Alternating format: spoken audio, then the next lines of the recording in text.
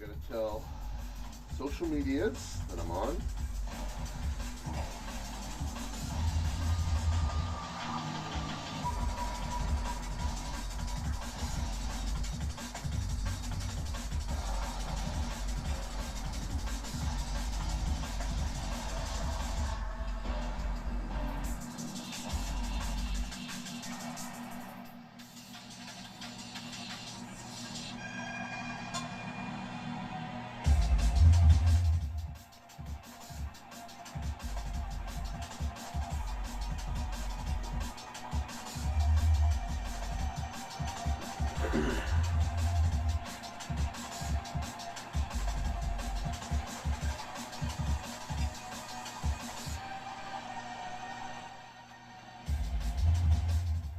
Alright, now I gotta go to my live feed. Close that.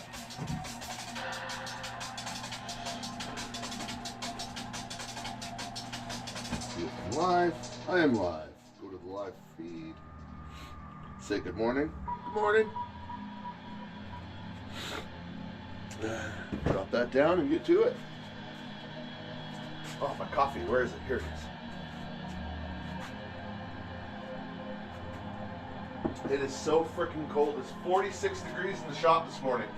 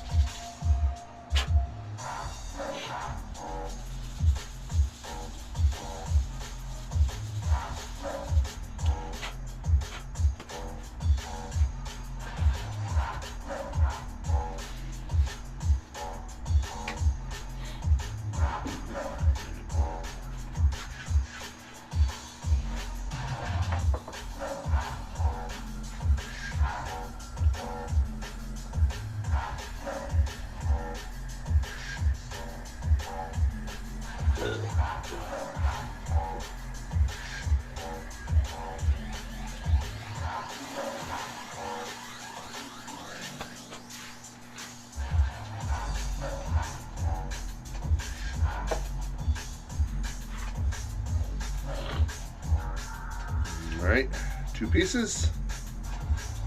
Add the pin. And then we epoxy it all together. We attach together.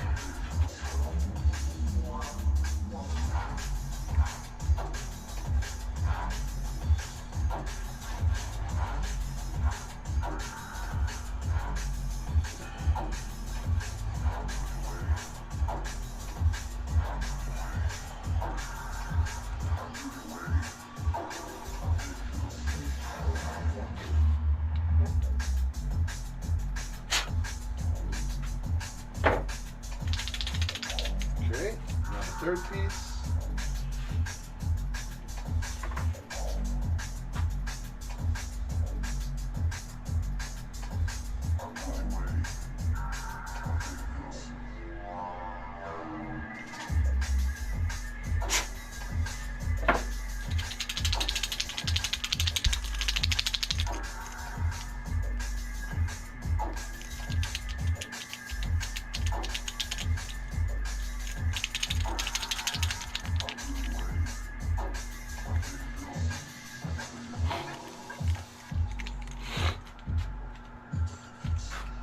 Oh, it's so cold in the shop.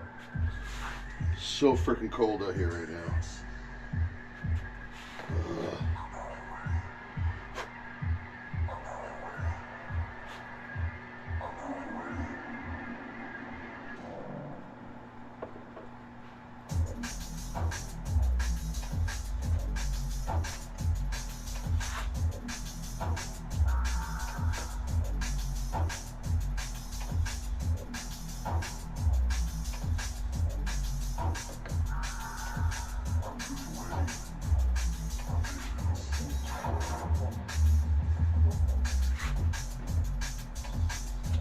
You prick. That's okay.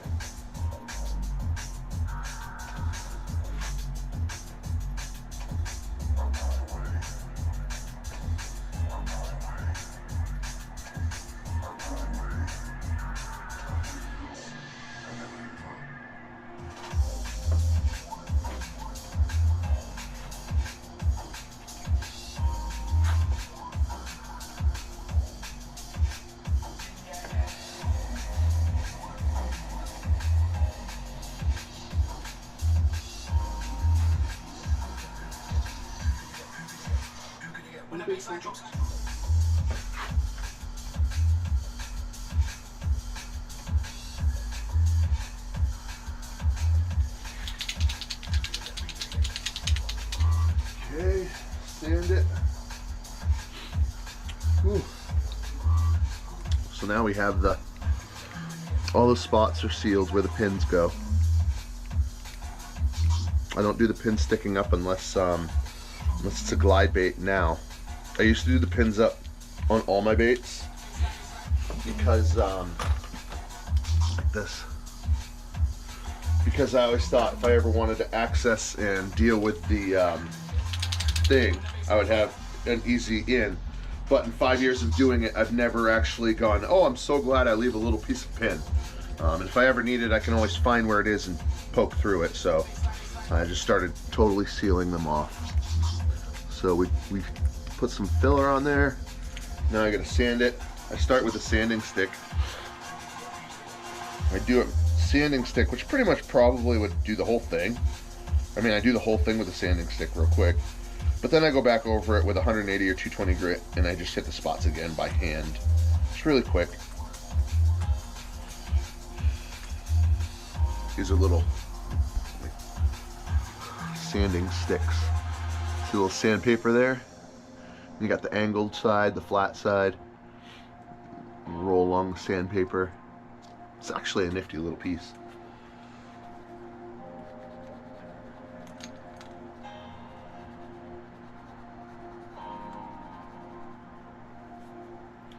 Roll it down just a little bit, get some new paper going on there.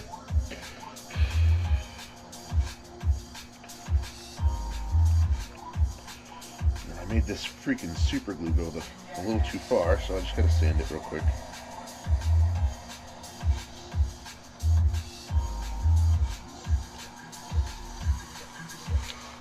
What a big sign drops.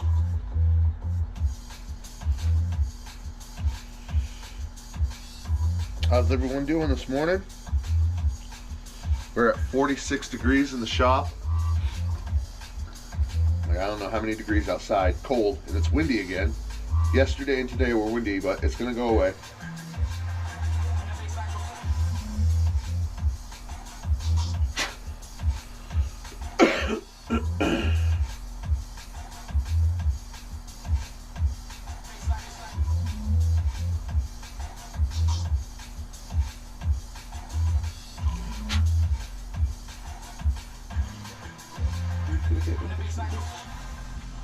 Alright, now on some of the stick, go back with the hand real quick, with the finger.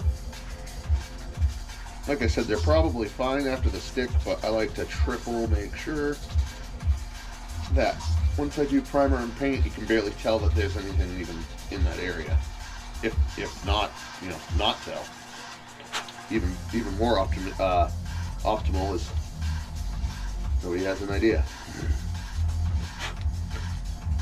But sometimes it's not necessarily perfect, and you can kind of, I mean, I know. Let's go. Good morning, Don. Up and at it early today. Yep. Yes, sir. They're coming together today. After today. So I'm putting my 3 pieces become 1 piece, and they come final. And then I might actually get to priming today. If I can get them all primed, boom, I'm in shape and ready to start painting. That makes me happy. Yeah, so good morning. Thanks for stopping in and saying hello. How'd your paint session go yesterday?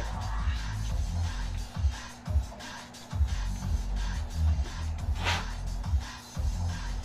can't remember if I did this one yet, so I'll just do it again. I think I did all 4 of these, but I'm just going to hit them again real quick.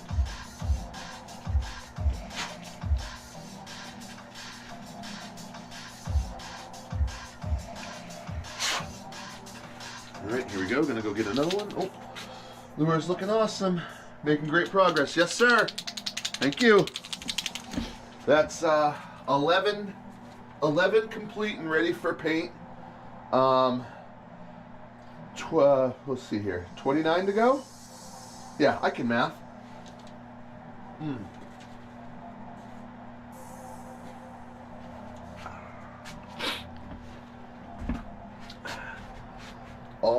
The shifters. Not at all like the colors say on the bottle, but fun.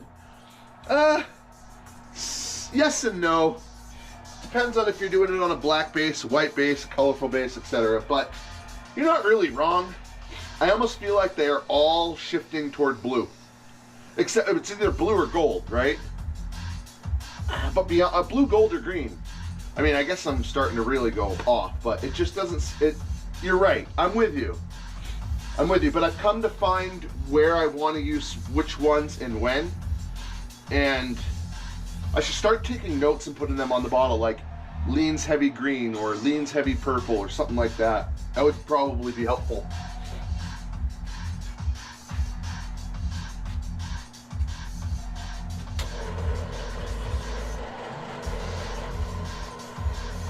And what's great about doing the painting thing is, worst case scenario, you really don't like something, throw some white paint right back over it or some primer and start over.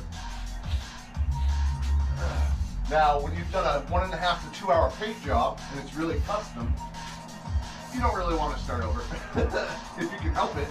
I've had to. I've been 1.5 to 2 hours deep into a paint job doing some details. I've actually got good at recreating my paint job because I've totally messed up before on some like final details, like a shad dot or something dumb, and like I spilled it or paint went everywhere, and I'm like, that's totally ruined. And before, I would do a full reset, but I'd have all that work on 3 of the other portions, just that one portion without, and I'd go, you know what, I wonder.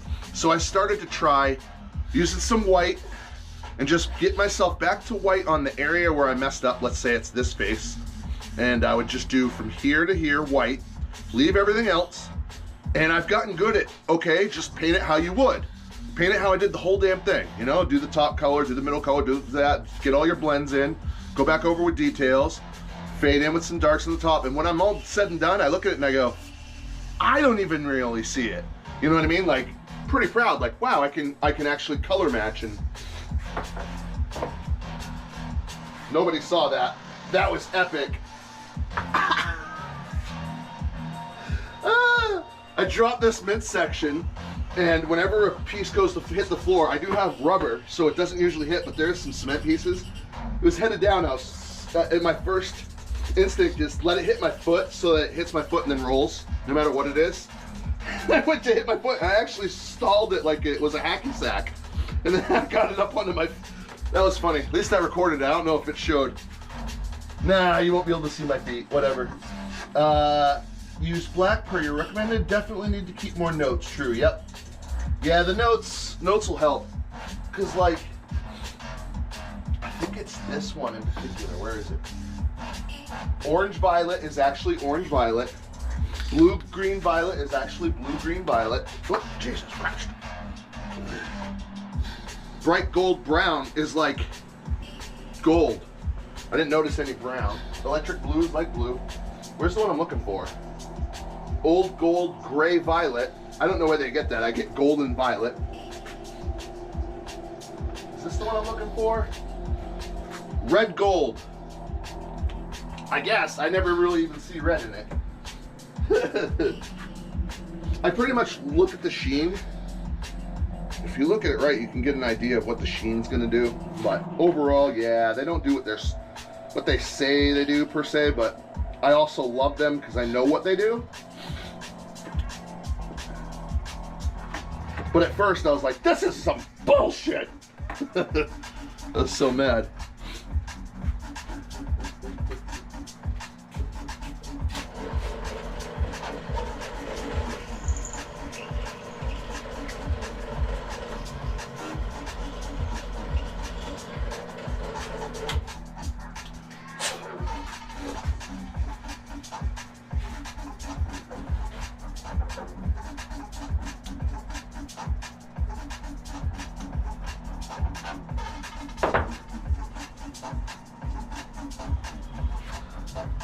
Red gold is pink at best. Yeah, it's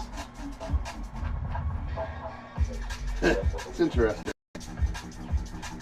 Did you get the whole shifters pack or just the one that I have, which is one of 3 of the sets? I want to get the whole pack just so I have it.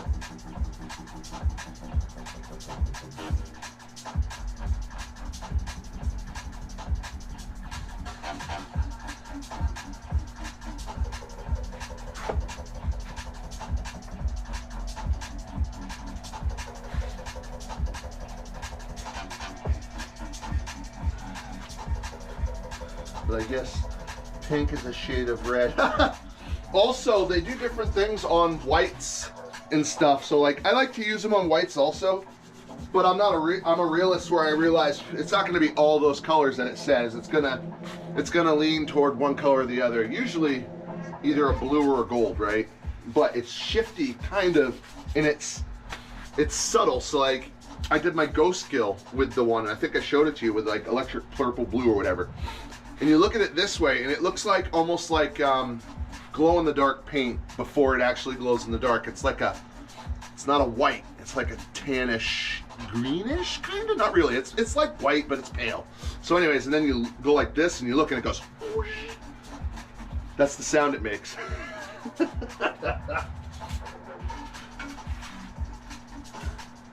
Has its time. What's up, Kuro? Me and my mom say good morning. It's me, your daughter. Oh! Good morning, daughter and wife. I was like, Kuro, who's this? Scarlett, I don't know if you're still there. Sorry, Kuro, I don't know if you're still there. Did Mama happen to want to make me a espresso or no?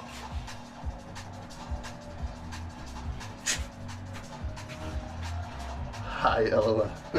Yeah, I didn't expect that. You guys are probably like, wow, he's already in the shop. Damn right I am.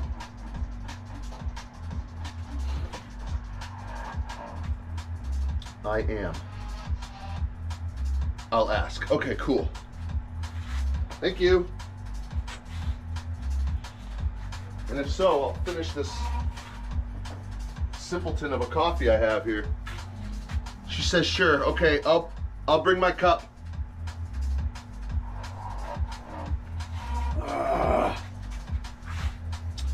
Anybody that's watching, that's not my daughter or wife, I'll be back in a few minutes. I'm gonna have a, what's it called made? It's not a cappuccino. What the hell is it? Oh, espresso. All right, be right back.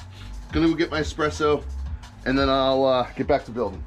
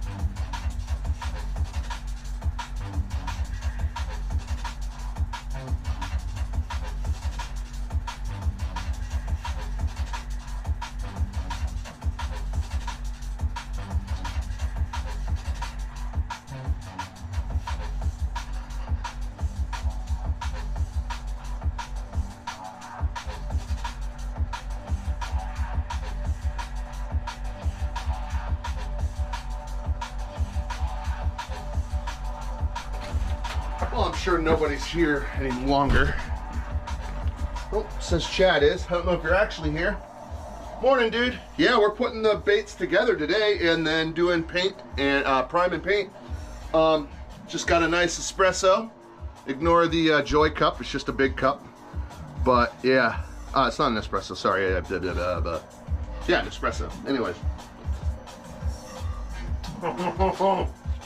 So, one issue. I'm not back yet. I need to go. I have a dumpster at the end of my driveway, and it gets emptied once a month. Today's the day. So I got to bring trash to the dumpster. Basically, I should have adulted this morning before I actually got in the shop. What all's got to go? I will be back in a couple minutes, gonna run trash down, and then I'll be back in for good. Oops, this box, this box, this box. Holy crap.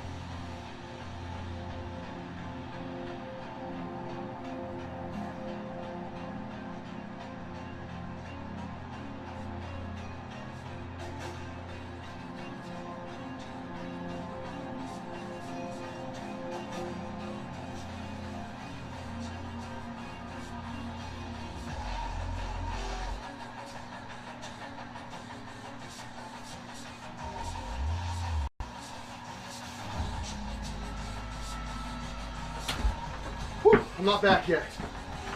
Looking for him. Oh, I'm out of breath. Looking for trash. Oh, it doesn't matter. Nobody's here anyways. All right. Trash.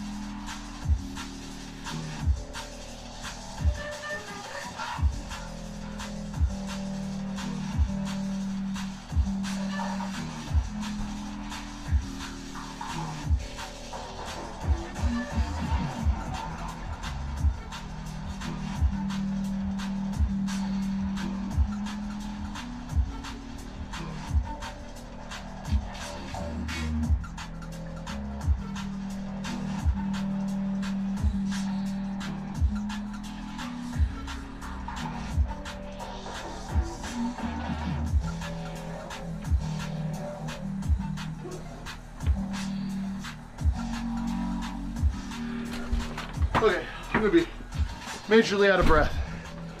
Holy crap. Oh!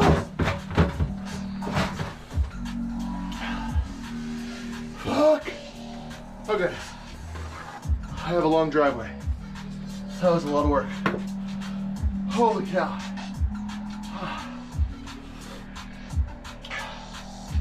Oh shit. I'm still in my boots. I gotta go change.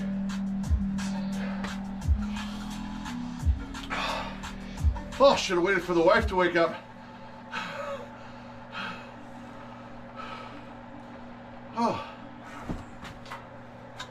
All right, gonna go change my boots into shoes. About 45 seconds. Be back out, be back to building. Woo!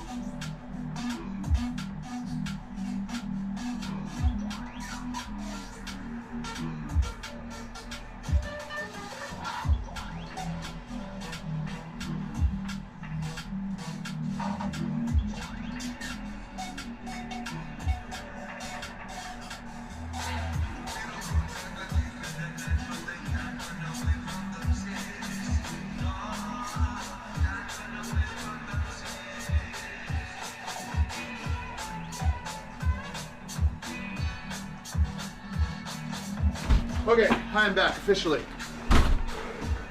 Holy cow. Anyone's still here? That's impressive that you even hung out that long by yourself. Woo! Okay. Here we go. We got 3 separate pieces. They're all in 3 pieces. We gotta do the final arrangement. Let's do it. You only have to stare at my bald head for a little bit while I'm sweating. 48 and I'm sweating. That's crazy. Woo! They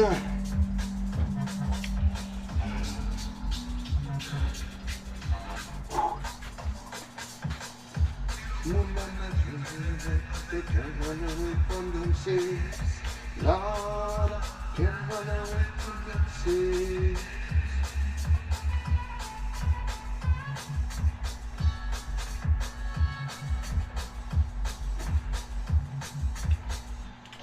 All right. First piece in.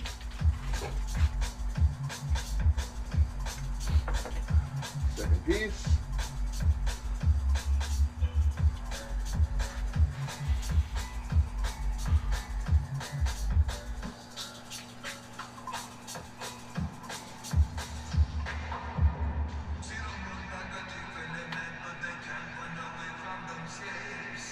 Lord, I can't run away from them seas. There it is. What was 3 pieces is now one cohesive swimbait piece.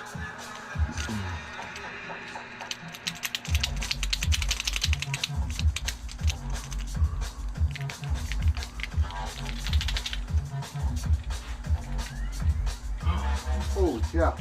I might have to put this on in a minute, but Jesus, 48 degrees and I'm sweating from running trash. Whew, that's wild. Absolutely wild. Whew. Let's see here. Oh, Epic Bait Molds got back to me.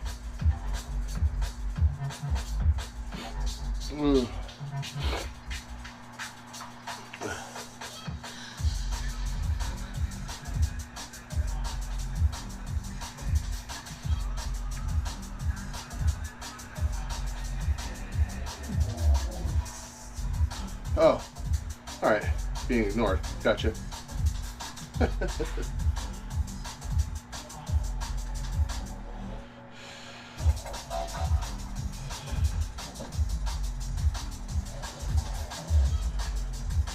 did Epic Bait Mold say? Thanks for the message. We do not take on customs. You may wish to reach out to Driven CNC or Microcob here on Facebook, as we have heard good things about both. Wow, that sucks. All right. It is what it is. Put this back.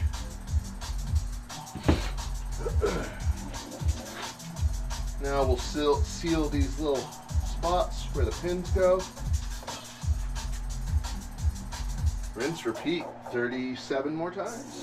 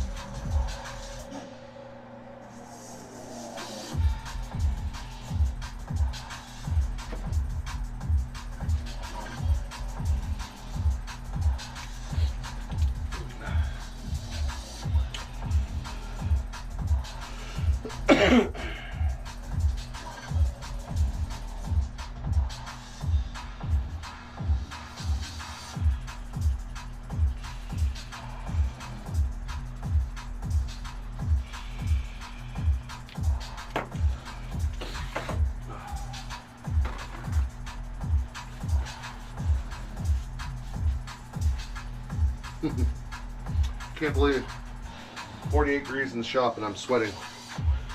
Granted, it's from just running the trash a minute ago. Oh. Whew.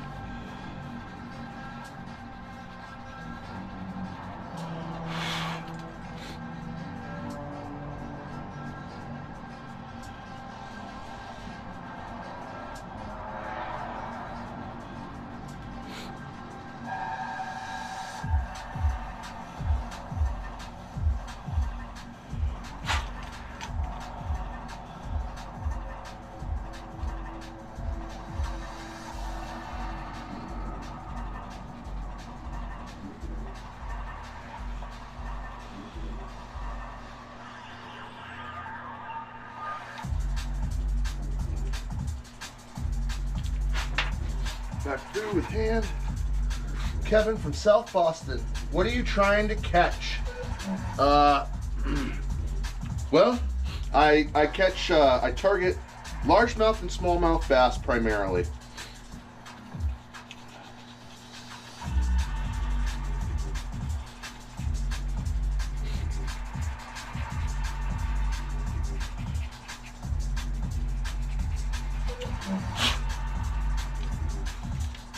Oh, I gotta do the eyes on this, that's right.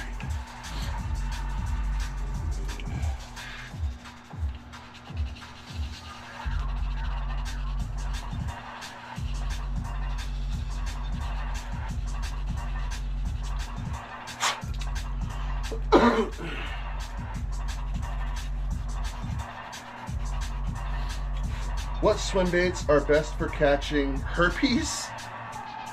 No.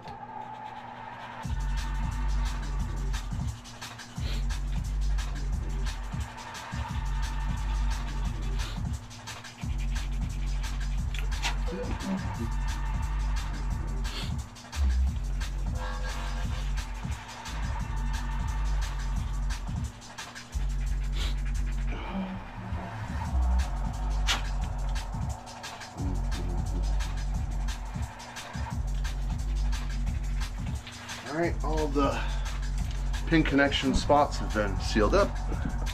Here we go. Oh, I gotta do the eyes, that's right.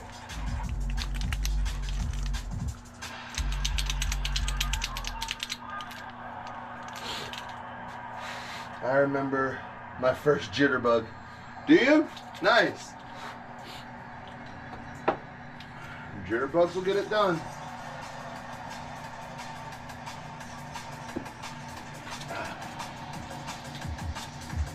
I know some people that absolutely love jitterbugs. Nothing wrong with that.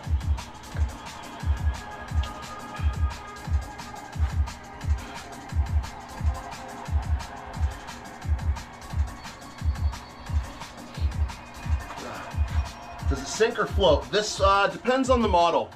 This is a wake and crank, so this one floats, but we'll crank down 1 to 3 feet. I have the sinking cranking only that'll crank right around 7 to 10 over there.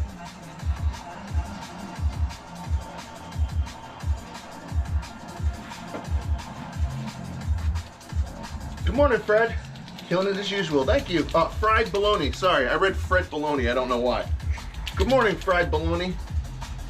I had a black jitterbug, and when I used it night fishing with a full moon, I was catching fish every 10 minutes. I believe it. Oh yeah, absolutely. Jitterbugs will crush it, especially at night. Nothing wrong with a jitterbug. I don't know how much you know of me, Kevin from South Boston, but I have a swim bait called Curse Max. It's a wooden wake bait frog.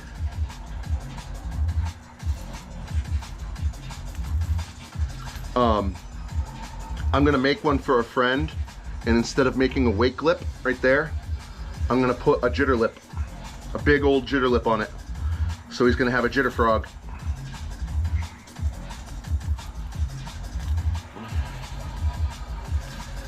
Ouch, hooked myself. We're good.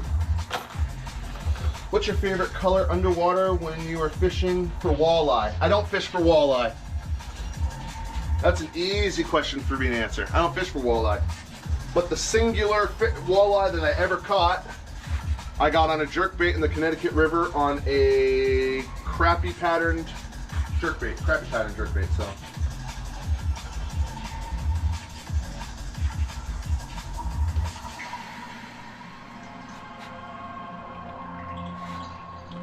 Jitter frog is brilliant. It'll be fun.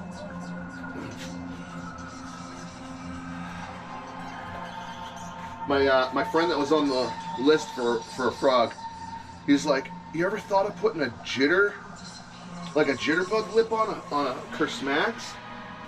Oh no, he actually started it with, have you ever thought of making a giant jitterbug style bait? And I said, there's a few people doing it right now. I have no interest in doing that. Because, you know, I believe that's their little part of the market, and I don't want to mess with it. I guess. I don't know. I guess that's how I feel. Anyways, my point is I said, oh, I wonder what it would be like on a Curse Max. And he was like, dude, try it with mine. Like, I have no idea if it's going to work. He's like, that's all right. It's a risk I take. Do you sell lures online? What about ice fishing? I don't do anything for ice fishing, and yes, I sell my lures online. I have 40 of these that are sold. I have 113 of all of the baits I make that are pretty well sold. That's the next list. And I do 99.9% of my selling on Facebook as Chris Ellis. That's Chris with a K. K-R-I-S-E-L-L-I-S. You can either follow that profile or friend request that profile, and that's how you get a bait from me currently. I don't put them on stores, I don't put them on group pages currently. At the moment, my own demand is so high, and I'm just saying that just outright, it's just so high that I don't have any need to really post anywhere but my personal Facebook at the moment. Never used a spinnerbait. The free ones that came with fishing rods at Kmart. The elastic hula popper skirt.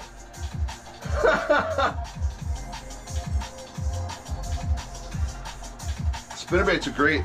Spinnerbait's another good presentation to use. I like double willow blade. I never do a Colorado blade. That's just me. Colorado blade would be great for like at night, but I just don't use that stuff at night. I want to use swim baits, and I want to use big top. I want to have big top water explosions at night. But a spinnerbait with a Colorado blade would be good at night. I prefer willow blades and during the day.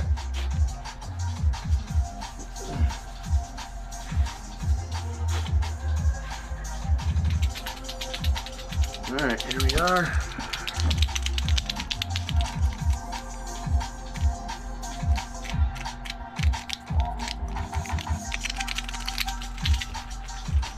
Okay, that's like 13 down and 27 to go.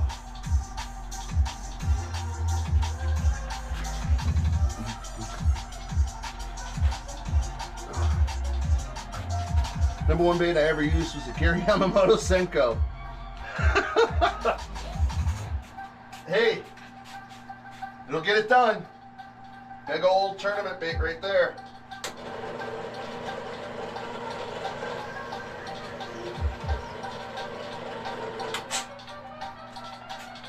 I don't really fish Senkos anymore, but they get it done.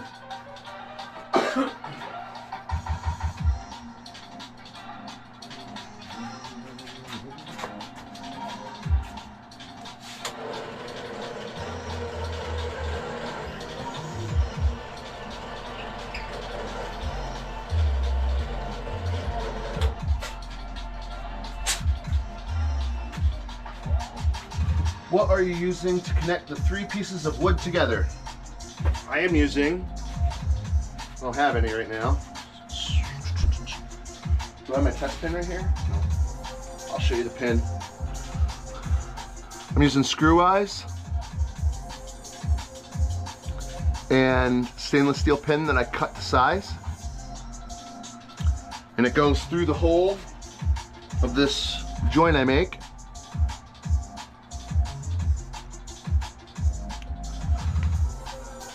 right through. You usually have to have pliers to twist, but this one went pretty good. I'm not sinking this one yet because I'm not done, but, and then there you have it.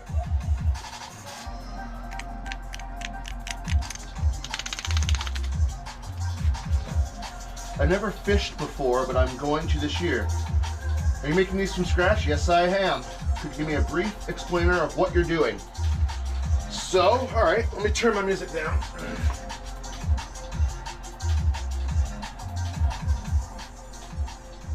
I can absolutely give you an explanation. List here. So, first thing I do is I draw the pattern from the start, which has already been well long and done for all my models. I draw the pattern on a piece of paper. I then scan that on a scanner, and I then put that scanned piece into Photoshop, and I put as many as I can get on one piece of paper, like this. We're starting from the beginning. So like I drew the frog the first time, and then I scanned it, both the top and the bottom profile, and then I put as many as I can get on a piece of paper, so it looks like I can get 3 on a piece of standard paper. I use an X-Acto blade, I cut that out. And then I drop all of the paper down here, that's for sure. So after that's done, we take a glue stick, or glue stick. Standard kids glue stick. I wanted to show you a board, but I think I don't have one in here. Yeah, I don't really have a piece of wood in here. So I'll just use a random piece of wood. Let's pretend this is a 2x4 piece of cedar. I use cedar, maple, poplar, basswood, very little balsa. Let's pretend this is a 2x4. This is obviously not a 2x4. This is just a little piece, but let's pretend. Once that piece is cut out, I use the glue stick. I stick it on the 2x4. I stick as many on a 2x4, avoiding knots and using as much of the board as I can. When that's done, cut it out into sections on the bandsaw. When the sections are cut, I then cut the shapes out. When the shapes are cut, I do a sanding on the belt sander. When that sanding's done, I come over, I cut the lip slot. If a lip slot needs to be done, I cut a joint. Mostly if a joint needs to be done, I pre-drill the eye slots. And then I find the center line with a square, stick on the bottom profiles with the glue stick, come over here. Probably the hardest part of the bandsaw is when you're cutting that second profile, because you're not as square as you were, and a lot of things want to jump. You can freaking lose a finger so fast. Cut out the second profile, run it on the belt sander, sand down the chamfer edges, which are the sharp edges on the corners. Drill out eye sockets, drill out, sand down the whole thing, split any joints that need to be split, sand down again, drill eye sockets, holes for lead weight, in the areas for the screws for the line tie, the hook hangers, any connective pieces. I'm trying to like burn through this.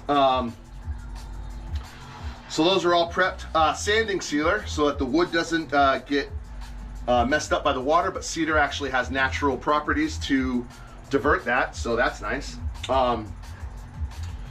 Seal it, sand it again. I'm sure I'm missing a step or two. Sand it again, epoxy in all of the things, like the line ties, the connectors. When everything's all done, I then do what I'm doing now. I bring everything together, and then when it's fully one piece, primer, paint with the airbrush, clear coat with Tamco, which is an automotive clear coat. Dry cure for a day, put on hooks, split rings, everything, send them to the customer. I think I just covered everything. Whew! I had the swim. I'm gonna reread this. Has your fishing lure crafting skills led to attracting any females or just fish? Senator Elizabeth Warren. What? So, no, it hasn't. And you must know by now that most female anglers are lesbian in this industry. I have nothing wrong with them. One of my favorite female anglers is a lesbian, and It is what it is. So yeah, no, I'm definitely not attracted to them. Plus I've been married for like 23 years and I wouldn't know what it looked like to be hit on or attracted from.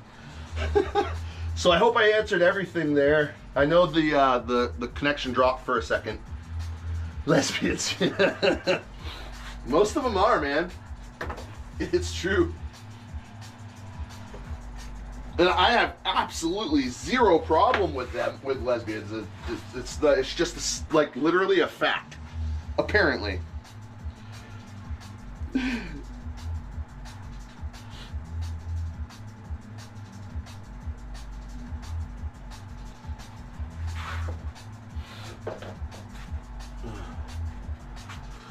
That's awesome, man. I'm going to have to try and make one myself that one day. Yeah, that's a heck of a rabbit hole. Good luck to you if you go down it.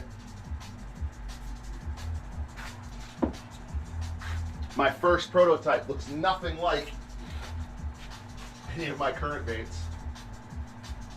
I don't even know if I ever fished it. Yeah, I did. I fished it for like 2 seconds. It never even had eyes. This was my first bait I ever did when I was confident enough to finally cut something. And you might think, oh, it looks good. Trust me, it does not.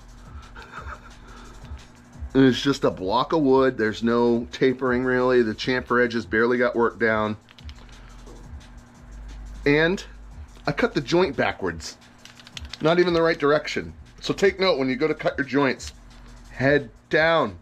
Every time, head down. I know some people that make backwards joints, but that pulls the water different. And I mean, I guess maybe it'll work, but it wasn't what I was going for. How you doing, Chris? Good morning. Hope you're having a good day this morning. Or good morning this day.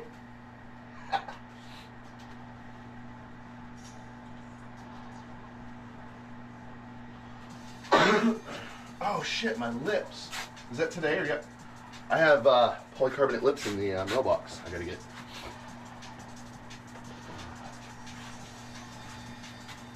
Did you hear about the lesbian fisherman? Like a lot of fish.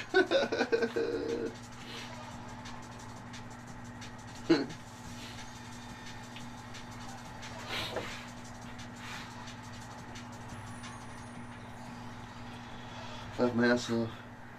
Yeah, buddy. Just kicking it with you. I'm here, man. Kick away.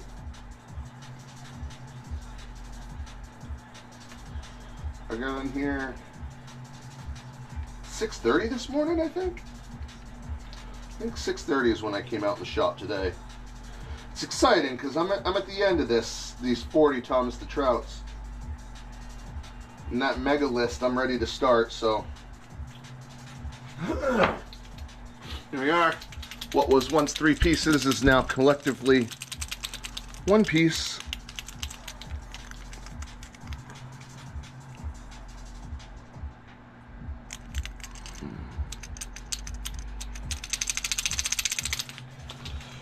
Oh, I gotta finish the holes here.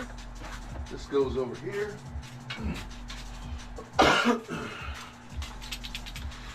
What do you call an open can of tuna fish in a lesbian's apartment?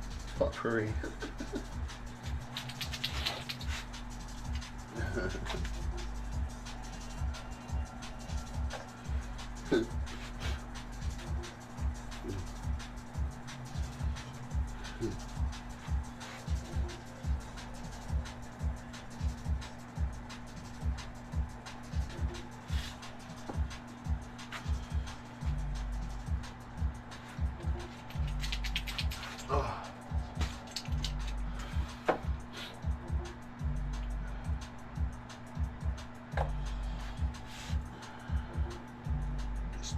Sealing these holes now. Isn't this fishing lure you're making a little too big? Go to my uploads when you get a second. Look for you can actually watch most any of my recent like dozen or more videos, but go 2 videos back, go to Thomas the Trout. You watch that whole fucking video and you ask that question again and slap yourself. I don't mean any disrespect with that, just, yeah, these baits work very well. Go watch the Thomas the Trout video.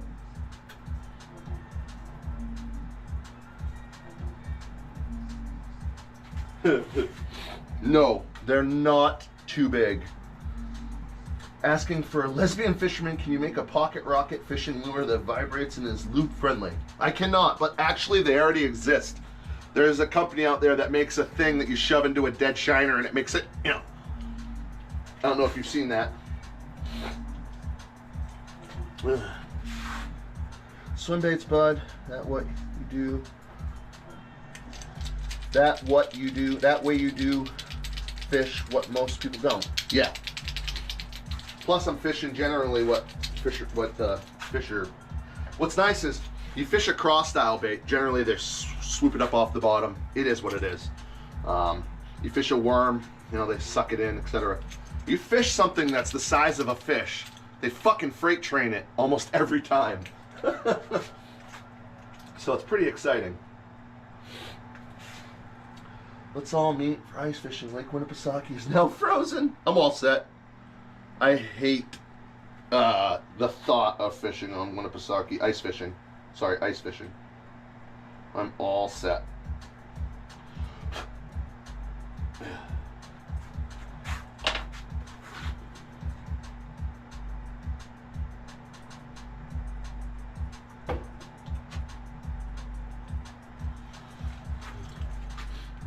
You should hire poor Asian females to paint the lures with nail salon paint? Hell no. They can't get even remotely as creative as I can with an airbrush. What kind of statement is that?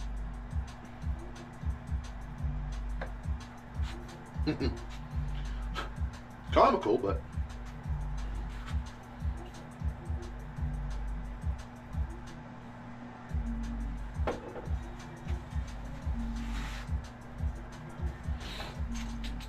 Alright, all the pin spots. Pins are in this one. Pin spots are sealed, but I gotta sand them. So I'm gonna stick sand them and then I'm gonna hand sand them right after.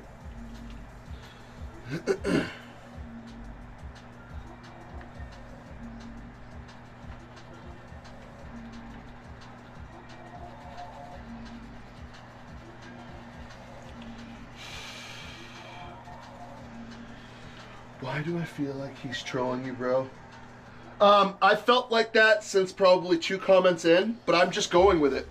He's actually asked some real questions too, so it is what it is, man. He's not being outlandish. Some people just have fun, man. And fun is different in their own ways, and we're good.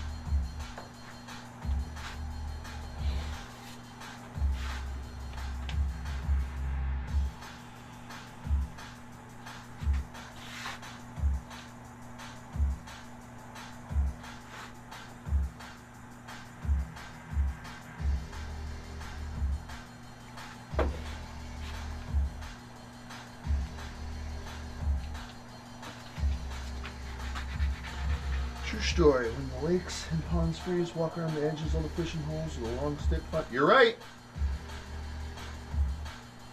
You are 100% correct. There's a guy in New Hampshire, what's his name? Eric Mishk? Which one is it? I can't remember his name. There's a guy in New Hampshire that does exactly that. And he literally loads up. You know what his #1 bait he finds is? Yep, you guessed it. Jitterbug. Jitterbug and so now he finds a lot of whopper ploppers too, but he finds a lot of jitterbugs. Hey Chris Fraga, I'm not a troll, just a fisherman. Yeah, I think you asked some wacky questions, and they were borderline like, is this guy trolling? But you asked some real questions too, so I went with it. All good here, man. Hula poppers, yep. Hula poppers, lots of them too.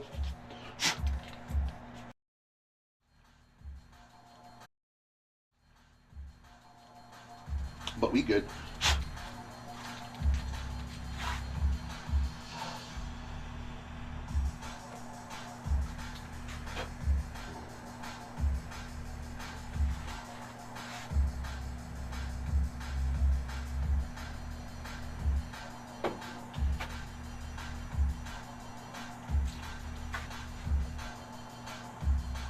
Whew. All right, I have to piss. Give me 25, 30 seconds. It's so cold out here.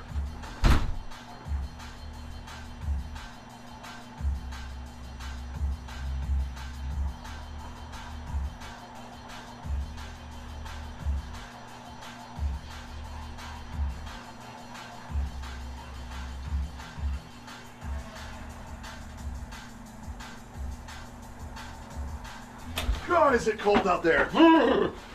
Oh, yeah. By the way, I was in a t-shirt. Fuck. Wow, that was cold.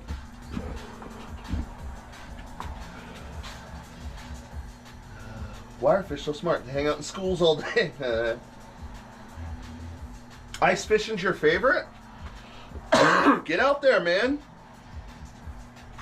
I have found an affinity and a love for ice fishing, but for me, nothing will replace open water and the connection with the earth. So, but I do love ice fishing. I actually have a bunch of ice fishing videos on my channel too. I have one where we got a ton of bass for the day. It was beautiful. We had a phenomenal day. And then this low-flying plane comes by and we're waving at it and it tips its wings. We're like, oh, cool. He saw us. He waved. Whatever. Comes around, lands right on the pond we're on. He comes inches from two of my traps, almost destroyed him. Takes off and flies right over us real low. It was pretty cool. That was fun. I had a guy come out, bow at my feet, shake my hand, honoring me, literally what he said, and then ate a live shiner in my honor. For more details, go to my page, on my channel. Go to the ice fishing. I have a playlist. You'll see a guy and it says guy eats bait. You'll see the other one too, Plain Lands. Watch them if you like ice fishing.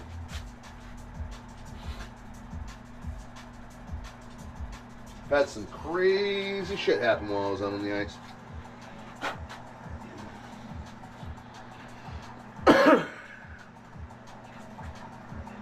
Jesus, I was whitewater rafting and a helicopter landed in front of us. What? What? Are you serious? That's freaking wild, Kevin. Ah, that's crazy.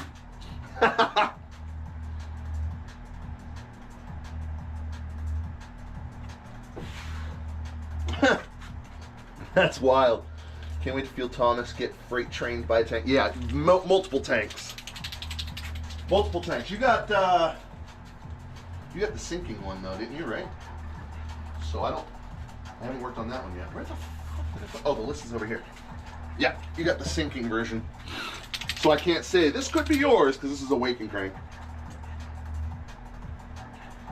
All right, eyes done.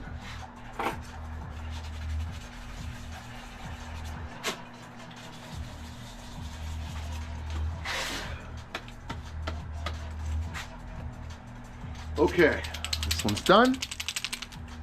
Let's see, what's that? 11, 12, 13, 14 down, 26 to go? Right? Yeah, I can math. All right. I saw another statement over there. I'll check it after I do this real quick.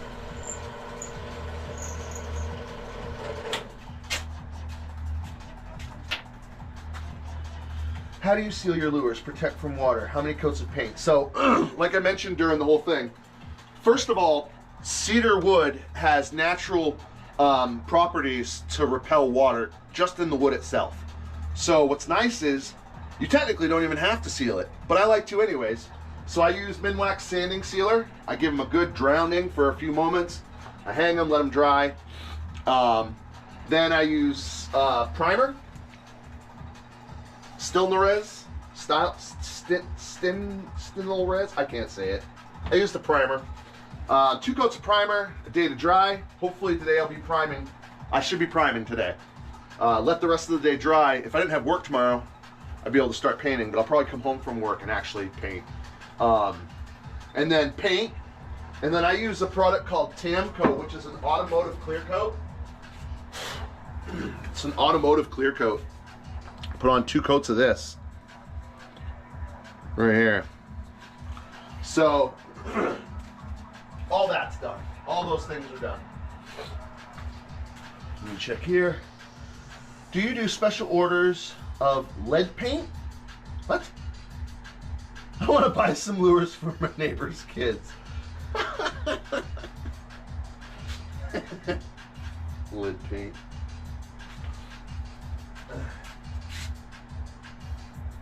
I love it. I live here in Barnstead, New Hampshire. I got 5.5 acres of land. No freaking people to bother me anywhere. As you saw a moment ago, I can just go out the door and take a piss anywhere I want. Yeah, I couldn't have neighbors or live in a city or anything like that. So hats off to you.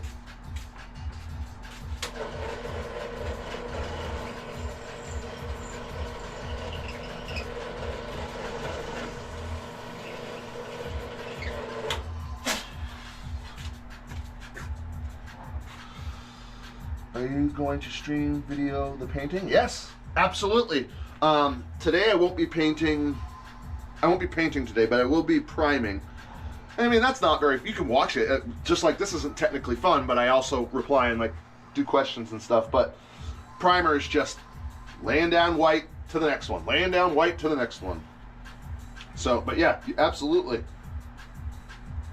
Try and stream as much as I can. I usually stream on Facebook, but I'm close to getting remonetized for my channel. I used to make money on YouTube, and then I took a year off of posting, and they demonetized my channel.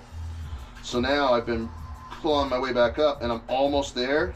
And someone suggested, why aren't you doing lives on YouTube? It'll raise your watch hours. And I'm like, oh my God. Why haven't I been doing lives on YouTube? So here I am, because I usually do my lives on Facebook.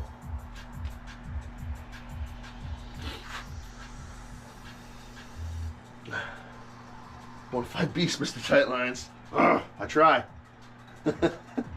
Thanks, Chris. You can definitely say I try my best. That's all anyone can ask of anybody in life. Try your best.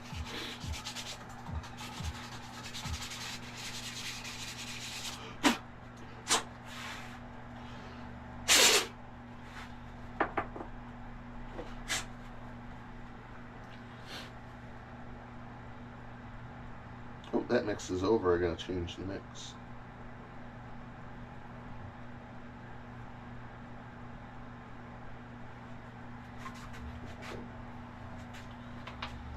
Alright, change the mix. Breakbeat, drum and bass, what are we gonna do?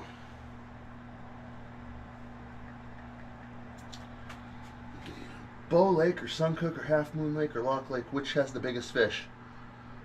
D, all of the above. They all have 6 to 7 pounders in them.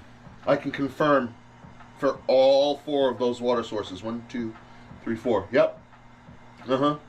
Hunter Biden likes tight lines too. Jesus Christ. Right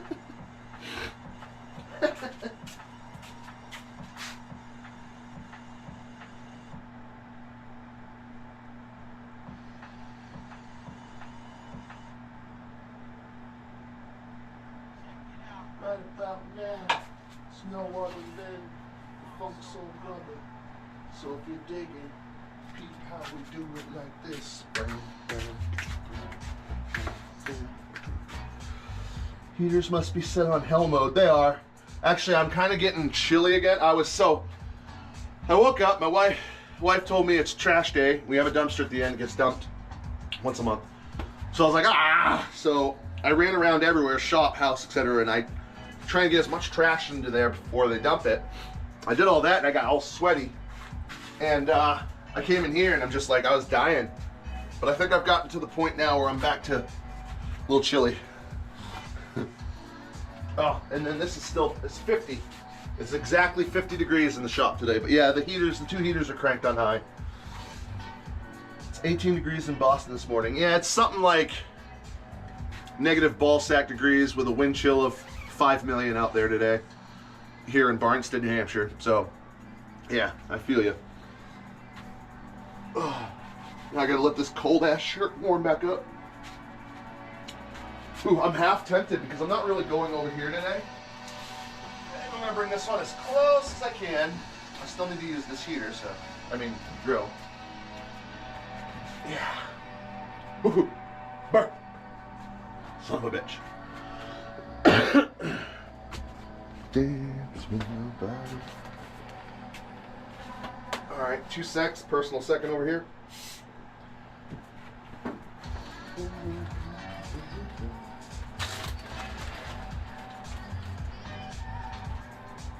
Two secs, Ted. Anyone know what that reference is? 2 secs, Ted. They'll also show me if I have any fellow F1 fans here.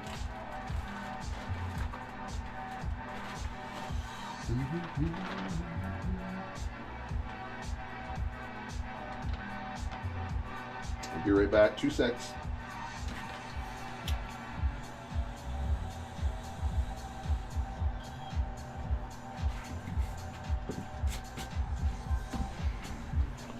Okay.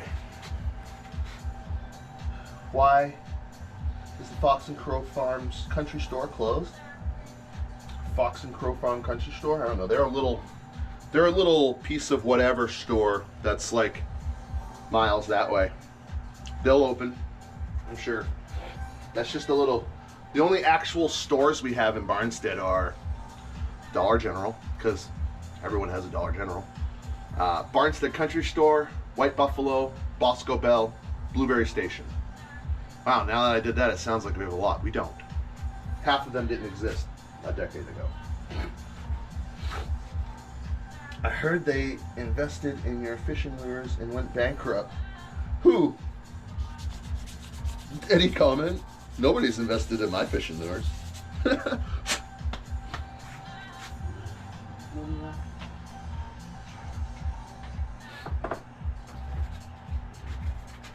I do have one customer that gets many every time. On this list alone, he has 4. When I opened the mega list that now has 113 baits on it, he bought 25 of them. He's not reselling them. It's just for his own collection.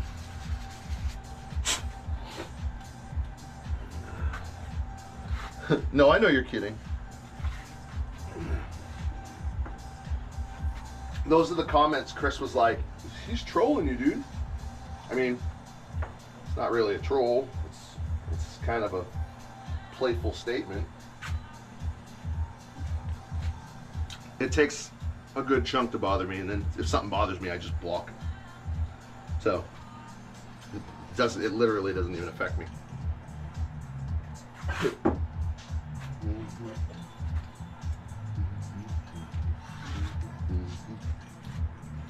Johnson's Steak and Seafood. That's over in New Durham, and then there's one in Northwood. They got a good steak and cheese.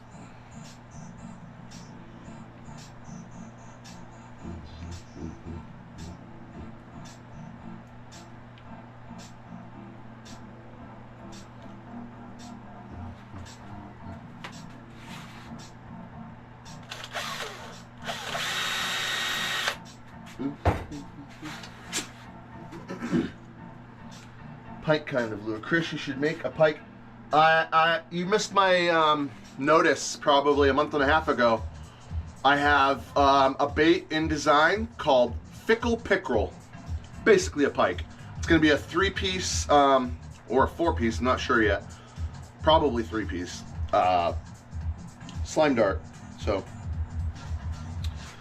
pike like live bait. Pike have teeth and are easy to catch, but break line often. Yes, they do.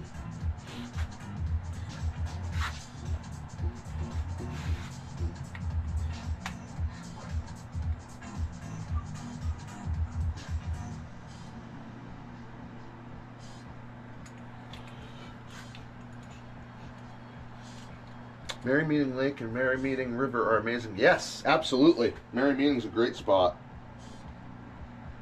Sorry, I missed that above. There's a, so there's the marsh, which is below the hatchery. But there's another one that's actually a bird sanctuary when you get to Route 11 and you cross right on Route 11, there's a launch. And there's a whole river system up there. It leads almost all the way back to Winnipesaukee. And there's some great bass in there too. Oh, nose is running like hell today.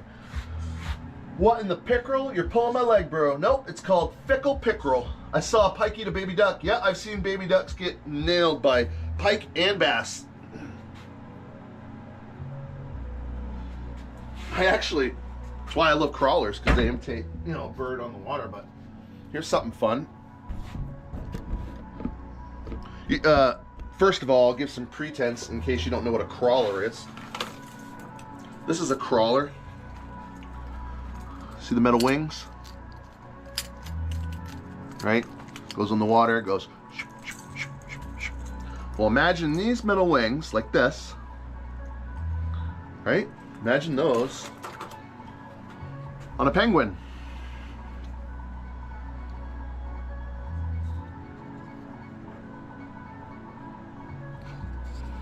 So the wings are going to go there, they're going to go down.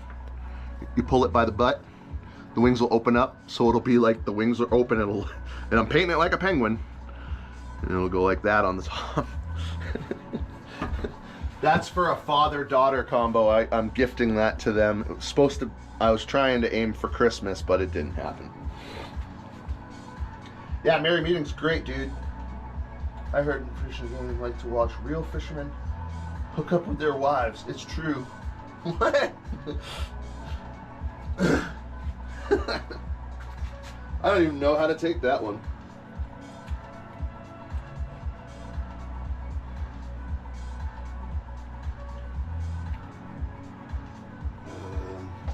Work this one down a little.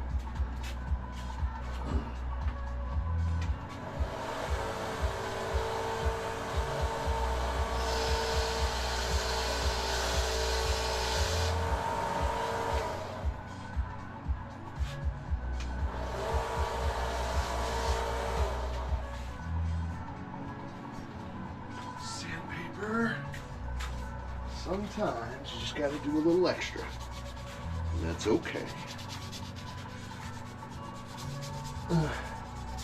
You just now see, I've posted about the penguin on Facebook like a bunch of times, Chris. You missed it? Yeah, making a penguin. Making two of them.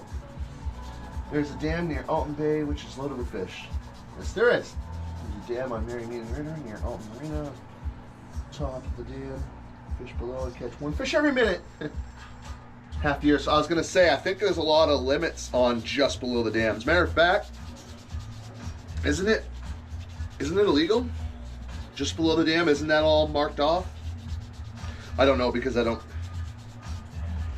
do that. I pretty much just remain in my kayak.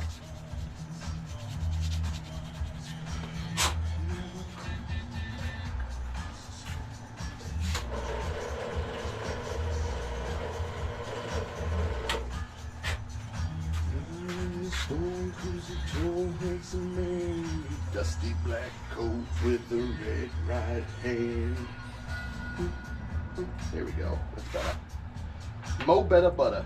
Ain't no better butter than Mo better butter's butter.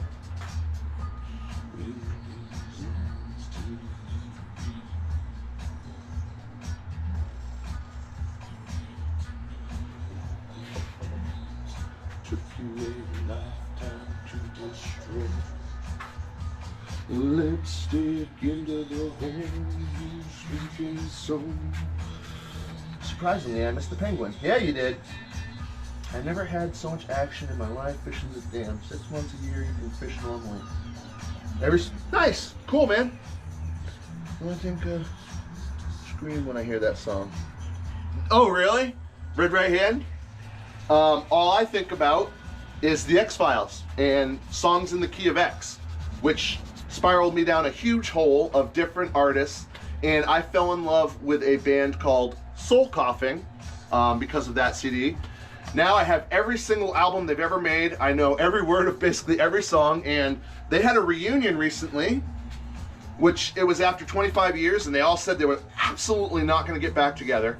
And I guess money changes everything, and age, you know, with age comes reason sometimes. And so I digress. We got VIP tickets. I was first in friggin' line. I was the first up at the stage, and at the very end, the drummer Yuval handed me the friggin' set list. So I had a VIP poster with all the signatures. I got the set list, which I framed with my VIP badges, and I got that on the wall. But anyways, that all stemmed from a CD called Songs in the Key of X, which is an X-Files CD. And this song is on it. And this song also reminds me of Dumb and Dumber. When Jim Carrey, I think he was Lloyd, right? Yeah, the other one was Harry. When Jim Carrey comes out of the store and he spent way too much money. He's got the cowboy hat on, he's got the ping pong ball, and he's whipping it around, his arms are full. This song is playing during that part. So yeah, this is pretty... Chris, be funny if I bumped into you before. It's possible. Possibly could have bumped into everybody before. Ah, shit. My internet just dropped over here on the tablet, though.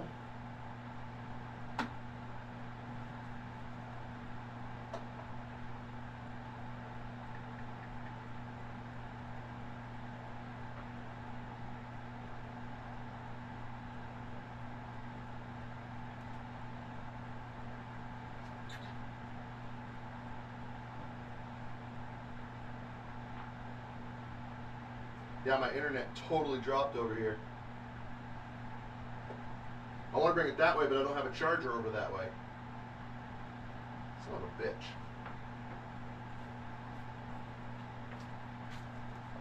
I'll be back over. 2 secs.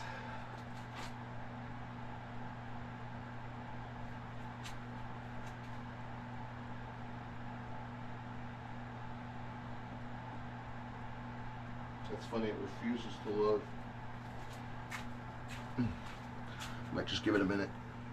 Dumb and Dumber, newspaper machine, Rhode Island slang. Yeah. Newspaper machine, yep. That was the exact scene.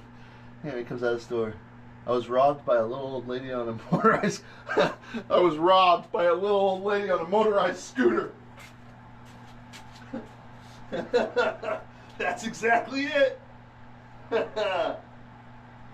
Oh, the mix restarted. That's alright, I'll find the part.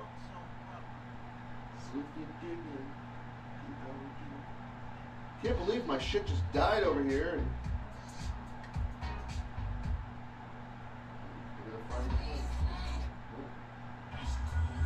aha!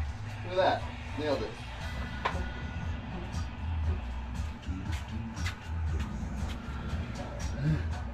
You ever heard the song called Cliffs of Dover by Eric Johnson?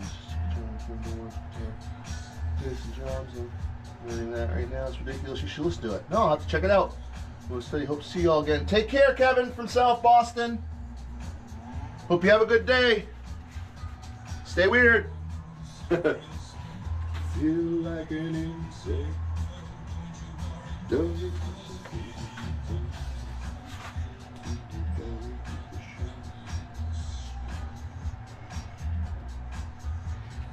Shadow is cast wherever he stands. Stacks of green paper in his red right hand.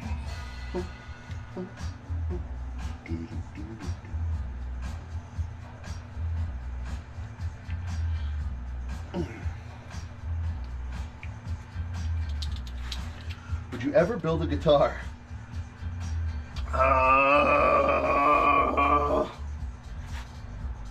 There would be so much that I'd have to learn to do it that I don't want to say no, but it's not in the immediate plans. But I've seen people building them and I thought I could do that. So I won't say no, but I'm definitely saying no for the immediate future.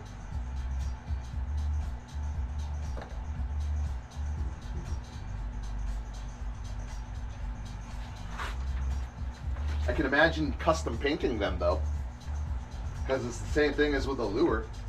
Just gotta cover the areas that you don't want to have paint, scuff it all up, prime it, paint it, remove the areas of the crap you didn't want to be painted. Well, clear coat first, obviously. I imagine this Tamco automotive clear coat would work great on a guitar.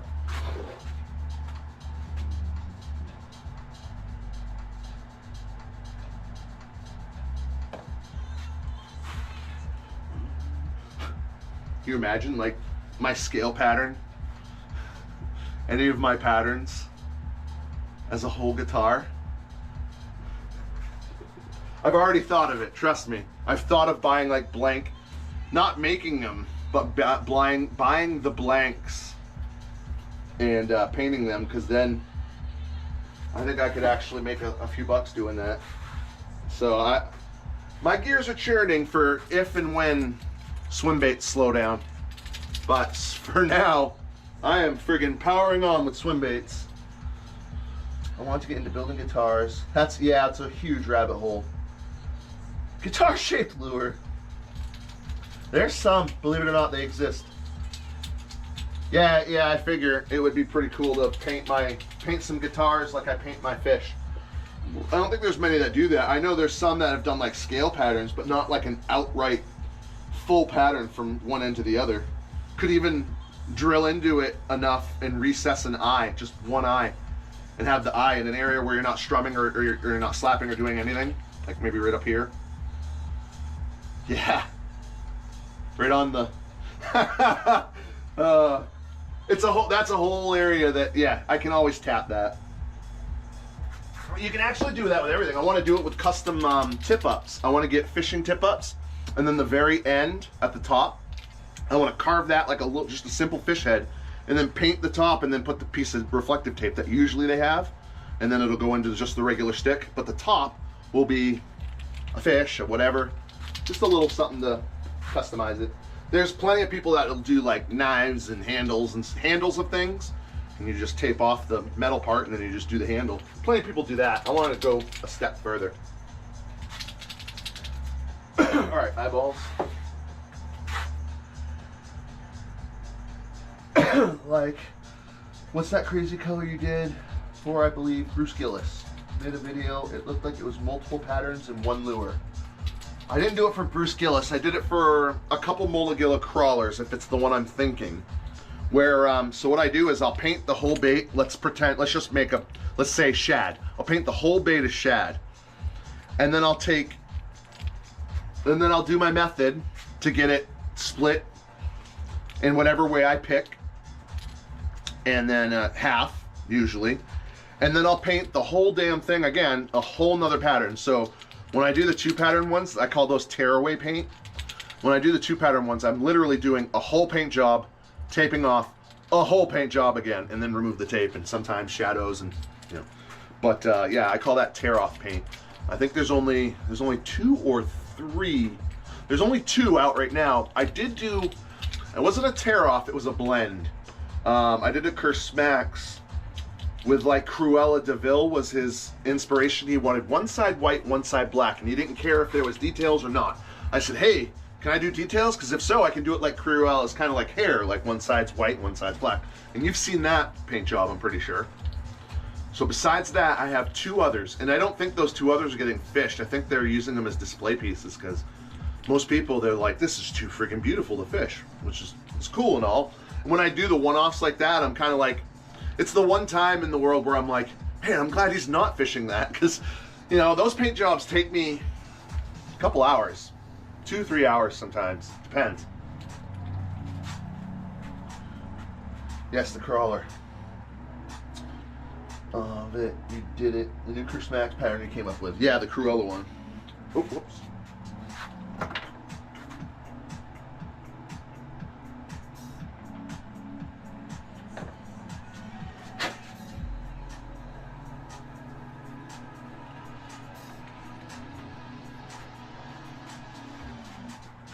For you.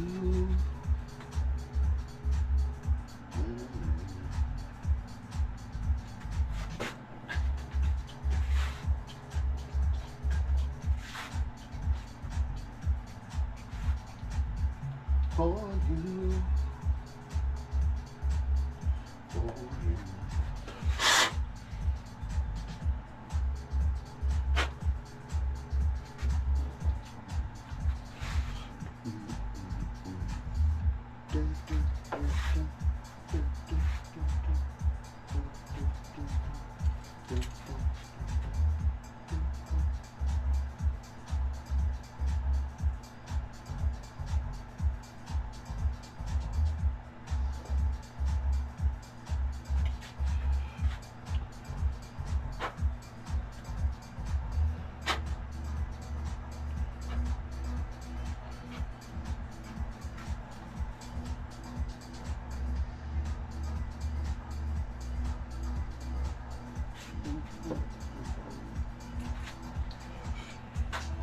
So maybe not new pattern then. Not the Cruella. No, it was like I said, it was black. Made a video of it, changed color by the way you hold it. Oh!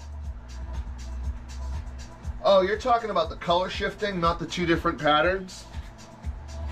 Let's see here. Like, what's that crazy color you did for, I believe, Bruce Gillis? I did a super shift, like, solid color once for Jacob. Maybe talking about that.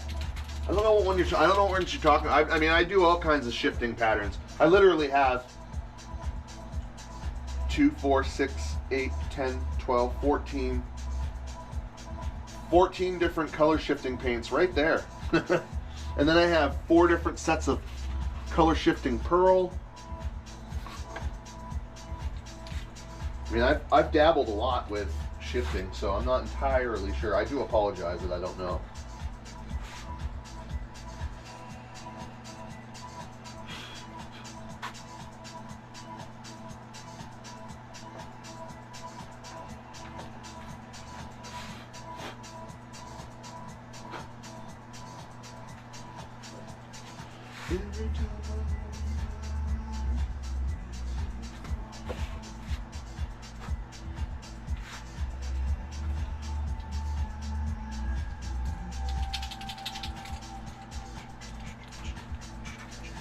Yes, color shifting.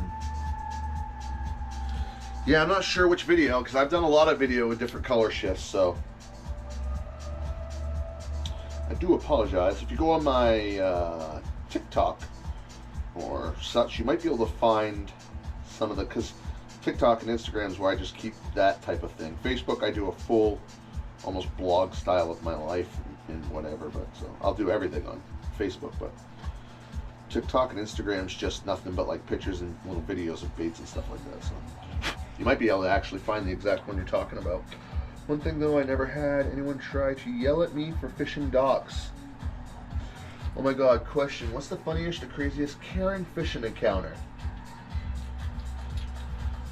My craziest Karen fishing encounter.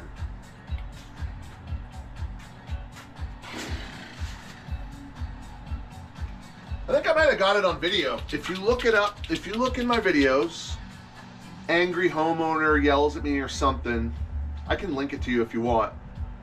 That might be it. But I'm not the guy to feed into it as much, so my reaction probably isn't as clickbaity as like I don't sell it for YouTube, if that makes any sense. I'm still myself when the moment comes. I was fishing along. I was fishing this dock. I mean, I could tell you, or you could actually watch the video's really quick. But I'll tell you. I was fishing. Yes, link it. I can't right now. Black and blue color shifting. Is that the one with the lightning? So I was fishing a dock. I hit near it, and then I hit next to it. When I hit next to it, I gotta watch the video almost again just to remember what happens myself. Lady says something about casting near it. Oh, just watch the video. I'd have to rewatch it just to remember, but that was probably maybe my worst Karen encounter, and it wasn't even that bad. Oh no! With fishing grubs once, we had a wicked Karen encounter. He had just caught a fish, and we're showing it to the camera. We're close to shore and all, but we're not touching shore. We're showing it to the camera, and we're talking, and he's making an episode for his thing. And this lady comes out from her house, and she goes, I really don't appreciate it when people are hanging out in my backyard. And I'm just sitting here thinking, I'm like dumbfounded, and it's the one time in my whole life. And I don't know if I had a bad day, I don't know what it was. I went off on this lady. I'm not proud of it, but I went off on this lady because like that's the dock one. I wanted to go off, but I kind of learned from the lady before, It's people. You're getting a house on public. The public property is up to your door behind your house. That is not your backyard is from where the water ends, land to your house. That's your backyard. I can come up, I can put my freaking kayak and just nudge right into the sand and just park right on your little beach. And there's not a goddamn thing you can do about it. We know that, most people know that, but my God, when people don't know it, it really bothers me. Anyways, guess the lightning one. The best is when they say, I own the water. Yeah, that's funny. Well, I'm proud of it. Some people think they're entitled. Yeah, no, like, her entitlement was through the roof, too. It was really a shame. I've actually kind of, like, almost deleted it from my mind, because I don't... Terrible moment.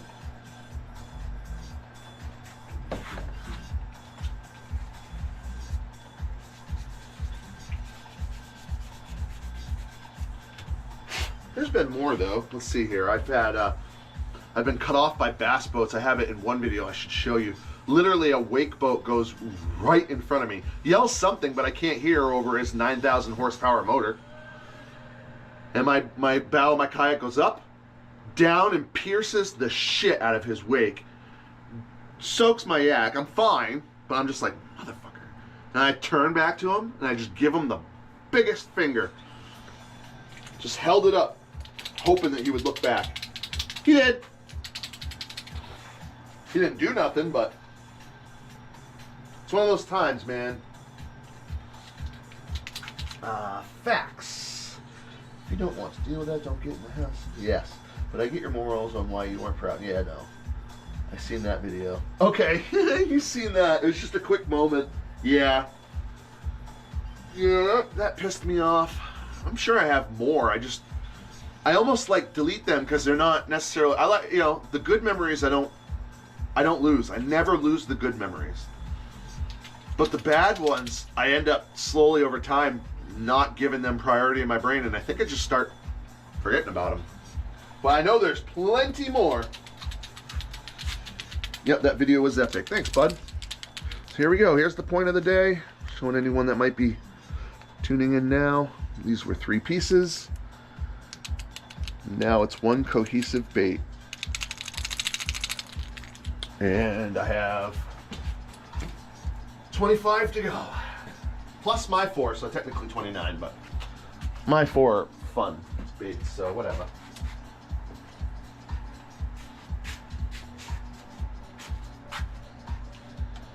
You ever fish Chance Pond on either side of Webster? Nope. Never fished that one. Lost a monster, but nope. I fished Webster a bunch. I love fishing Webster, especially at night.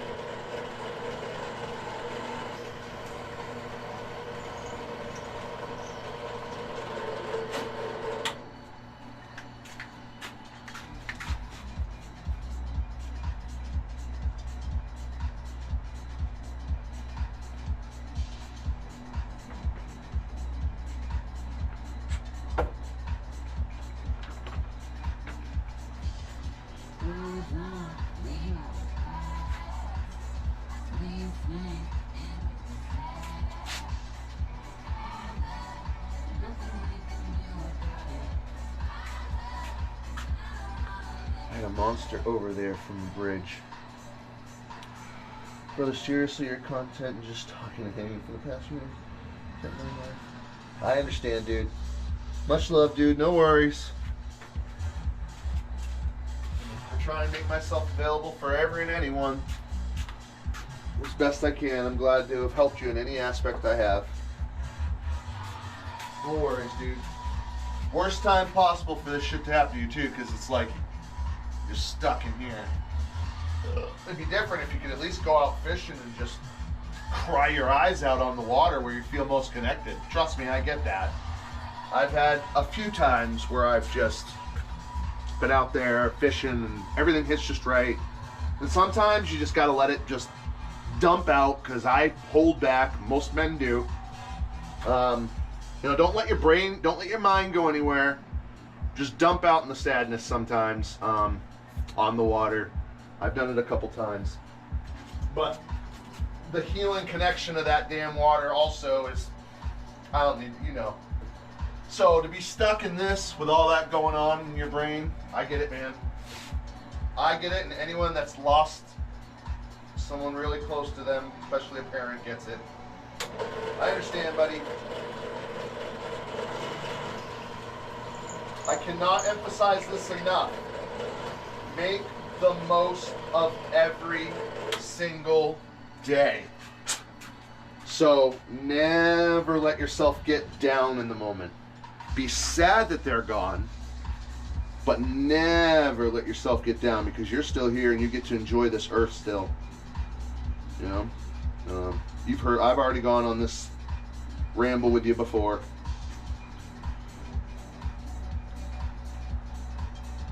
It's tough, bud. Ah, shit. Get off of me! Damn super glue. I know when I catch that monster. Yeah, you're gonna lose it. Yeah, I know. I am the main reason your mother was able to get cremated? Well, not the main reason, but I helped with your GoFundMe, if that's what you meant. Yeah. I appreciate helping. I understand, dude. When my father died, we weren't doing well on money at the time, and he needed to be cremated, and of course that type of shit kind of needs to happen soon, right? So, I think we had to borrow money from someone. I can't remember. It's actually a fuzzy time in my brain. I don't even remember what happened.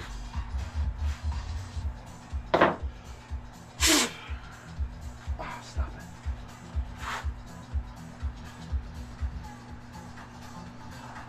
Good, I'm glad.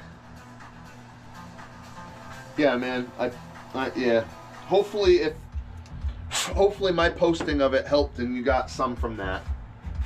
It's hard because, you know, you see those things every day, and sometimes you already donated or you don't have much money, and what's nice is when it came time, I had enough to throw a little in there and kind of help. But if that popped up now, I couldn't have done it. I'm working on being behind in bills right now, and it's not good. I gotta get these baits finished. Yeah, I definitely wouldn't have been able to do it now. Money sucks, dude. That's a whole nother rambling I could do. Wait, I still have these on. Why do I still have these on? I hate when I forget them on, because eventually I'm like, woo, everything's woobly. I don't know if those have some type of prescription or if it's just the fact that I'm looking through plastic, but it makes shit woobly.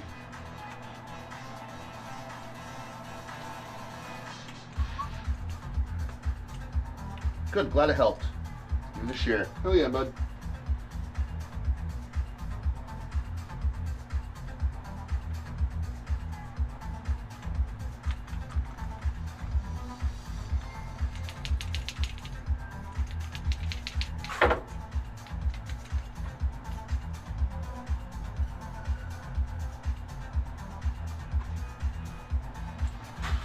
The fact I still need to come up from the last tongue went in, you don't need to run. I have super places. Thanks, man. I tried.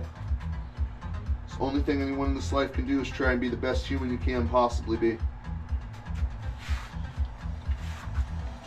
The more you go through, and the more perspective you start to gain, the more you realize we're all human beings sharing a planet that's alive, a living freaking rock floating around in a giant universe that we can't even comprehend the size of.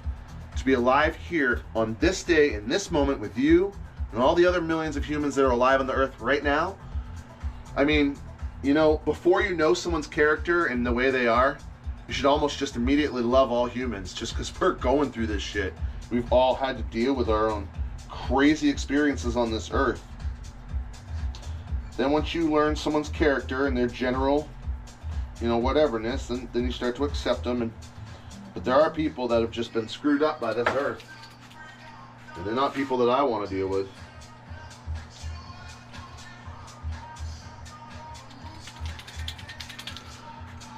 What's up, Bass Fishing with Nate?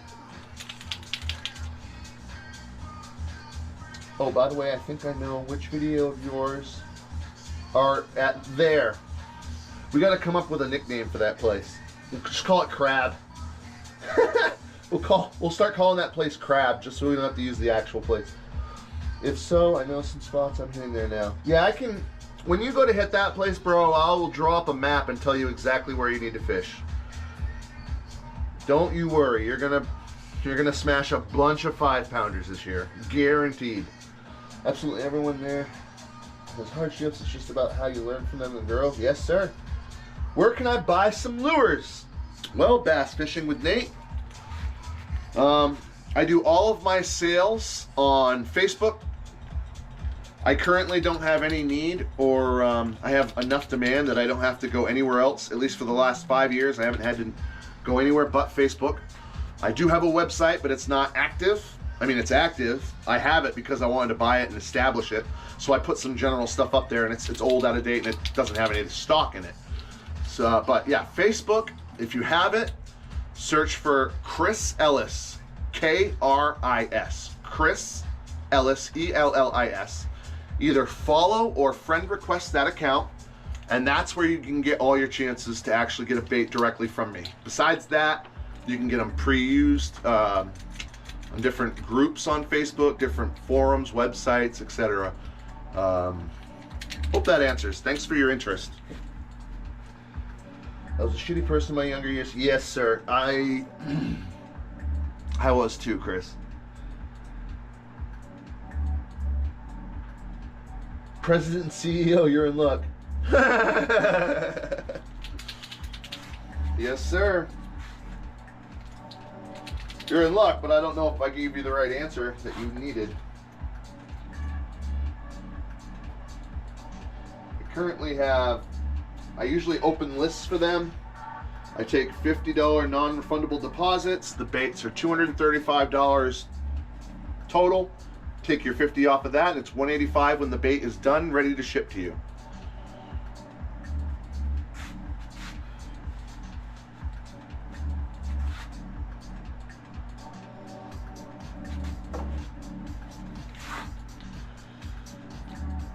Nickname, Shallow Crab. Sure. If you say Shallow Crab, I'll know where you're talking about. No, yeah. So, Chris, I haven't had this combo with you, but I was whenever we were going to meet up. I was going to say, it's time, brother. It's time that you stop saying smaller water source places by name. Say Winnipesaukee, Winnisquam, Newfound, Bow Lake. Any of those, even Suncook, say those out, you know. But when it comes to smaller sources, and I'm not going to name them right now, like some of mine, you know, just don't have it out in the public. It's a very smart thing, because, you know, and especially me as the influencer, I have to be careful. I don't want to bring more and more and more attention to smaller water sources. So I nicknamed them. I have Magic Mountains, Double Trouble, Nessie. I have a bunch of different spots. And I will never refer to them by their name in public.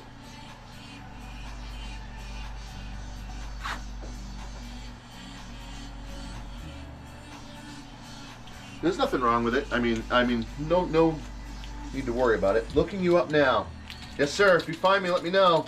And if you have, sorry, if you found me, you found me. But if you don't find me, let me know. And ask any questions, any other questions you have, feel free to ask them. I am literally going to be here all day.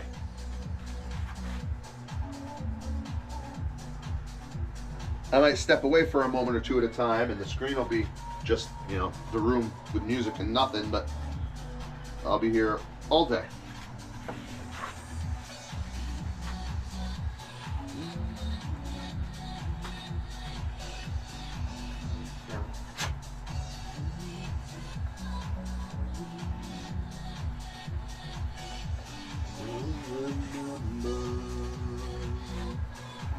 I have to ask Bass Fishing with Nate, have you watched any of my videos? I'm assuming you have.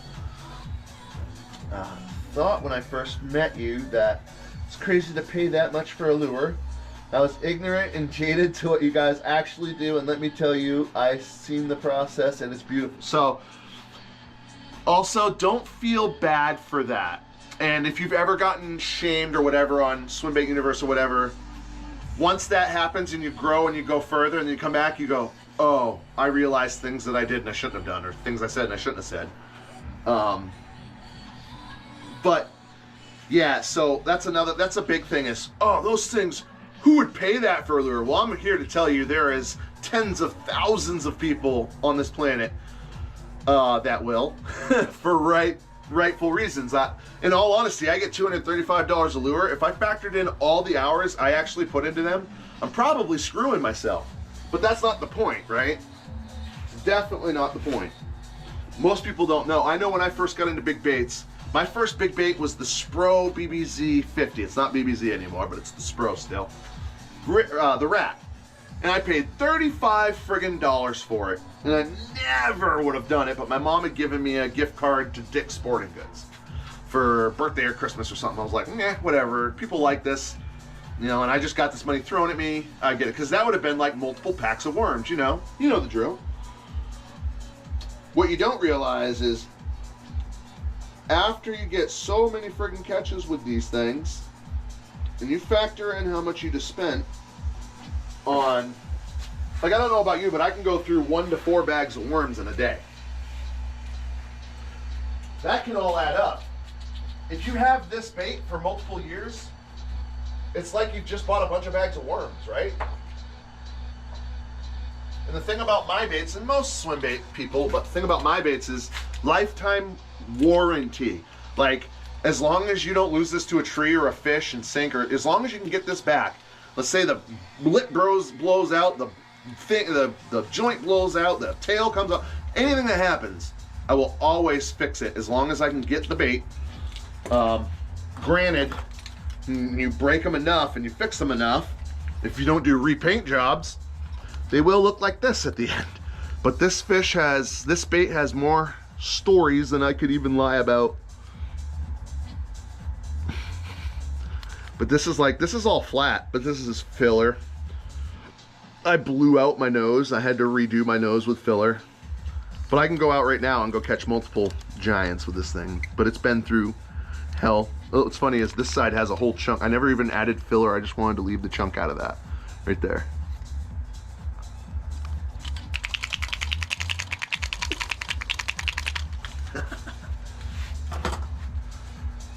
Let's see here. Tell that to the guy who bought 25 alone. Efren is his name. That's my first and love it. Paid 60 at Cutery Trading Post. Nice, dude. Yes, I have. I will buy something and shred some Florida bass with it. Excellent, dude. Excellent. The biggest currently on an MTL bait comes from Tennessee, out of the, is it Chattanooga? Anyways, Tennessee, 8.56 pounds, 8.5 pounds, 8 pounds, 8 ounces. So far, that's it. I also run a year-long 7-pound challenge.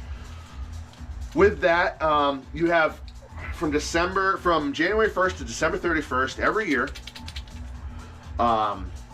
You catch a 7-pounder on an MTL bait.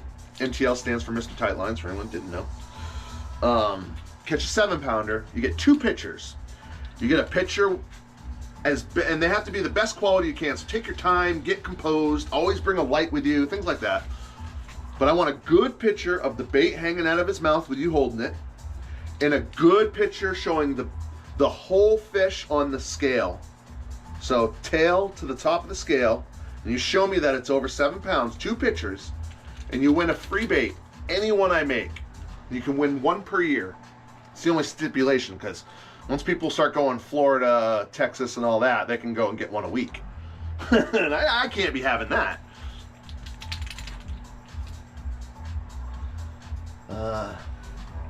Gone through literally 10 packs a day, but 4 a.m. so we're getting to get off until, like, yeah. Stay, cut your PB. Nice. Your trading post has such a huge fishing section that I want to go back. It does. So much better than Bass Pro. That's what I said. Challenge accepted. There's your motivation. Yeah, every year, dude, and it's acting like, doesn't matter if 20 different people get them. I'll do 20 baits, but yeah, it's 1 bait per person per year. So there's your goal.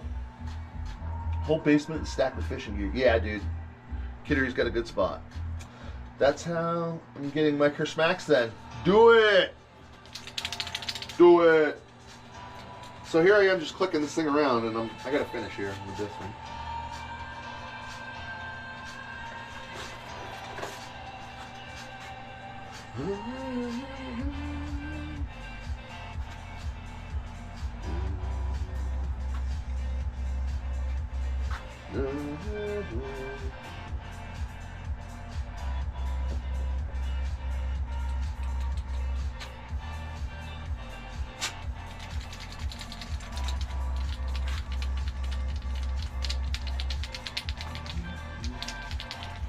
All right, 2 secs. I gotta sand all those spots, but I need to just check messages because I don't have notifications on. Okay, no messages. Let me just check Facebook real quick. All set.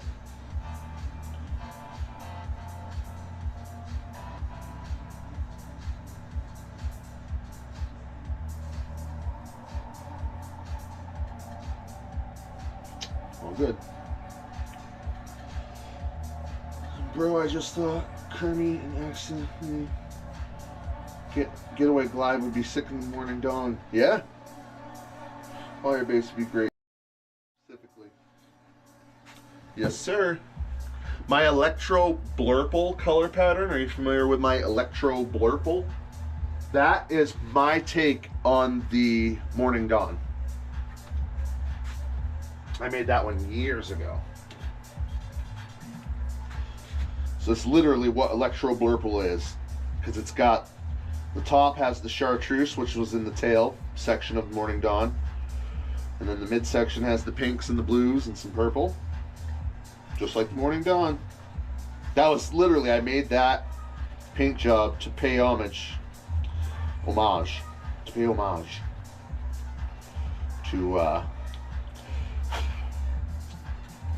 that Morning Dawn. Sorry, my brain had a fart.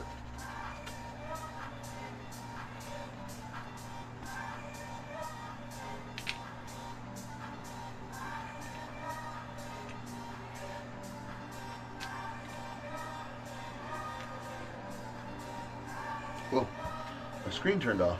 What the hell? There we go. Yes, then I think. How long will you be live for? I need to step away from the computer for a little bit. I will be literally live all day long. All day. I have 26 more to put together, and then I'm going to prime them all. That doesn't take too well. No, I need to let the primer rest for cure for a day. So, yeah, I'll be here all day. Go do what you gotta. Be safe out there in the crazy world.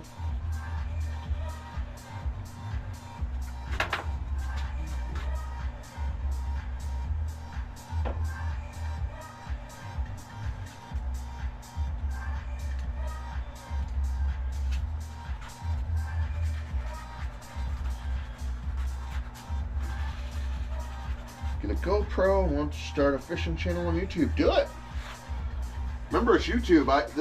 The reason I ever even started it was not for any type of recognition. It's the same reason you're starting it. And that's the right reason to start it. Is just to, you know, you're a home video kind of guy. You want to record your adventures on the water and have a chance to watch back. That's why I started it. That's why it's my tube. Your tube is your tube. My tube is my tube, right? And I've had to tell people countless times, I don't do gear reviews. I don't do how-tos. I don't do like all that stuff that you could do to propel your channel into, you know, I don't like calling it sellout because it's not a sellout, but I don't like to do those things on my channel. It's my tube. I record my fishing adventure. Whatever I think should go up on there is going to go up on there. But mostly it's just my adventures on the water. And I started it just so I could watch my own adventures back and Figure it's a public place so I could show friends and family and anybody that wants to watch, and it took off. It's a thing. I mean, what I would consider take off, enough for me.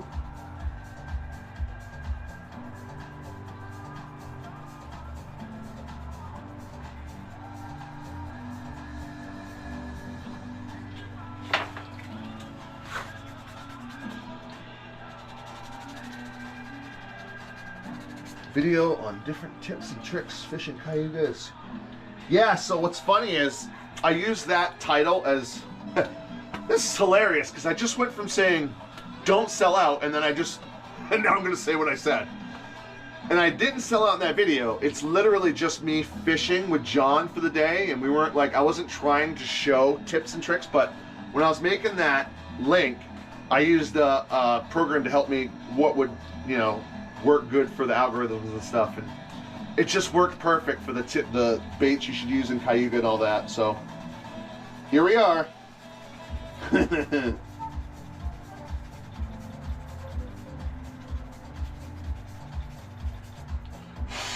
Hoping to get a day pass, go hit more reservoir in upstate this year. I'm also going to target pike this year. So what's nice is if you're going to more res, there's a good amount of pike there. You could go to Messalonski in Maine, mega ton of pike there. Overall, more res is, I don't really care for it. So personally, I would go other places.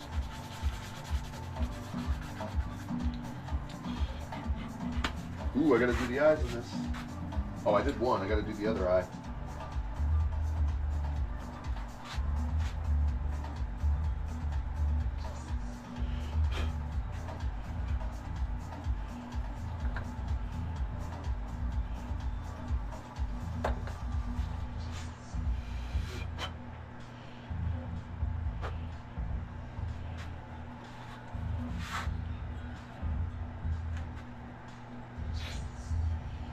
Oh, I didn't hit play live. Damn thing.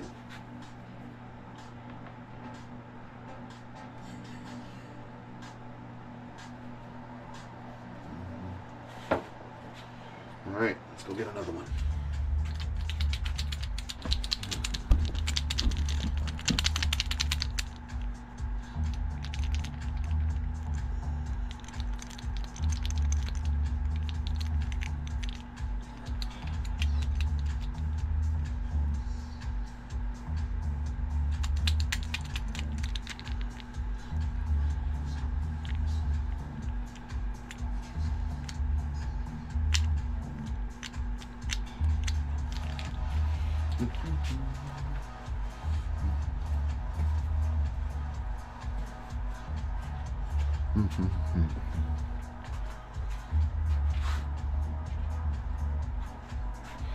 My buddy sent me a pic.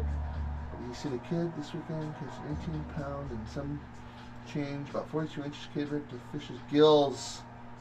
Oh no. That's a bummer. Yeah, I take all that stuff as a what I call a byproduct catch. I 99.99999% fish for largemouth and smallmouth bass.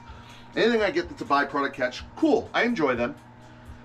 But generally, like toothy critters like pickerel, pike, muskie, I don't know, whatever. When they're big, they're fun. I guess I caught enough of them on a friggin' rubber worm and just whatever. But to each their own, honestly.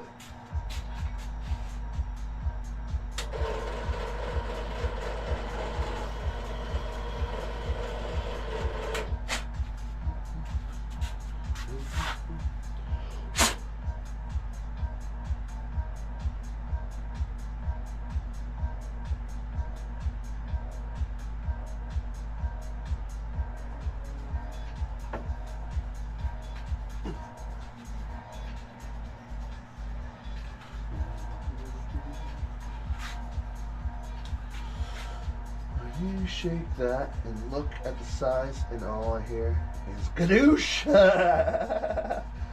Yeah, kept the fish. saying they love, yeah, they love most anything, but especially if it's small enough that they're sure they can absolutely freight train dominate it. Yeah. Wasn't until like I think last year that I finally caught a pickerel on my own bait. It was like forever. And then this year I think I caught 2 or 3 of them. It's weird. I go all those years without catching one, and now I catch multiple.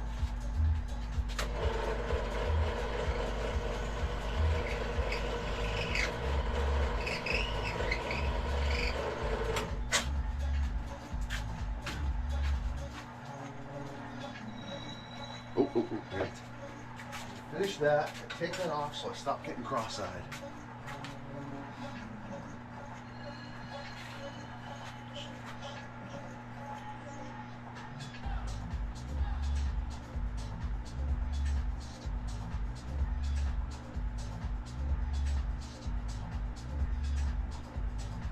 Are you serious? Get out of there. Cut it out.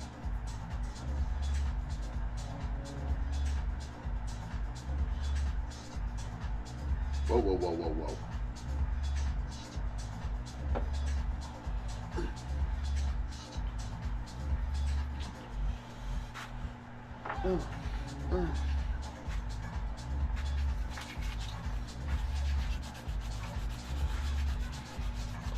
As soon as ice melts, I'm on. Yes, sir.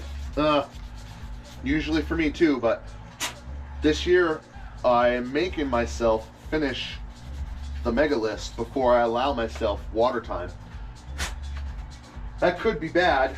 It could bring me right up until I'm about ready to leave for Cayuga on April 20th. I usually start mid-March or pretty much right when the ice is gone. Last year was great. We had nice early ice out. I was fishing on a couple water sources with a friend that had live scope, so it was actually extra nice because he was able to find the fish on the bait balls in the little deeper area. Suspended fish. So I would have loved to have gotten out whenever the ice is gone this year, but I have a feeling I'm still going to be working on baits. And I got live scope this year.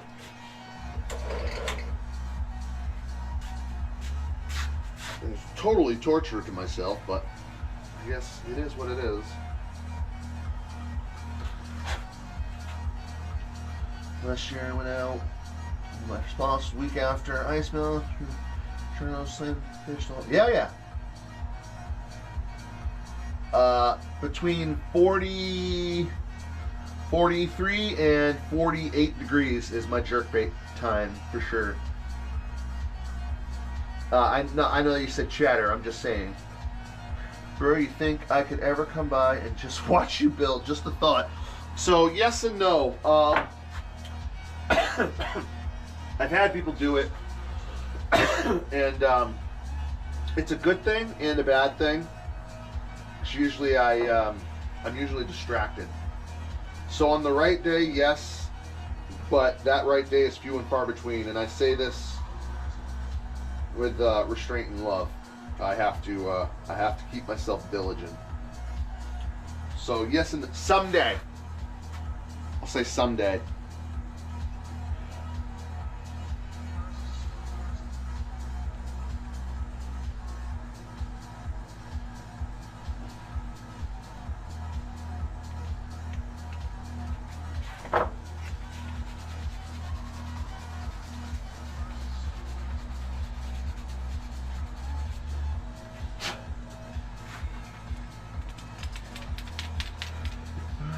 I started with my jerk that day, but changed. Nice.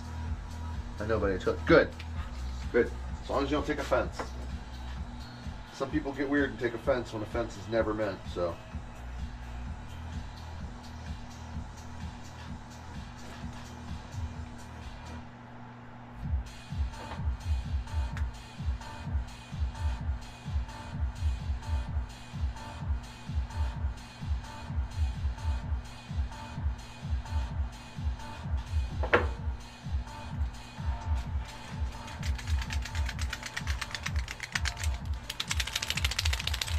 Good to go. Alright, I'm going to seal these up. these holes. Ooh, my feet are cold. What time is it? It's a 4:20 somewhere. Might be 4:20 somewhere.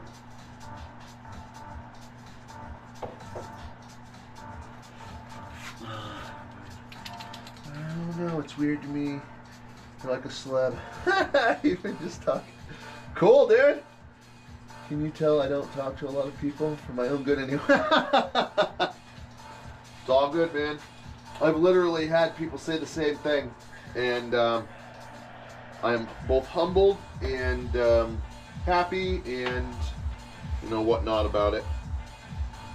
The first few times I started hearing that, it was, I guess, weird, but I get it now. I understand, and I appreciate the thought. And that was my goal with MTL Baits the whole time, is I'm going to be the most personable, like, one-on-one bait builder there is. I put up more fishing videos with my own baits, confidently can say that, than any of the bait makers out there. I will continue to do that, and I'll continue to talk to the people.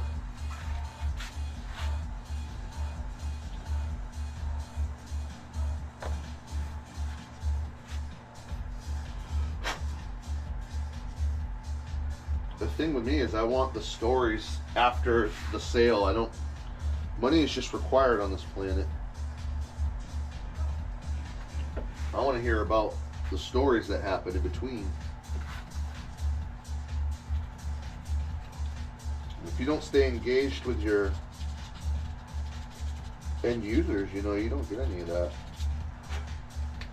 I've had more than enough times where I've sent the bait off and I never hear from them again. I don't mean, well, I hear from them as in they'll buy more baits, but I don't see any catches.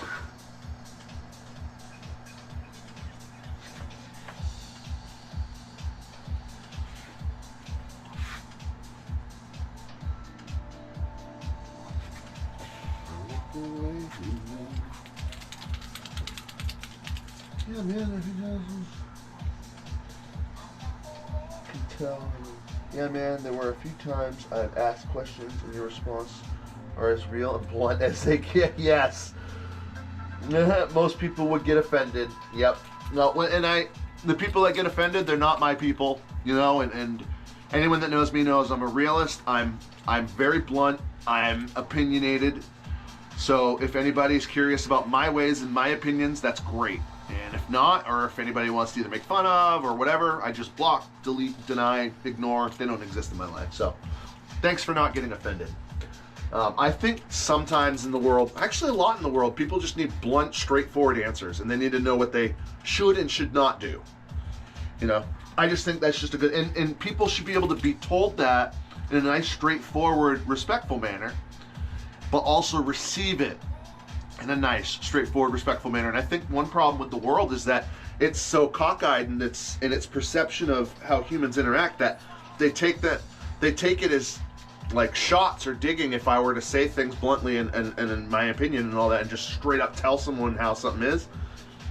Someone gets offended there, that's in their own perspective of how I'm actually, I'm laying it out there. But anyways, I'm rambling. Ha! Sparking one up right now. World's a much better place with you here, brother. Thank you, man. Same with you. I have a great story for you. I woke up today healthy and more grateful than I was. Yes! That's great. And when I bought that Temu reel, yeah, you learned. And that's why I tell people, even though it's my ways and my opinions and my thoughts, and there's a million other ways that totally are all right, feel free to ask me the questions about my ways, my thoughts. I might be strongly opinionated in some ways, but I can guarantee you I will never steer you to a Temu reel. And I would never let you pull the trigger if I can help it. So, glad you didn't take offense to that. The world is too sheltered, if that makes... Yeah, no, the world's in a very weird state. And people's perception of certain things are just so skewed.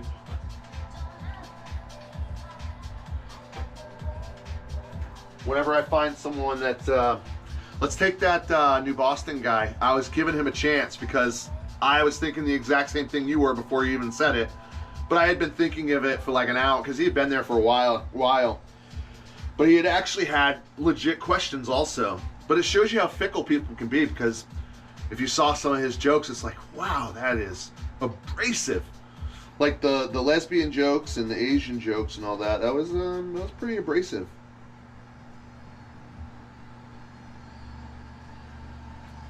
But he had actual questions, and so I couldn't just write him off immediately or anything. But if he'd have gotten too bad or too toxic, I would have just blocked him from the channel and then moved on.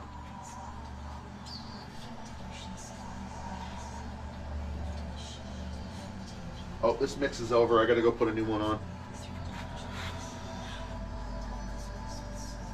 First cast, my whole reel spooled completely off. There goes my rat. Ah! Did you even set the brakes? They come with the brakes wide open.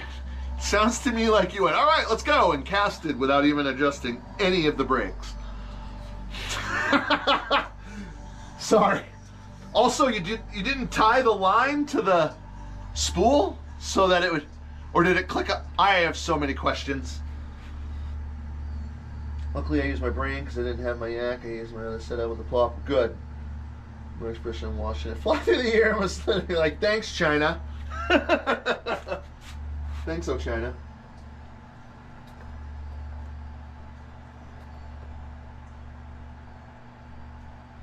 I gotta change this mix, but I gotta finish this eye first.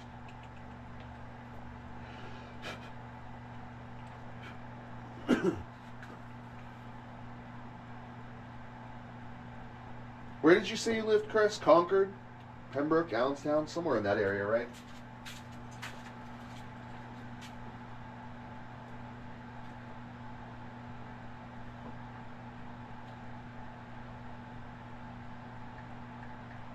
Oh, my battery's at 100% now. Sweet! I can bring it out.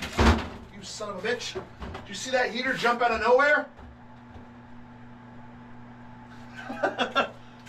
I was so excited that my tablet's at 100%. I could put it in normal cell phone service land.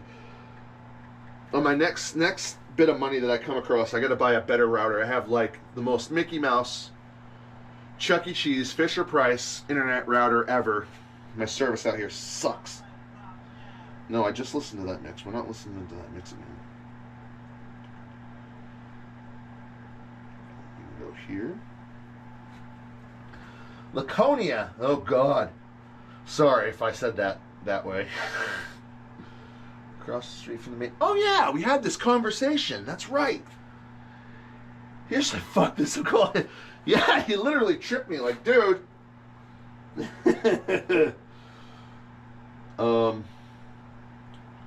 Let me 2 secs, Ted.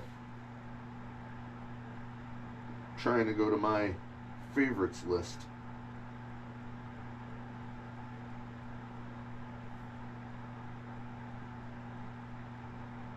Of course, it's doing nothing. Home. Favorites. Go to favorites. God.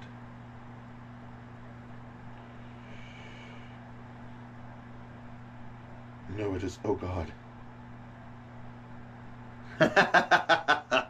Yeah, Laconia. Yeah. I feel for you, man. That is like highest of 5s if you're not on meth or heroin, buddy. And if you are, get off that shit or you and I will never have a conversation. And borderline, if you don't stop smoking cigarettes, I'm also going to kick you in the shin. If I see, here's my bluntness. And what's great is I will make you internally think about this from here on out.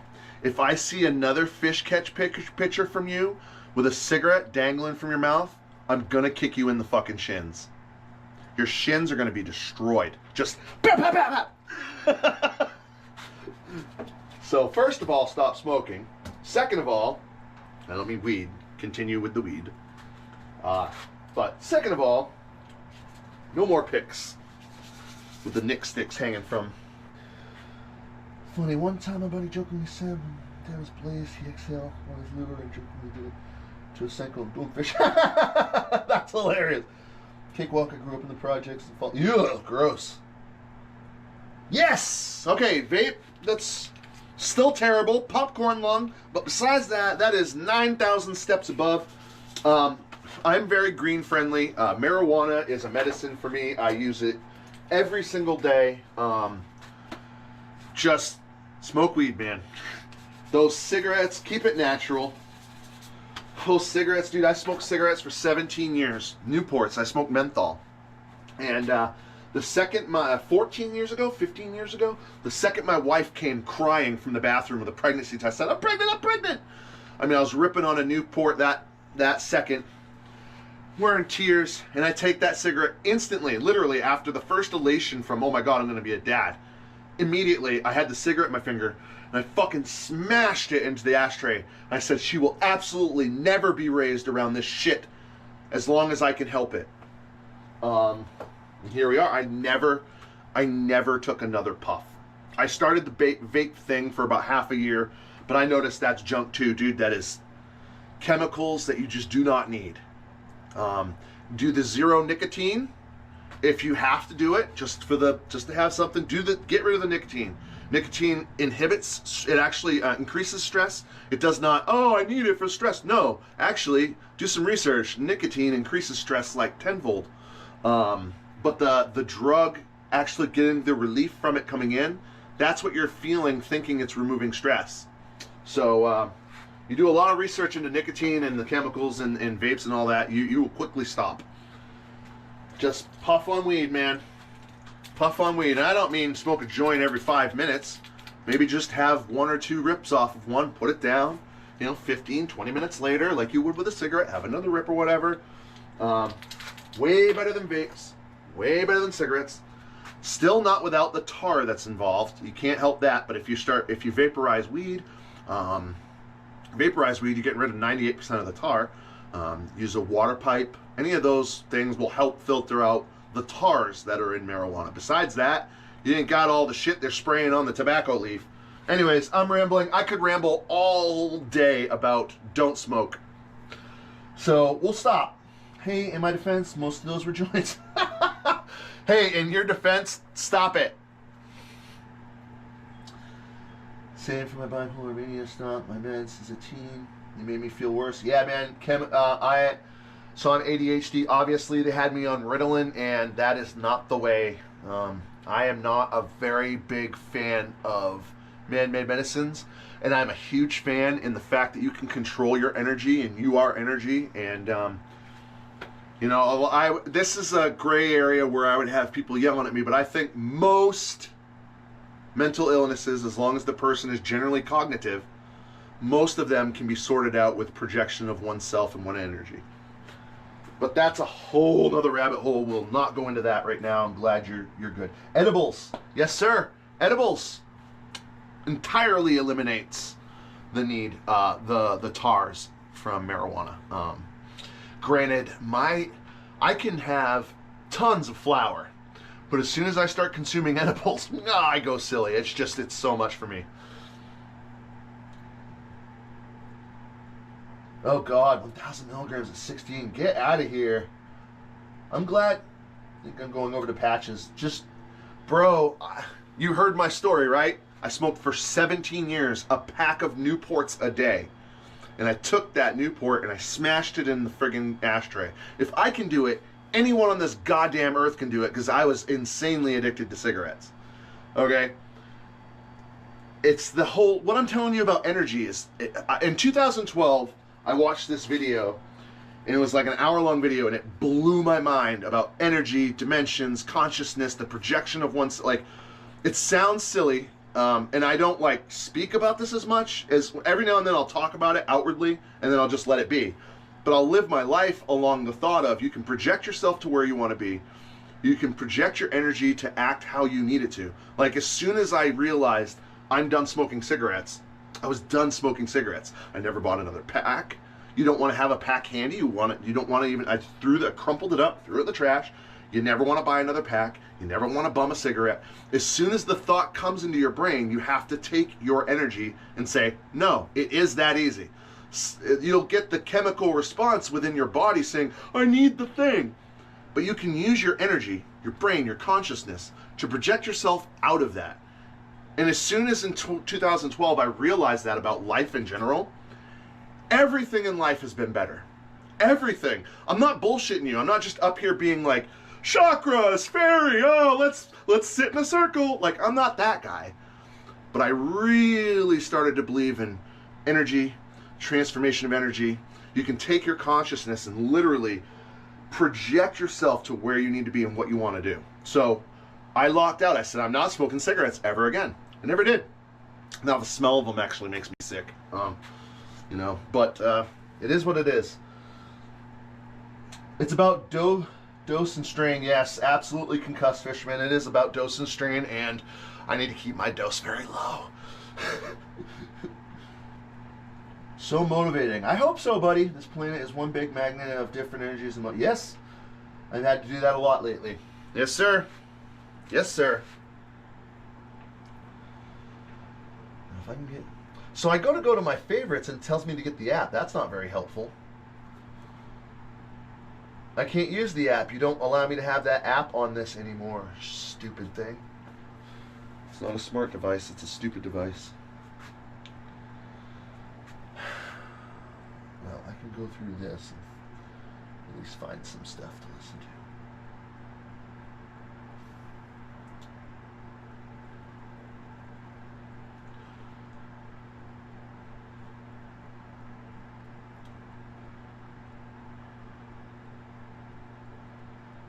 Sorry, finding a mix and then I'll be back at it. Maybe.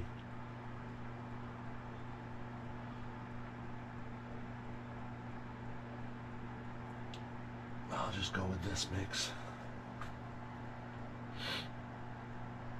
It's weird. It's letting me doing everything in the friggin' browser portion, but as soon as I go to my favorites, it's like, you need to open the app. But this tablet's so old, I can't actually get the updated version. They're like, no, you suck.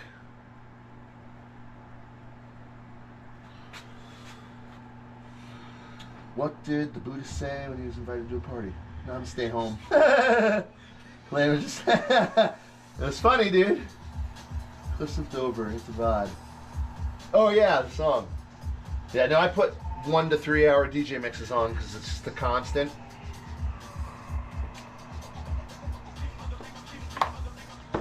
Okay, where do I have here? I have this. I gotta sand down. That's where I was at. I lost where I was at.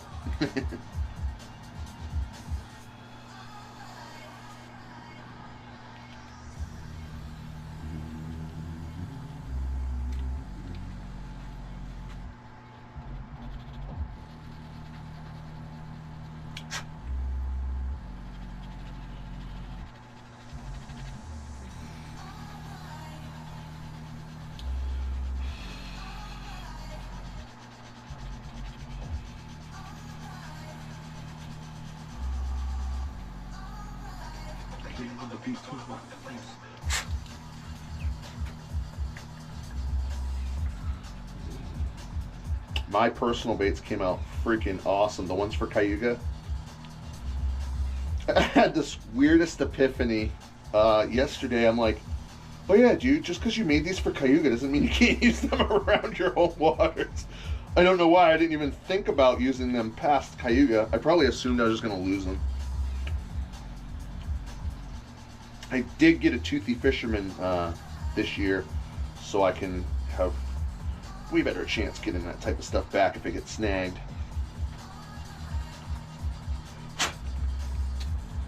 There's a few good spots in Barrington I went to this year delivering for Amazon where I was seeing so many places. I'm like, there's one spot you can't hit, Wheelwright Pond.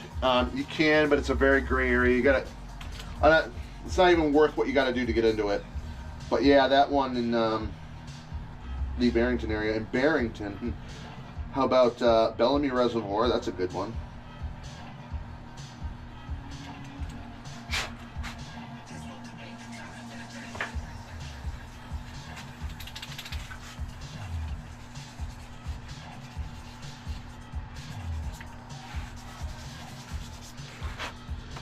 You hear EDM in the background. EDM, yes, the main genre of all electronic dance music. You do hear EDM in the background. Do you know what subgenre of EDM this is?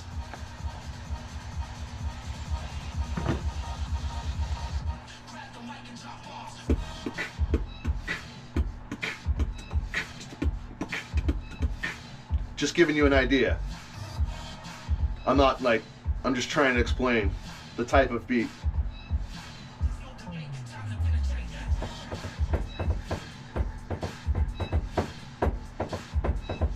So what subgenre of EDM is that? 50 points to Gryffindor for anybody that actually knows.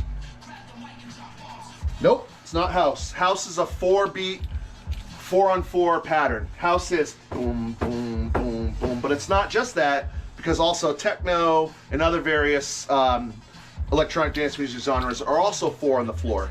But there is only, well, there's 2 technically, but there's one main genre that is not 4 on the floor. 4 on the floor is boom, boom, boom. You get 4 beats every measure. You get 32 beats a measure, 60 and a half, 4 per, This isn't 4 on the floor.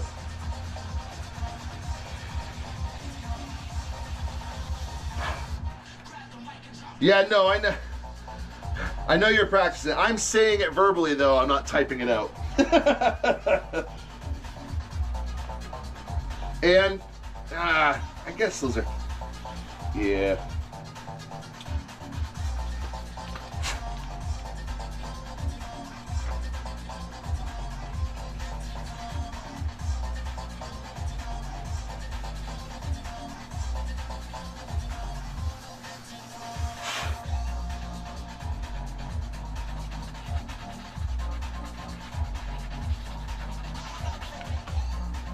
All right, there we go.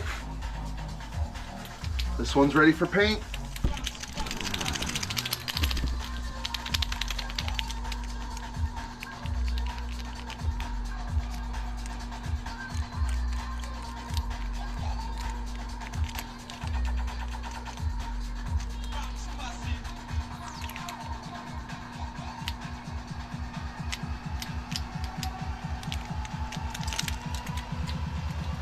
Okay, I got 4 waking cranks left, and then it'll be 19 cranking, and then my own 4 personal baits.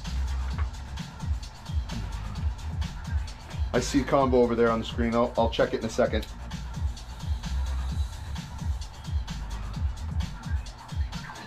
I keep the bass whistle out of frame.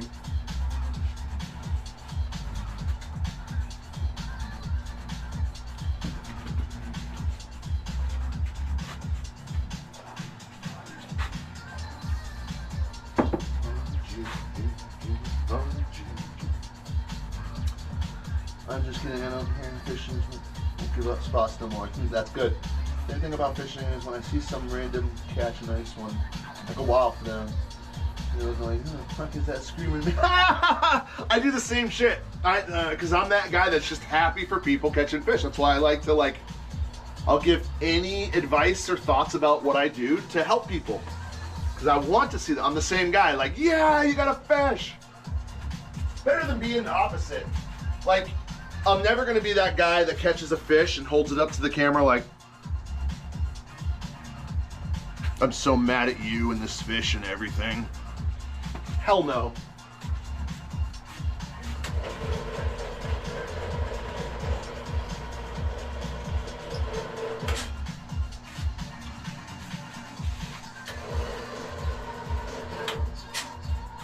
Oh, geez.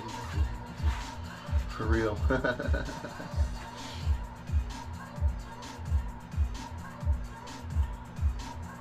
I appreciate you guys hanging around. This is definitely helping my watch time go up. Freaking demonetized. Can't believe I got flipping demonetized. I mean, I believe it. They warned, so I started adding content because I was done taking my time off. Within a week or 2 of adding my content, I got an email saying in 30 days, if I didn't get my watch hours up to where it was supposed to be, it was going to get demonetized. And I was like, well, that's not possible.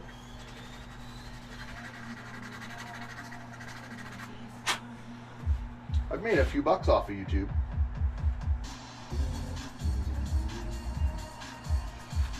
Oh, cramp in my leg. I hooked the angriest I've ever got. I know this one and it was white capping. I hooked a huge largie, honestly could have been 6-pounder. Flake 4-inch Senko. Angriest. I hooked a huge largie. Could have been a 6-pound, and you lost it, is what you didn't say, right? I have more stories of the ones that got away than I care to even discuss. You've seen a few in my last 2 videos. I've shown some bloopers, and one of them I lost my golden shiner Thomas the Trout to a fish, to the face of a fish, and I guarantee that fish was 6 to 8 pounds. Just the way it was fighting, not coming up, I'm like, oh. And then you saw the one I lost on the getaway glide. I dumped it right at the kayak. I'm just realizing I need to take 2 minutes. I need to head into the house for 2 minutes. I will be right back. Don't go anywhere. I'm drawing a blank at the moment. Is it trap? Nope, trap, still early here. Nope, trap is a slowed down, almost hip hop, kind of wonky electronic beat. Trap I don't really like. Break beat, broken beat, breaks. So break beat is what it is. It's a broken beat. It's not a 4-on-4.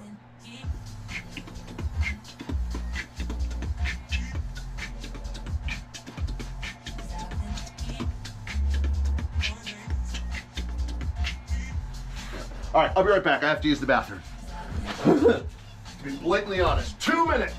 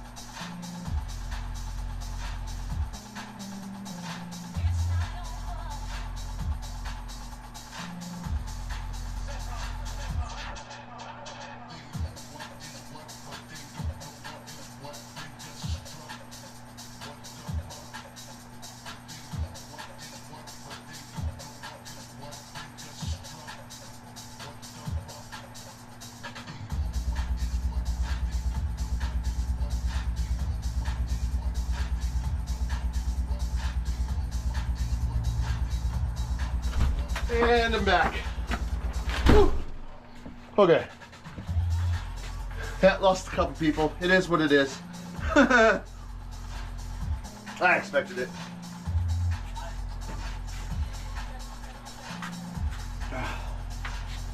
It's like herding a pack of ants, keeping people here. I'm just kidding. Let's see here. I should have used my net. I was dumb. That's upon me, but I got her up and she snapped the knot instead. Oh, always use the net, especially from a yak. Don't let the peer pressure of people, because I know some people are like, boat flip it. I boat flip when they're on and I know they're under 3 pounds or 3 pounds or under. I'll boat flip and take a chance then, but especially whenever you're dealing with trebles, and whenever you're dealing with trebles in general, but especially in a kayak, always use your net.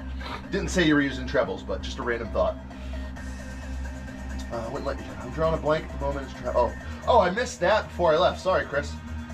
The knob video forever be the best blooper. The knob video. Oh, my knob fell off. The what?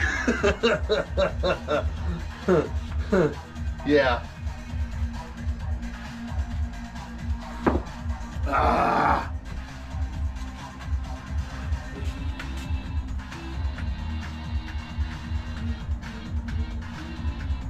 I can play one of my own DJ mixes that actually also has my own productions in it, if anybody gave a shit. Because I was a electronic music DJ and producer for 15 years. I actually had some, what I would consider success, but as I'm gonna say this loosely, as most people know, it's very hard to make money on music. But when you or like my mom's husband, and there's a bunch of people that do gigs and stuff, and I have friends that do it and they consistently have gigs per week. Granted, you have to hustle for it. That's where you can, I don't want to say, that's where you can make enough to live. And that's very, so anyways, my point is, it didn't really work out, right? Like, once my daughter was born, I didn't have the time to produce music anymore. So, I'm actually a classic trained pianist. Go for it. I like your tracks. Thanks. I legit didn't say anything to my buddies, and I just got off the water and went home feeling bad leaving my buddies. But in my defense, I was out all morning on like 2 hours of sleep. Yeah, I understand. I get it. But the reason I picked up Thomas and Perch is because of this place particularly. Nice. Yeah, and you've since heard my whole thoughts and everything on patterns. But yeah. I also don't think it doesn't hurt to pick a pattern that would work. Shit. Yeah, I gotta go, brother. Oh, yeah, I gig, brother. Last year I was only gigging 5 to 6 nights a week. That's still good. If you can gig 4 to 5 nights a week, and you get anywhere from 1 to 200 base plus tips, I mean, you can do okay. Like my mom's husband, he's been doing it for many years. He does mostly blues type of stuff, but and older stuff. I think he gets, it's either 150 or 2 from them a night, and then he tips also. Yeah, I think. Not entirely sure. It's not my business, so I don't butt my nose into anyone's business, but at the same time, so when I was doing electric music, I mean, you sell the song for $2.50. You can make like 150, 200 bucks max by the time a bunch of people have it. And if it doesn't take off like some people, then you just don't really, you can't really make money making electronic dance music as much as I wanted to. But I had a lot of success. I had acts that were playing my stuff that I'd looked up to for years. I would name drop, but I don't know if any of you know them. The Crystal Method, Orbital. They've both played my tracks live. Crystal Method dropped one of my tracks at the movie Blade. This club did a Blade club scene recreation where they had synthetic blood fall from the sky at it was like midnight or something. And at that exact moment, the Crystal Method was playing one of my songs. The Crystal Method has had me do guest mix on Sirius XM radio. I did 4 of them. These are all things that I consider very, this is success for me. It didn't make me much money, but in my heart of heart, it was success. My productions, I've had remixers that I could never dream of having do remixes. I've had my stuff hit #1 on certain charts for weeks. None of that really equaled any good money. It is what it is. So I'll pause this mix for now and I'll head to one of those, see if I can find it.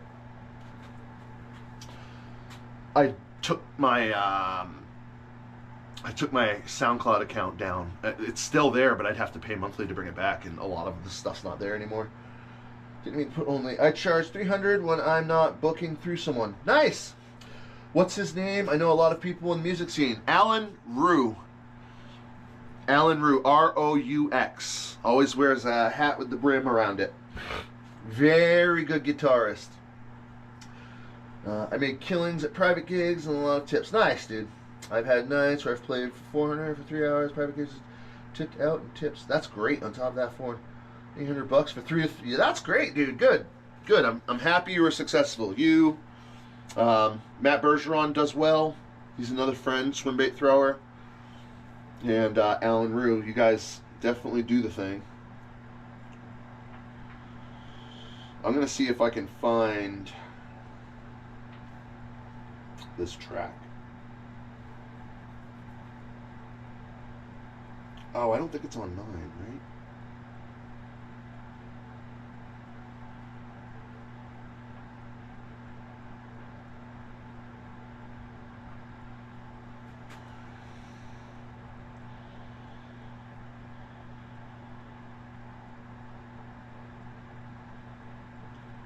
Shadow Sessions. I don't think this was it.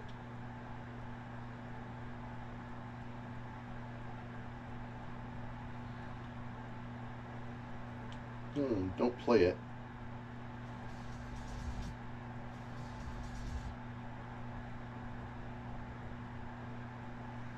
I don't know the track list. Well, I'm going to play this section first, this mix first, and then I'll find the other one. I know where to find it. So I made this track. It's called No Pants Dance. This song. So I mix the mix. And the DJ mixes a bunch of produced songs together and blends 2 to 4 or more tracks at once. That's a DJ. But the producer actually makes the music in a program.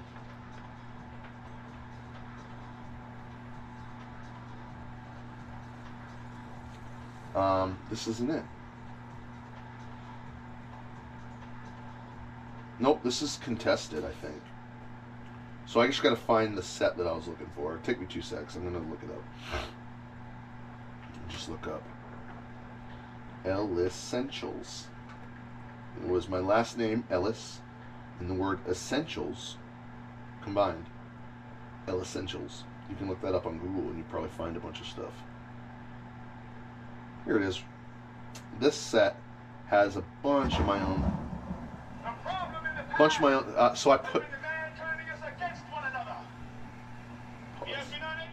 So I use a lot of different audio clips and different loops and sound files to play more than one source at once. I try and make it interesting. I opened this one with the Warriors, like a little speech thing. Dropped it into a track that was a already produced track, but I re-rubbed it and I added stuff to it. And a lot of these tracks are, there's a few that are mine, but there's a few that aren't mine, but I like added stuff to them, like in production before I actually mixed it. Ryan, yep, big swimbait guy as well. Matt, oh, Matt's a good buddy of yours, nice. Matt's a great dude. Yeah, Macris in Concord, Alan plays there a lot. Yep, he's a swimbait guy, and now I'm starting that journey in my fishing society. I didn't get to set up until September. Yeah, you got started wicked late last year. This will be your first real season on it. That's why I'm not worried about numbers this year. Just wait. Yep. Don't worry about numbers, man. Don't even worry about your numbers. Now you keep track of your top 5 fish for the season. Look, all my dicking around made people leave. Anyway, so I'm going to start this. I'll let you know when a track comes on that I actually produced or if I re-rubbed it. To see the truth, because we have been fighting for 10 square feet of ground. Our turn.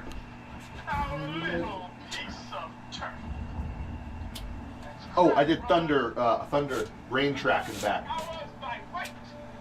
Because it's our turn. Take over one borough at a time. So basically, I made the intro. Secure our territory. Secure our turf. Because it's all our turf. One game. Good reel. Could run this city. One day. Nothing but more. The Leviathan is night and day better than the Fury, but the Fury is night and day better than the one you currently have, I'm sure.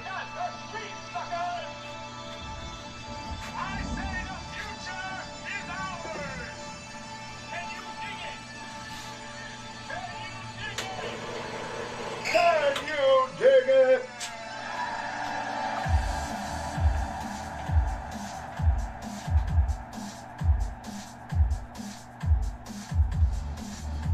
Zach, are you still here?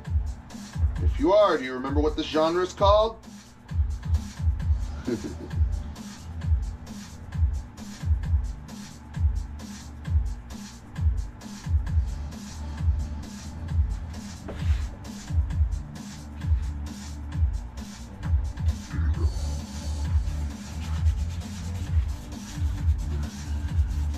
Bot line, glide, sit in the butt. Yeah, it's okay. It's not. It does baits up to 4 ounces. It doesn't necessarily mean it's 4 glides. Just means it works really well with glides and baits that are 1 to. I wouldn't use anything over 3 ounces on it personally.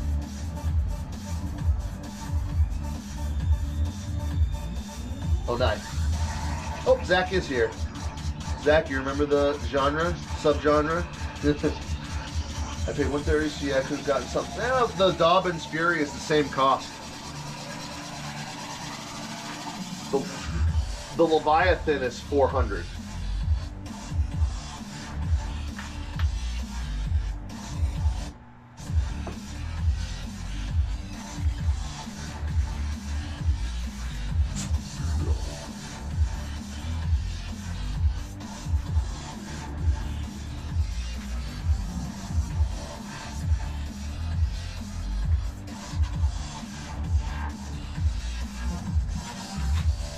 We're about right here.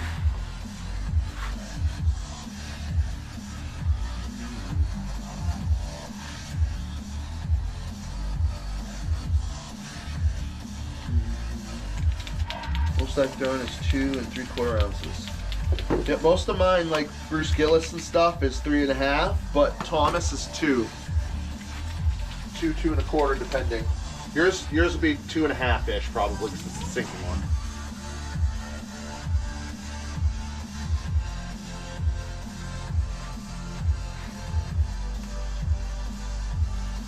Yeah, it was what I was talking about before. Remember? Just listen. So listen to the beat pattern. Is it 4 on 4? Is it boom, boom, boom, boom? No, it's not. Boom, boom, boom, boom, boom, boom, boom.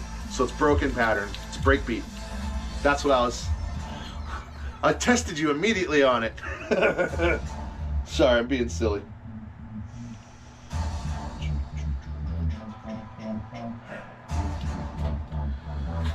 I will say 411, which is my current Swimbaits PB, didn't feel very heavy on it. Yeah, they handle it better. The problem is when your stick is more of a broomstick, it will definitely feel like nothing. And that's where like rods like their first half of the rod and that where the parabolic bend is at, there's so much action, and then the rest half is so much backbone that you can tell you can horse stuff, but you also feel the action. And there's when the fish shakes its head, it will do this like it's supposed to, and the stiffer the rod, the less it can do that. So it can pull hooks easier. Like, there's reasons for the more expensive rods. And once I got the Leviathan, I realized it. I like challenges like this. Carbon light, I have carbon. Nice.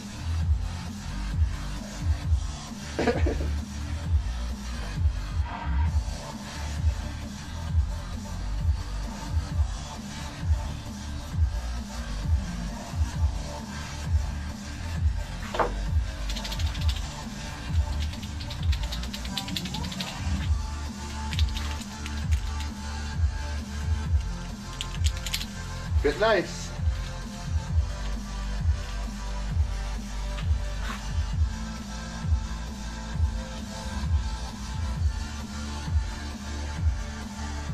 So I think into this, out of this, I mix a track I did called Did I Break This, right? I think. And actually, what's funny is I used a monkey screech in it, if it's the one I'm thinking, as like a crash sound. Yeah, I remember doing that specifically.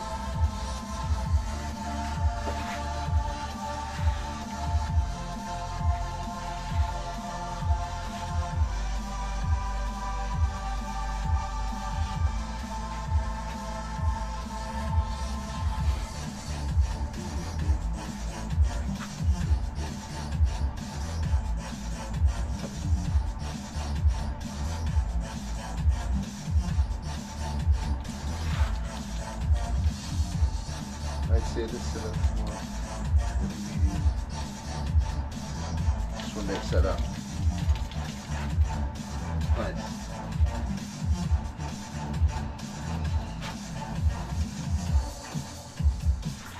Yeah, I heard the actual monkey come in on this part. Alright, so this is one of my productions. So I'm mixing from someone else's track into my track right now.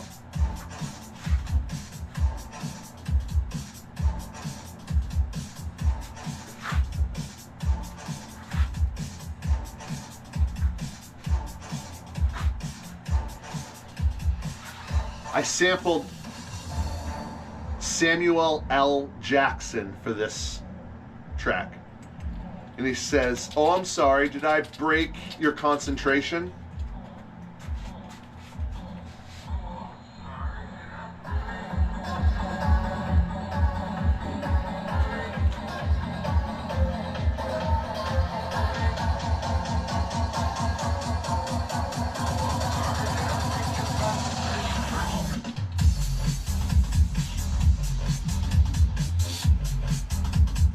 I wish you guys could hear the bass in here. That's right, I made this shit.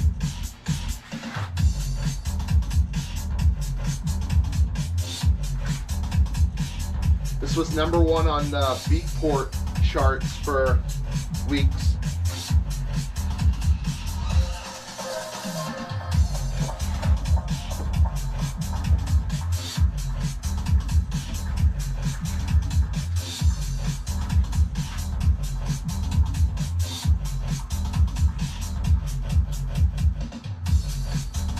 Go for it, bud.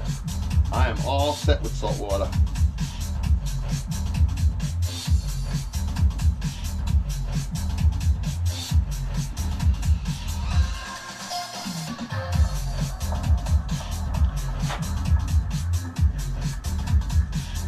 Thanks, man.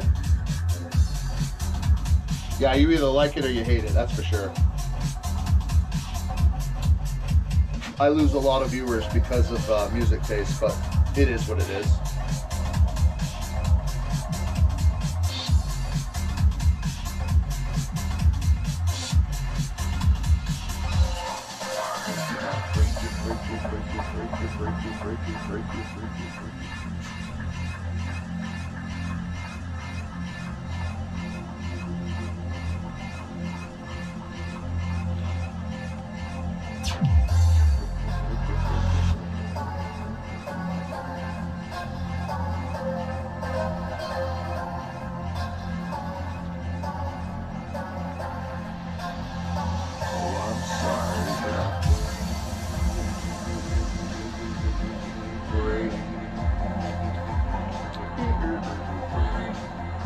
I did a lot of playing with that vocal.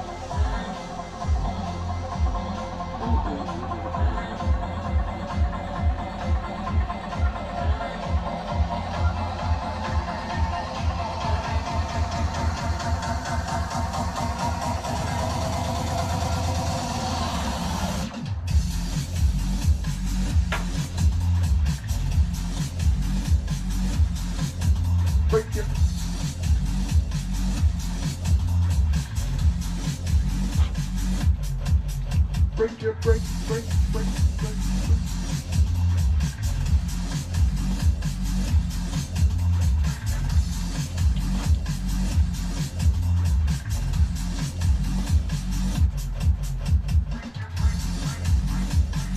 Started mixing in the new track now. Subtle.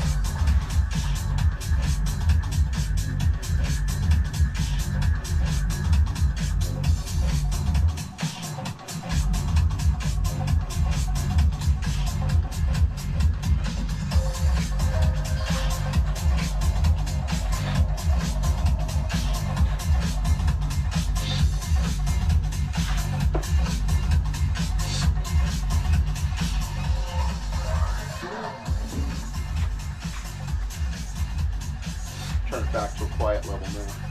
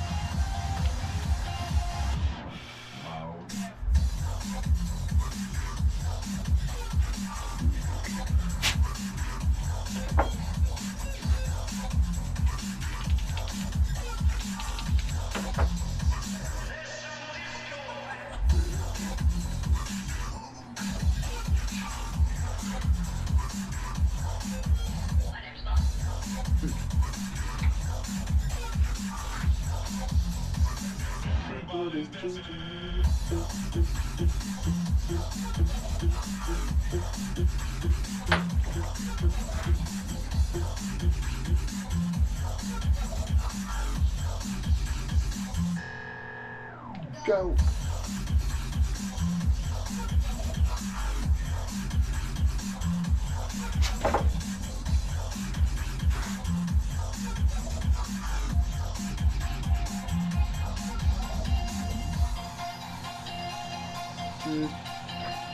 I want that to have a little more space, so I'll make it happen.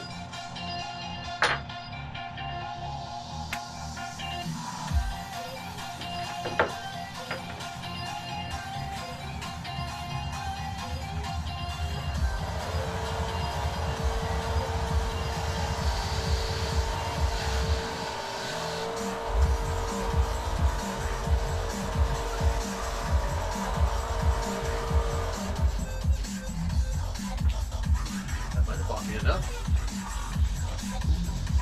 Everybody.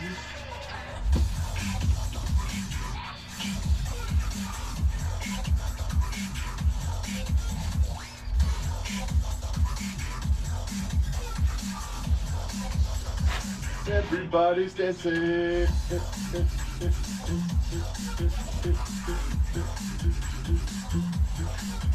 There we go. That's better. I think. Yes. There we go.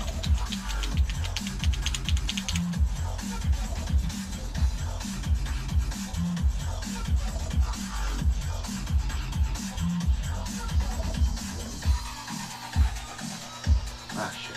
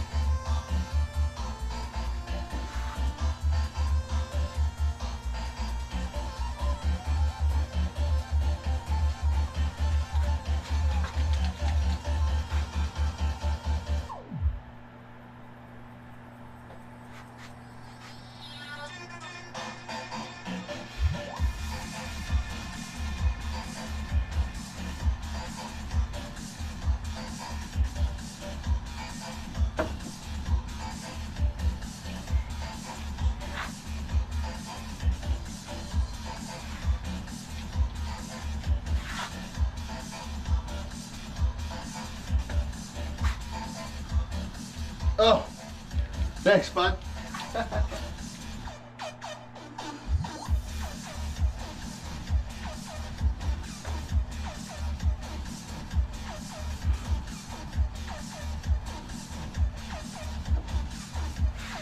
Yeah, as soon as I usually turn the music up, that's when people start usually disappearing. It's fine.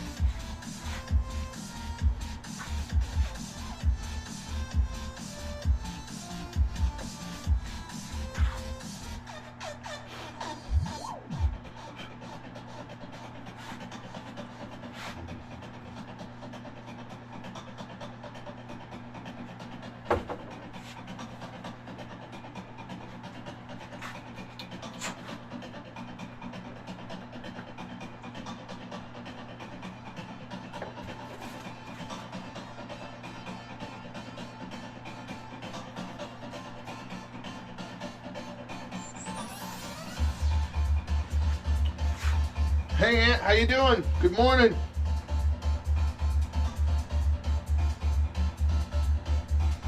You missed one of my songs. Hope you're doing well this morning, bud.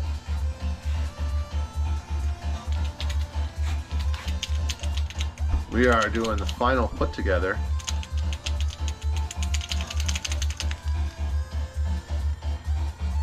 They're together. Pins are done. I just gotta sand where the pins go. And then it's ready for paint. Prime and paint.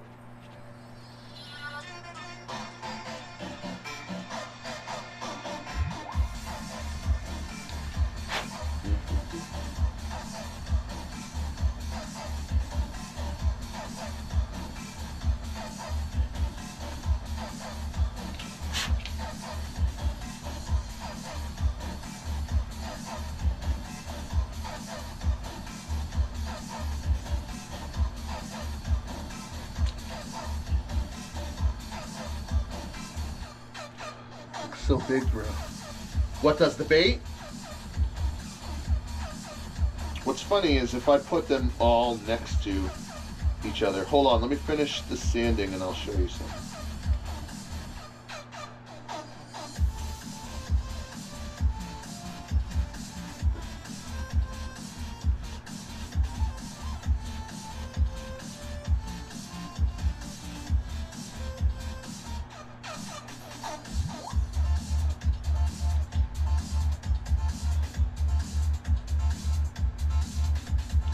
Thanks, man. Saw your post. Had to come check them out. Thanks, man. Appreciate that.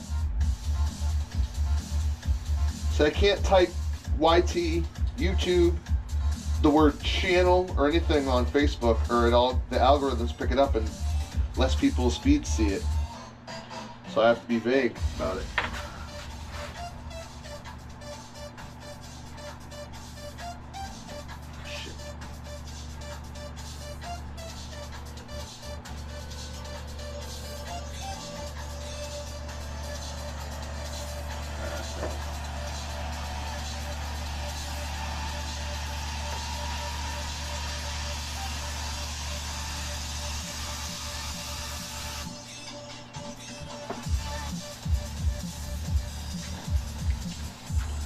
Really? Crap. What are you really in? There might be a delay, so I don't know what the really was for. Shit. That's a bummer.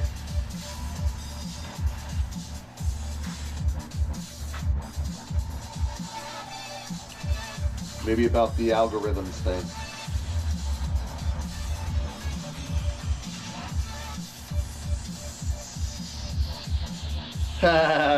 Yeah. Yeah, anything. That's why when I post if I put a new fishing video up, I usually put text that tries to not have any of the algorithms grab it, and I use a picture. And I say, go find it. Because as soon as I put the link in there, algorithms will disperse it to like 2 or 3 people, seriously. Whereas if I just put the picture, because what happens is as soon as you're putting up something that navigates away from Facebook, away from the platform, there's algorithms to throttle that so that you're not navigating away from the platform. That's why I also put clips and sometimes even full episodes up on Facebook just so that they get seen, because some people just don't know. Yeah.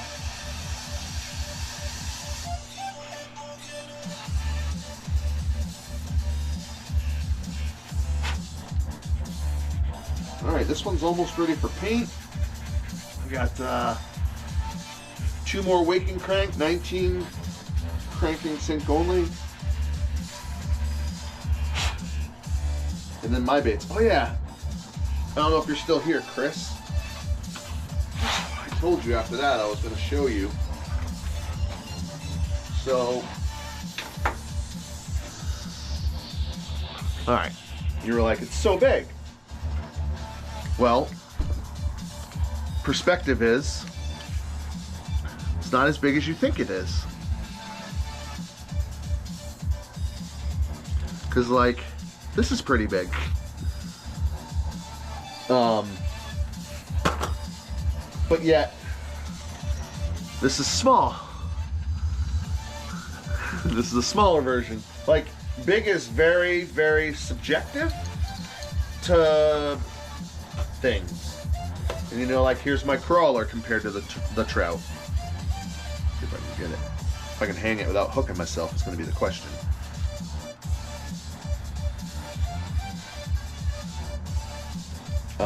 So it is big, but it's not.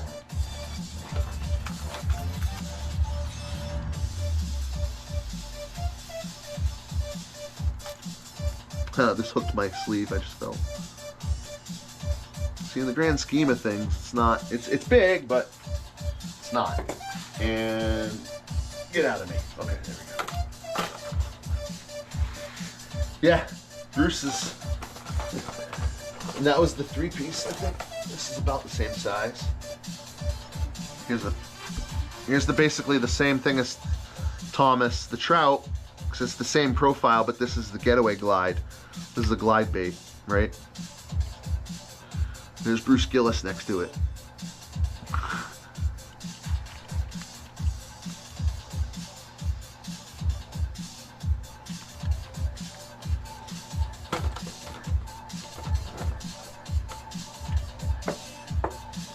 The crawler's massive. Yeah, the crawler's big. The 2-piece crawler's big. Yeah, see, and now, so that's not Kermie, so it's tricky because Kermie is like slang word for Kersmax, but Kermie is what I call the small version of Kersmax. Ow, ow. So here's, I keep touching the camera so I can see my display. That's why I take a second to reach behind the camera. So you got your full-size Kersmax here, and there's Kermie, the smaller version. Smaller body, smaller legs, similar profile, a little different, but mostly the same. I like them both equal, but since this one's smaller and I'm getting old, I kind of prefer throwing it just because it's a little lighter. I'm getting to be that guy.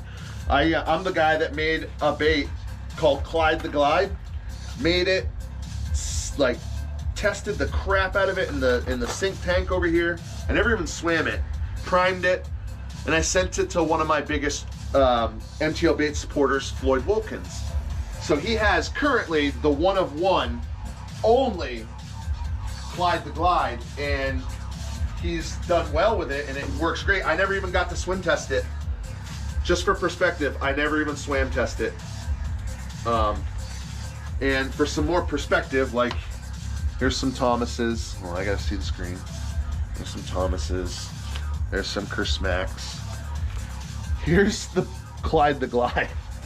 It's 10 inches, 6.5 ounces. So it's longer than my hand, and I have a big flipping hand.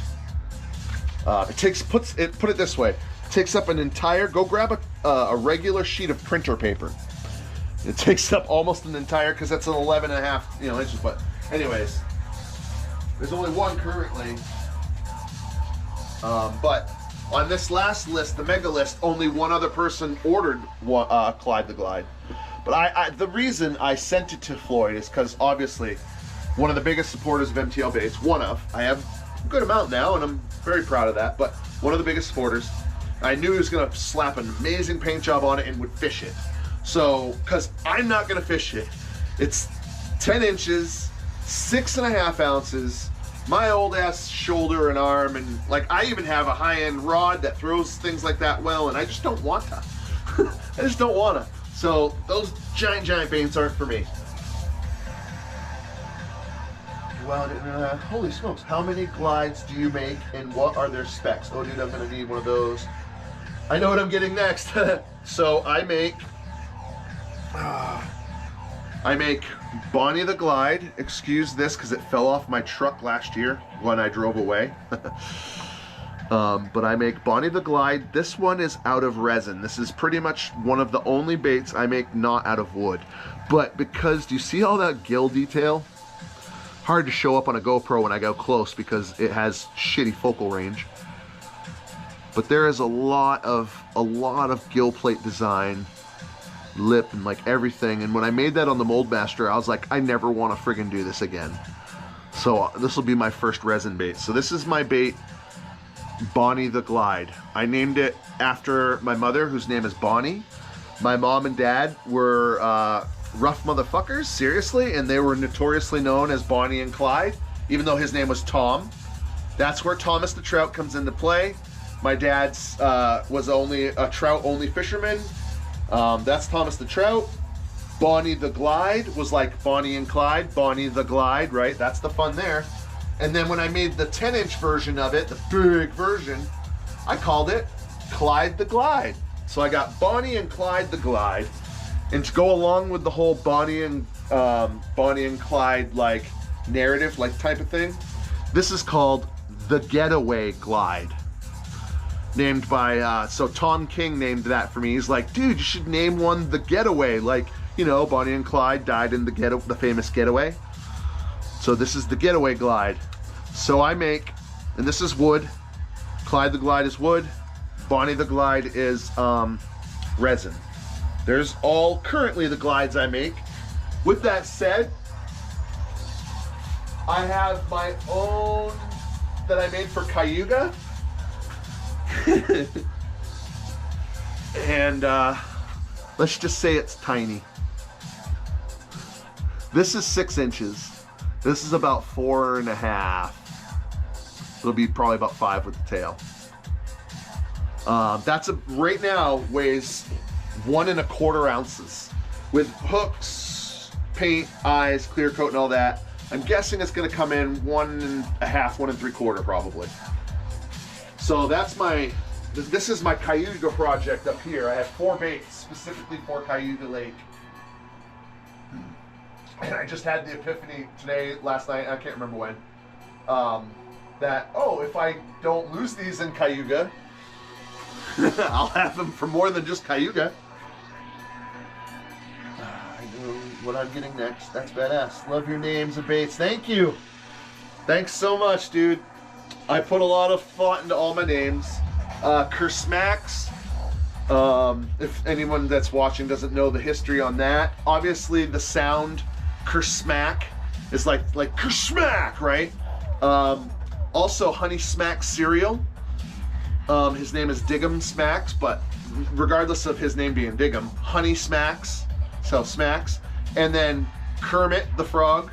So I was like, Kersmacks. That's that. Bruce Gillis. Molagilla Crawler. So if anyone wants to know where that one comes from, if anybody knows what, so I was going to make, all right, I originally cut out a big, I mean, I was making the biggest square bill I could.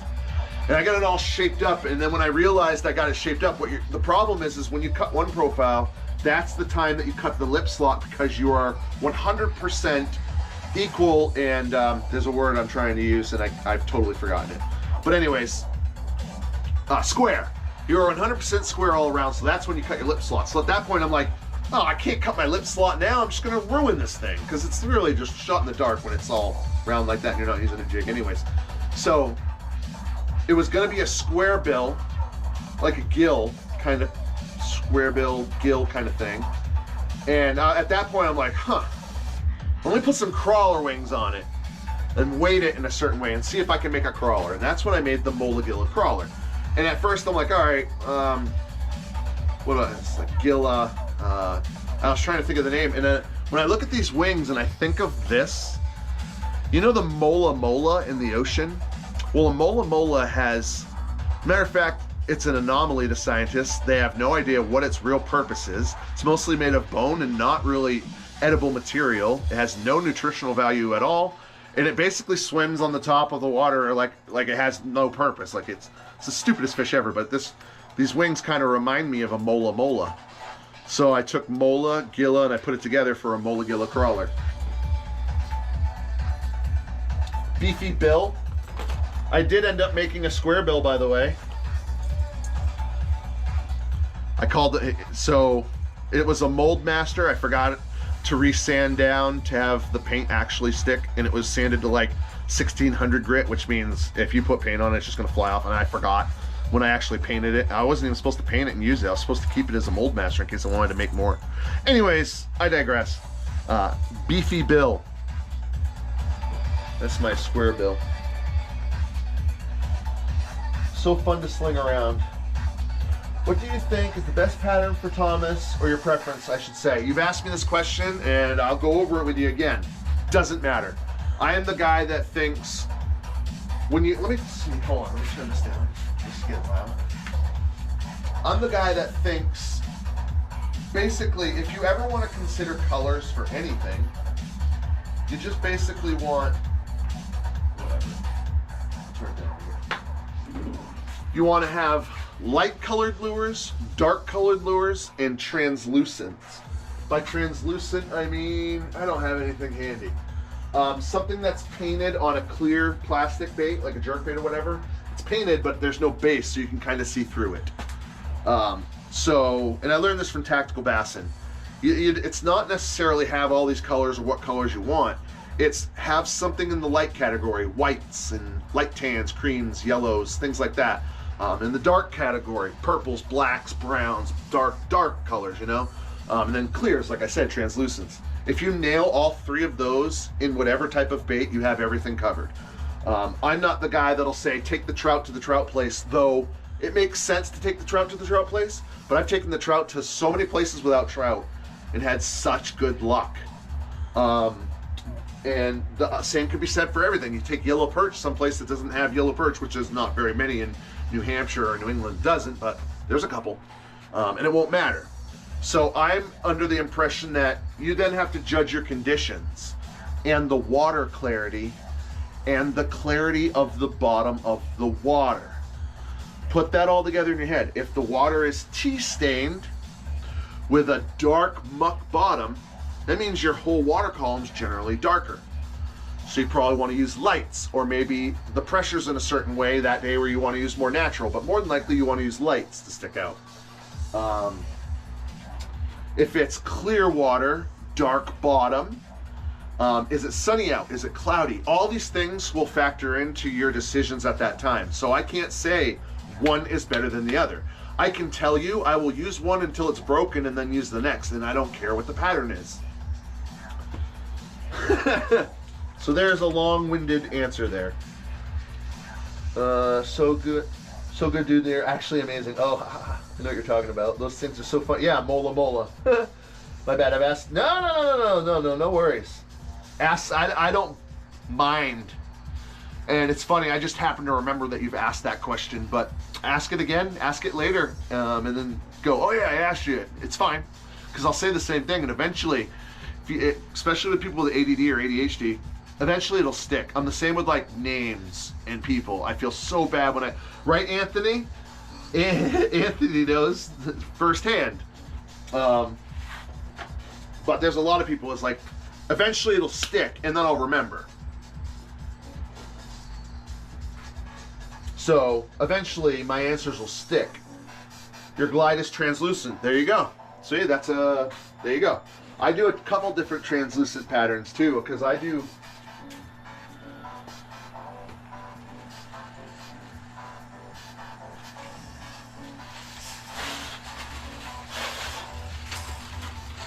So I buy these in bulk, right? This is my favorite kind of spook, right here. And I buy them in bulk, and I paint them, clear coat them, and sell them, right? Or use them, etc. But this can be painted. I paint a rainbow trout on that without a white or any type of base, and it does a translucent kind of effect. Like you can see it's rainbow, but you can see through it. So you want to have so if I brought this with me, I would bring a translucent version, a black version, and a white version. Just have a light version, a dark version, and a translucent. Tactical Bassin has said that multiple times on their videos, and I believe, basically, so your best bet is to have a getaway glide, have it in a light color and a dark color. You can't have a translucent because my shit's wood. So basically, unless it's plastic, you can't really do translucent, right? Granted, you could do hollow foil tape and stuff, but that's a whole nother rabbit hole. save that answer for a couple weeks when I forget. No worries. Rainbow ghost trout.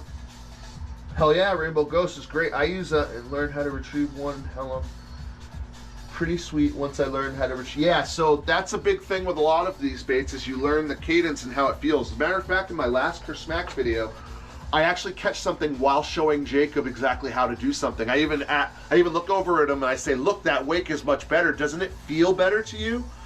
Because once you get the cadence down and how it feels, especially with like crawlers, there's a certain cadence. Or waking on top if there's a waking crank. If it's not a true wake and it's a waking crank, you need to sometimes tip up from high, you need to wake slow, you need to slow, like there's little cadences. But once you feel it, you feel it. Is this one done? I'm done.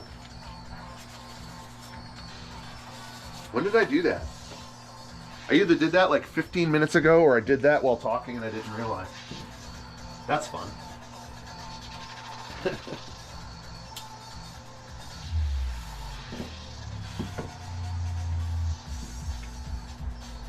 So Laconia, you're only like 35 minutes from me, Chris.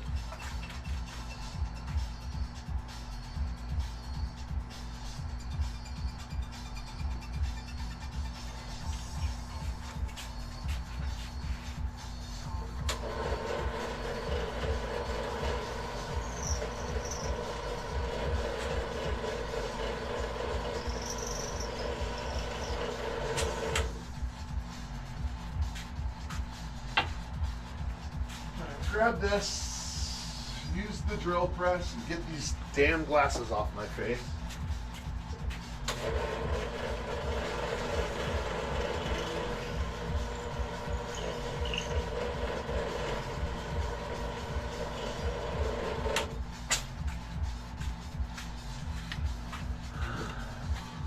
No, I've never foiled my baits. I've not dabbled with it. That's a whole rabbit hole I haven't wanted to go down. The thing is I don't actually like foiled baits. It's just a personal preference though, right? Like I have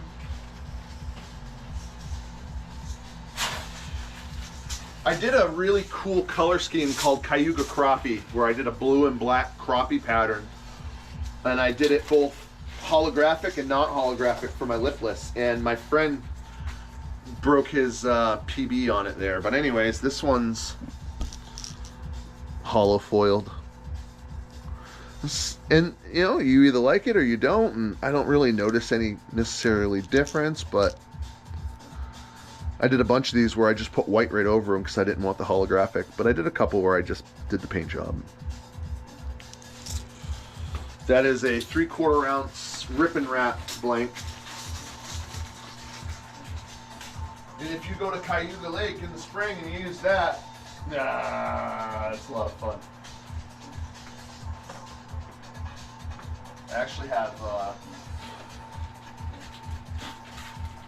it's funny about that. This goes to me to Cayuga. Wow, there's a lot of dust in there. These go to me to Cayuga. Here's one I've painted. Just a simple shad pattern because that's all it needs there. There was another one that's a simple shad, but what's fun is there's a little chartreuse stripe. Is it picking that up? Loud noises. Did you hear that? You probably didn't hear that. I put that into the mix. That's Steve Carell. Color shifting top.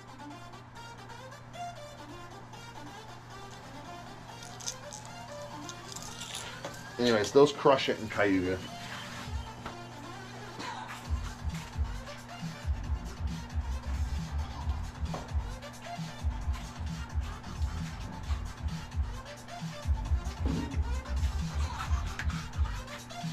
Let's see here. Medium poppers have translucent rainbow loon bone color, so I guess I had it down the whole time and I didn't even know it. If you watch my Winnipesaukee video where I got second out of 85 people and I won 1,100 bucks, I actually won $100 in the first hour on it's called Monkey Butt, the pattern of the Whopper Plopper, which is a rainbow trout translucent. That is the shit that turns me on fishing wise. I love the foil look. See, you either love it or you loathe it. I don't loathe it. I would be the category of loathe it. I just don't use it. It is what it is. I'll probably mess with it from time to time. Perfect for the shadow running, huh? I have no idea. I love how clean that looks. Thank you. Thanks, guys. I try.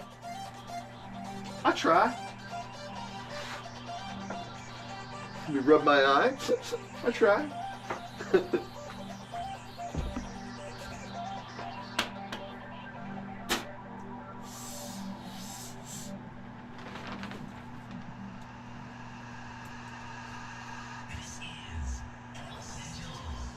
Did you hear who he said this is? El Essentials. Oh. Told you it was me, motherfuckers. Think I'm lying, don't you? I'm just messing around.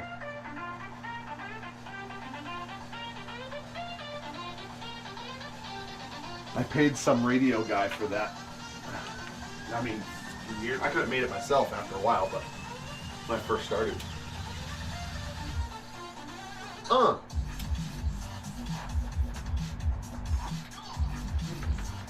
Oh, these bass lines are insane. I wish you guys could hear the bass.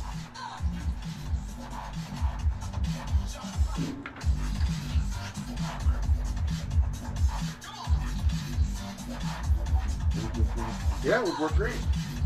We don't have much shad in New Hampshire, I don't think.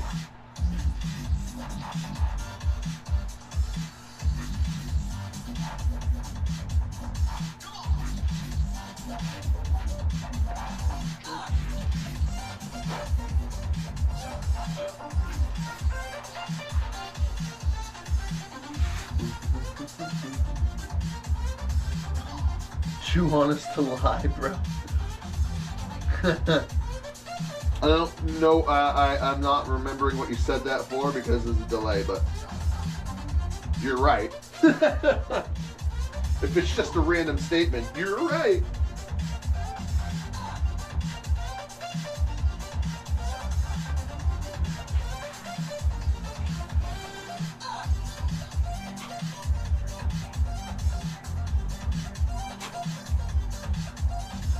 Actually, I'll hit that after.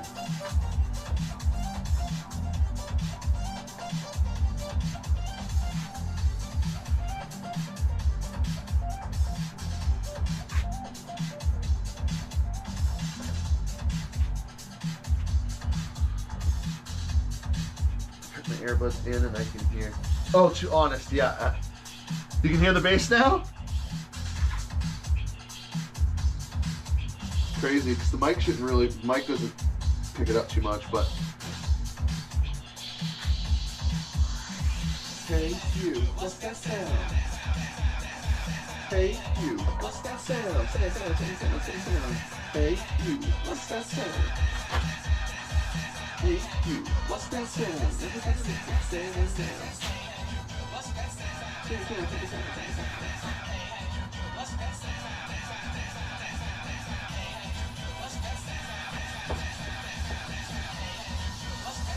Everybody look what's going down.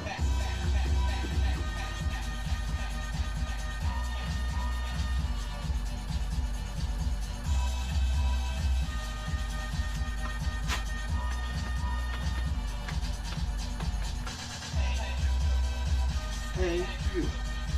Hey you.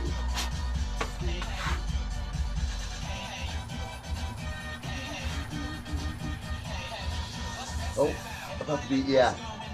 Yeah, I figured that out. I had some messages, I gotta check them.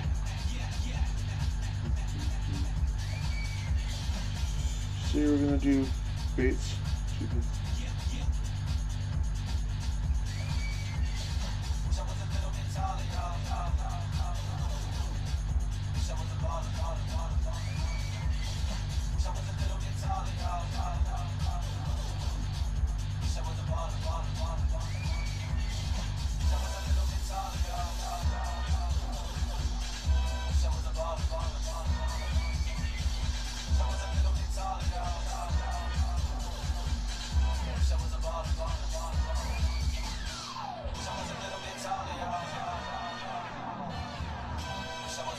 Sorry, replying to some messages.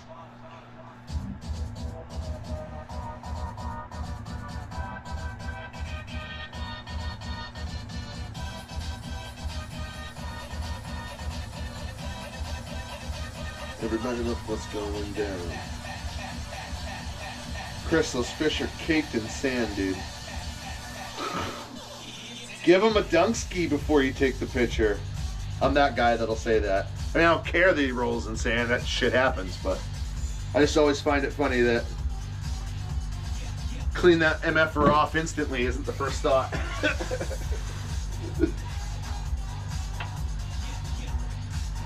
Looked nice though. That was a good looking fish.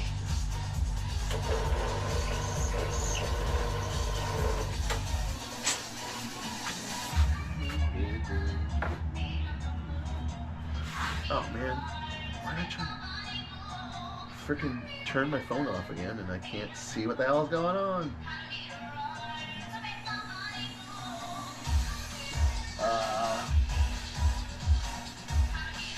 You took this one pike, the kid. Yeah, that was a massive pike. Your batteries were dead, so you didn't get a weight? Hold on a sec. It looks like a 4.5 pounder. Just with that gut and judging how his mouth looks.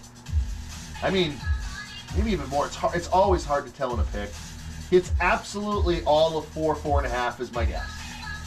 But without taking the scale, I mean, I've been certain that some largemouth were 5 pounds or whatever, and then they only hit 4.5. But there's a couple water sources.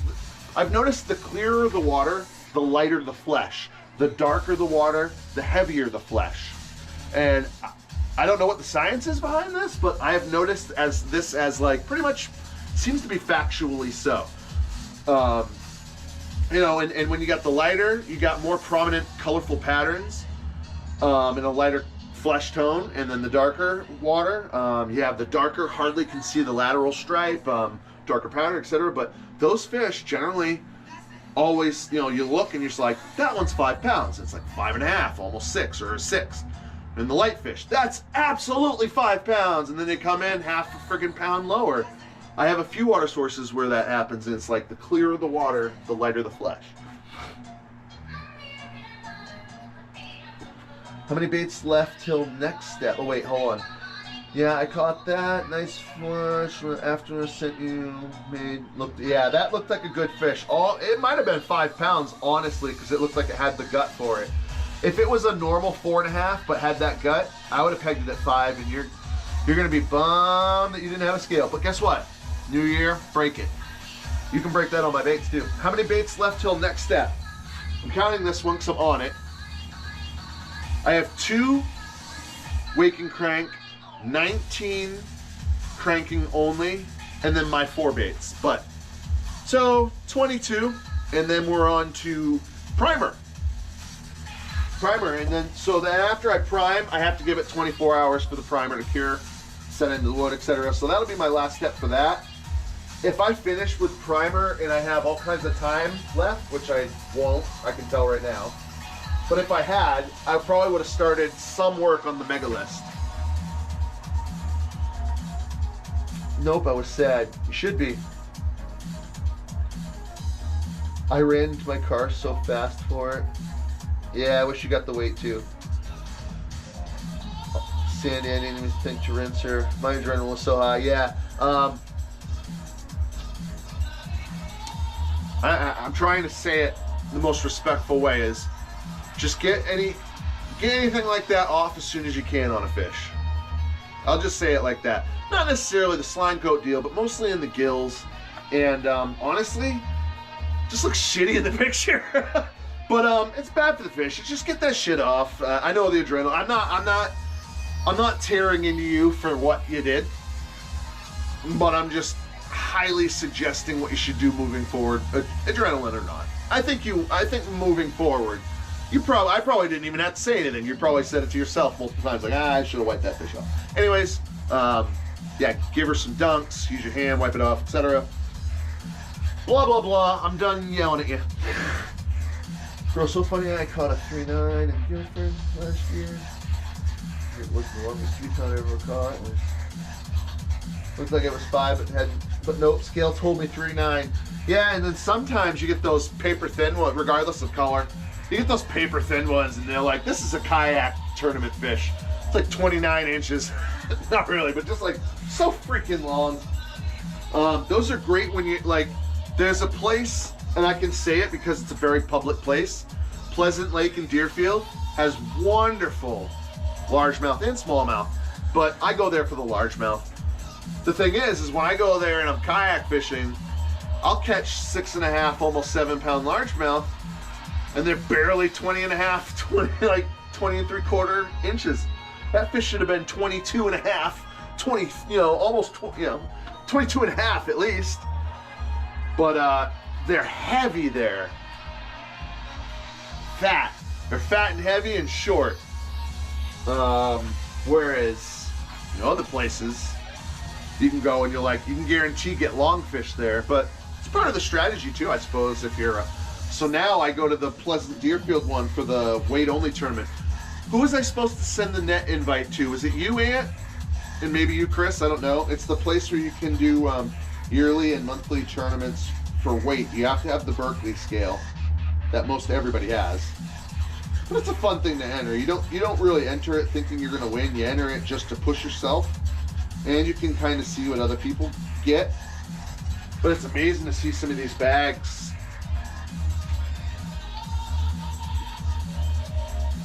Tell me off. Tell me this all the time. Not happening again. Yeah.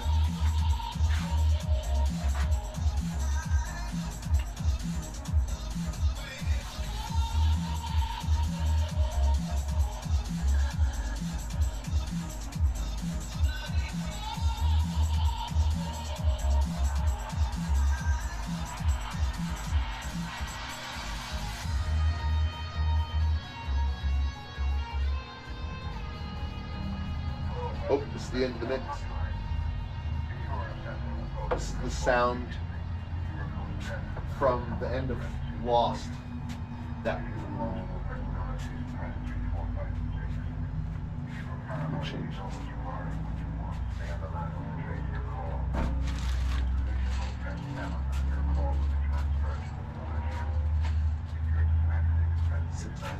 Six nine. Oh yes, I forgot to remind you. Got the one at Shallow Crab on the other side last year. It was easily a 4, but its belly was sunk in. Yeah, it happens. That's either an old fish or Senko gut.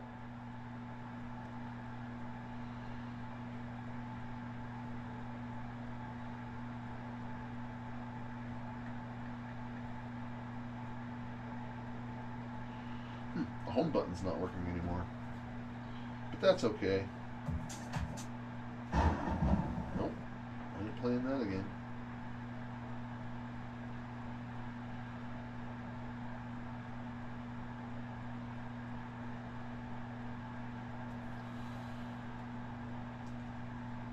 Lots of good forage in that place. Oh shit, what were we talking about? Pleasant? What were we talking about? I gut hooked one last year with big gut hooked out. I sat there trying to get it to come back. Yeah, it's never fun. What's nice is I've gotten to the point now where between hemostats and the behind the gill trick, I pretty much never lose a fish to a gut hook anymore. But if you don't have any of these hemostats, these are the best for going for the gut hook. And I go behind the, well, behind the gill plate, but that's very vague. There's a lot to it, and then as long as you pull tension on the line, as long as you can see the hook, like any bit of the hook, you're going to get in there. But if you follow the line down, you're going to find it. You get on it, and you just got to know which way to go. You go the other way, and you pop. It comes out every time, but it's never fun. This could be loud. I don't know. If it even plays. Oh, my dumpster's getting emptied. I was like, what the hell is that sound? 11:20. You MFers are late. I did all that running around for nothing. Ouch. Heater got me again. You hear the dumpster being emptied? They're being ruthless with it. You get it?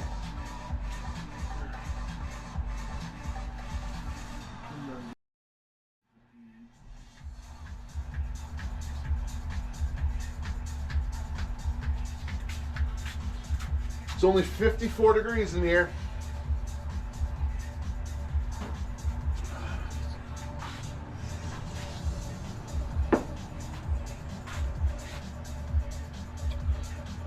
Gotta go through the gills. Yep. Yeah, some really good vids. I can make a good vid too. Become a surgeon. Yep. They call me my friend Jacob, him and his crew. The first day they met me, they started calling me Dr. Ellis. Because so many that they kept saying, just cut the hook. And I'm like, no. Give me a try first. We never cut a hook. Just letting you know. And because when you're ice fishing, a lot of the times you're gut hooking them. You can't really, I mean, you're deep throat hooking them, really. Yeah, so you can't help it. But you can do a safe release and a safe removal. Like you said, you become a surgeon. Put so much time on my wife, realized I can pretty much tell when it slipped. And I'm proud of that because I told myself, Chris, you're better at not gut hooking. Don't blame yourself for the gut hooking. Good, I'm glad you have honed your skills with that and gained more confidence with that. With that said, do not be hard on yourself for gut hooking. You are throwing something out that you want a fish to eat. Generally, when fish eat, they pull in, one grab, and then suck. Generally. Sometimes, when they're absolutely starving, they just suck swallow. And there's nothing you can do about it. You just got to get better at, like Ant said, you become a surgeon. Just get better at being a surgeon. That's all. And no worries, life happens. You're still going out there throwing pointy hooks into a living animal's mouth. So, I mean, in the grand scheme of it, it all really sucks. But the best part is, they've been scientifically proven. I don't know how. They know, but they know. They must have studied for looking for pain receptors in the flesh. I don't know. Fish don't have pain receptors. They have, it's not doing what I'm supposed to. Get away, get away. They have like flight, fight, and eat, and mate. That's about it.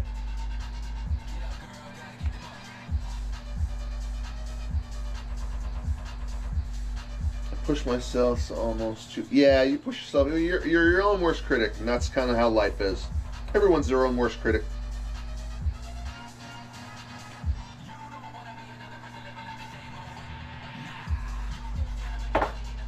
Unless your name is Mr. Tightlines, and then you're definitely not your own worst critic. I'm just kidding. But seriously, you don't want to be another.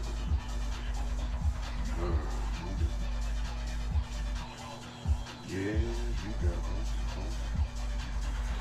Well, they have the what the fuck is this response? Yeah. Yep. And they just know that their body is not doing what it's supposed to, and they can feel tension from their area.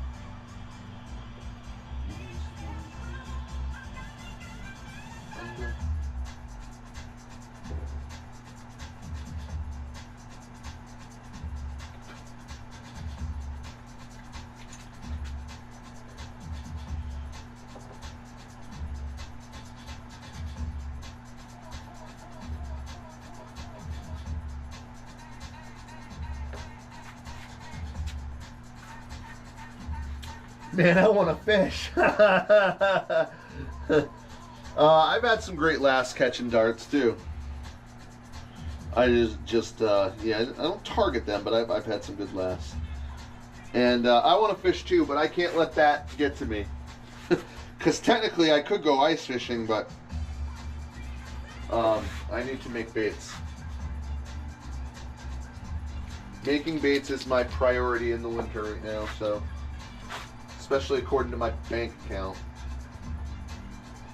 My bank account is very much telling me to go make some fishing lures.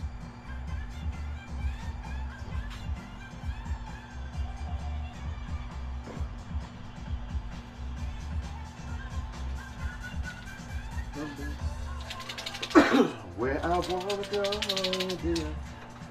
All right. Thumb a pickerel without getting an infection. Ew! Ugh! Or don't thumb a pickerel.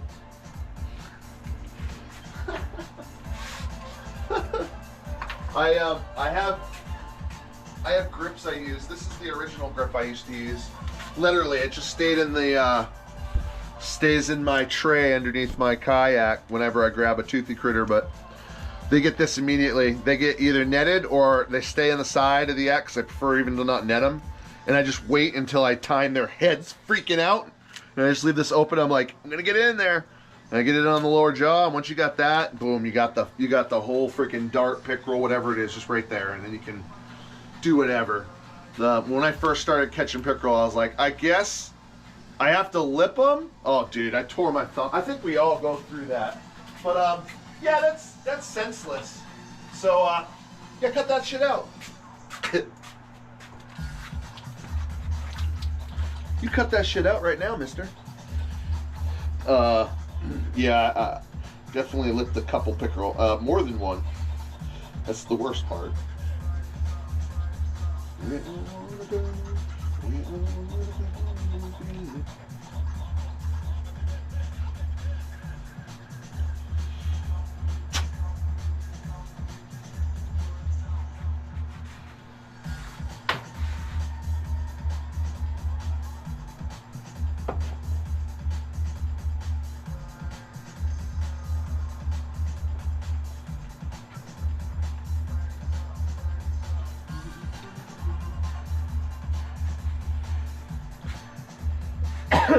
Yeah, I grab them around the, if you grab most fish right back where you would assume their ears are, over their head, you do a good firm grip and you go upside down, they're just going to shut off.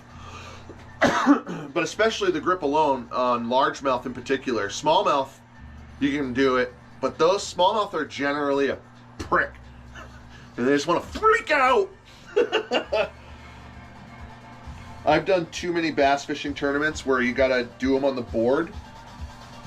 Putting them MFers on a measure board. You have to keep their mouth closed. You have to keep them bumped up. You can't have your hand over the gill plate. You can't have it on the tail. It's gotta go right in the middle. Get it all just right, and then you get your phone ready, and they're like, "Fuck you!"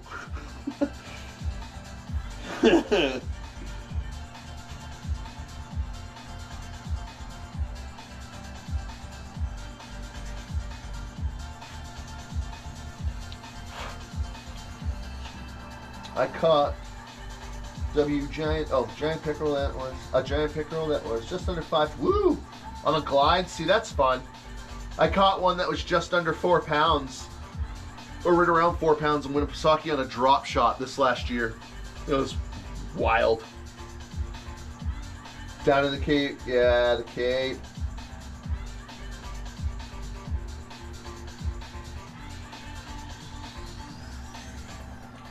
What? Pickerel? Oh, slender.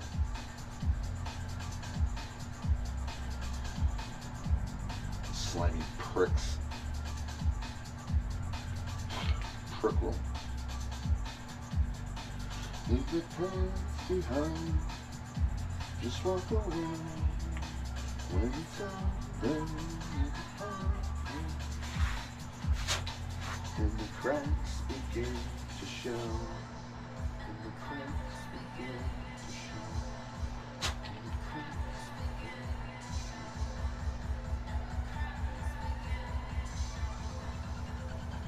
cracks begin.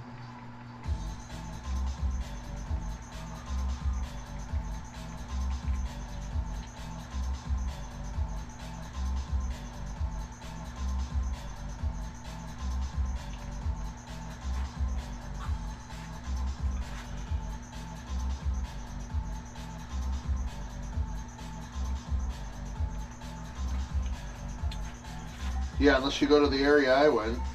And apparently, every largie in the whole place lives there. Again, again, again, again, again.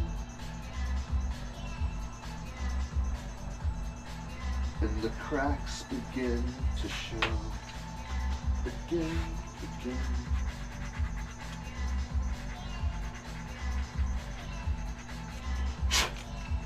Again. Cracks begin to show.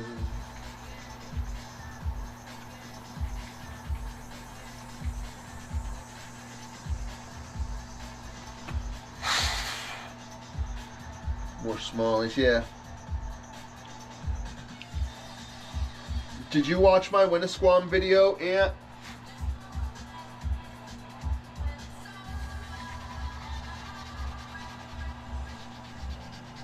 And the cracks begin to show.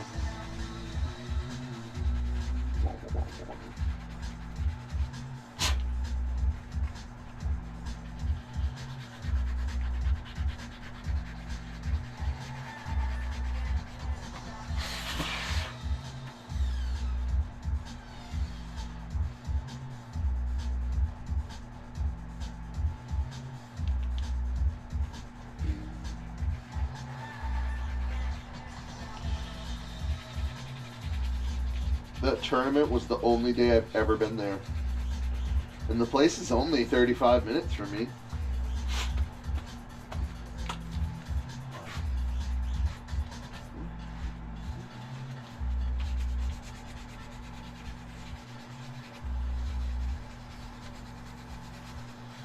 I feel like there's just so much dead water there. It's a nice place to have a motor.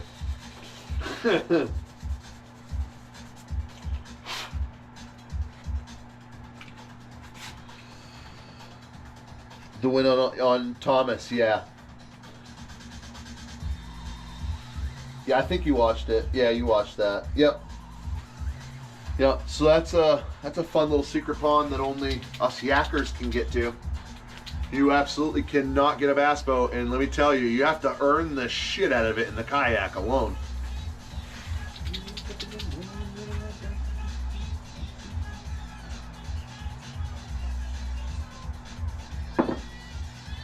This one's done.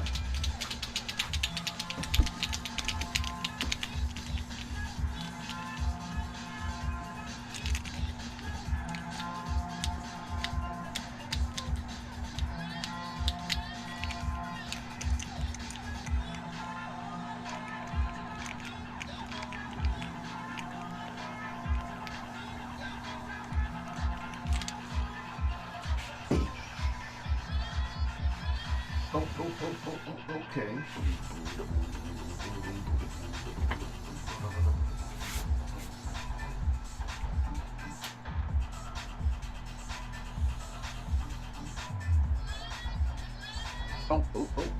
Okay. Last week in crank, and then we're on to the cranking only.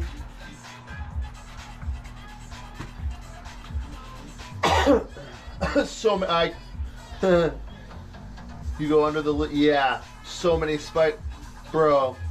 I couldn't handle. So I have a slight case of claustrophobia and a tiny case of arachnophobia. Now, as far as little spiders that I know are safe and I know are fine, I'm fine. So that's why I say a little case of arachnophobia, because it takes the right spiders in the right situation to start making my skin crawl.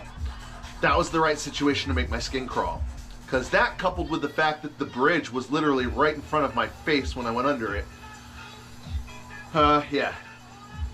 It was wild. It was wild. I barely fit.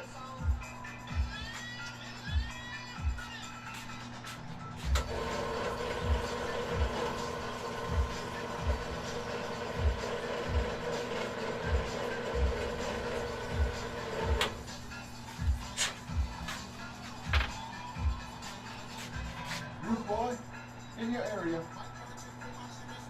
Good boy.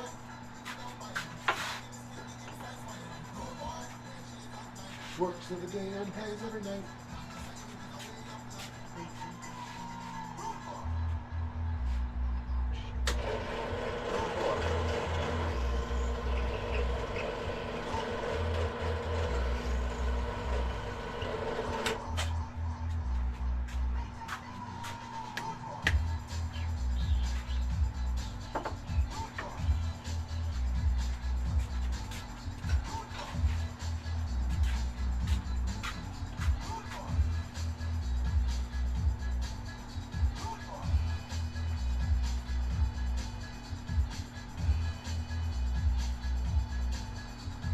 Night fishing is the best.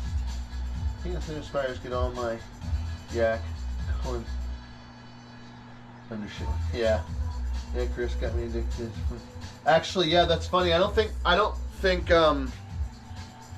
Fraga here, I would say Chris, but it would have sounded like I was speaking in third person. I don't think Chris has seen that, what you're talking about, which is funny because Chris also got, yeah, that's funny. Ant had watched so I did what was it? A podcast show kind of live thingamadooter with Northern Bass Fishing, Sean, 603 Bass. And it was about night fishing, and I did it with my friend Derek, who is a big MTL bait guy. And he actually literally learned about me and night fishing watching that, which I find awesome. That's too cool. Chris, I'm going to name this one because I'm pretty sure it's well known. Yeah, I fished Rollins, and it is well known. It's yeah, it's an alright place. Small.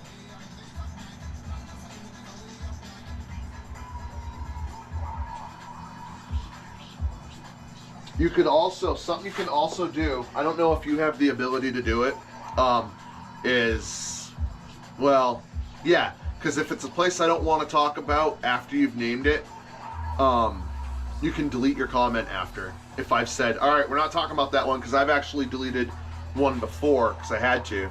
But you can always ask about it, and then I'll talk about it without saying what place it is. And then after you've gotten your answer, you can go back and delete it. Just be like ninja about it. Because I mean, I don't have, well, I got 5 people here. Who knows how many people are actually here. So if we're quick about it, you can pretty much say a place. Like I can't say it because if I keep my live feed for later,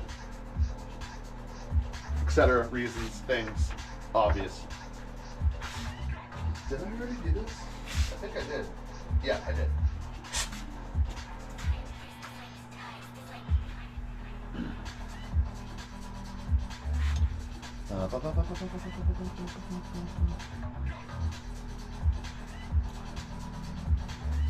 Yeah, there's Fishing Game told me. The average bass in there isn't huge. They're not small. There's a lot of 3-pounders in there. I have a friend that's gotten a little 5 in there. But it's small and I don't fish it. Especially, what's funny now is now that I got the front end motor, I definitely don't fish the smaller places enough. When I do, I like fish them in a row. Like I'll fish a place and then I'll pond hop, fish a place and then pond hop. But usually I tend to go to the bigger places now as much as I can.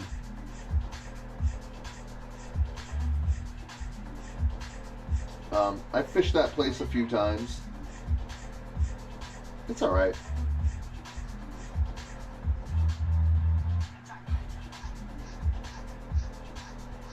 Not a place that I go back to. But I have a friend that goes back there and goes there often because not usually many people, and but he knows there's not a huge amount, but it's also a guaranteed bite. You go there, you're going to catch fish. That's the other side of it. You go there, you're going to catch fish. Message retracted. You did it. Nice. Let me see. Fishing. Yeah, Chris, I didn't know those Facebook Live messages posted as comments, so stay after it. Facebook Live messages posted as I wouldn't have name dropped that if I knew. Yeah, no, it's no worries. I think I deleted it anyways. I'm pretty, and if not, I'm not too worried. The further I'm getting into it, the less I can let myself hold attachments to places.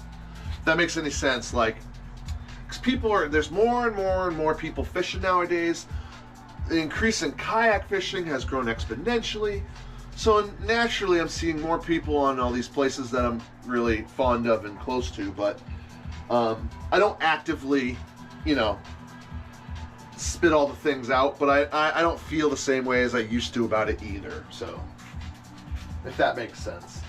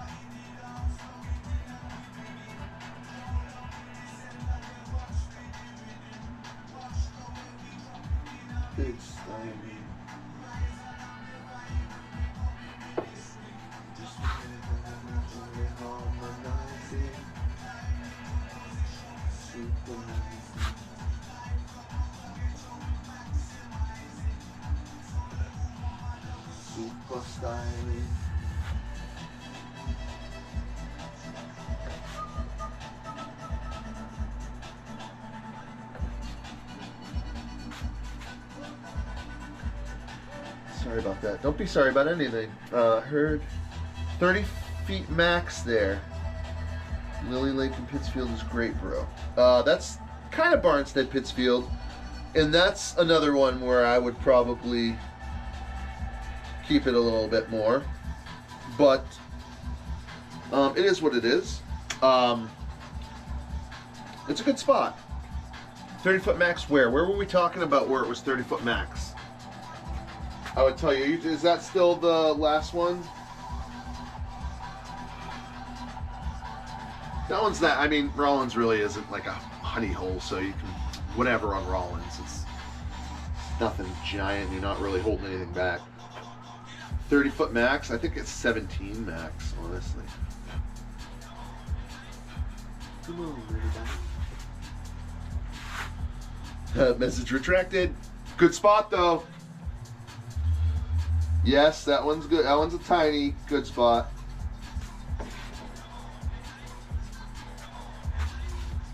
See? Now you're picking it up. Ask the question. Drop it out there. I'll answer and then delete the snot out of it. Yeah, Rollins is a whatever. I mean, there's not anything really there. Really anything worry. Like, Fish and Game told you what it was, and there is like one or two there that are like 5 pounds, but you can pretty much go to almost any water source in New Hampshire, and there's a great chance of a 5+ living in there. That's what I found. Unless you go to a stunted pond, you're always going to find it. Stunted ponds, you're not going to get anything over 3 pounds. Pretty much. You're going to get mostly 1 to 2 1/4. And tons of them, though, when you go to stunted ponds. We have a tournament in one of the bass groups. It's called the Iron Man. And it's as many fish as you can catch over 12 inches added up in a 10-hour period. I think it's a 10-hour long tournament. So you can get up to like 500, 600, 700 inches because every 12-inch fish counts. But you go to a good stunted pond, and it's fish after fish, and they're all like between 14 to 18. You can do good at a tournament like that. Don't talk about that place. That's where I lost the one I told you about. I didn't lose my... Oh, really? Yep, that one's on the border of Barnstead and Pittsfield, but it's technically in Barnstead. Super technically. I think it's a border pond.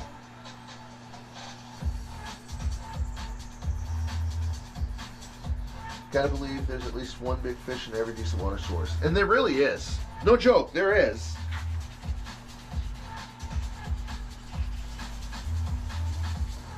Some places are more, like more forage, bigger fish, abundance of more bigger fish, you know. Those are the places that are a little bit more like honey holes, you know. But yeah, stunted places or whatever.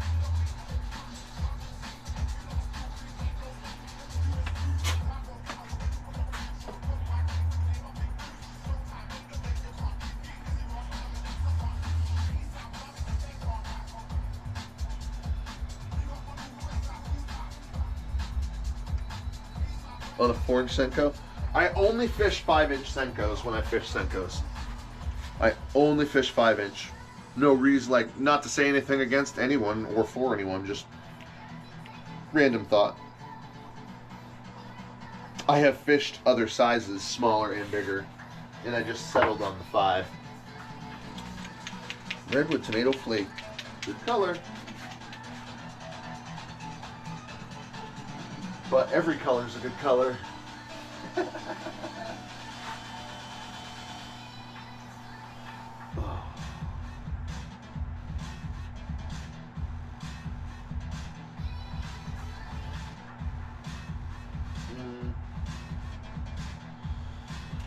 Shave a little off of that. Last minute changes.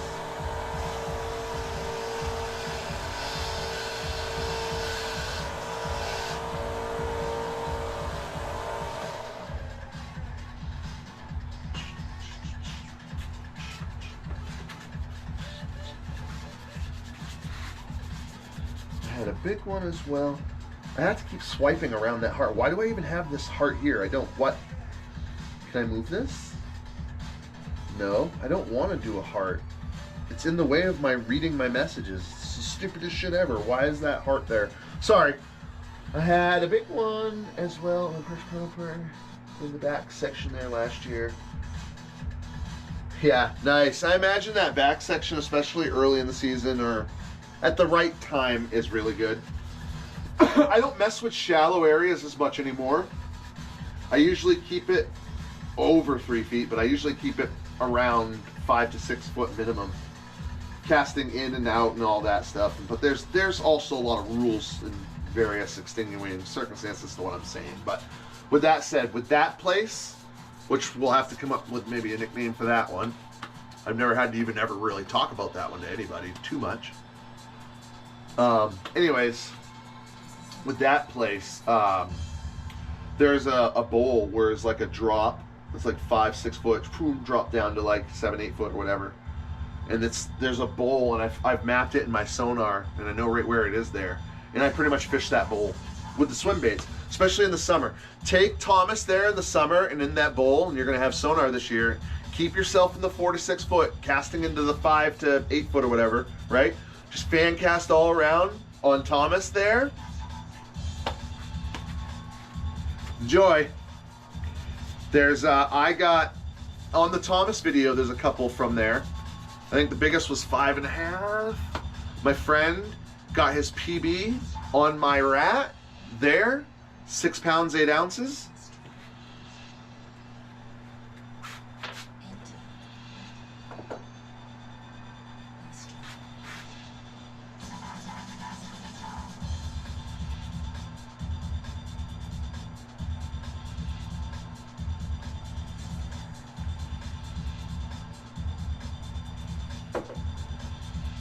Ant, if you're ever left out at any point, you're going to have to just private message after he's deleted his question. Also, Ant, you could do the same thing. You can ask about a water source, and after I've answered it, just go back and delete your comment. And I won't say the water source, especially if it's not like a well-known place. Like, I'll talk about all well-known places like Webster and stuff like that. Pleasant Deerfield. Those places get hammered anyways. No secret. So definitely don't fish with Tommy and shallow, obviously. So that's subjective, Chris. Oh, yours. No, don't. Yours is the sinking cranking, the sinking cranking. So yours is gonna sink like a foot a second or something like that. I don't know how fast. It depends on, sink rate depends on the water temperature. Once you hit 70 or below or 70 above, it's drastic changes, right? So my point is, it'll sink slower in cold water, maybe even rise, but who knows? But well, no, the sinking only will still sink. It'll sink slower in cold water. In the hotter water, it sinks faster. Point being, yeah, don't use that one in the shallows because it cranks right around 7 to 10 anyways. So only use, I would still use that at the place we're talking about, but cast it out and just instantly start cranking, maybe even tip high, because you might get down and start smacking along the bottom, but you'll still catch them there on that. The waking crank goes 1 to 3 feet down, but the thing is people hear that and they think, oh, it's shallow. If you watch my Thomas video, I got a 4-pound, 8-ounce smallmouth. It was a 4.6.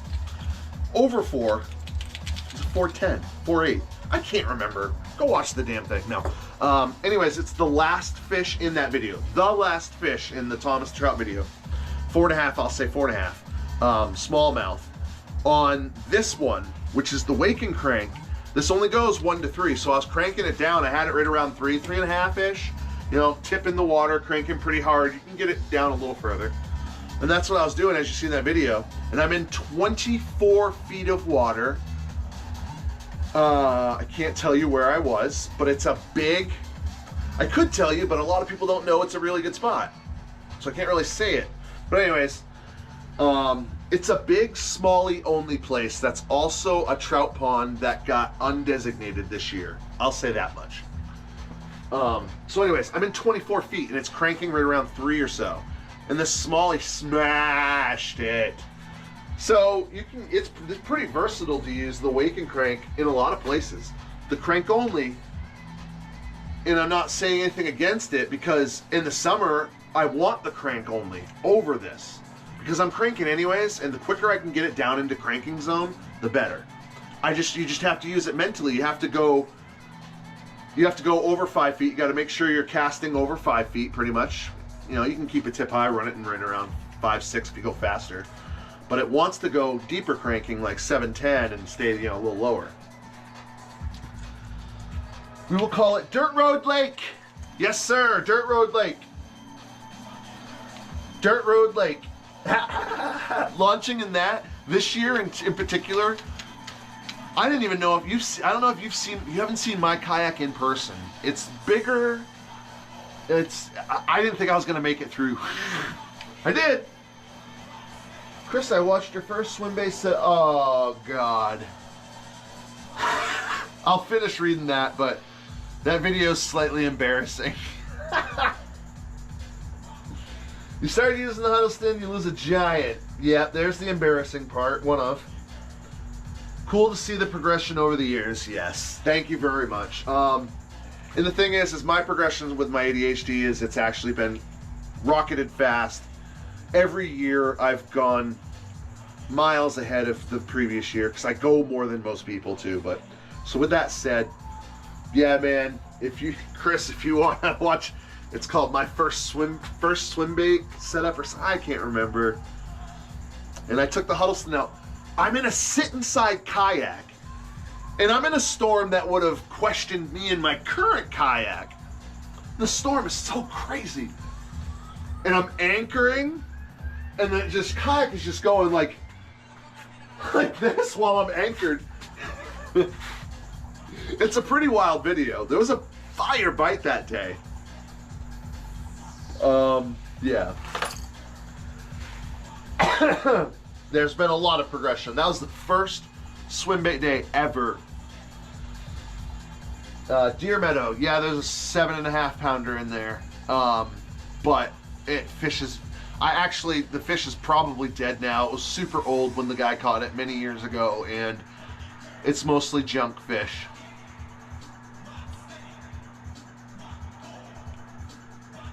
Got his bass tracker in where? In Dirt Pond Road? So, wow. Wow. Dude, I was dying. You were savage for that. Yeah. I was freaking out. I look back in retrospect, and that fish was still, the one I lost, was still probably 6 pounds. But it was, I don't think, that place does have 7 and 8 pounders. No question about it. That was my first 7.3 was there. I have friends that have caught 8s. And I have one friend that claims he claims an 11, and he said he sent it back, but I don't know. And I saw the pictures, and none of it on the scale, but I saw pictures of it, and it actually looked pretty fucking big. But I don't know how much I believe it. Though I lost those couple fish there this year. One we saw on the glide, and that was probably around 6, maybe 7. But the one that I lost Thomas on, and I never got it to come up in the whole fight, I think that one was 8+. Eh. Used his paddles. Oh, yeah. That's awesome. That's crazy. Must have been a smaller tractor, too.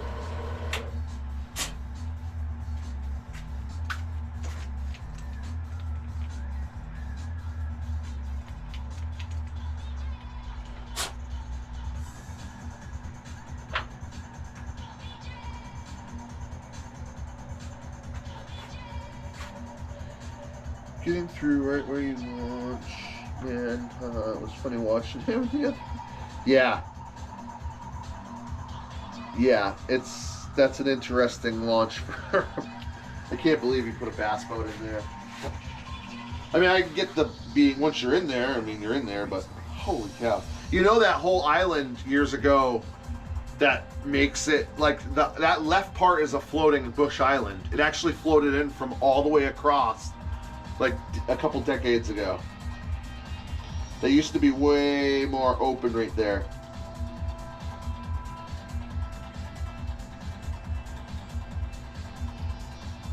And someone told me that, and I was like, wow, that's crazy. And I believed them, but I also saw the exact same thing happen with my own eyes at another place. I fished it one year, and in the middle of this place was this bush island. It's just, the way it's designed, you can tell it has very little roots actually in there. And it's under, like, you get under there with casts, and that's where you catch fish because there's just so much under it. But my point is I came back one year and I was like, holy shit. The whole island that was out there was in this front right corner. And I was just like, I'm talking to my wife, I'm like, I'm not crazy, right? And she's like, no, I can't believe this. Because she knew that place too.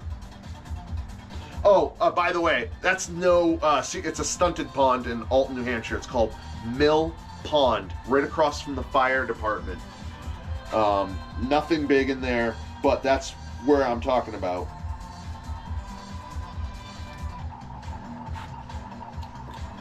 $15-footer, yeah, I can see getting the smaller tracker in there. Still, you have to earn the shit out of it.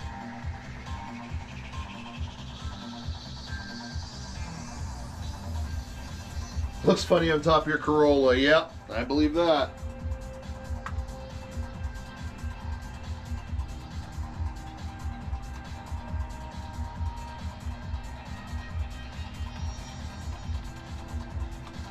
Wow,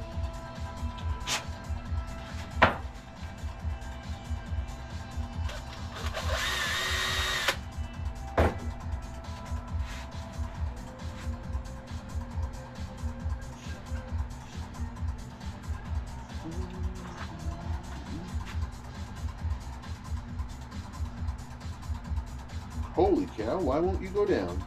I'm gonna have to cut you. That doesn't make any sense. Why aren't you going down?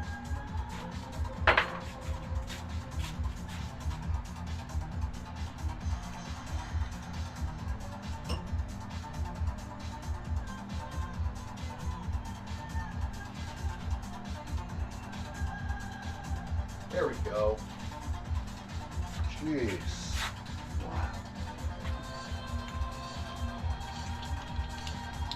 Yeah, Dirt Road Lake has monsters.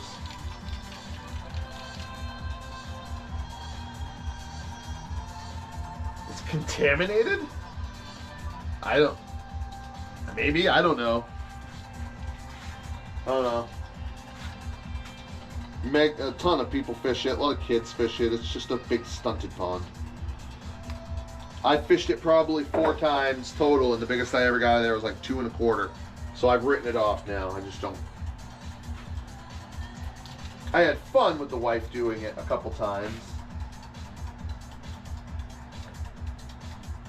That sounded terrible. No, not the marsh.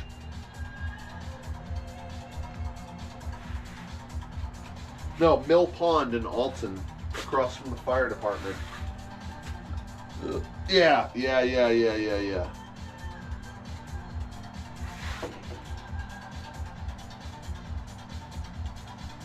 it's not even worth any of our time.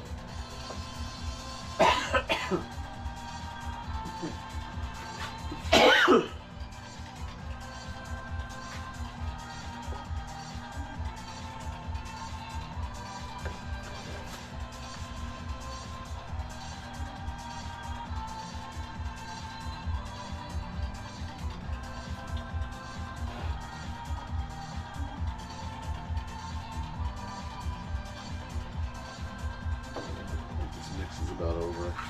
Son of a bitch. Wish I could get to my favorites list so I could play longer mixes.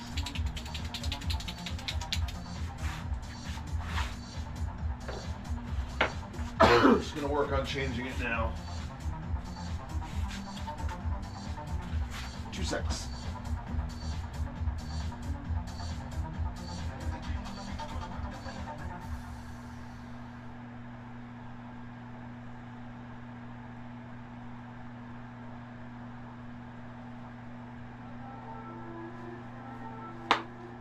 There we go. Lost a monster at Merriman Marsh. When you go under the road. I wish I landed that one for sure. Yeah, the marsh has got some good fish. Yes, indeed. Alright. Here we go. Time to do the next step, which is the next step, And we're going out on the lake. Right here. Some of the best smallmouth fishing in the state. Merriman Lake? Yeah. Yes, what you heard is correct. But it's also some of the trickiest. Can be.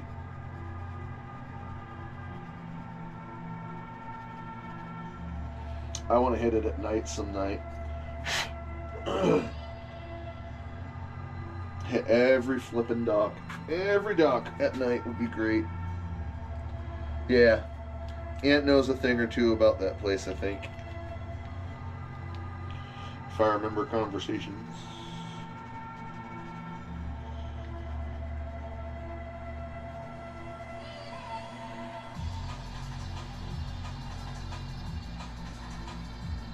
And that's not a secret place either. Definitely not. Speak freely amongst yourselves about it.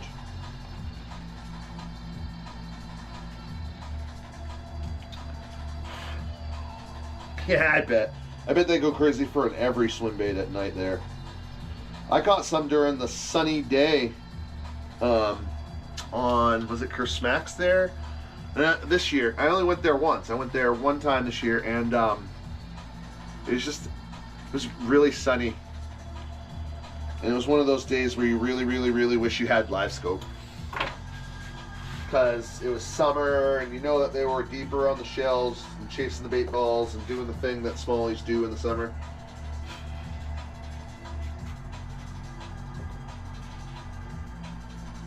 Biggest smallmouth I ever seen came right up from like 20-something feet because it's the clearest water ever. That water is so ridiculously clear. Came up from like 5 million feet. I saw him the whole way. Came right up almost to the top, right next to my kayak almost. I'm like looking at him like, what are you doing? Also, you're the biggest smallmouth I've ever seen. I threw my craw at it. He watched it go to the bottom and then just swam away. Never scared of me once. Can't wait to hit my little spot. Sonar. Yeah, buddy. They'll go crazy. Yes, bro. They'll go crazy for all that stuff there. I'm gonna spend I told myself that last year that I'm going to spend more time there this year, and that was before I even got live scope. Now that I got live scope, thing is I want to spend more time everywhere now.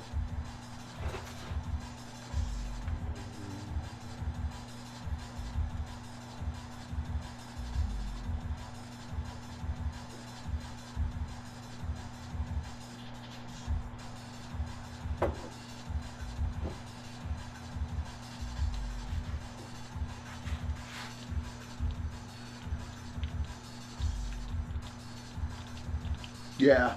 Yeah, just the standard sonar changes everything. Absolutely.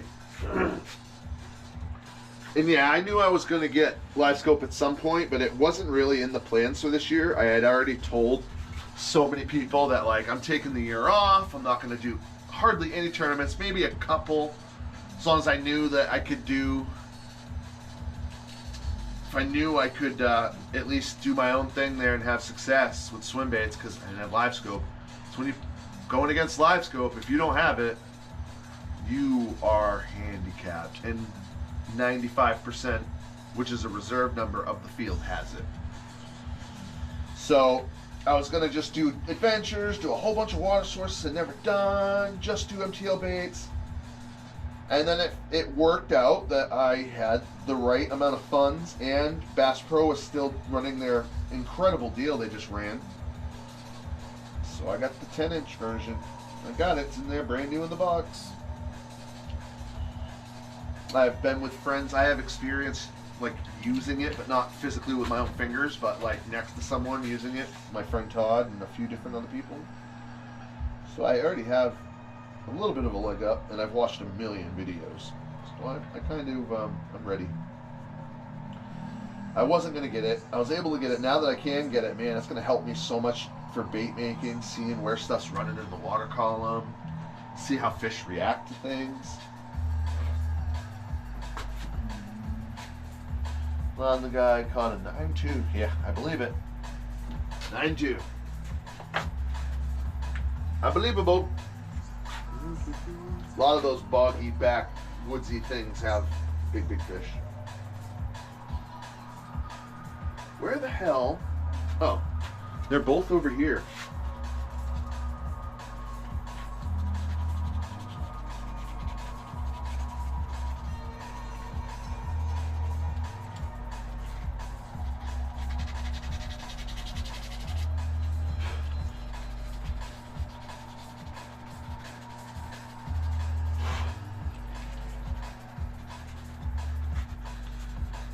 Pick your brain on what you think about it once you have used it for a while.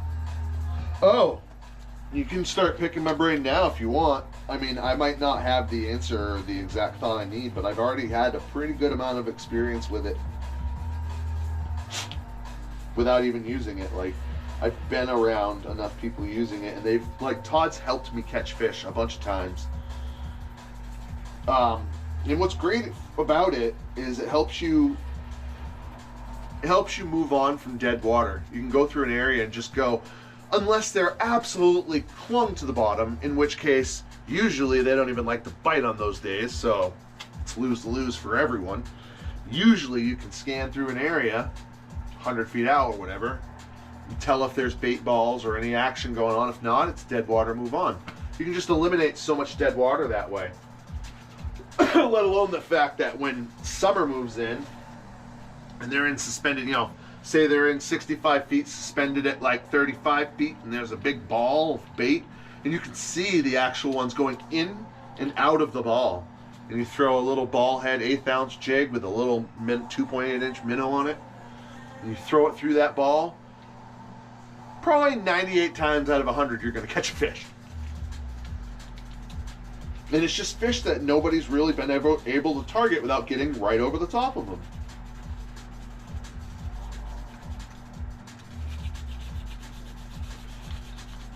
So now that I have it, I can actually compete again. Do you think it will change your fishing style? Slightly, yes. Yes and no. Yes. Fuck. I've had to think about this question myself since I got it. Ultimately, it is, right? Especially until I get to really know it, I'm going to have to dedicate some time to it. But no, I think there's a magic to casting along a shore, along a shelf, along a weed line without really knowing, and just fan casting out the area. I think there's a magic to that, especially in the right depth, docks and stuff. Live scope still helps with all that, but I think there's a magic there that I'll still keep with swim baits. But especially when it becomes summertime and or early spring, right? You know, you want to get the glide baits into the strike zones or whatever, or the jerk baits or whatever it may be, and yeah, ultimately it's going to change things. It really is. Biggest largemouth I've seen in person other than yours in NH. Mine in New York. Yep. Yeah. 712 and a 710. Bigger than my 7.7 in New Hampshire. Say you wanna move on. There we go. Last week in crank. Last one with the small weights. Now we're gonna go to the big weight.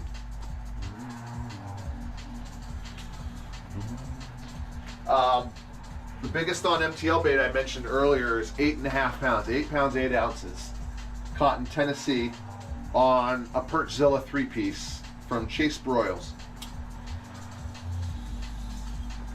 I didn't see it, but that's the closest I've been involved to one bigger than the one I've caught myself.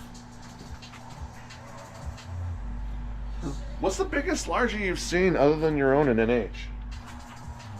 My own. In my, like, yeah, I guess that's the only way to answer all of that. Shade away from swim baits? No. More. Or you think you're trying? No, I'm dark. No. My. Whoops. Why did I do that? No, I will not shy away from swim baits. My main goal will be to try and get them. That's half the reason I made this glide bait that's so tiny, right? I'm also going to make baits that kind of helpfully work more with forward-facing sonar. Littler cranks, littler crank downs. They're still swim baits, but they're like 5 inches, right? Also, I want to work my 6-inch baits and stuff like that, my glide baits. Just kind of let them sink, get down closer, and then work them through the area and see how it works off of rocky points and stuff. I've seen online, and I've had friends that do swim bait stuff, and they have tons of success with it, especially with the glide baits. Glide baits and crank downs, I think, will be great with live scope. So, but when I'm doing that top water wake bait action or working around weed edges, docks, logs, etc., or that are near shore, I'm generally going to just still fan cast and move along and stand and keep going. But at the certain times of year, I'll be forced, like if it's a heavy, sunny, pressured day, minimal wind or whatever, and it's like summer, I'm going to have to go deep, right? In which I'll use live scope, absolutely. And I'll try with the glide baits and stuff, but if it's a bite where I have to conform, like I'll try everything before I have to try what I need to. But what I need to is usually going to be, you know, jerk bait or the little eighth head ball head jig with the like 2.8 inch minnow thing on it. Yeah. I didn't grab a tail when I was over here.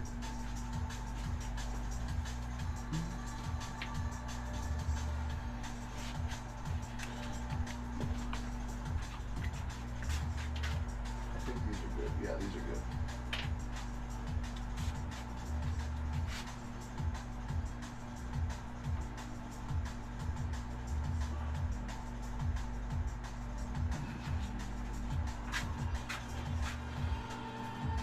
Think you would jig a lot more with live scope? Yes and no. I think I'm going to use whatever. Most of the time, especially when you do your research, you find out a ball head jig with a minnow is almost like 90% of the forward-facing types of baits. You cast it out in the kind of in the area, past the area, and you just do this in a slow retrieve, and that's pretty much where it is. It's that jerk bait, pretty much. it's kind of boring when you break it down, but not boring because I like all those I like doing that anyways. And I like video games, and it becomes video game fishing. So I'll like it, and I'll conform when a tournament or when I'm out there and it requires me to. But generally, I'm going to be the same exploratory swim bait guy that I've been. Yeah, that's pretty much my goal. I'm going to call Cayuga Joe. Cayuga Joe? Call you Cayuga Joe? You can't. My friend Joe Baker that fell in love with Cayuga through my and Greg Blanchard video, he went there. He got a couple 7s this last year, but because of me. So I would call him Cayuga Joe, but I get the joke.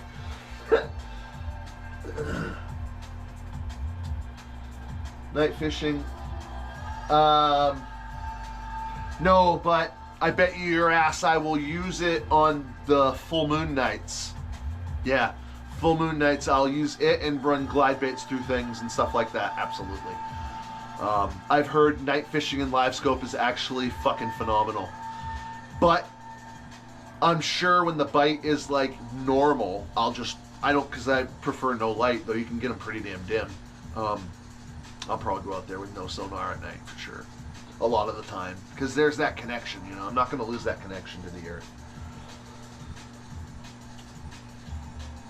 Like you said, the sunny day you had would have been perfect for it. Yeah, absolutely. I slay with a ball head jig in a minute without live. Yeah. Smallies love it. Yeah, imagine having live scope and having the ability to go, because with live scope, it's like Battleship. You can see how deep something is, and it's a grid pattern. You can see how far away it is. And you got an arrow point. So if you look at it in 3 dimensions, you know wherever the arrow's facing, which is where the transducer's face is, the direction. And then you play Battleship. You go, oh, that bait ball's right out 75 feet away, right around that deep, okay, and you cast out and you try and go just past 75 so you can bring it into the strike zone. You see your bait go down and you work it. It's wild, it's fun in its own right. You either like it or you don't. And I was the don't guy for many, many, many years. Well, let's take off. Last year, I would say 97 to 99% of the field had it. Now, this is serious kayak competitors. I'm not talking just your backyard club. I'm talking like the serious level, right? Just like, bass boats.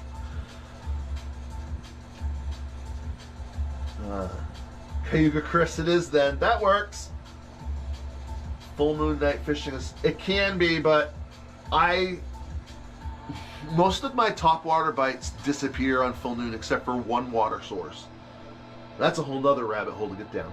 Yeah, true, those are shitty nights where it would save the day. Yeah, so for me, the full moon nights are the shitty nights where it would save the day. Especially because I don't need to worry about having light in my eye anyways, because everything's lit up.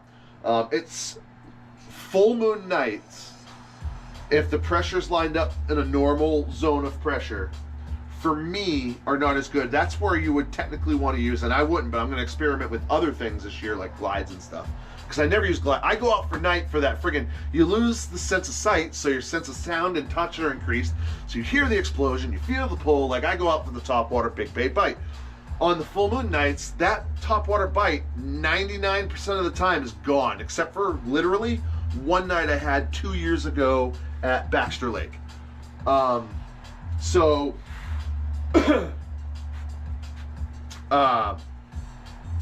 Those nights are good for like spinner baits with a Colorado blade, chatter baits, things that make noise underwater running in the water column. Because then it's almost like, again, it's like a freaking sunny day in a way. I think those nights will be great for live scope.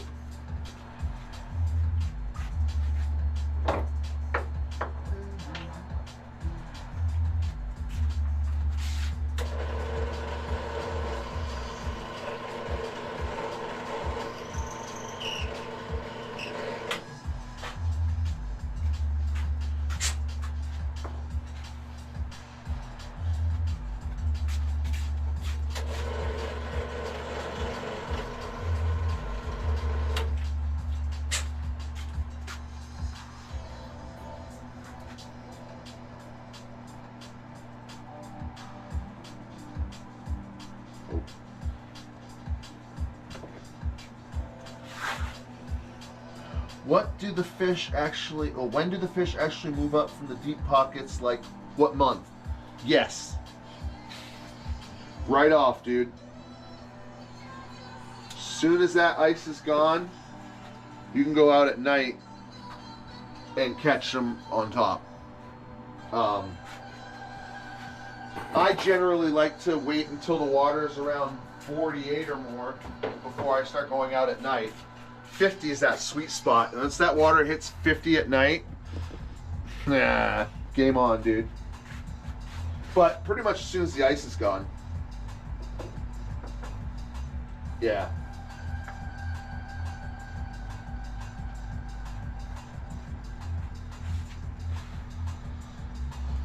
Like I said, I started doing early last year and was successful for the most part. Yeah, bud. My first hosted fish was on full supermoon. Nice. 6 pounds. Horrible bite that night. Exactly. Full. See? Yeah, supermoon. Was it last season? So I was fishing that same supermoon at night, top water, and I always insist on top water. Last year, midsummer and on, I finally started cranking down, and then I was cranking some Thomas at night and still having success. But man, I go out there for the top water explosion. So it goes against everything that I'm about, to use something subsurface at night. But I'm gonna suck it up more this year, and I'm gonna actually do it when it needs to be done, you know? I have a few places in mind that would be good for. I forgot I was doing the cranking only one right now, and I realized how much heavier this was. I should actually see what the weight difference is right now when I get this put together. Oh, if I don't remember to do that, somebody remind me. Wait, I'll do it now before I forget. Grab this one. Grab this one. Okay. All right. They look the same. Oops, sorry. They look the same. This one's a waking crank. This one's a sinking crank only. Way more lead. Tons more lead. So we're gonna find out exactly how much more lead right now. Because this is a question that, stop it. This is a question I've wondered also. It's not gonna be the final weight. You can't final weight them until the lips are in and the clear coat and the paint. That all adds weight. But I can get an idea of, I can know exactly how much they are versus each other. Know what I mean? Know what I mean? R.I.P. Ernest. All right, waking crank. It's 46.7 grams. So that's like just under 2 ounces. Yeah, because it comes in about 2 ounces with everything. So 46.8 grams. 46.8. 46.8. Cranking only. 59.5. So 6.5 to 9.5. 13 grams. So it's about a 1/4 ounce heavier. Okay. It's a 1/4 ounce heavier. Wow, I thought it was going to be more than that. I mean, I just never checked.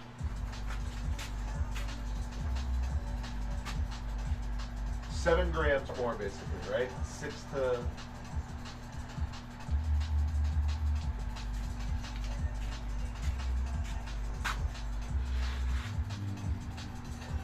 Do you think shallow crab is a good place to start practicing with a crank-only swim bait? Yes and no. Once you get the sonar, you start to realize, in what I call the... So I'm going to draw a map for you. I'll ultimately say maybe no. I know what you're thinking right now. Everything I've said so far today, you're like, damn it, I didn't get the waking crank.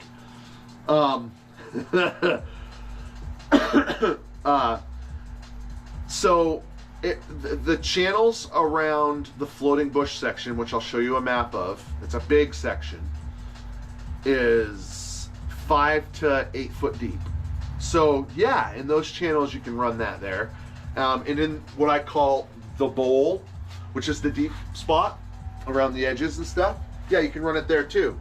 There's also another spot near the launch you can kind of run it, but overall, you know, like I said, you don't want to run it if you know you're under 6 foot, say.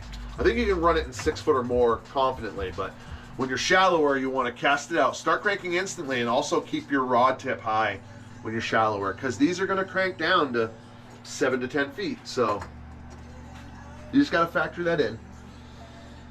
Yeah, I know you're thinking that.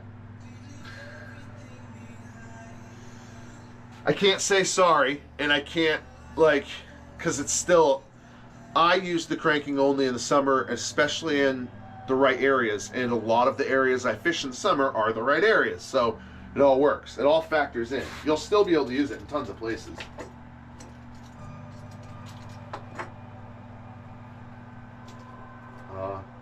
How do I have 2 baits right here? Oh yeah. I was doing show and tell, idiot. Okay. Alright, you go back to your home. You go back to your home. Did I not grab another tail yet? No, I just finished up with one. That's right. Alright, grab this tail.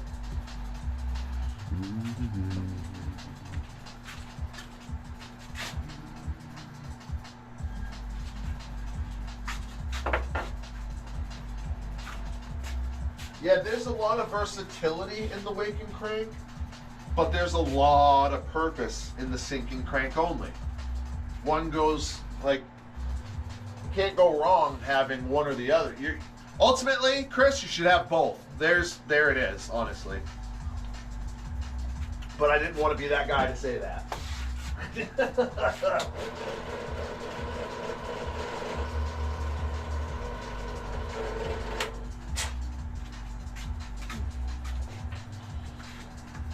Launch off to the left.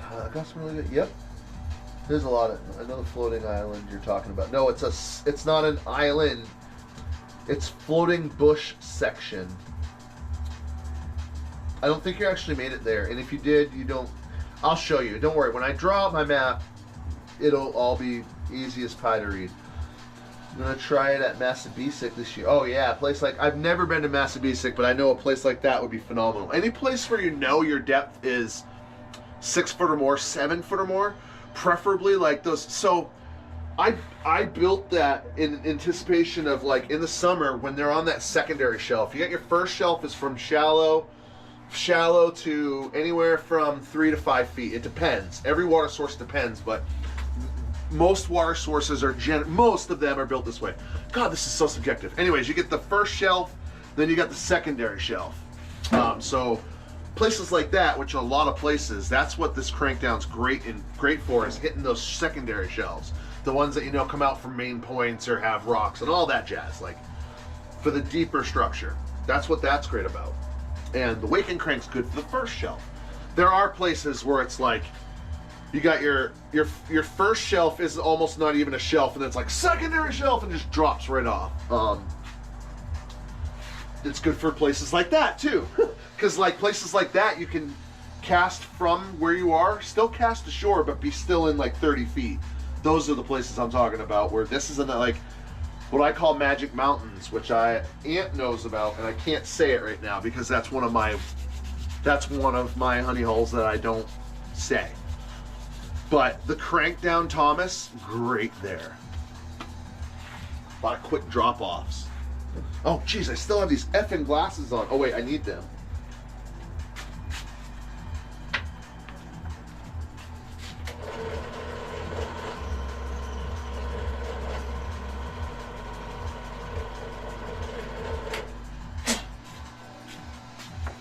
No, I don't need them.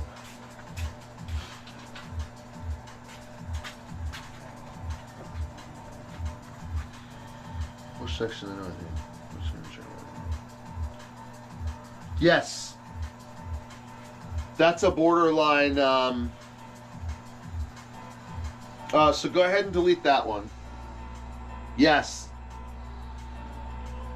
And when it's off, it's off. But there are some good ones in there.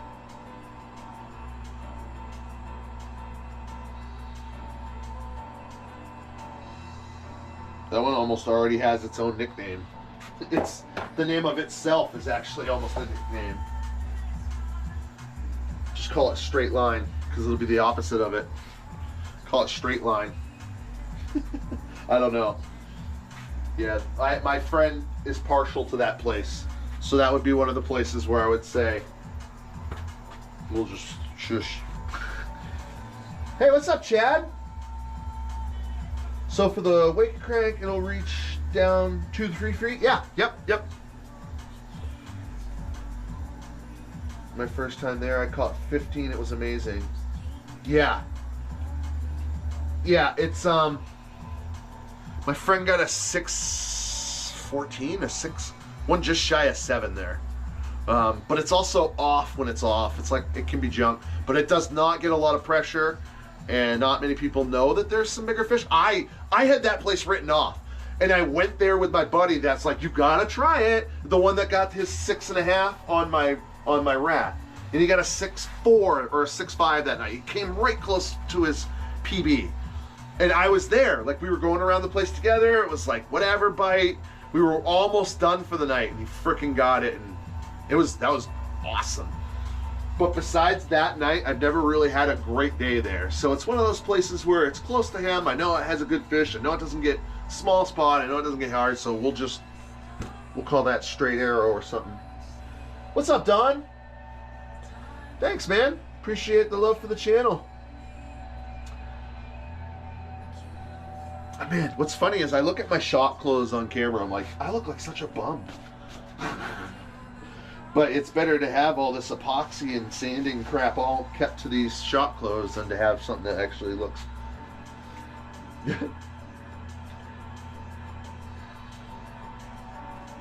Yeah, and then Chris, I definitely answered that.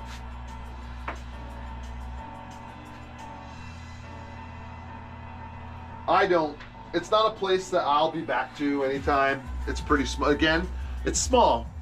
It's one of those places that I would hit it and then hit like, what was the nickname for that one? Dirt Road Pond.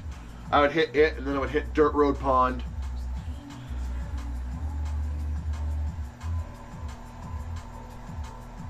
I would couple it into a multi-spot. And that's even, like, I don't know. I've never had the best experiences there. I've had fun experiences and it feels pretty nice, but yeah, whatever.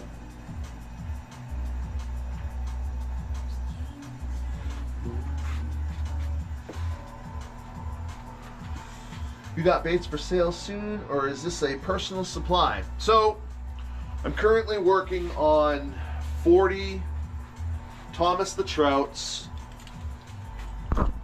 Here's my personal one.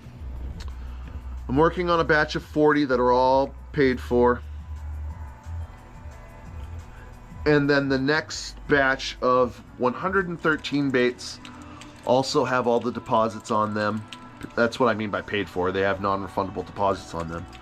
Once the bait is done, I take the final portion of money once it's ready to send. It's Thomas the Trout. Yeah, I'm just putting them together now, getting ready for clear coat. All my sales are done on Facebook currently because my supply does not meet my demand there. So once I further my my supply beyond my demand, beyond there, that's when I'll start selling in different groups, different pages, different areas. Maybe even I've had multiple bait shops ask for baits. I just can't supply it to them because my own personal demand is as such that I can only build at a certain rate to meet that. I'm gonna go into this next 113, what I call the mega list, and that's gonna be daunting.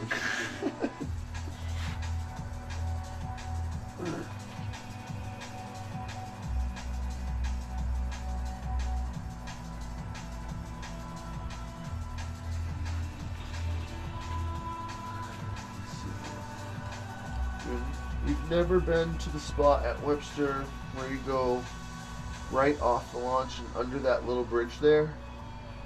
On Webster Lake.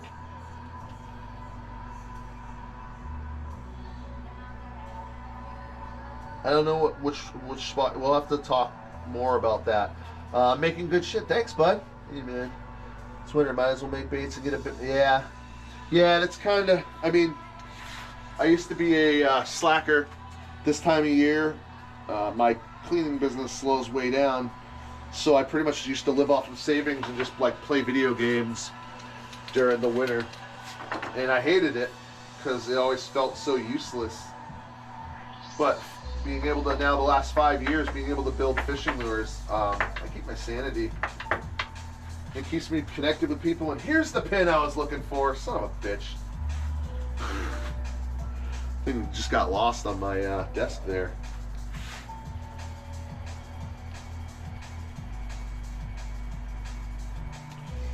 Yeah, I don't know how new to the channel or if you've seen any of my videos. I could do a quick show and tell of some baits if you needed to see some.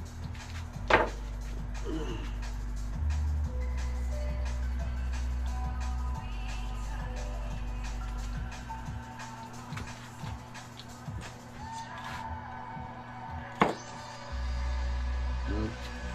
going to give that one a little more breathing room.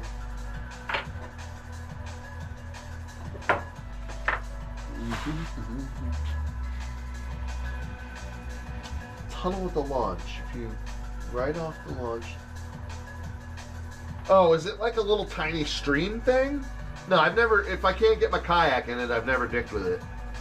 I pretty much don't launch off the launch either. I pick up at night. Like I always launch just before the sun goes down from the beach because it's easier than dealing with the launch because that place is usually packed. So at night I'll come back and it's super shallow there and it's just ultra sandy. And I'll load up there. Yeah. Yes, Chad, I do. 2 secs. Let me turn my screen on so I can see it. Okay. All right.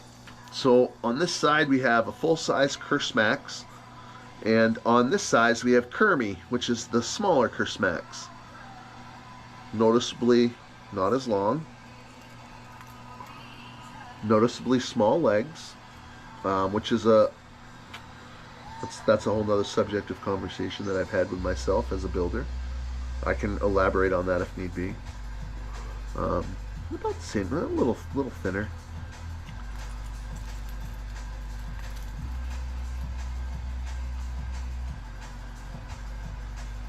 And now let's do a weight difference. Ow, ow, ow. Where'd I put the scale, guys?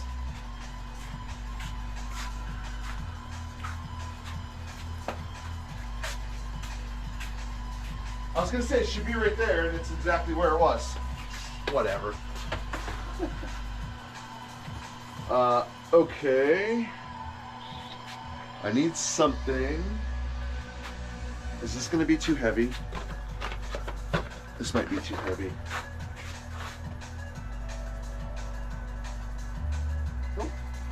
Okay, Kersmax is 84 grams. Divide that by 28, and that's how many ounces it is. So 84 grams. Kermie is 55.5. Divide that by 28, that's how many ounces that is. And if I'm correct, it was 3.5 and 2 1/4 or something like that, roughly. 3 1/4 or 3 to 3 1/4 and 2 to 2 1/4. I don't fucking remember. 84 grams and 55.5. Did you need to see anything else? Notes, the bigger Kersmax has a little bit bigger of a wake, makes sense. And it walks the dog amazing. It might crank down about subsurface. The smaller Kersmax,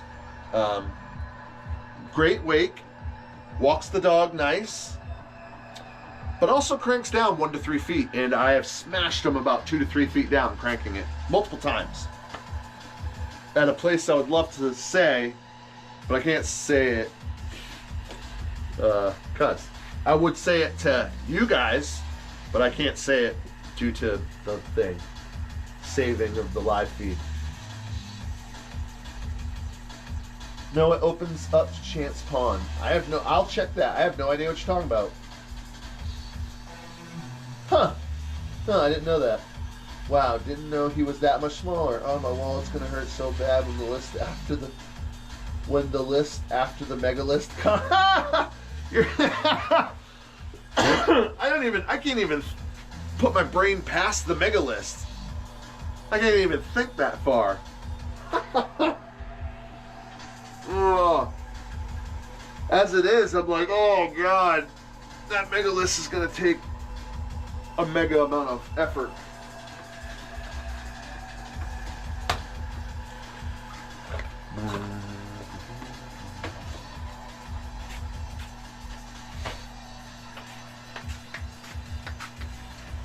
Oh yeah, I was gonna trim this by just a little bit here.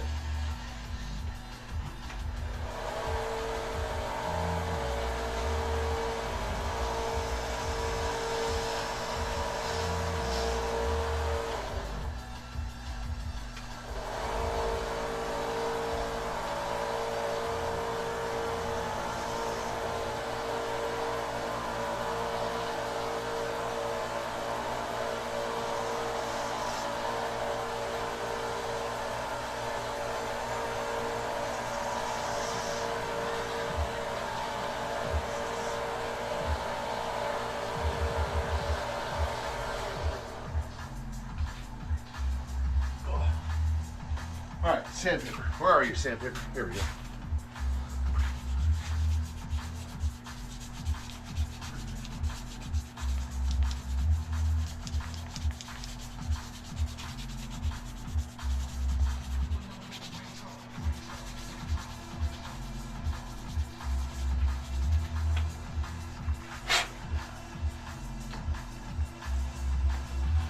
I don't know if you guys see what just happened there, but I put my third piece on and I wasn't satisfied. There we go. I wasn't satisfied with this gap right here for the third piece. It was a little bit more restricting, and I wanted, there's a certain like where it hits on the wood that I like to have, and it wasn't meeting it. So I literally had to go, and I've done this now 3 times, because when I epoxy in that connection right there, sometimes I might go one crank too much. It's rare, but sometimes it happens, or the epoxy builds up a lot and it creates more of a space. Just something just might not line up how I had it pre-fit, and I have to go and make just executive decisions, and I just shaved like 0.2 of an inch off, and now I have a perfect, like, that's beautiful.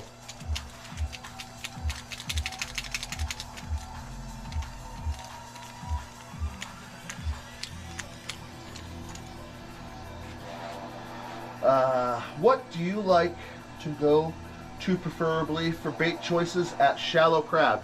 Yes. Here, I'll show you my bait choices for shallow crab.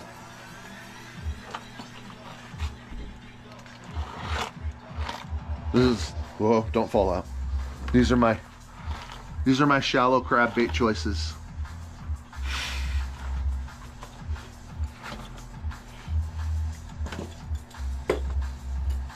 I think I've used Curse Max there more than anything, but I used Thomas a bit there this year, and that was good. I've used my crawler there, and that was good.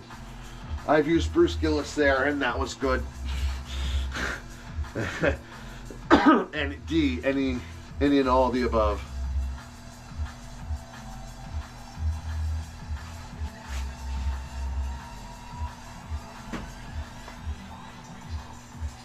I didn't grab the other tail while I was over there, did I? Wait, did I? No, I didn't. 1, 2, 3, 4, 5, 6, 7, 8, 9, 10, 11, 12, 13, 14, 15, 16, 17, 18. Oh. I was just talking about the thing. Whatever.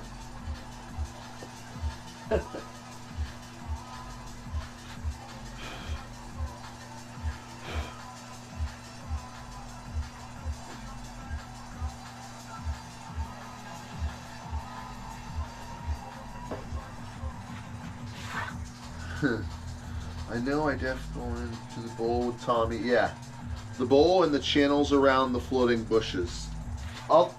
When I do the map and lay it out, I'll also lay out, like, I'll use a certain color for a line, and I'll say areas that you can use that one and probably not lose it. What I'm going to tell you is you're going to have to get the thing that I just got for the first time this year, and it's called Toothy Fisherman. I think I got it off a Tackle Warehouse, and I got the big version. You attach rope to that. Yeah, if you're snagged on the bottom, you don't want to lose the lure. You attach rope to that, and you have that all balled up in your kayak ready to go. And if you're snagged, you keep the rope on you. You wrap the weight around your line, and you just kind of let the rope be, slack, and you send it down. And if the weight of the thing hitting it doesn't dislodge it, then there's chains that go over and hopefully grab a treble hook, and you can pull the bait with the rope.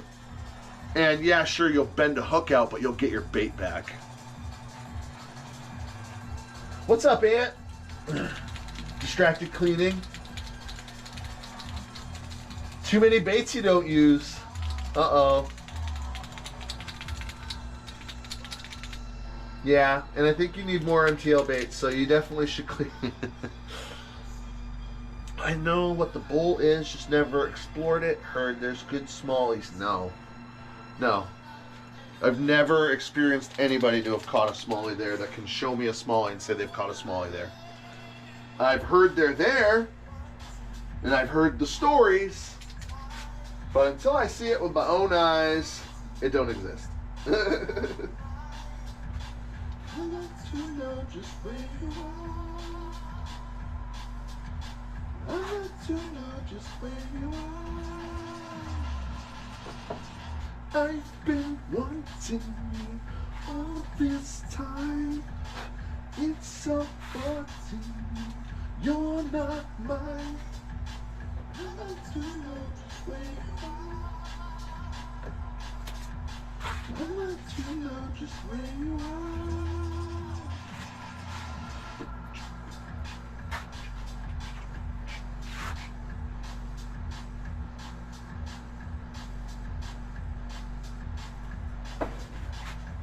Exactly. I love it. What you have once I'm squared away here, I'd be interested. He might be selling it before then, before your ability to actually buy it.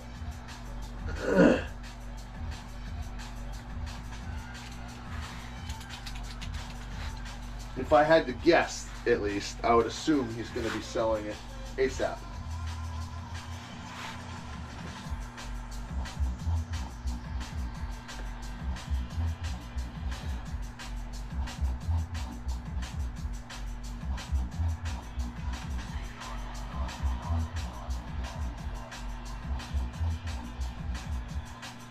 I feel bad.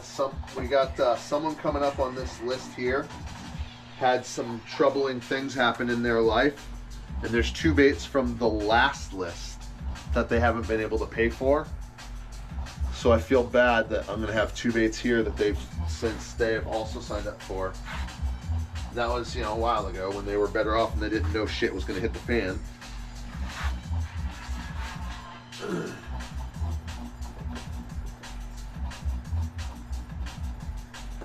It happens. Life happens.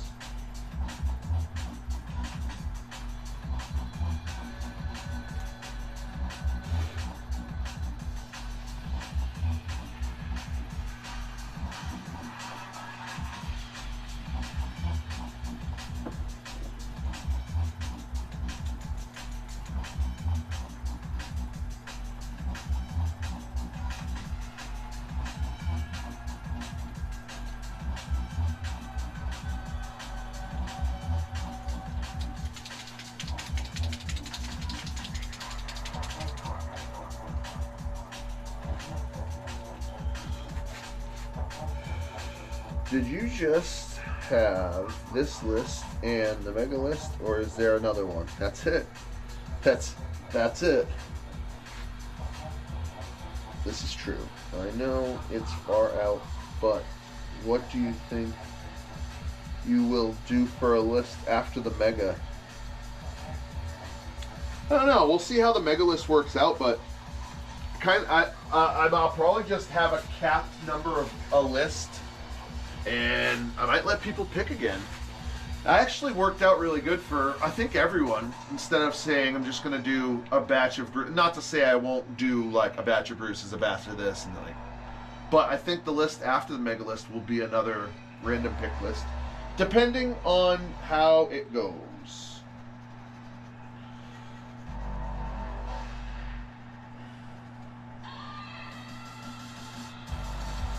Mega list is going to take me easily 3 months, I think. Which I'm kind of bummed about. I already want to be done with these. That's why I got in here at 6:30 this morning to start these.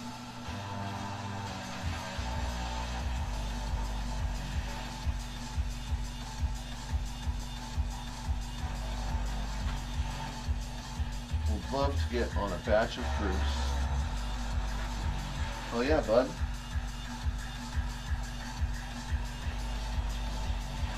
Bruce is a great, especially for true wake. I mean, it's a wake and crank, but it really wants to wake.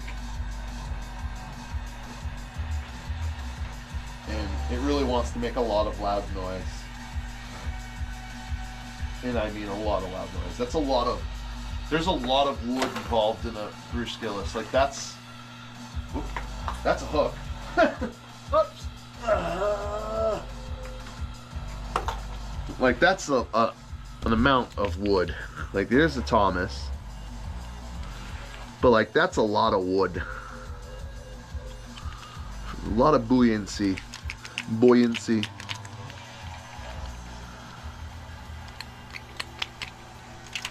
But yeah, Bruce has a hell of a loud knob.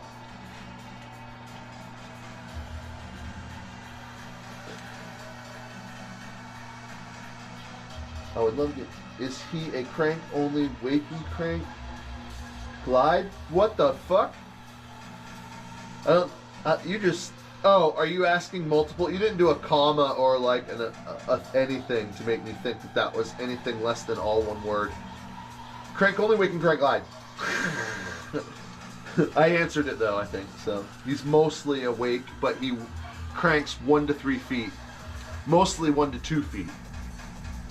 Love to get a batch of Bruce. Hopefully by then my crypto wallets force me to grab 2 of everything. Hopefully all I have for crypto is Doge. I didn't check it this morning.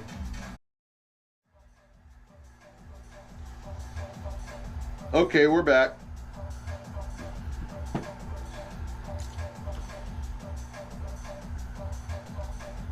It says we're back, but I don't see my live feedback. Am I back? Yeah, I think I'm back.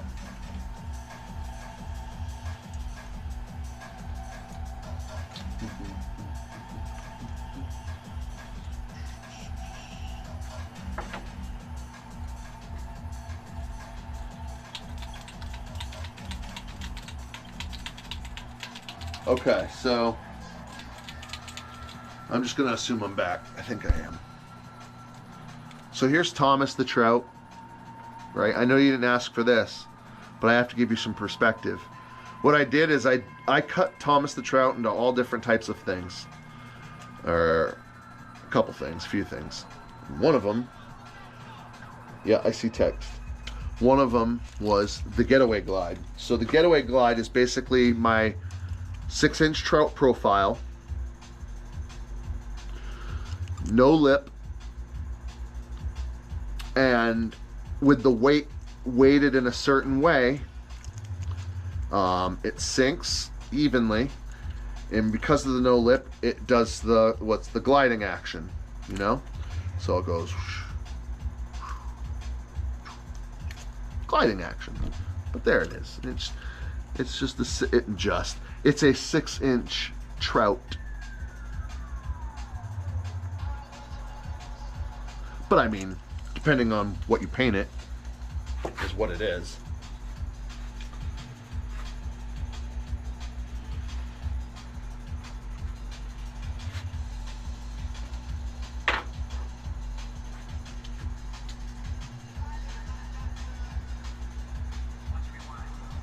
I think that was the first connection loss thing I've had today out here. Love it, Chad, huh? I'll tell them all about the MTL baits. I need a cheerleading squad.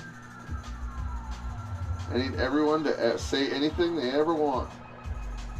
I mean, I guess that could lead to bad things too, but please don't say bad things. Unless they're true. I don't need the rumor mill like I've had in the past.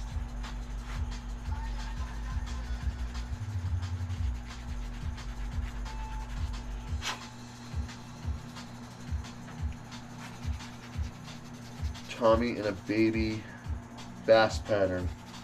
Yeah, it would look good. That's what, so Clyde the Glide is a 10-inch fucking trout. It's the same pattern, but on the computer I did 6-inch version.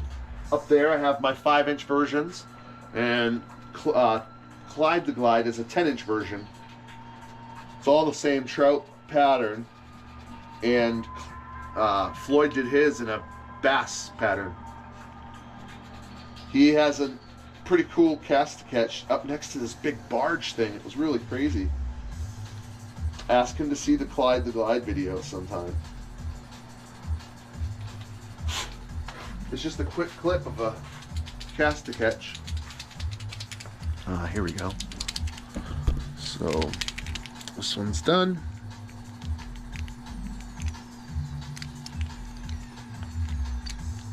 Like I said, right now I'm installing the pins, putting the filler over them, and then sanding so it's smooth. Primer will go right over that. Nice. All this paint, all this will paint nicely. Oh, I think this is the last song in this mix. Son of a bitch.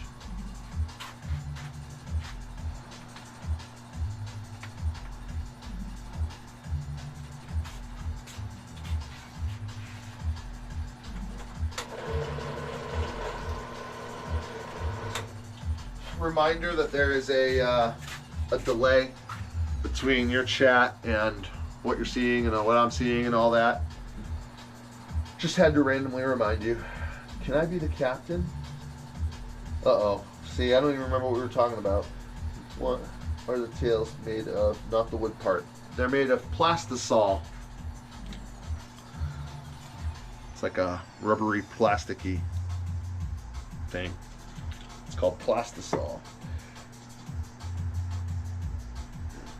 10 inches, 6.5 ounces. Yeah, 10 inches, 6.5 ounces. It literally, I'll show it again right here.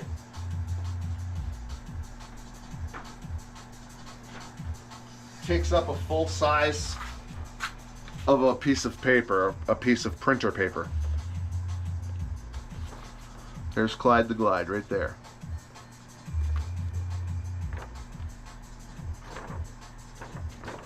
Here's my hand for reference.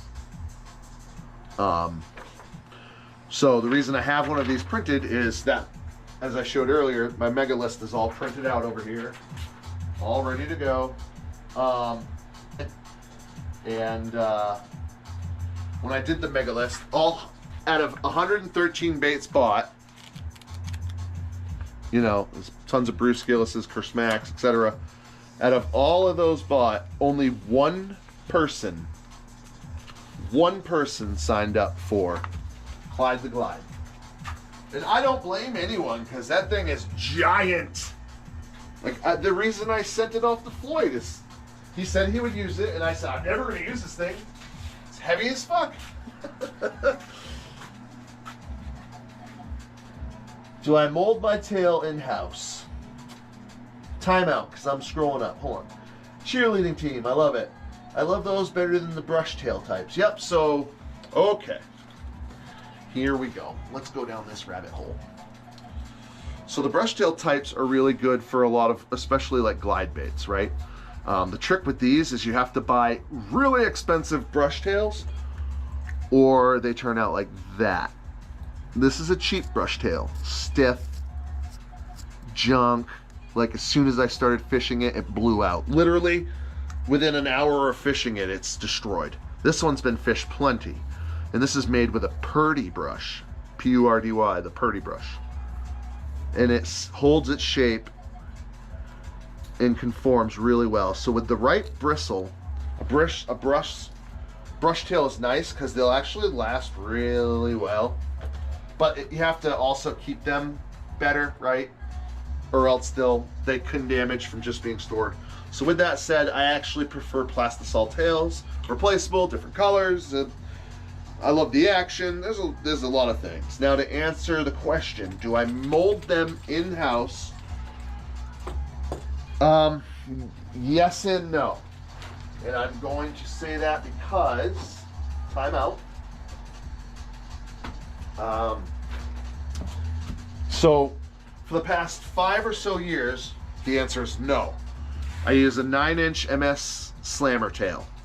And with an MS slammer tail, if anyone's ever used them, it's this part of the tail and then the long rectangular piece. Because most of that rectangular piece actually, yeah. I'll just show you a slammer. First wooden bait that got me into wooden baits, right here.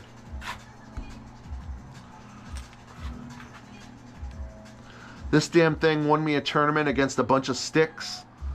I have that video online, but my point here is, see this long rectangular piece that goes into a slammer? I always cut it right here with an X-Acto knife. And Mike has been really good to always get me tails when I order them. But I thought, you know, 1, it's starting to become expensive. 2, I have to rely on him to make them and get them to me, which he's pretty quick.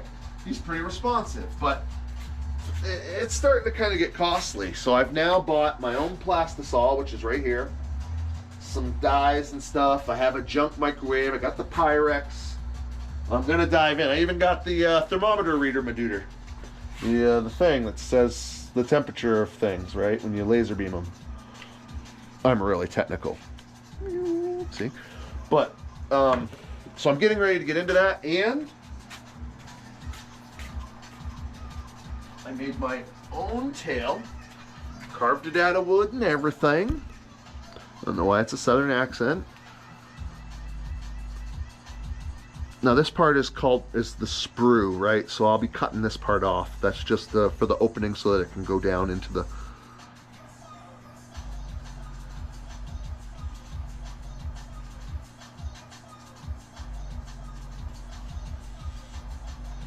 Now with that, I've made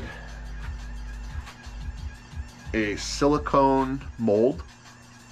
See, this is what I meant by the sprue. So I can pour it into that and then it goes down into there.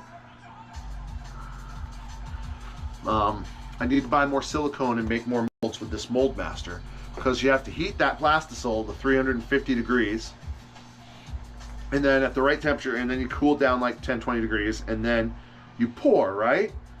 But if you gotta pour, say I pour it into this, now I have to wait until this cools enough so I can demold and take it out. But that also means the cup of stuff I have to the side is also cooled down. Now I gotta reheat it. I gotta mix it. I gotta make sure I gotta get it to where I gotta not burn it. Like there's a lot to every time you reheat and all that. And then I pour one tail. No, I need to make a bunch of molds, but this stuff takes 24 hours to do its thing. So, and I only have one mold. So I need to make more. That's kind of where I'm at there. Yeah. Yeah. So, in-house, kind of. And what's funny is I didn't buy any tails for this batch of Thomas the Trouts. I told myself I would be making I was gonna make myself make my own tails. And I got almost there, but I'm also almost done with my Thomas the Trouts. So I might have to order some. I'm coming to the conclusion that I might just order some. I have some left over, but I don't have enough. So there's a long thing. What about melting cutoffs from slammer tails? I have them. Remelting is a tricky situation, but yeah, it's possible. I have a whole bunch of bags with cutoffs, but I have a whole fucking gallon of plastisol right here. This will make so many freaking tails that, you know, like I got plenty of tails to make right there with this plastisol. I just have to do the thing. This is my exhaust. If you can, I don't know if you can see that on camera. It's my exhaust fan. So the reason it's all black and like just stuffed is because when it's cold, it blows through. There, answered everything. Okay. Grab a bait. What do we got? 1, 2, 3, 4, 5, 6, 7, 8, 9, 10, 11, 12, 13, 14, 15, 16, 17. 17 more crank downs, and then my 4. My 4 won't take long at all.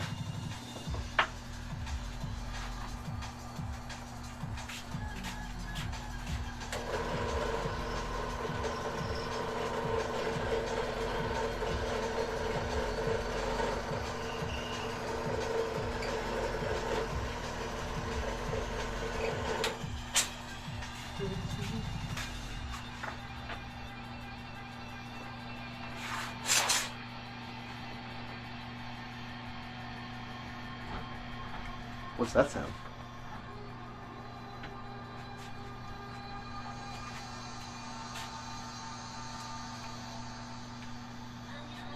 Freaking windy out there.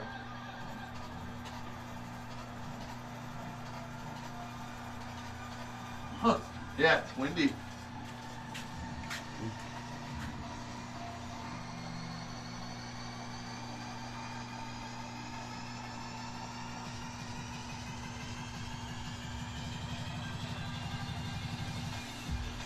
This is the last song on this track, so I have to.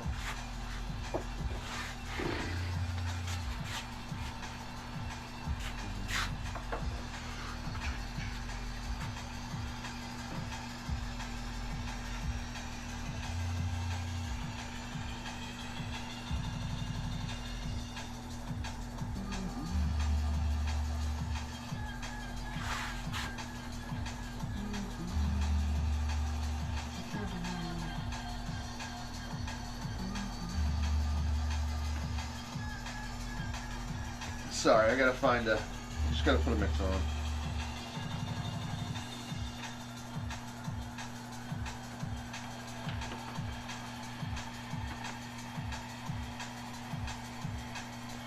I wish I could get to my damn favorites list so I could put just a 3-hour mix on and be done with it.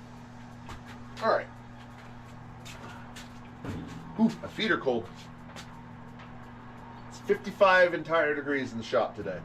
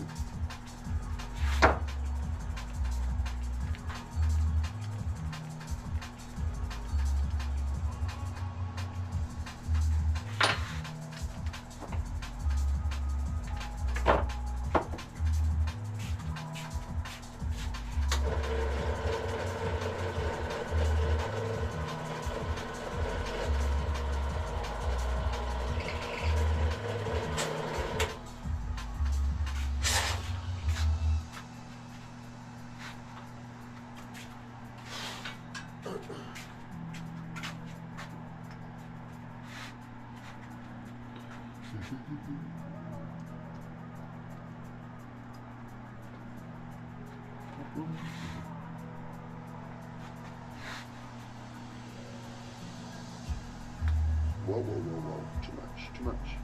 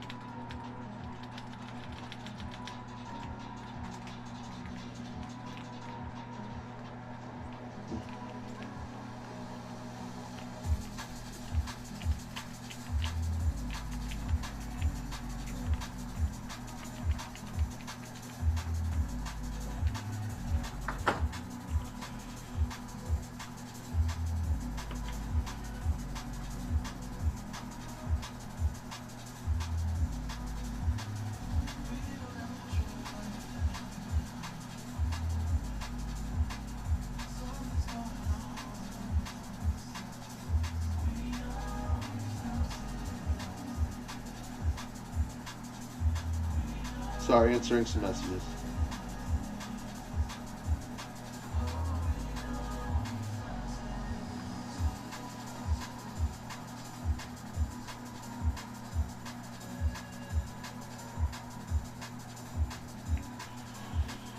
All right.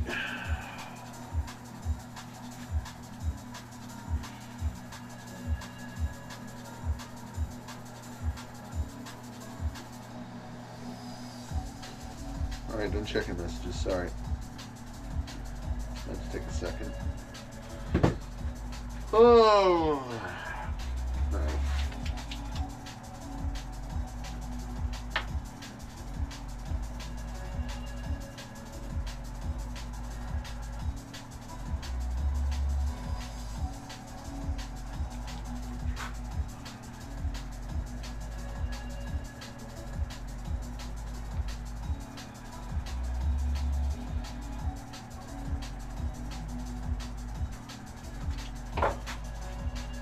Oh, definitely can't wait for open water.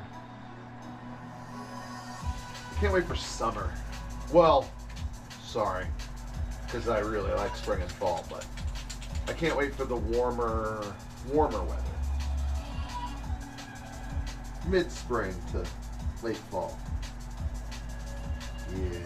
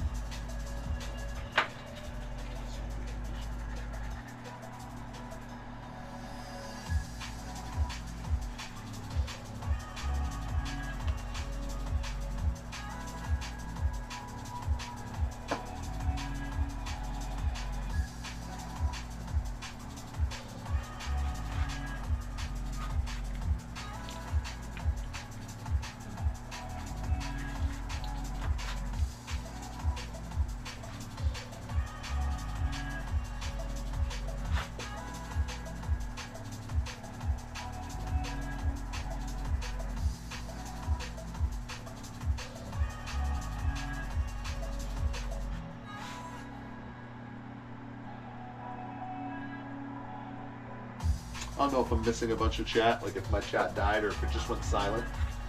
I don't care either way. Just know I'm not ignoring anybody, I just don't see anything. So I assume there's none. Oh, these are sealed. These little sanding sticks are magic. I really like them.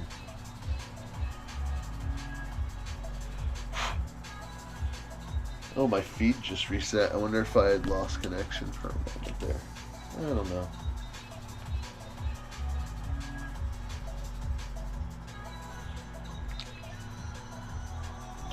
Can't wait to hear the top one. Yeah, man. Yeah. Yeah, that nighttime, man.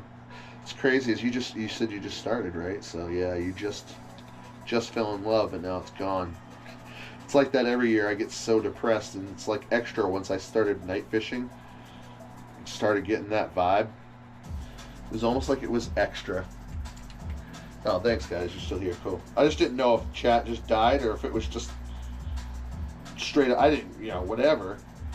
It was just acting like all of a sudden there was nothing. I'm like, wait a minute. And then my screen flicks off. Like, I don't know. So I said something.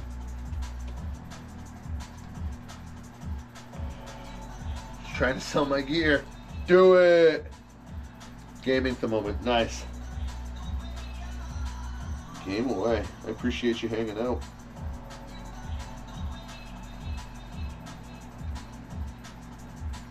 Yeah, these lives are really helping the watch hours, so I definitely appreciate you guys. Just even if you're not here and you're just letting it run, that's super helpful.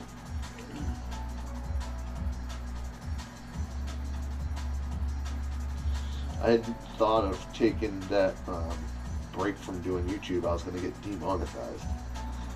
That was a kick in the dick.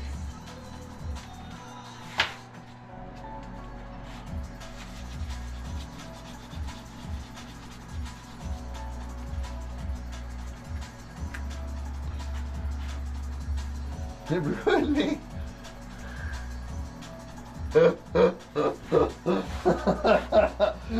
I laugh because it's so true, Aunt. It is so freaking true. Like, once you fall for night fishing, it literally ruins you. Well, what's nice is I can't, especially in the summer, I can't exclaim enough how much a stormy, not pouring rain, but maybe a little rain or no rain, but total cloudy, minimal wind kind of day. Oh, that's night right there, dude. That's night and day fashion. They always smash top water in those situations. It's the beauty of everything that's night on top of you can actually see. Granted, like I said, I like the whole loss of the sense and all that, but it's fun.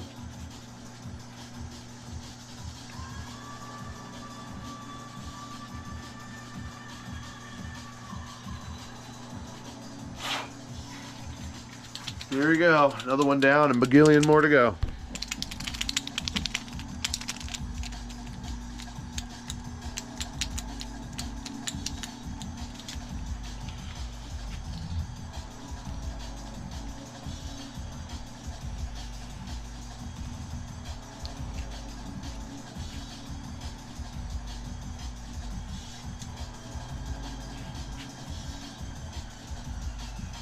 See the text over there. I'll be there in a sec.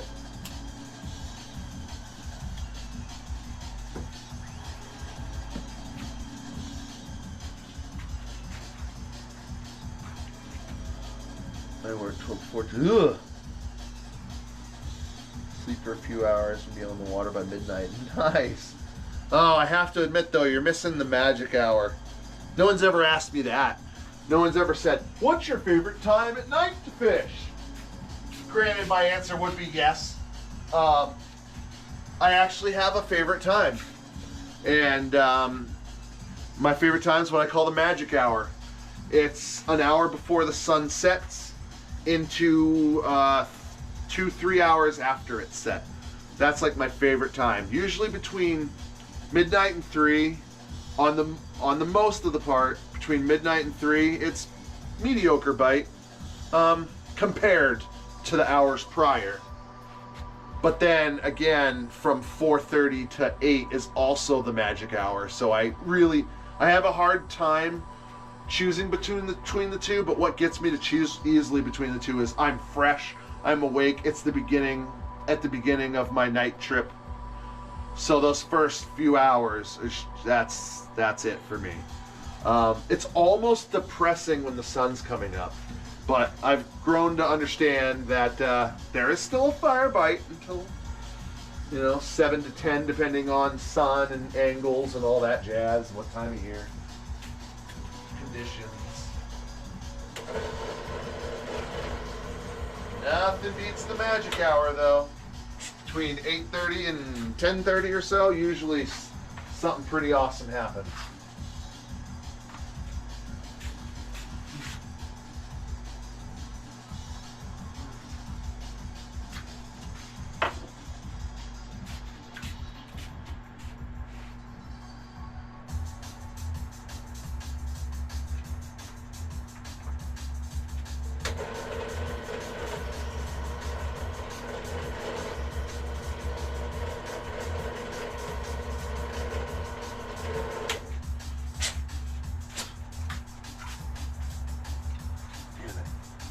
Every time I have to do the extra walk over here because I forgot to take them off my face.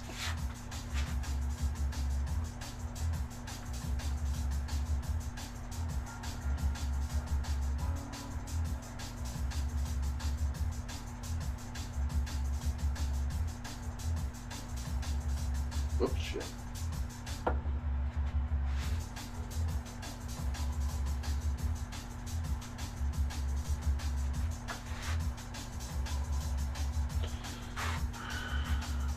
Hooked. Love getting there when everyone is leaving and then staying till people show back up. Yeah, it's so fun. You heard all the things I said, the reasons I love the night fish, and you saw them for your own eyes. I wasn't just a crazy guy on a podcast. I love that just knowing that podcast, that interview touched one person, affected them so strongly. Hell yeah. It was worth doing it just for that.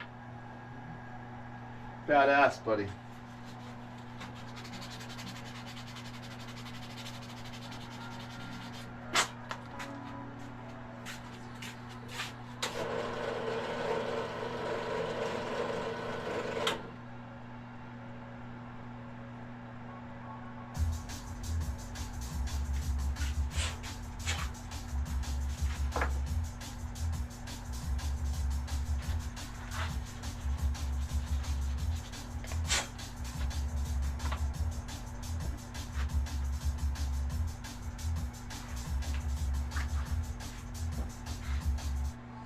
You're welcome, buddy. You're welcome, man.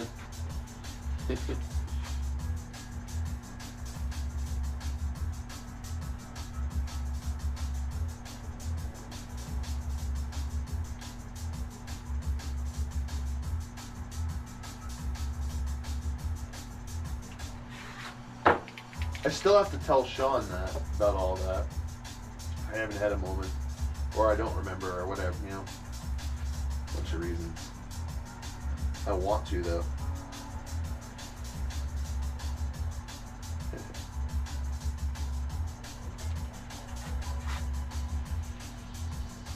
I know he likes to know those things too, when something, an episode or something touches someone or does something.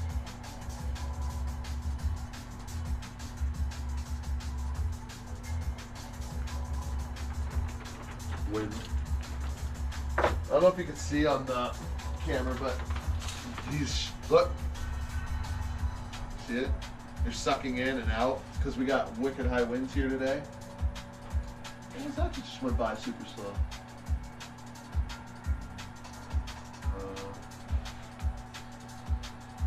Okay. Anyway, sorry. My shitty ass ghetto walls here. That's better than nothing. They're breathing.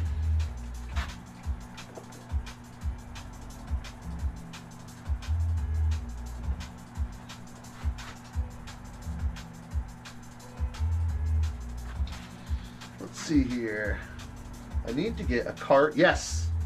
To wheel my kayak so I can try Tower Hill. Oh, I have yet to try it, but I want to. I've carted to the full back pond at Heads Pond before. There's 4 of them, and I've carted all the way to the back with my Bonafide SS127. Not the current setup, but a pretty close, like, I don't think I had the motor at the time though, so didn't have quite as much weight, but anyone knows where the back pond at Heads Pond is. Kind of almost secret-ish, but honestly, if you make it back there, you earned it. So.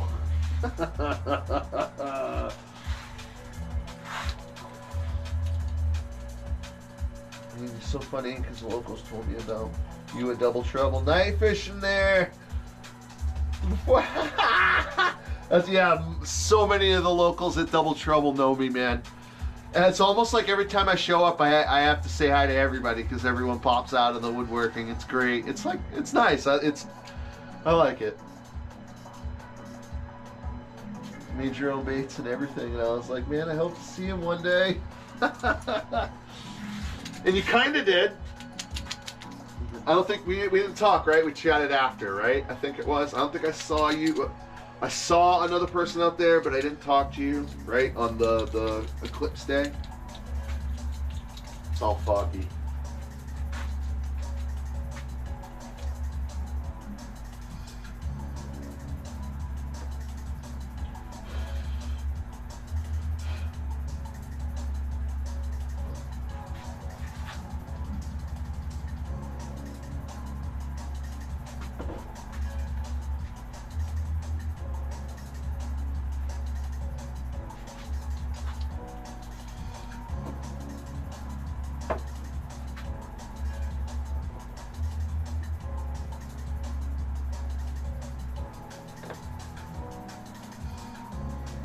I gotta tell you guys my newest conundrum. There might be chat there, I'll read it in a second, but it'll distract me if I read it now. My newest conundrum is I've had a vanity plate for a couple years now, and it's TGHTLNES. So it's tight lines without any of the I's. It's fun, I love it. Tight lines, Mr. Tight Lines, all that. And I wish that we could have one more character, but even still, I thought the other day, MTL bait. I should probably change it to MTL bait. But at the same time, whatever. Sorry, just a stupid, random personal conundrum. I gotta answer this out of order because I read Chris's. Have I ever fished down south? Go on my channel, watch my Guntersville video. Alabama. It's funny as well as they said, you make your own baits. And I ended up talking to some of them for a while before I can get on the water too. Yeah, they're chatty. A lot of them are chatty. Yeah, no, we didn't talk that day. I don't like to bother. I'm the same way. I don't like to bother people, and I also like to have my space. And if I don't know you, I don't know you, so I stay away. It's kind of a normal, most kayak bass fishermen are that way, right? I think it's a standard. Have had negative experiences with some interesting people. Feel free to elaborate if you ever want to on that, because yeah, I think we've all had our experiences, right? And I'm just yeah, bet you got monsters there. Where? Double Trouble? Oh, Guntersville? Go watch the video, MFer. Do you want me to just tell you? I can just tell you, but you can just watch the video too. But no, you should watch the video anyways, but I'll tell you. Day 1 practice, 3 fish total. Couldn't quite figure it out, but was happy we caught a couple. Day 2, 1 fish total in all of the practice. This is all practice fishing. Day 3, 1 fish total. Tournament day. Skunked at the first spot in the first 2.5 hours. Decided, let's go to the place that we went on day 1 when we caught 3 fish. Or I caught 3 fish. And he caught a handful too. So we went there, got our limit, And I even culled and I got a 5-pounder. So I got a 5-pounder in Guntersville. Awesome. Fishing wacky rig. Next day, I didn't make the cut for the second day. I was off by like 3 people. I was like 150 something out of 300. So I didn't make the cut. I think I had it to be 150 or 149. I can't remember. But I missed it by a couple. So I had nothing to lose. And the next day I said, I'm just going to fish my own bait as much as I can. I did it as much as I could, but it was hard because things weren't syncing up for my baits. Plus, I'm tournament fishing. I'm trying to find the bite. And if I can't get a ton on Senko or whatever, then already there's an issue. But so that day I finally got, I think it was 3.5 or 4 pounds on the crawler. And then at the very end of the video, I got in the worst accident I've ever been in my whole life, which involved a tractor trailer with a horse on it, and it flipped. And yeah, I'd say my Guntersville video is more than worth your time. It's 45 minutes. I edited it together with 2 or 3 GoPros, a DSLR camera, a DJI Phantom 4 Pro drone. I use my iPhone. I put a lot of effort into it. It's worth your time.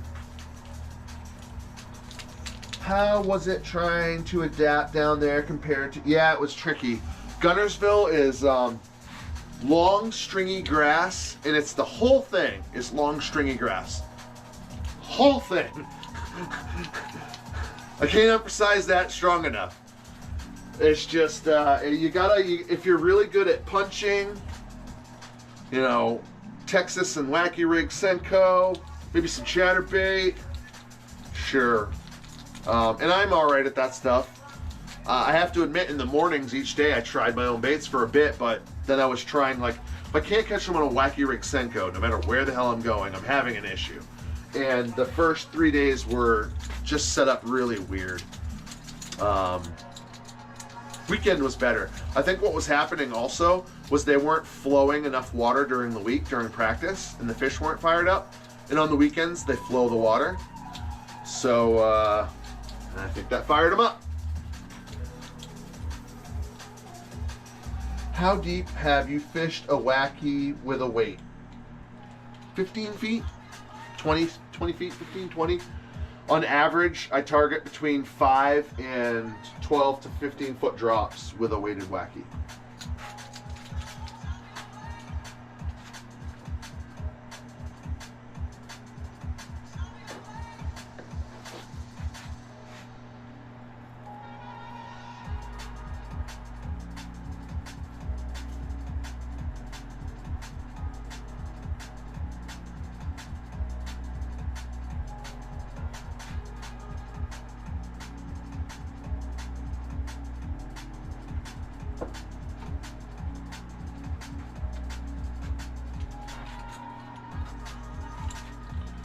How was it trying? Oh yeah, I read that one. Oh, I read all those. Okay, sorry.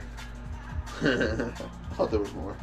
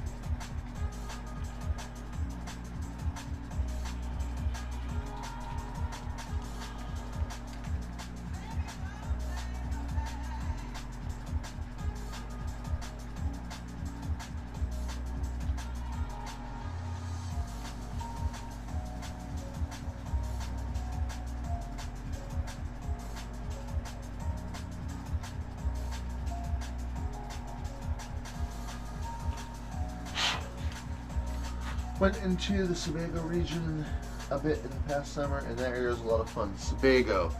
Talking about Maine, right? Sebago? Is that Sebago? That's Maine, right? Sorry, I'm having an idiot moment.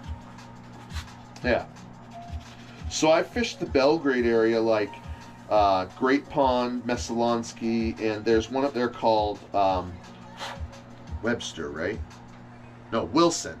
And it's not the Wilson Pond near the New Hampshire-Maine border. That's a smaller pond. I'm talking about a long, thin one up in the Belgrade area. I actually have a tournament win using a Spro Rat, a video on my channel for that one. That place is fun. There's a lot of really nice fishing in Maine. About an hour away from you. Yeah, then it was, yeah, Maine. Yep.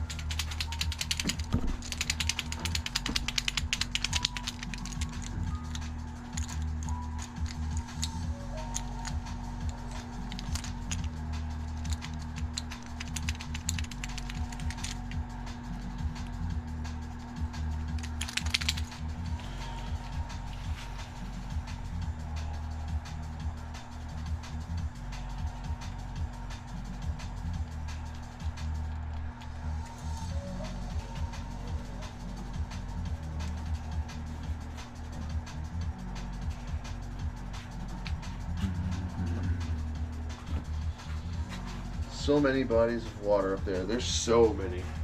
It's like the Cape too. There's so many bodies out there. But Maine, land of 1,000 lakes, yeah.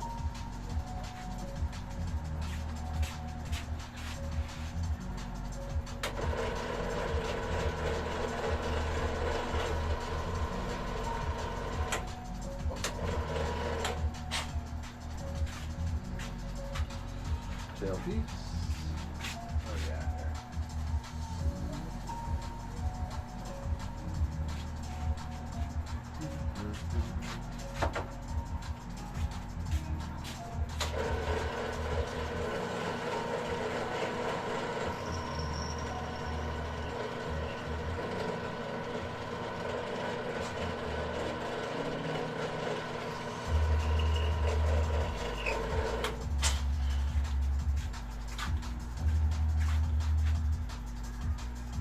Look at that dance.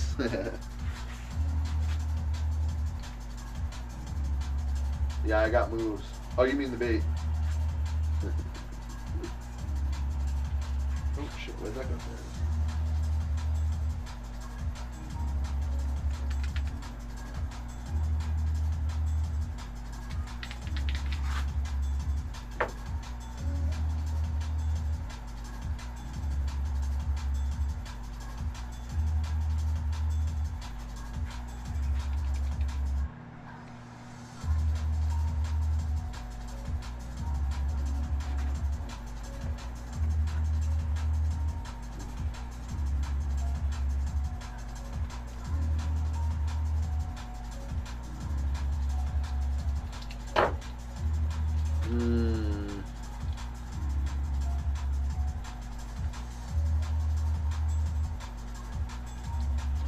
That's good.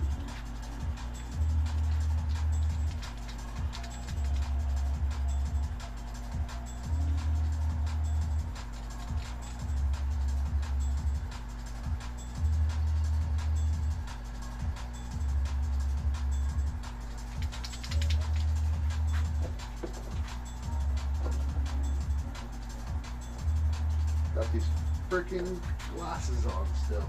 Let's just do the damn things with it. No, don't do that, Chris.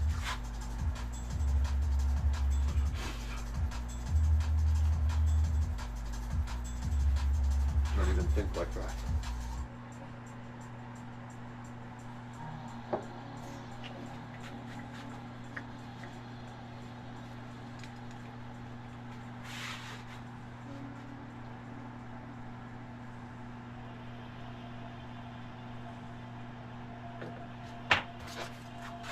Oh, all the way down there. Ah.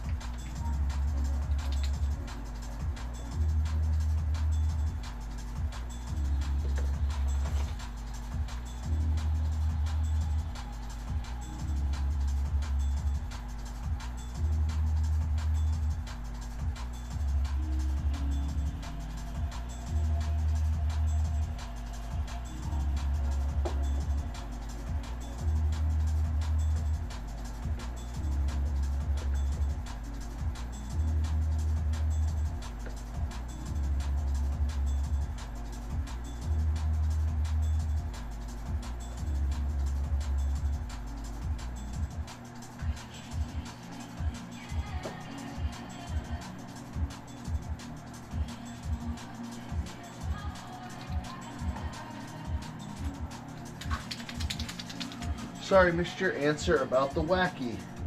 I'll fish it in as low as 5 feet, and I'll fish it optimally I'll fish it over 5 feet in around 12 to 15 max. I mean 20 max usually, but like, yeah, 12 to 14 max, 12 to 15 max.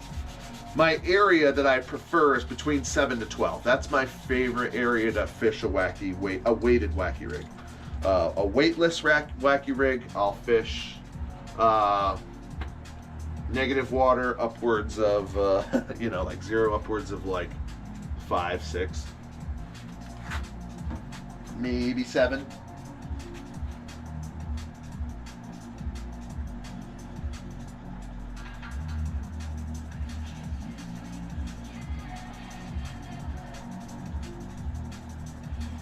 Tell me about one of your wild experiences at Baxter. Oh God, yeah,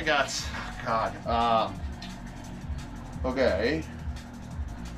One night, I'm out there fishing, and it's the weekend. It's during the summer, so the crazies are out. And I'm fishing in my favorite line, or I was working my way over to the favorite line, but I wasn't necessarily in a safe area because so most of the time there's not people out at night, but when they are, especially on the weekend, they are drunk as hell. So there's this pontoon boat out there, and they're going around in circles in the big area, and they're going as fast as this stupid pontoon boat would go. And they started coming into areas that have a little risque. I don't know how much you know that pond, so I can't really elaborate, but around buoys, which should say enough to tell you that there's rocks over here. And I can hear the guys and the girls, and they're hooting and hollering. You can tell how drunk they are, and I can hear everything they're saying. And one of the guys was like, "Watch out!" And they smashed this pontoon boat into the rocks near the buoys there. They're like, "Dude, I told you!" And then they start arguing, and then they go back to whipping around. That's one of my crazy stories, luckily, and then they went back. But that's one of my crazy stories, and the sound it made. And the thing is I was just near that area, near that buoy, like 3 minutes earlier, and I knew they were coming around, and they had come from kind of that area. And I'm like, all right, I got to get out of this area. And I was getting myself safely to an area I knew they wouldn't be. And I'm glad because minutes earlier, I was right near those freaking buoys, near that rock. And I only turn my lights on when I either need to sight a cast, see where I'm motoring, or if somebody's coming right the hell at me, I'll shine my light right in their face. And then I'll go to like a red light or something, or I'll go to a red light if they're not close, just so that they can see me. And then if they get too close, I'll shine the white light in the face. I've had to do that as well before in the past. Other nights, there's been countless people before at different times at the boat ramp anywhere after 10 and before 5 a.m. This place is just like cesspool nation. Lots of homeless and druggy people there, I think. Now, I've never dealt with any bad issue with it, but it's never comfortable when I get off the water. I always have a gun. And one night I land, and I didn't see anybody at the launch, which was rare. And as soon as I don't see anybody at the launch, I'm like, all right, get off your kayak, go, go, go, go, go, go, go, go, go, go, go.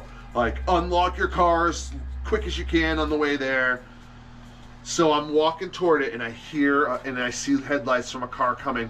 And if you know that ramp in that boat launch, you know it's like a half a mile in or something. It's a ways in. So usually if someone's coming down there that late at night, hopefully it's a cop, but it's not normally. Normally it's a hooligan or something of some sort. Someone drunk or drugged out. I've run into and had so many drugged out conversations with people at the ramp when I land, and have been like, get to the thing, get it in. So at this point, someone's coming at me, and I'm like, fuck, I'm not close enough to my vehicle to be in my vehicle yet. And I put my headlamp on, and I put it like right at them, and they came out, and they went around me, and they didn't stop. And I'm like, oh, and I get into my vehicle, and I get down there as fast as I can. I can't remember if that was the drunk guy night. One guy had him telling me he was the king of that pond. Super drunk. King of that pond. What's the biggest you've caught in here? And I told him, and he was like, wow, really? That's awesome. But I'm the king of this pond. And he was so drunk and so belligerent and would not stop chatting my ear off. He was nice enough, but it's always a sketchy situation going there, always. Near the trailer park? What about the trailer park? I was at the launch. That's crazy. The trailer park itself is a whole other. I don't even fish over near the trailer park. I know better. I don't even fish over near that area. I have a couple times during the day. There's never even what I need over there anyways. I leave that little trailer park area, and I'm not talking about the campground. I'll fish near the campground, but there's a trailer park area to the left off of the launch that I stay right away from. Like I told you before, that ramp is just scrapes. Yeah. What the fuck, Lava? Yeah, dude. So many, and it's a great. The thing is when you're out there, it's actually a great fishing vibe. That place is so oxymoron, so amazing, and then yet so cringe.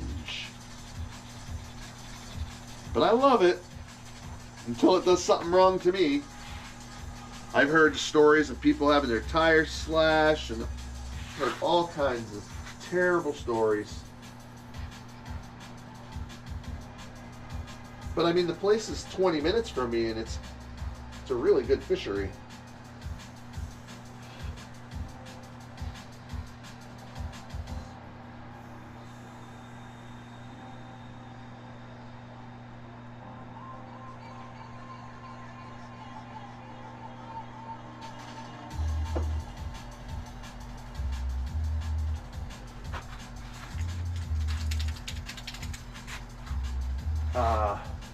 Yeah, the one where the guy was in this pontoon and ran over the rocks at like full speed.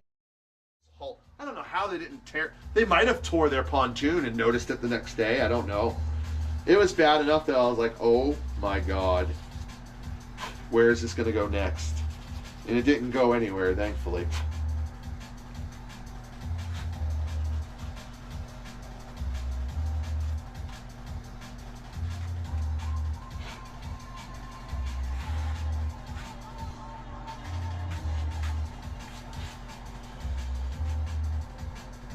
I lost my original 2-piece Perkzilla there to a fish's face. Still hurts to this day.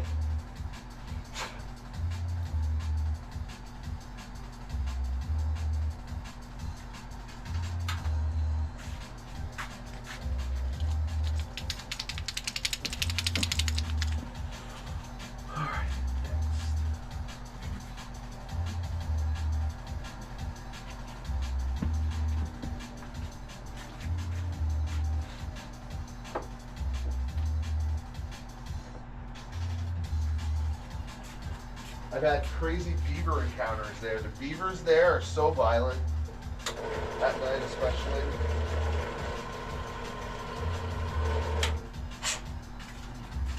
Crazy beaver encounters there.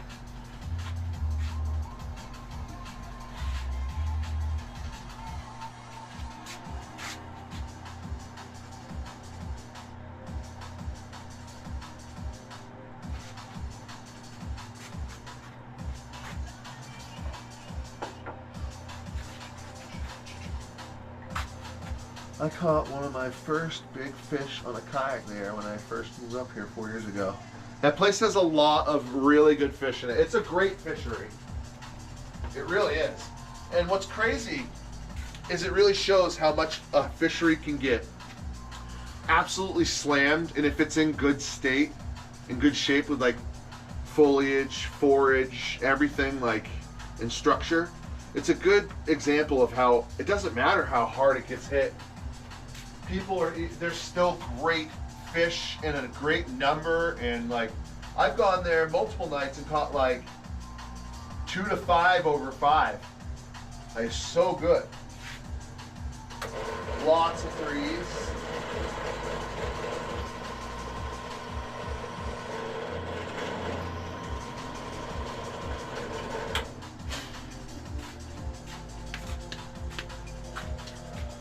I say big, it was like 4 3/4.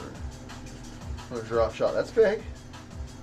Yeah, no, I'm the guy that gets excited 4 pounds or bigger, especially 5 pounds or bigger, but 3 pounds or bigger starts getting more respectable, right? You've caught a 3 or bigger, it's more of, at least for New Hampshire standards, you've caught a more respectable fish. 4 or bigger, you've caught kind of a sub-tank, not a beast, but like a good chunk of. 5 or more, you've caught a beast. Last year, I think I caught like 20 something over 5. Can't remember.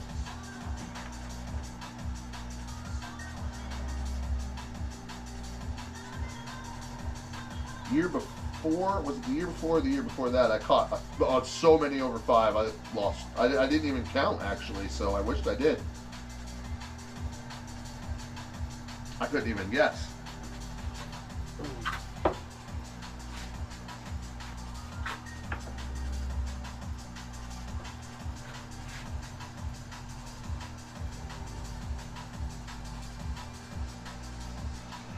I wonder if Chris got his answer or if he had to leave again the second he asked the second time.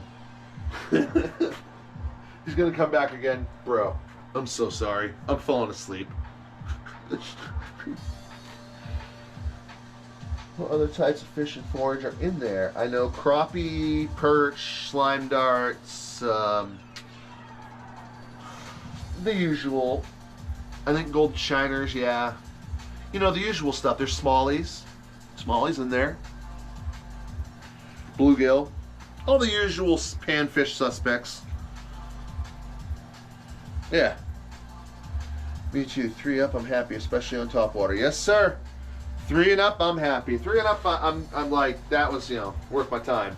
If it's not going to be 3 and up, I want it to be so small that I have to hold it to the bait and I go, why?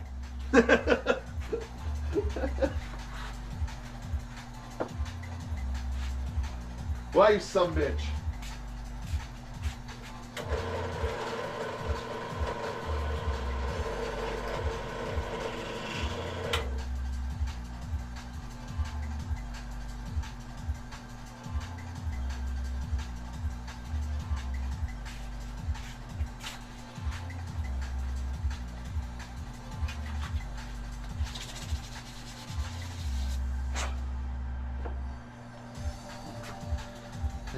This past season was my first time throwing swim baits majority of the time, and I caught so many more.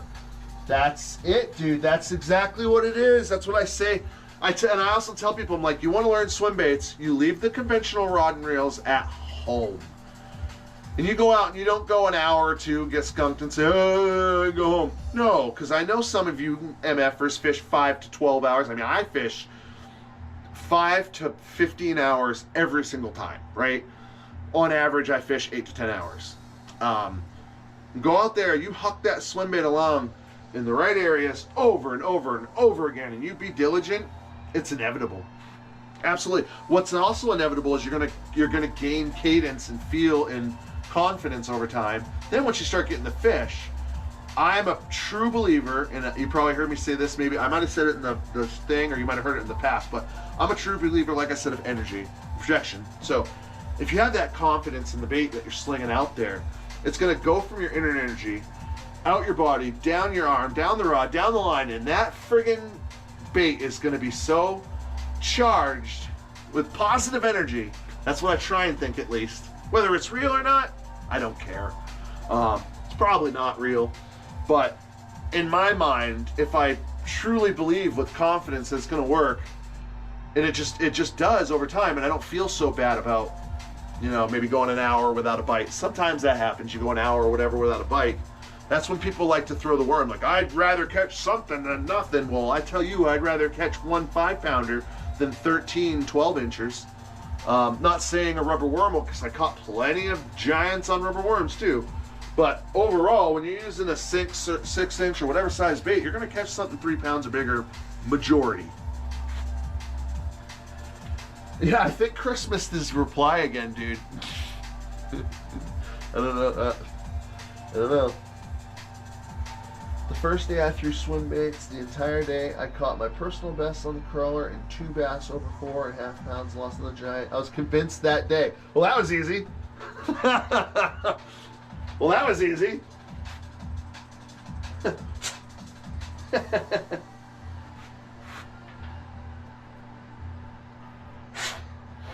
Yeah, my first day, you're the one that said you watched that video, right? Yeah. Was it you or Chip? Just this on the stream, I think you said it. But yeah, that was an embarrassing day, but that was my first day too, and I was just like, what? Oh, this is what I've been missing.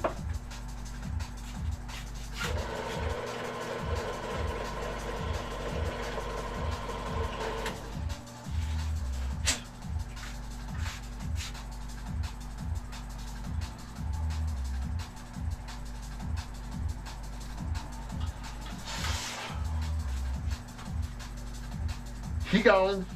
Yeah. Yeah, the HUD vid. That was you earlier. Yeah, I know. Yeah. I had a brain fart. I was like, was it him that asked? Or said that you watched it? Yeah. So that was my first experience. And as embarrassed as I am about it, I left it on. There's one I've unlisted that I caught a 6.11 or whatever, and I'm just such a blubbering idiot when I catch it.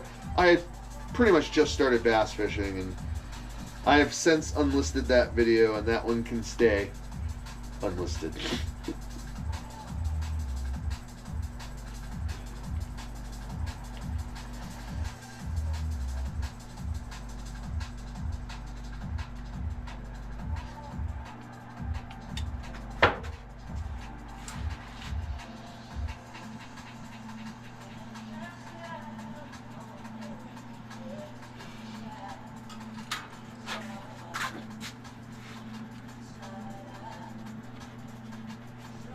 Yeah, me too, man.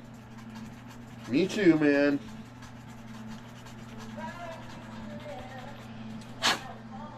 Absolutely.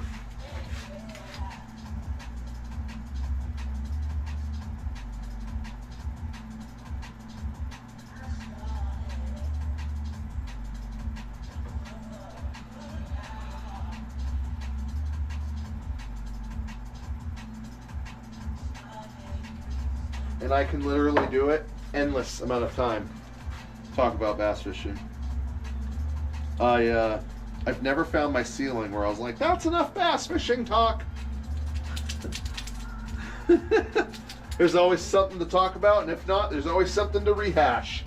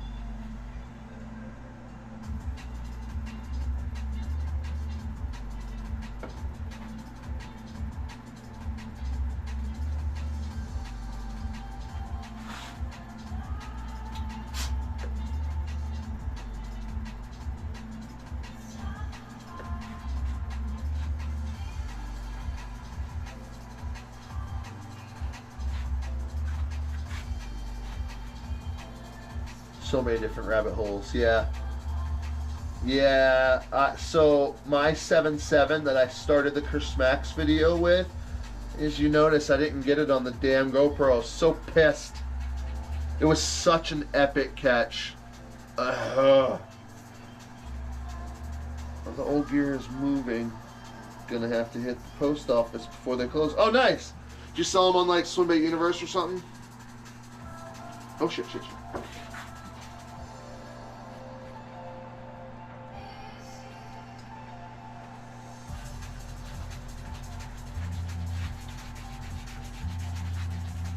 Oh wait, well if it's conventional, you wouldn't have sold that on Swimbaits Universe.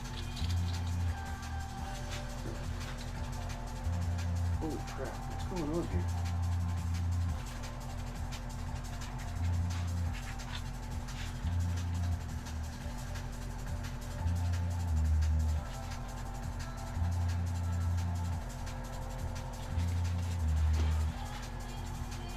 Might have been the New Hampshire bass fishing page too, if it's conventional stuff.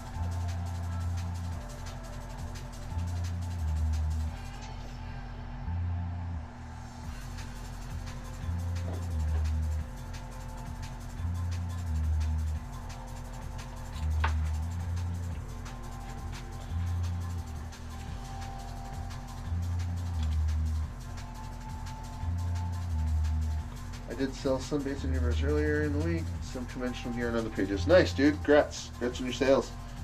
Do you remember the swim baits you sold on Universe? Just curious what you're letting go. Just out of sheer curiosity.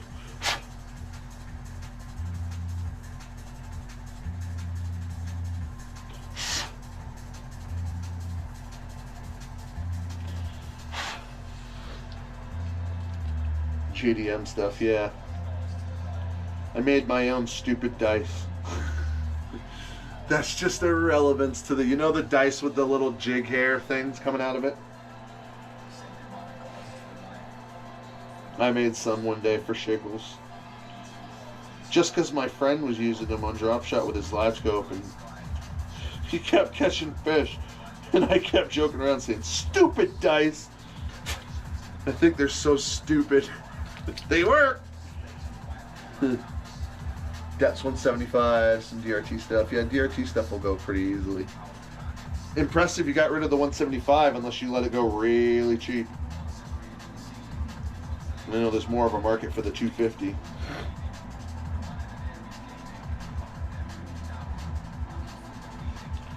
Definitely work.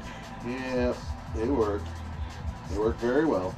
Because a bass, if it looks like it's alive, if it looks like it's gonna feed them, looks like it might fit in their mouth. I've said it till I'll say it till I'm blue in the face. Bass are generally stupid, which is good for us.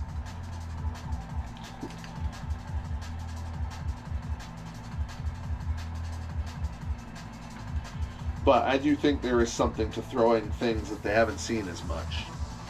And when those dice first came out, I mean, they're not jigs, but they're like little mini, it's almost like you're throwing a damn finesse jig of the ultimate finesse proportion.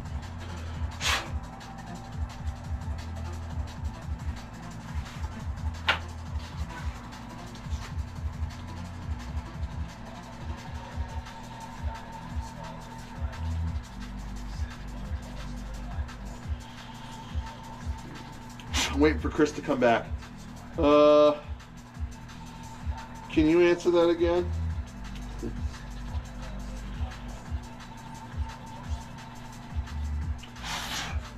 crazy actually. Some guy was specifically looking for the color I had to target. Giant trout, nice! Oh, perfect! Yeah, buddy. Hell yeah.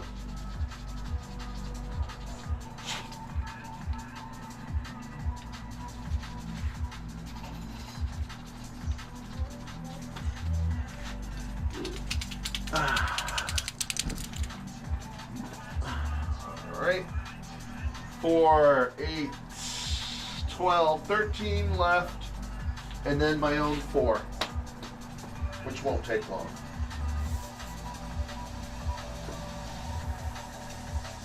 Just need a couple moments.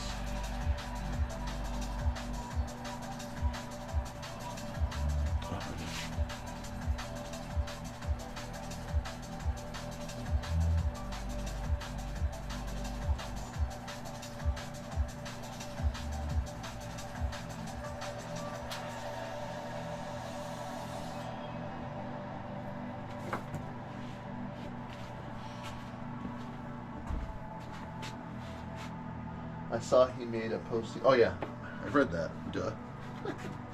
All right. Oh shit! I was supposed to grab a tail when I went over here.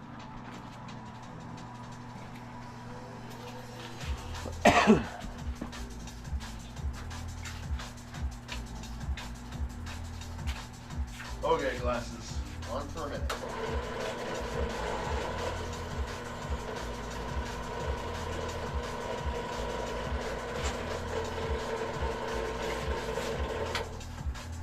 Tail. Alright, go back to filling the eye slots. Foot section.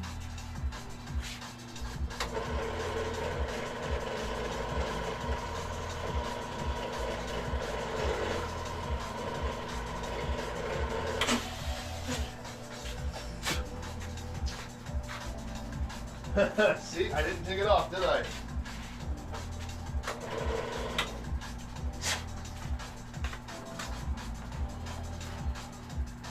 All right, I will be back in 30 to 40 seconds. Gotta go to the little man's corner.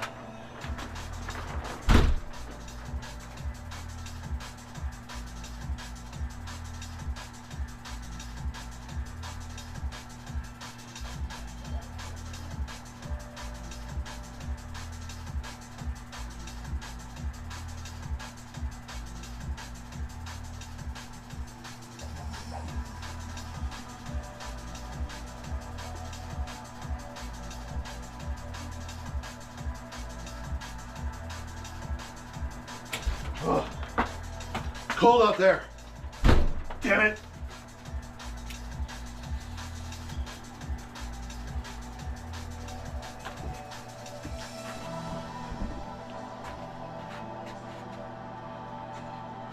Okay.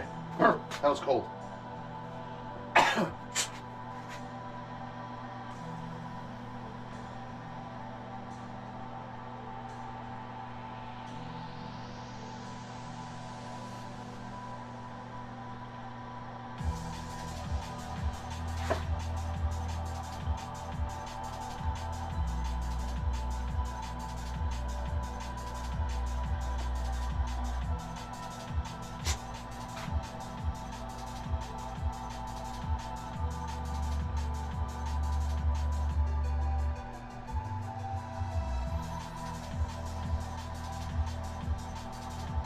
Did you ever hit the little tiny pond? That's the fishing game trout pond up the street from Double Trouble. Ant.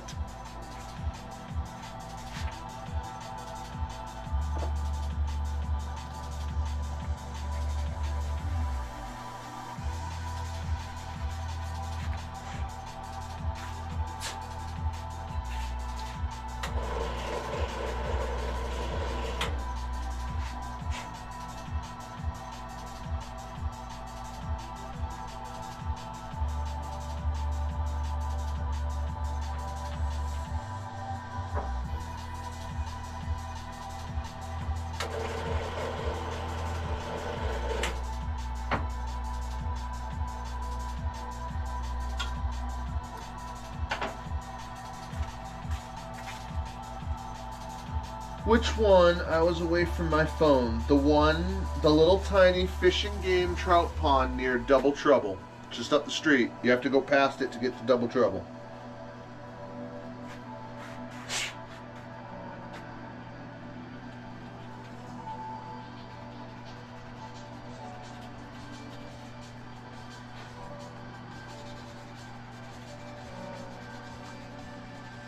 Begins with the letter C.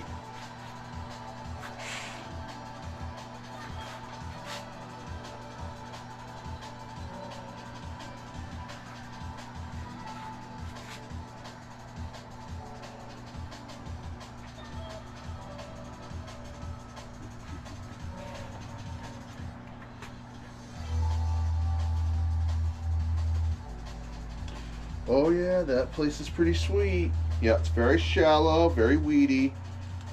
I've been told I need to get in there pre-spawn to basically just before when the pads are just starting. But confirmed 7s in there.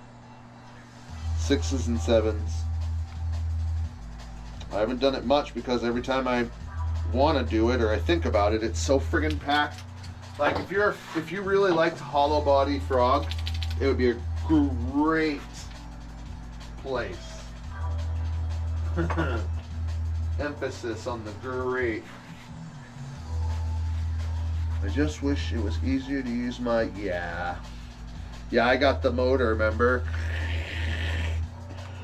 So yeah, I understand. That's why you got to go in there pre-spawn, though.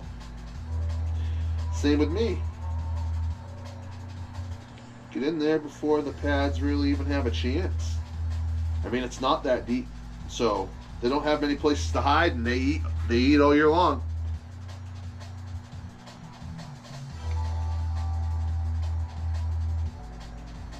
If I can have the aggressive ice fishing days I've had before, there's no reason why I can't just keep thinking that that's how those fish are.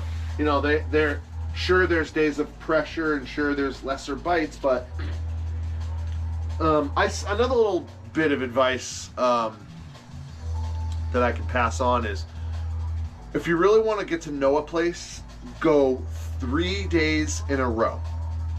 In a row. As long as you can each day. Same time, each day. And you will figure out a place. And by that I mean you'll figure out the caliber of fish. Because generally you'll have a bite where there's a day where there's no bite. Generally you'll have a day where it's like pretty much all dinks. And then generally you'll have a day where it's pretty much everything, but especially the big ones. Big girls feed on a 3-day cycle, usually is what they say or what has been figured out. And I've seen that. You go to a place 3 days in a row. That's how you really learn a place. I've lost a big fish there. Yes, you have. My friend got a 7. My other friend got a 6-8.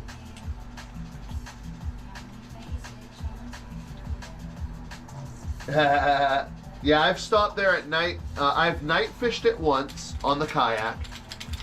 Actually, that place is one of the freakiest, weirdest places at night.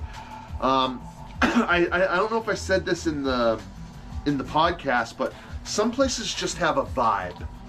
Magic Mountains has a vibe.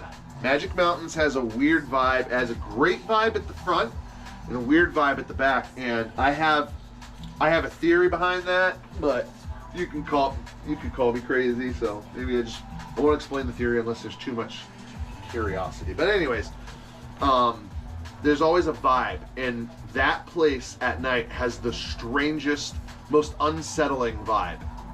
I have no idea why. It's super unsettling out there on the water at night. Against the shore, whatever. I always feel like I'm not really going to catch anything. Yet my friend that got the 7 got it from shore on a friggin' rubber worm.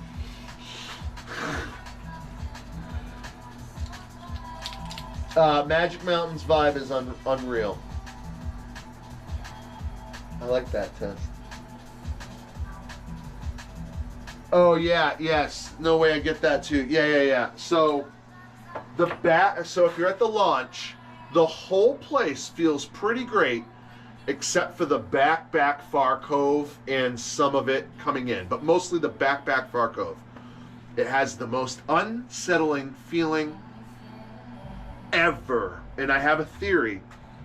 So there's been a few deaths at Manning Lake. Sorry, I just named it. There we go. Anyways, there's been a few deaths there, and when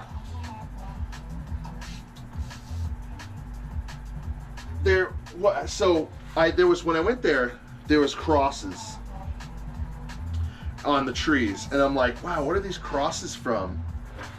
And obviously you know what they're from, but like I did some research because I fell in love with the place, and like I think a year or two later I'm like, I want to see if there was ever anything like put up. So I did the lake and I did plus deaths, and you'll actually see some stuff. Unfortunately, there's been a new death that trumps it, but you can see the old deaths.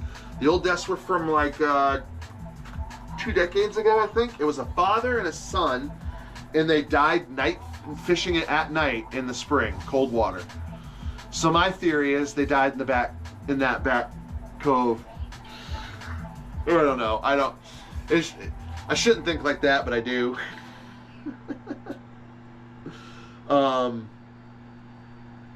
Last year, or no, 2 years ago, 2023, a kid was killed by a boat propeller at the camp area. Yeah.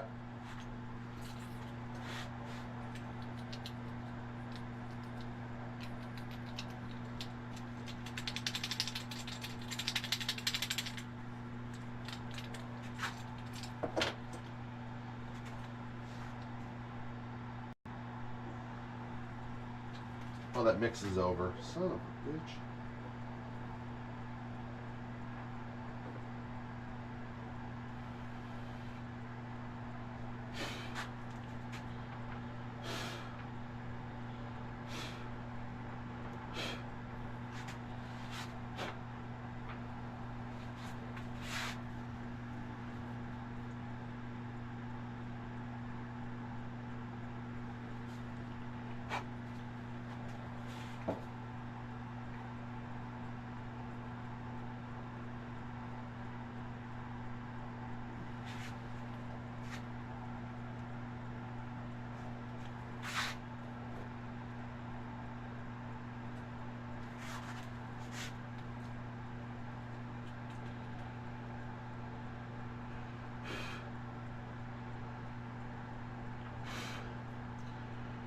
I think the kid that died there 2 years ago was like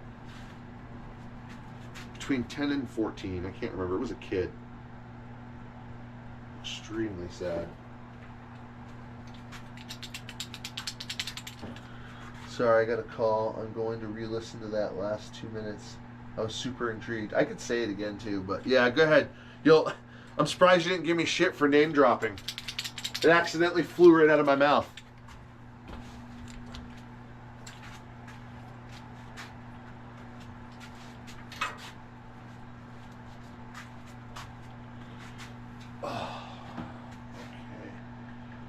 Put on a new mix.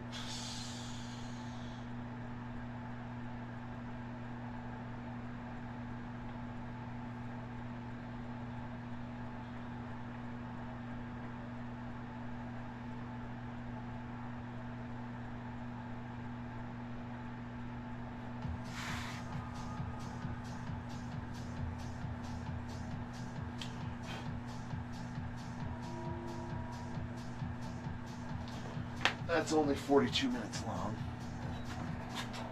Oh.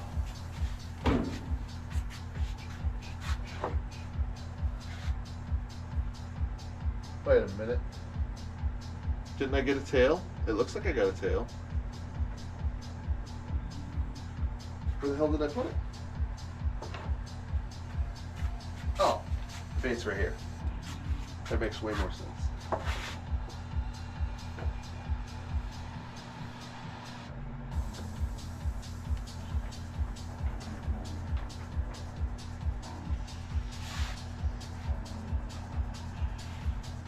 Yeah, did you hear all of it? Both sets of deaths? So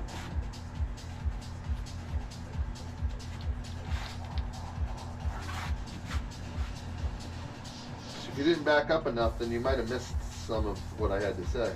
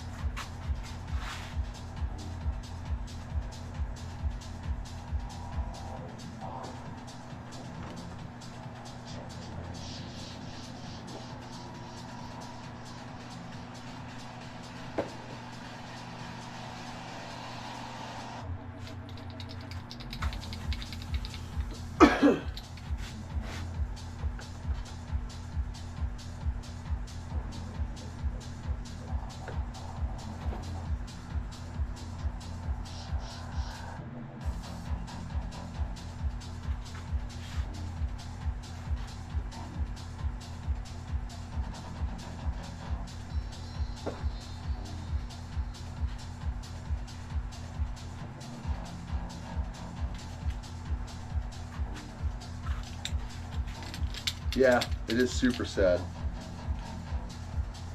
Yeah.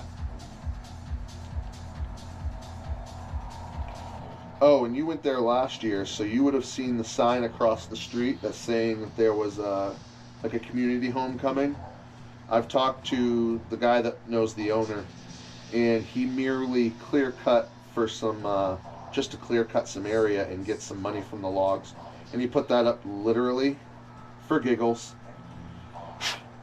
Toward the end of the season, just before like one of my last times out, so late fall, I noticed he had ripped the sign down, but that sign fooled so many people.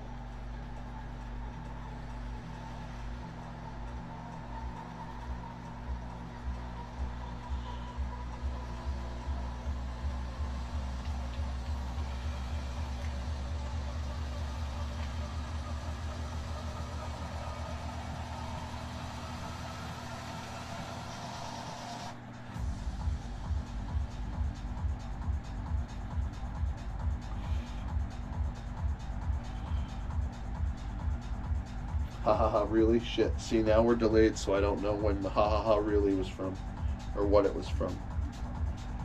Super sad. Ha ha ha, really? What was it? Crap. What did I say?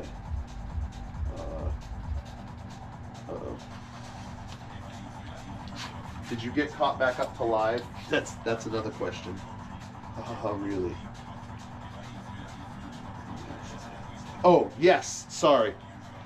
The problem is you're going to be answering me because there's going to be a delay now. You're going to be answering me what I was, what? I get it, yeah. Yes, really. Yeah, it's fake. The sign prank, haha, yeah. All right, now you seem to be, I think you're caught up to live, but I have a delay anyways. I can tell because when I say something, then when I watch the feed, I'm like, whoa, that's a heck of a delay.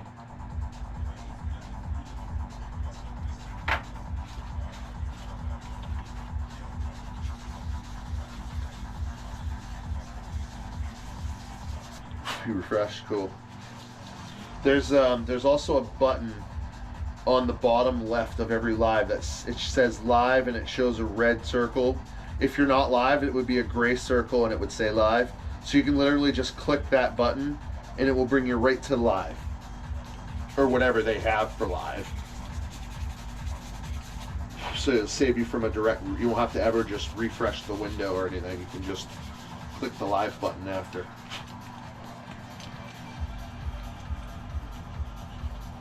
Both work. But if you don't refresh, then you continually, your watch time is counted continually and it keeps my average duration watch time up. Another little insider thing.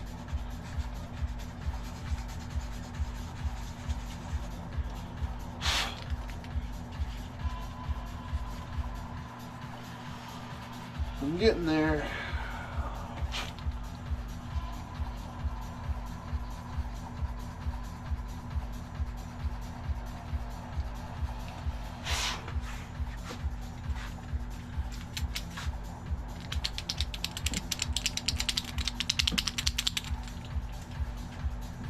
Alright, tail, grab a tail.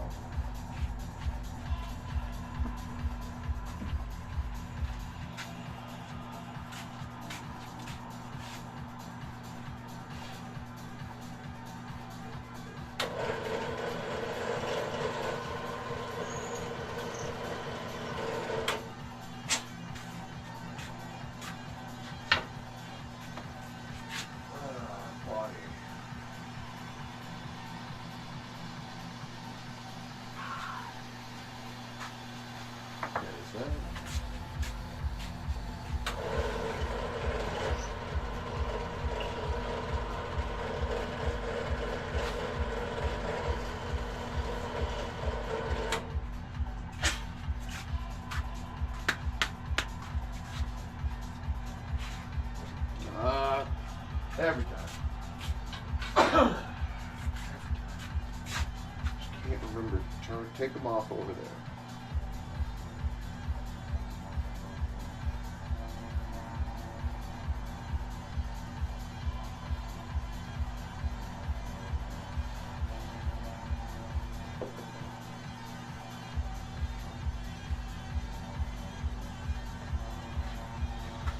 How long till they are ready to be painted? Do you film that as well? Yes, I do. I live stream it. I mean, sometimes, and I probably will this time. I'm hopefully going to be done putting them together. What's it, 2:30? I'll be done putting them together today. My goal was to have them primed tonight because they have to like go 24 hours after being primed. I mean, they don't have to. It's just that's how I've always done it. I like to let the primer kind of just fully do its thing. I'm just reading it real quick. Hold on. Let dry 5. Oh yeah, you don't have to let it. All right. Well, I don't have to, I guess. So that's good because hopefully I was gonna hopefully prime tonight, but I've been in here since 6:30, so I don't know if that's happening. Might. Depends on when dinner's done.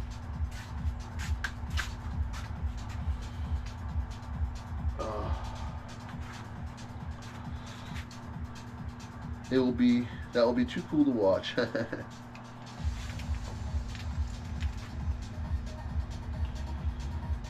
What's funny is almost every time I've ever painted, I barely have anybody watching. I mean, I barely ever have anybody watching anyways. Honestly, who am I kidding? But those are the times I figured people would definitely be watching. But honestly, you know, it's all monotonous, takes time, and I guess it's boring in the grand scheme of things. Once you break it down, I mean, I've been putting pins in, what, 2 days? This is my second day of putting these pins in and sealing up these holes. But I think the convo, it really helps either way, the direct connection. More people need to get involved instead of just, oh, this is stupid, and then leave.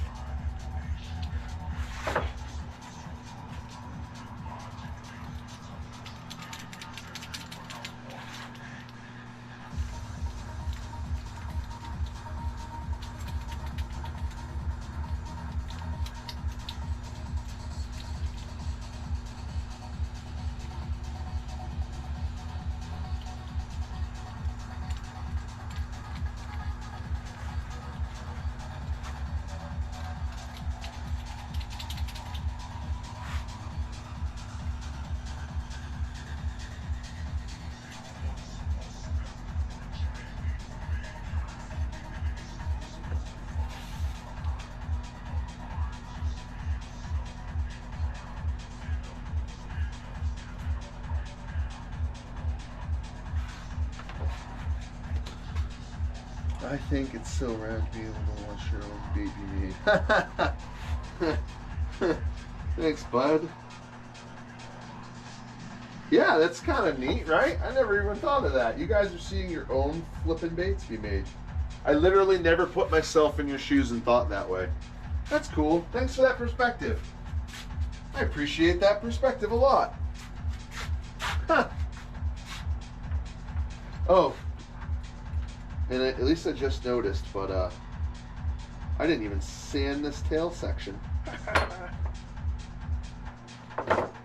We better be doing that right about now. Now, what are you on for this list? You got a waking crank trout. I literally just, you were here the whole time I've been working on all those waking cranks, so at some point I showed you your own bait. How weird is that, right? Like, I don't know who's over there. I just know I got that many of that, and I just kind of grab and paint them when time comes. I go, oh, this person's time for this. Well, the thing is I also I like when I do batches and they only give certain patterns, because then I can do batches of the patterns. So you got a brown trout, you are 1 of 1, 2, 3, 4, 5, probably 6. He hasn't picked yet. Brown trout. And then one of those 6 will be yours. And I won't know until it's time to ship them when I just grab it and put it in the box. But one of them is, though, yep. Would be even cooler is almost like when you look at batches of puppies or batches of kittens and then you have your cat for years and you look back at those pictures and you're trying to point them out of the batch. Almost something similar to that. Almost. I'm reaching a little, but that's okay. That's neat. We don't know yet, but it's out there. It's over there on the table. It's not hanging. Those are just... That's all we the cranking only's left. That's all I got left now. Cranking only.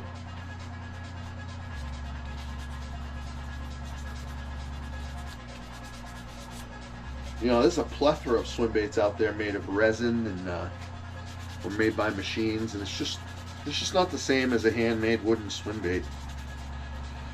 Everyone knows that, even the ones that make that stuff, which is no problem. That's why I make Bonnie. The Glide is a resin for its own reason. I don't have anything wrong with resin, but nothing's as warm and has that knock and that special feel and is as robust as a wooden swim bait.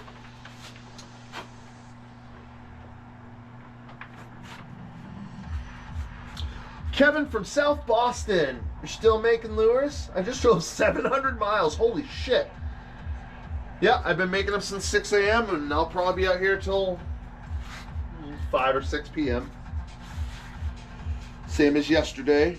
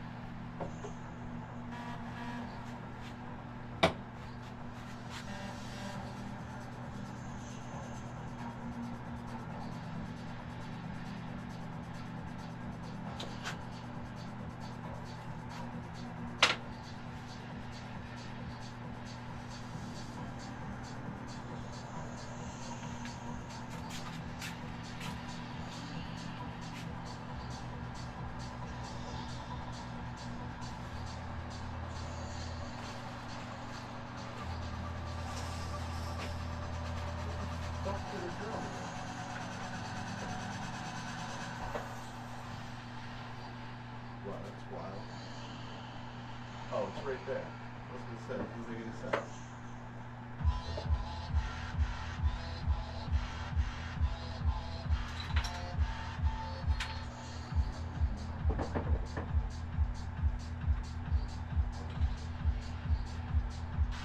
Wow, that's not even the right one. That's the big one.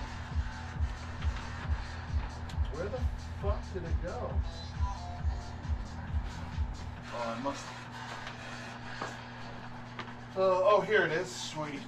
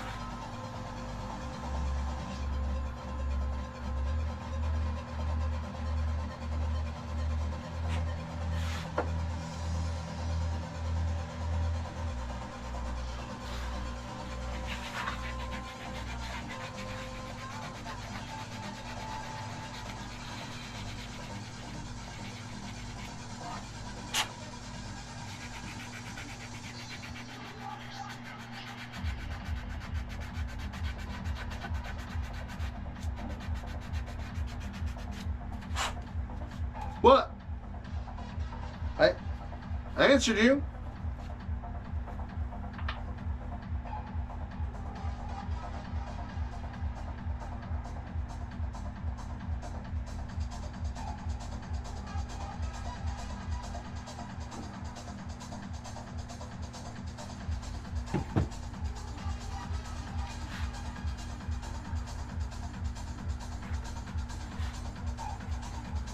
I'm confused.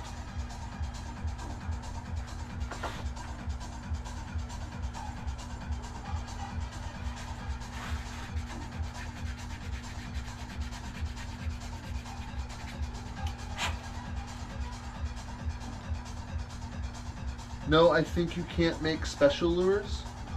Huh? What you mean?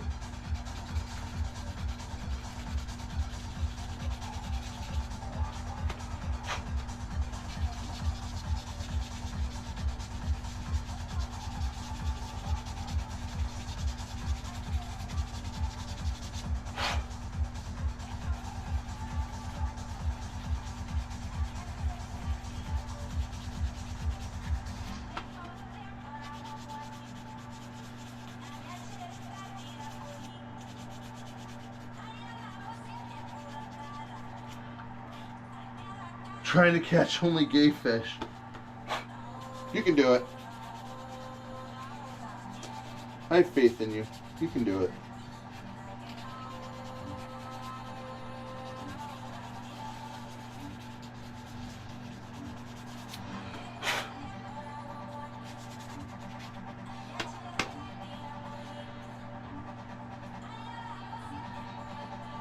Fruitiest fish wins.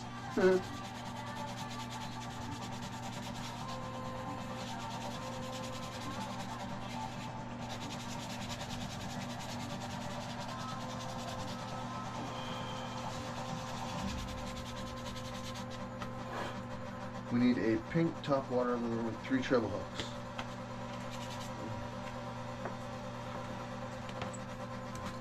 Pink top water lure. Pink purplish. Treble hooks.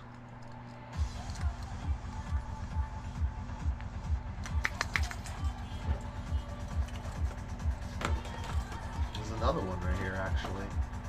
That's pink. Pink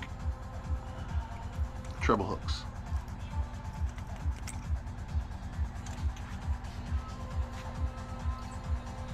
How many lures do you produce per day? Sorry, those are not for sale.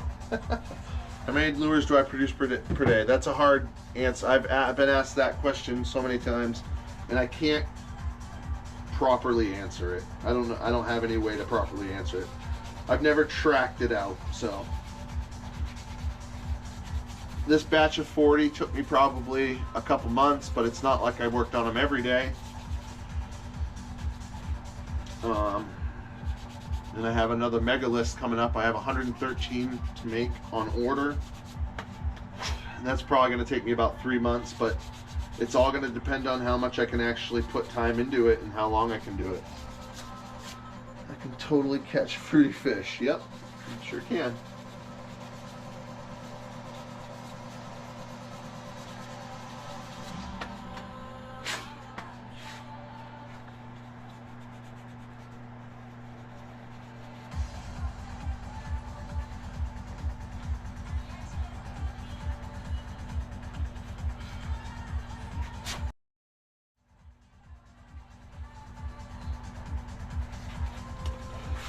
What is your time worth? How many hours do you put in them in 3 months versus how much proceeds do you collect? I have no idea. As for what my time's worth, for pretty much 20 years, I didn't really have much of a life in the winter, and my job would slow down. So I'd have a savings from the summer, and I would just mostly between that and doing a few jobs in the winter, I would do that and just play video games all day. So when people ask me what my time is worth, I also have a catch-22 of, well, I could just be sitting indoors for 12 hours playing video games until I have to go to sleep. So I think it's time well spent. But it's a lot of time. Definitely a lot of time.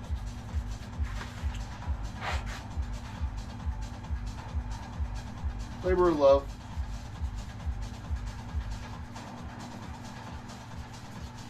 But I get $235 per bait.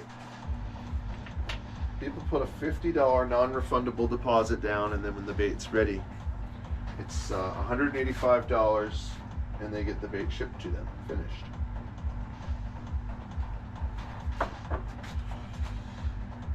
Good answer. Yeah, my time was spent not very smart for many years. I still love video games and such, but I barely play them the amount that I used to, not even remotely as much. And I mean, here in New Hampshire, if you factor in from mid-November till mid-March, well, I mean, November, December, January, February, April, March. You got 5 months here in New Hampshire where we're not open water fishing, and for the most part, I mean, yes, I could travel to plenty of places, travel to the Cape, I could go to the Merrimack and hit the, that's not the point. The point is I can't just go fishing to where the hell I want, right, for 5 months. So, to have the ability to have something to do for 5 months and also have it involve freshwater fishing is it's pretty awesome. Are these for salt or for, they're for fresh, but I have people that say they want to try and use them in salt. No real difference. Amazing. Who spends that kind of money on a lure? So there is a mega culture out there. These are called swimbaits. Okay. There is a huge culture of people out there, and there's a lot of people that would spend this amount of money. I've been doing it for 5 years. Whenever I open a list, I don't ever have an issue closing a list and capping it out. I mean, this is 40 Thomas the Trouts over here. My mega list has 113, and I actually stopped it at 100, but I kept taking some and I kept taking some. But I can't take any more. Not for this batch. I need to slow down. I do what? What are my views on abortion? Why do you care what my views on abortion are?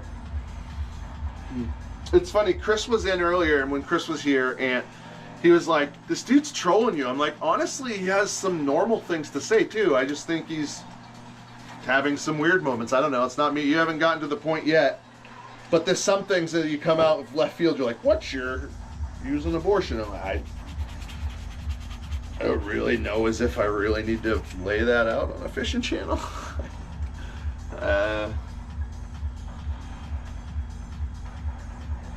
It does, though, say in the title, ask questions. So, there is that. I spent that amount twice. Yeah, so Ephraim on the list, on the mega list, he bought 25 of them. Himself. 25 of the 113 are him.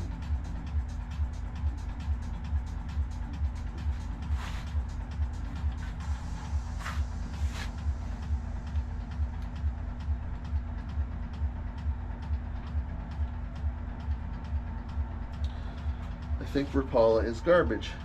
Alright.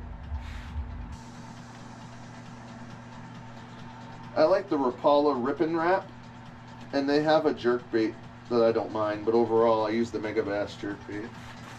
But I like the Rapala Rip and Wrap. That's the one Rapala bait that I don't mind. I don't use it too often. Very situational. Like once a year situational. I didn't think I used it last year. I did almost all swim baits last year.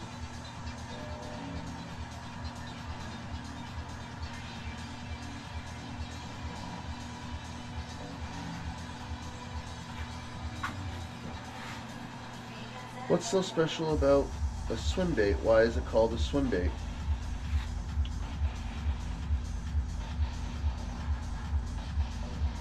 You trolling me?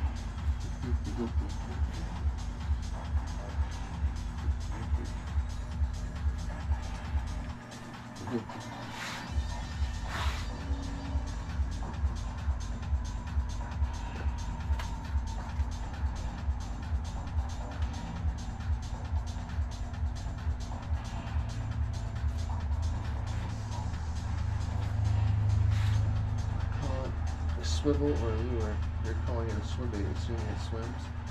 Spinnably swims. What? Call it a swivel or a lure? Well, most of us call them baits, or you can call them a lure. Yeah, most swim baits do generally swim in the water, but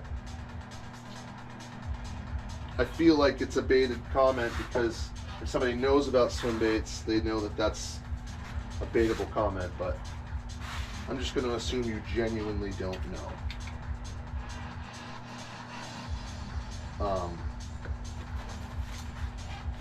And within the culture, usually they're pretty much over 6 inches. So that's another gray area too, where people agree with what's a swim bait and what's not a swim bait. That's just a massive rabbit hole that I don't even know as if I want to go down.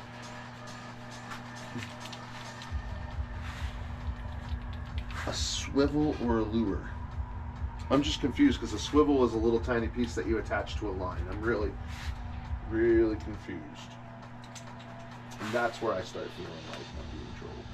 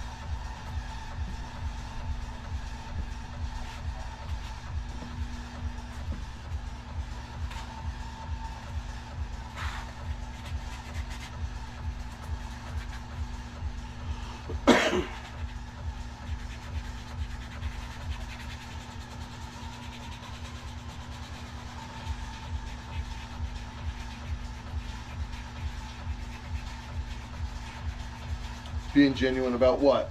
About what makes a swim bait special and why does it swim? Not trying to be funny.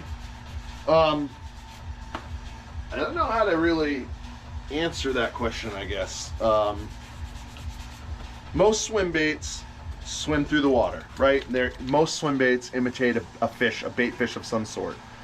But then you got the gray area, whereas a crawler with crawler wings is also considered a swim bait. But is it swimming? Not necessarily, right? What defines swim bait, which is what you're asking, and it just gives me a hard time of answering beyond the fact of, if we're gonna go to straight up, we're gonna just say it's pretending to be a bait fish at its very core. And handmade ones are usually made out of wood. Other ones could be made out of resin. There's some made out of ABS plastic. Higher end ones tend to be made out of wood, except for some of the hype baits, which that's a whole nother. I mean, it's just like, it's a bunch of rabbit holes, really. The question just entails a bunch of little rabbit holes, and I don't know how to answer it. I'm not necessarily the best person to answer it. It's probably what it all boils down to. A swivel was above the hook. A pivot had a jitterbug that had a tail that went back and forth side to side until it broke off. Swivel's usually attached before a line tie. So, most swim baits are jointed. Some aren't. Some are single piece. Like, it's so hard, because as soon as I say something to start to describe it, my brain starts to go down this friggin' path, and it opens up to a whole other bunch of topics. And I ultimately think I'm just not the right one to describe it, I guess. But for me, if we're talking about the original essence of a swim bait, you're trying to imitate an actual bait fish. Not saying a chatterbait is imitating a bait fish. I'm not saying it in that way, because that's the same idea. It's trying to imitate a bait fish, right? But I mean an actual bait fish. And most enthusiasts don't consider a swim bait as like a legitimate big swim bait. A big swim bait until you get pretty much most of it's like 6 inches above. Some will argue 5 inches and above. And everything I just said has a whole bunch of branches and rabbit holes that if anybody that was advanced with swim baits was listening to me, they'd be like, yep, he's caught in a conundrum of all kinds of things to ramble upon.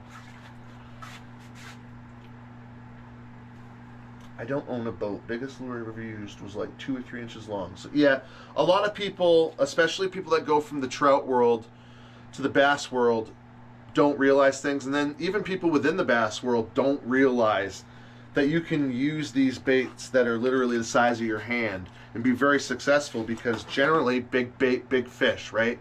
So that's the whole point with the culture of big swim baits is you're throwing something that are kind of on the bigger or at least medium size of the actual fish forage. Because if you throw a jig, right, and it's like a craw on the bottom, they're going to suck it up off the bottom. It's a different type of hit. You throw a wacky rig worm, it's a different type of hit. If you throw out there a fish the size of a flippin' fish, again, it's a different type of hit. It's that big swim bait hit that the people that get into that whole culture are all about.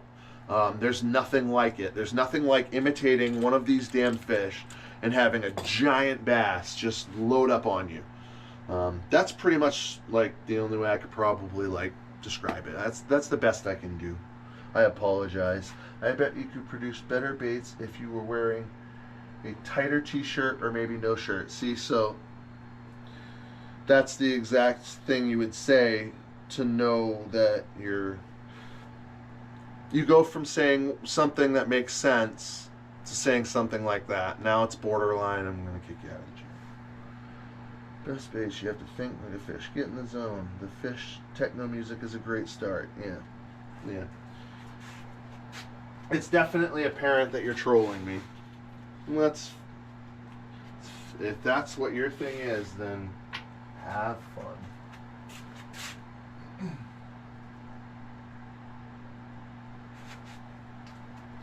What do you think, Ant?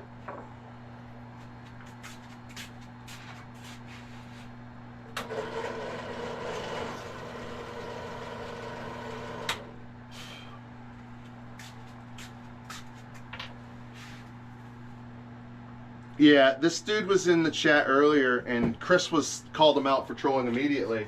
And I saw the tendencies, but he actually asked actual questions too. But then he comes and he's like, has these sideline things, like he says something like, "No, serious, I don't know. Let me know." And he's like, "Yeah, the swivel is that." In order to make the best baits, fish techno and produce best baits wearing a tighter t-shirt or maybe no shirt. Like, that's obviously trolling. It's like not even a question. I wonder, is it someone I know? You know, is it someone trying to just straight up be a dick? Is he going to go to the next step and I just got to ban him from the channel? I don't know. It's unfortunate. It's odd. It's weird. It's wacky. It's life.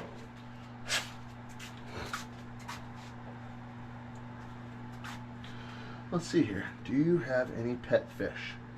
If so, what are their names? I have one. We call her Flipper. Very intelligent. Show me a picture. Send me a picture on Facebook. Message Chris Ellis, Kris Ellis. Show me a picture. Yeah.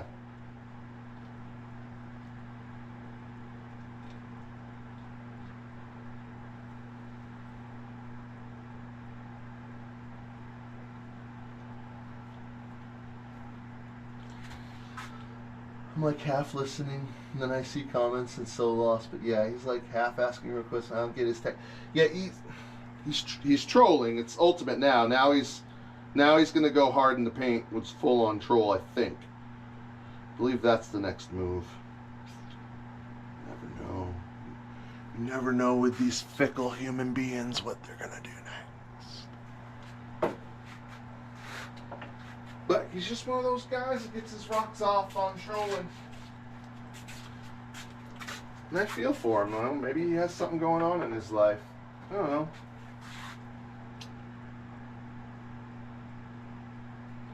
I know plenty of people have tested me over the years. It usually ends the same way. I don't fucking care.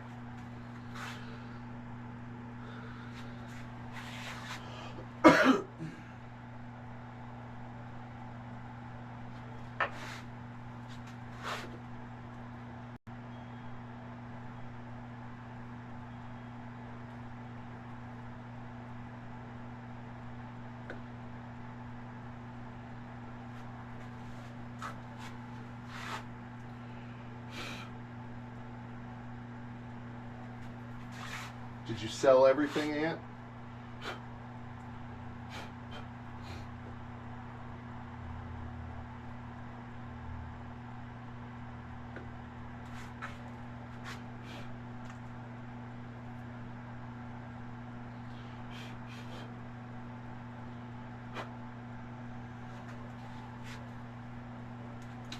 That's cool. I never thought of that.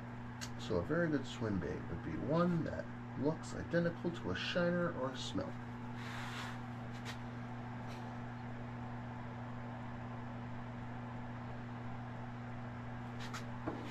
If it's good to be.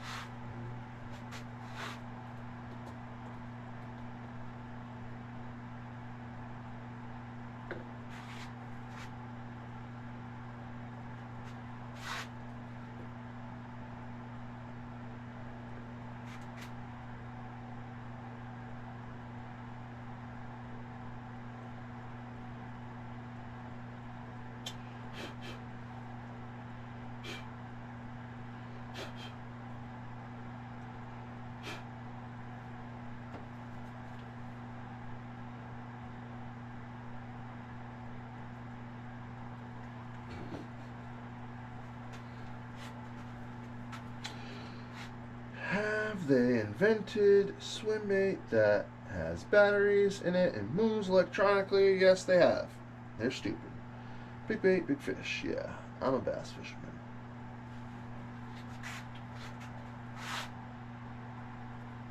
You know, even with the legitimate things you're randomly saying or whatever, I think you officially lost me with the shirt comment.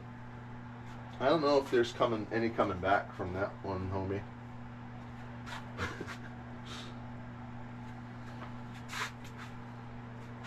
Now I'm stuck going, alright, who is this guy?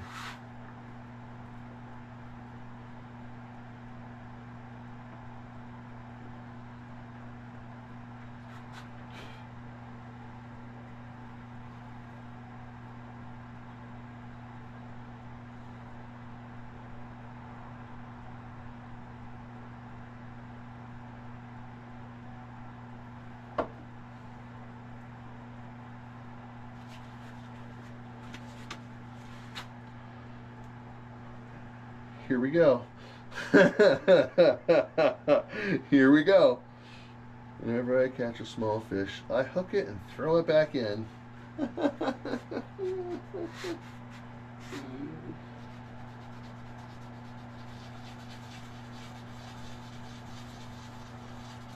Now, do you do that with your shirt on or your shirt off?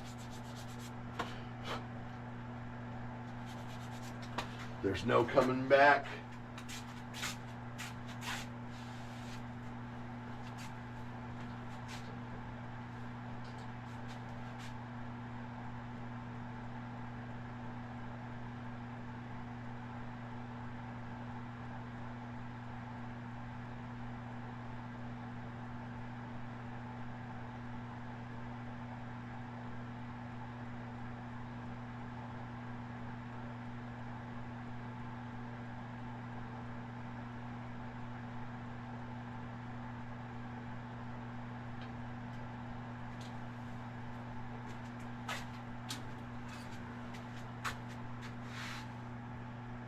Just trying to make me laugh. I wouldn't be here for 2 hours if I was trolling. Technically, you're right. That's why I haven't banned you. it's you know, if I saw a shirtless guy live bass, I'd be pretty entertained. All right, you motherfuckers asked for it. No, I'm just kidding. He's being way too serious. All I wanted was a juggle. Okay, all right. Well, I mean, okay. You got a chuckle.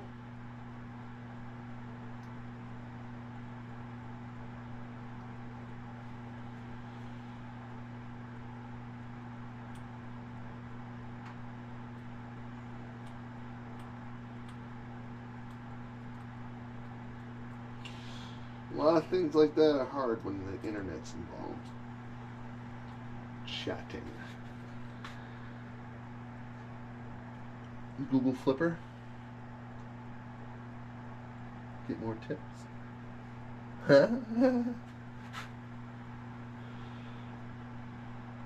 I'm familiar with the old movie Flipper.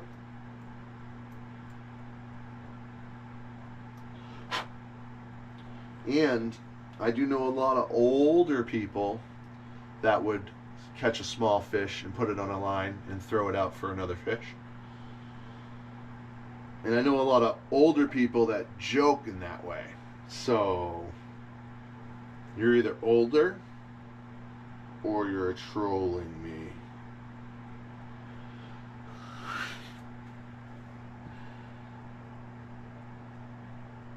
To be fair, when you ask a guy building swim baits on a live stream his views on abortion, it doesn't come off as very serious. Yeah, that was another one that was random. What's your views on abortion? What is that? That was probably one of the biggest red flags. And then the shirt one. He's just looking for a laugh, bro. Suppose I gotta let the man laugh. You know? Gotta let him laugh. I said that during Call of Duty Nuketown, right when I got quiet, game started, and they lost it.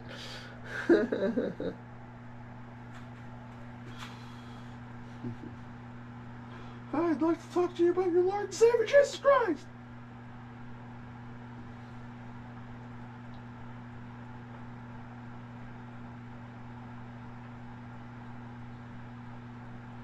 And you also have to understand that in that swim bait community I was talking about, there are a lot of trolls. So it doesn't take a lot for me to, start thinking, who is this? How does he know me? And why? So, if not, I apologize. If so, my intuitions are correct. Intuition, whatever an intuition is.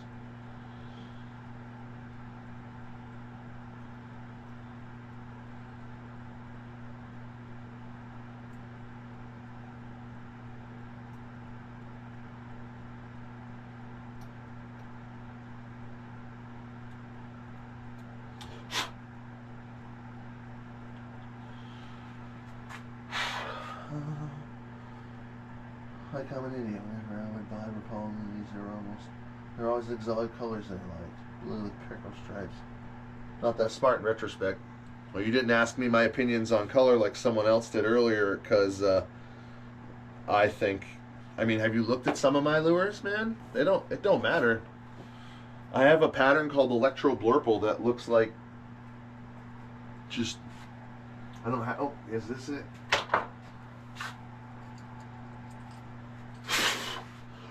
What fish does this look like to you? What am I replicating with this? And do you see how smashed it is and how many flippin' fish I caught on it? What am I replicating with this? It's literally exotic colors and stripes and shit, like you just said. And I have on video more fish catches than you can even imagine on this damn thing. Color is kind of irrelevant at times, most times.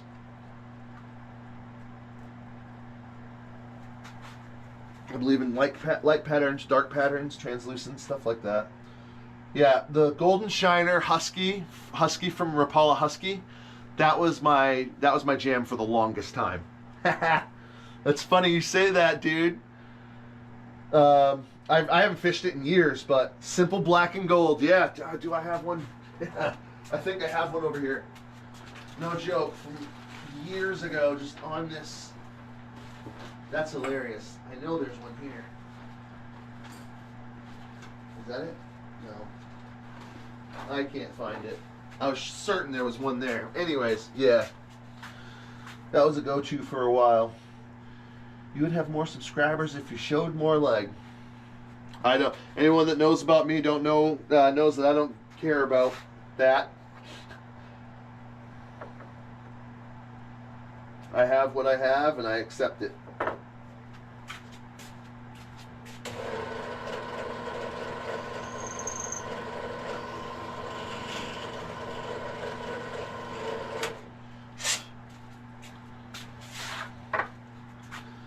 I remember the first time I used a rubber green frog and it worked. I caught a 5-6 pounder lily pads, but I couldn't get the fish on land because it was all tangled up.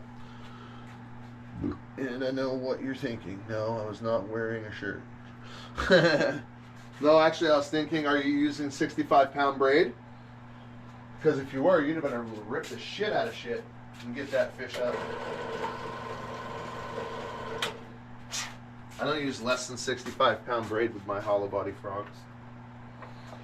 And also, that's another thing I haven't used for years. Once I started getting serious into swim baits, I pretty much stopped everything, which is why I make a frog. Granted, I can't use him in the pads because of all the 9,000 treble hooks. But yeah, I make a frog. He wakes on top. I've caught so many fish with this.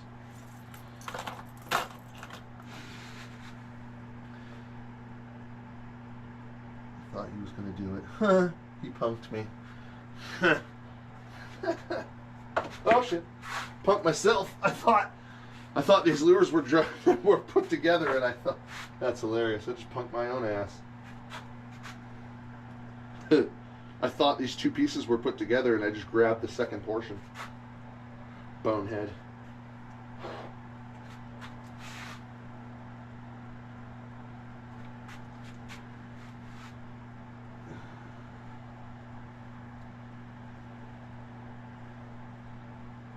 Oh.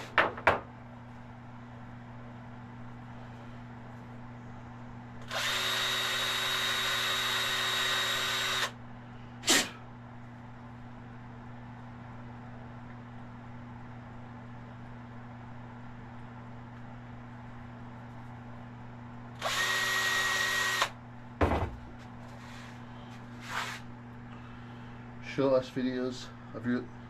I have a ton. I'm same age as you. I have a ton of lures in action. Look at my last 2 video uploads. I have a Curse Max video and a Thomas the Trout video. Plenty of videos. I have a Perchzilla video. I got a ton of videos on Swimbaits on my channel. You go look around.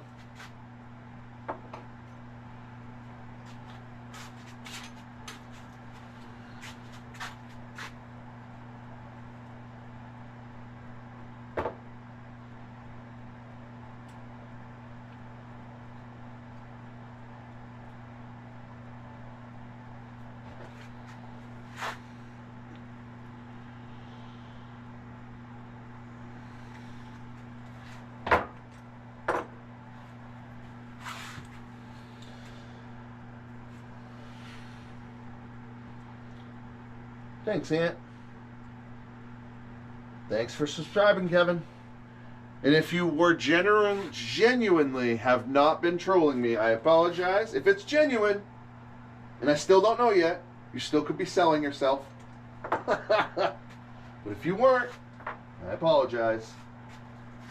And that's why I don't just immediately boot people when I'm in my deepest thought thinking it.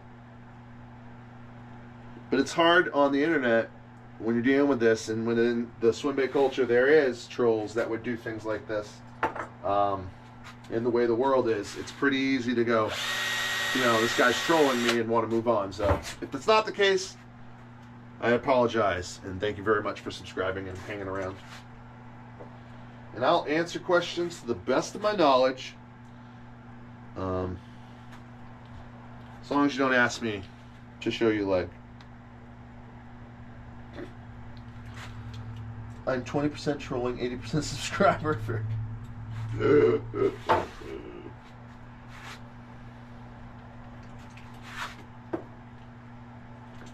For now, we'll keep him. All right, Aunt? We'll keep him for now. You seriously drove 700 miles today and then came back to my channel?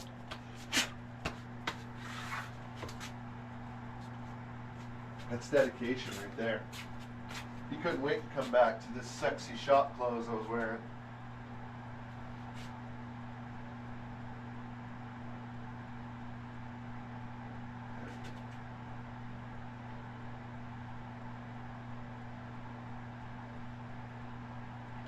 Somewhere between the dirty ass hoodie or the pajama pants, I had won him over.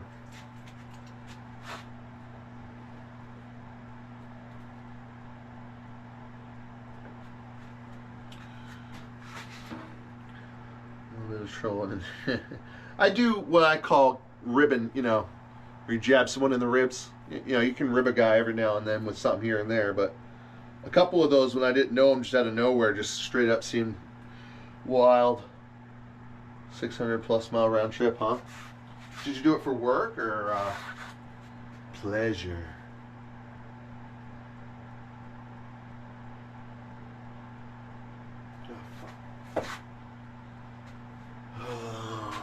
Where are those clippers? Here they are.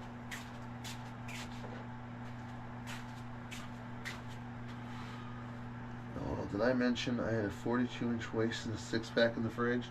No, nor would I have cared. Remember? Remember, I'm not that guy.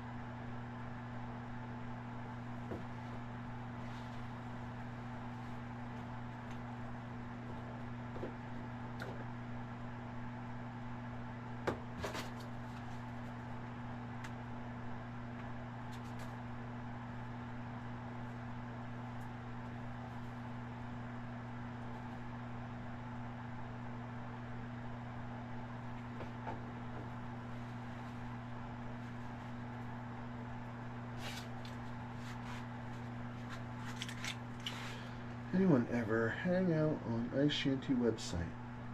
No. Nope. No Ice Shanty hangout website in here.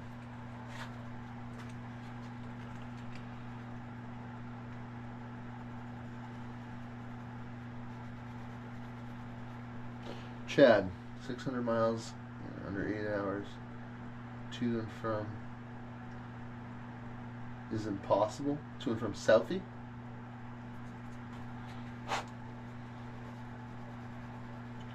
Hey Chad, we're doing the whole figuring out if this guy's a troll for good thing or not, but he's saying he's genuine.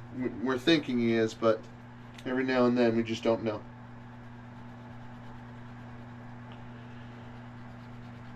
Round trip started around 5:30. Had to drop off a car. Oh.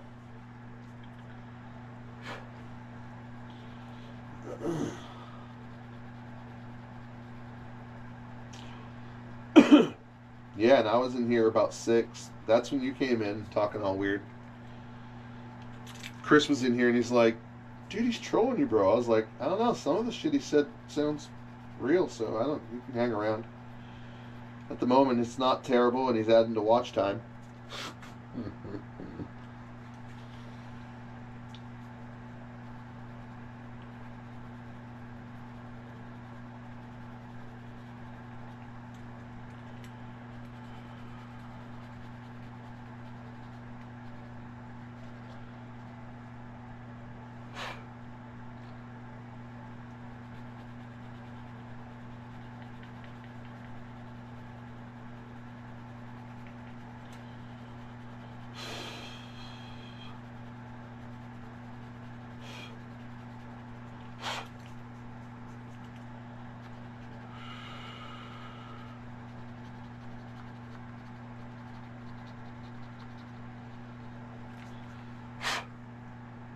It's always a selfie, kids. What is this, a normal thing, Chad?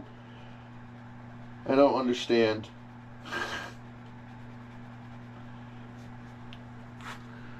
I'm not gonna know exact mileage. I could have said I don't know this. I'm about a car off my brother, but I can get it home and no title.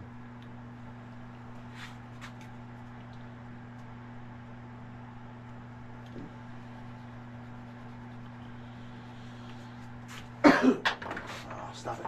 There we go.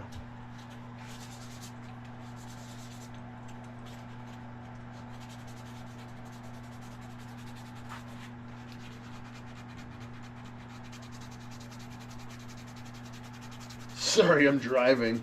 They all got jokes. At first, I figured it was somebody from the Swimbait community trolling me. So, there's that.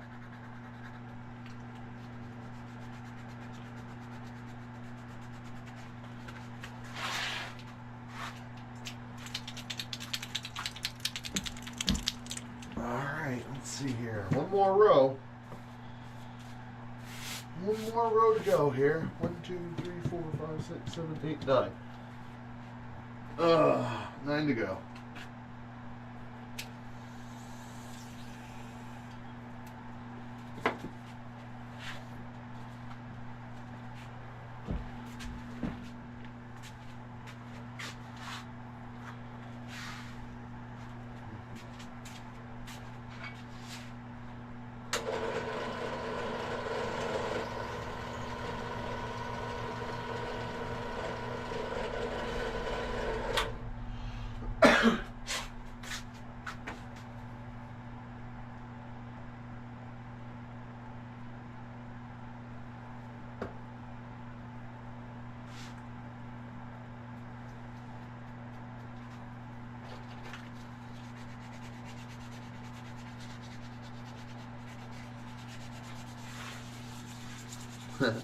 Trying, bud. I'm trying. I have got these 9, and then I have my 4, and then it'll be time to prime it all. I still have the 2 penguins over there. Those are pretty much ready.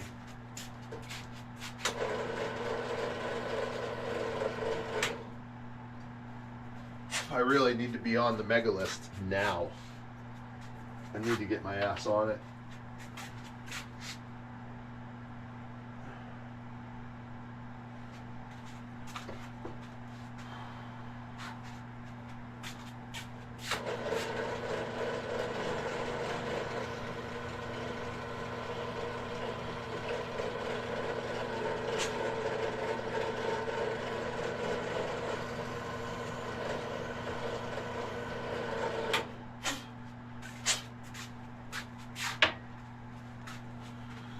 I watched a video on how many big fish are in a body of water. It blew my mind. You can't have all big fish. You need a multitude of different sizes. There can only be a certain amount of big fish, specific small fish.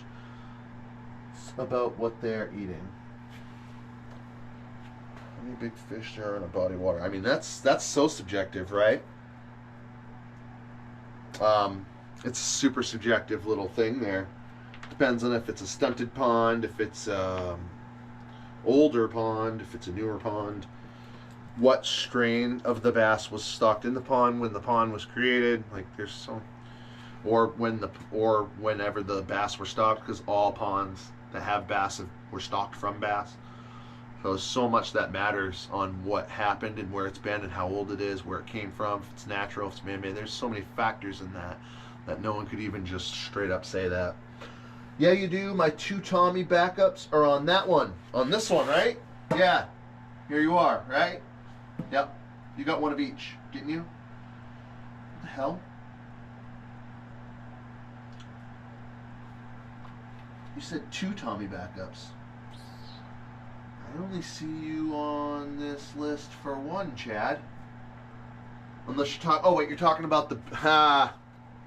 Yeah. Your 2 Tommy backups because you're only on the list for 1. I see now. I get it. My bad. So the pond can provide food for 100 pounds of fish. This is a textbook example. Yeah. I mean, that's also, for a healthy fishery, there are general rules of thumb, but there's also, I mean, that's if you're creating a fishery, etc. You can control all that. There's definitely a science to it. True, Chad, I need my Smacks before spring's over. Yeah, you do. As time goes on, it's about food. You're right, dude. There has to be a good amount of forage. There has to be a loaded amount of forage to make a good pond. No, the mega. Yeah, I figured that out, Chad. It's about always equal to specific weight of fish. Let's say 1,000 pounds in a pond. You can have 100 pounds of live fish because 90 pounds is food, etc. Yeah, and then hopefully the other 90 is there and in abundance so that the however many pounds is big. That's a lot of sciencey science crap right there that I can't follow. I was supposed to grab, no, here it is.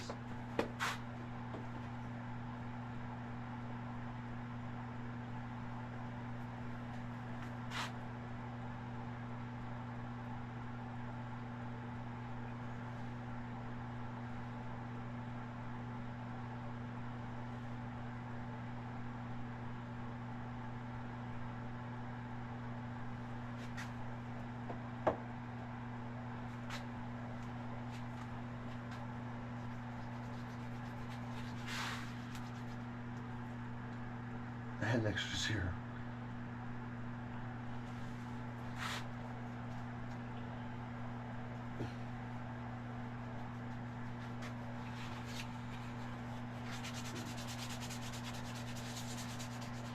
Yeah, I do know all the healthiest fisheries definitely have a healthy population and an abundance of types of other fish. But some water sources have a whole bunch of 5 to 7 pounders. Some water sources, that also have those same fish only have a few.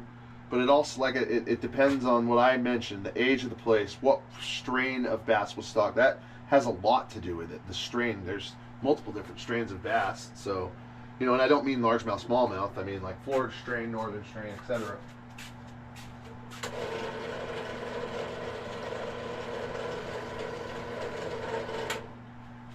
And then are we talking how close to the equator? And there's so much to factor into that. But if you're talking just strictly stocking a pond and breaking down the science, and cool beans, I can't even think of it. But in general, Yeah, you definitely have to have a huge population of bait fish for a good population of big fish. So let's see. This is Mother Nature. Not everything can be small. Not everything can be large.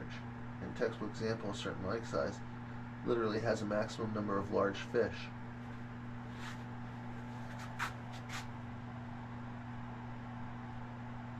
Makes sense, I suppose.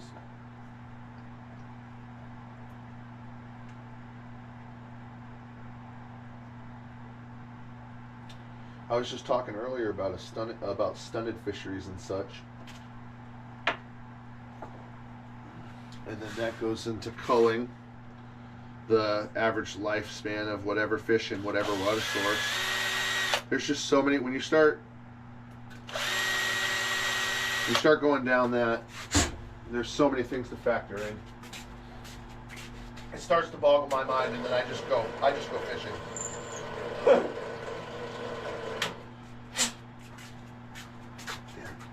we go.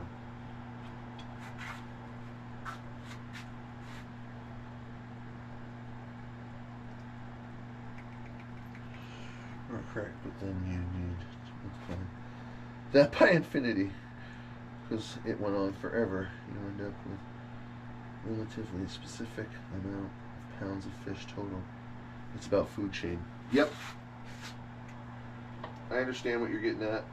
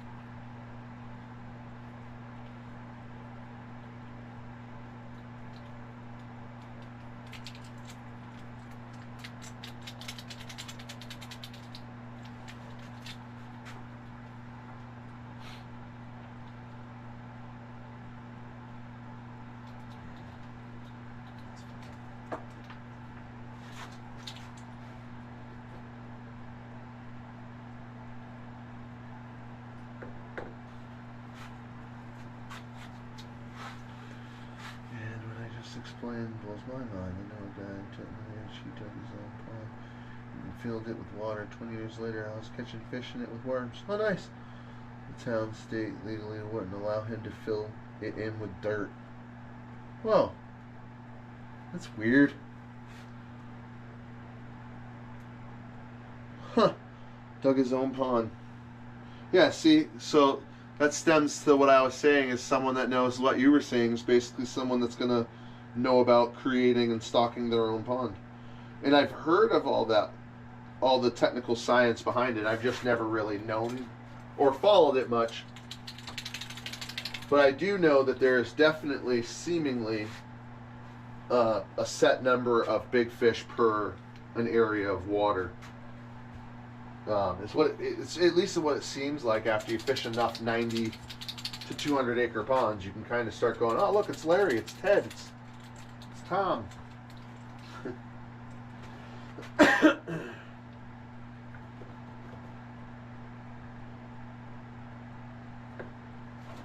So I like to go to a whole bunch of them, like with water sources, try not to catch the same one over and over again if I can help it.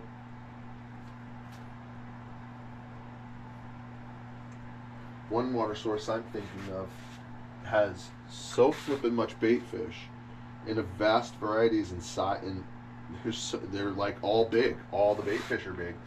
And then I've caught so many individual bass there that are over 5 pounds. It's just stunning the amount that's in there.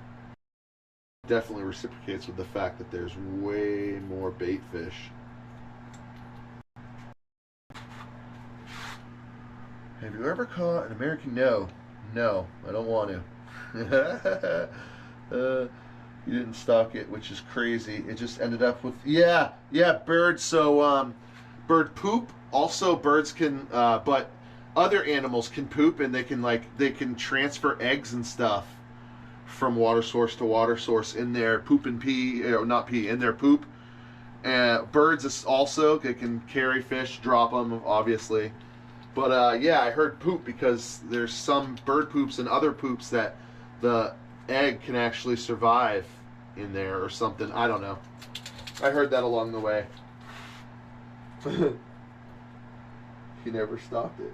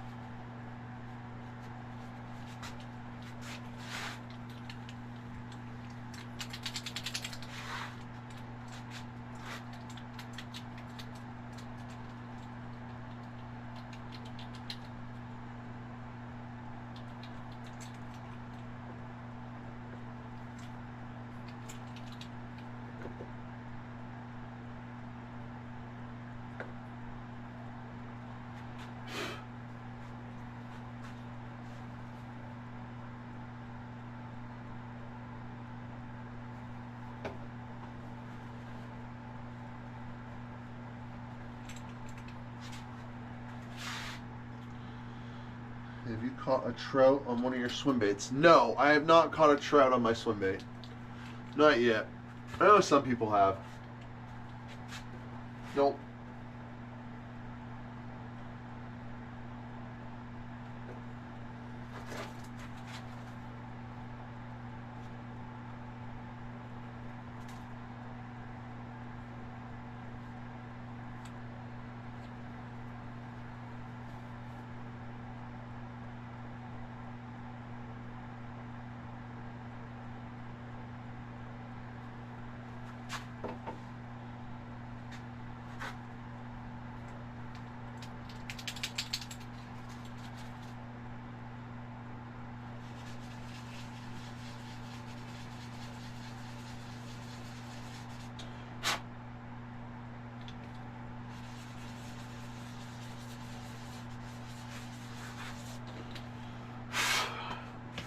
Oh, forgot this slide.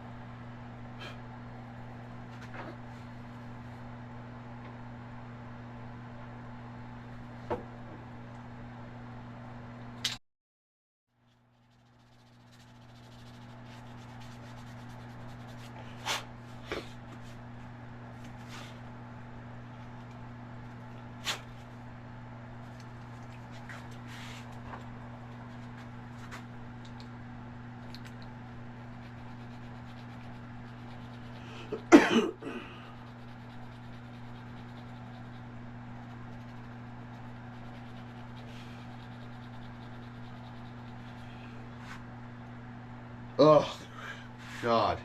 I wouldn't even want to deal with the friggin' eel. Ugh. I just don't like them. Just, bleh. I hear they're slimier than slime darts. Ugh. Yuck. Gross.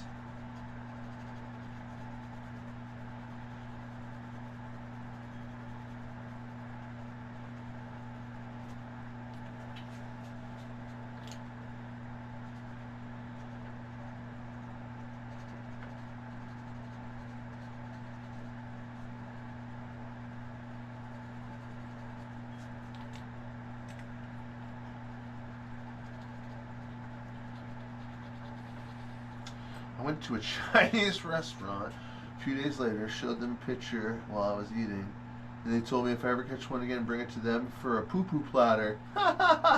Nice, they like the eel. Yeah, 'cause, there's a lot of Chinese that like that eel. I actually looked it up once because in Rush Hour they mentioned camel's hump and eel, and I ended up looking it up, and they do like that stuff. They like a lot of weird stuff. Free poo-poo platter. You bring me eel, you get free poo-poo platter. God, imagine having to transport that nasty thing. I can't imagine. What'd you taking it off? Like, I don't even want to take the damn thing off. Dealing with it. Ugh. I don't like snakes, and it just reminds me of a friggin' giant water snake. Blech. But a poo-poo platter does sound pretty friggin' good right about now. Might have to be going getting me some eel.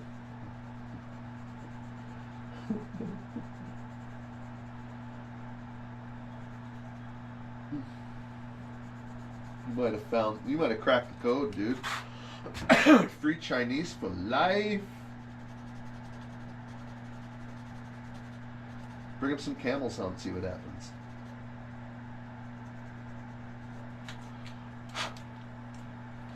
And Chris Tucker orders the eel.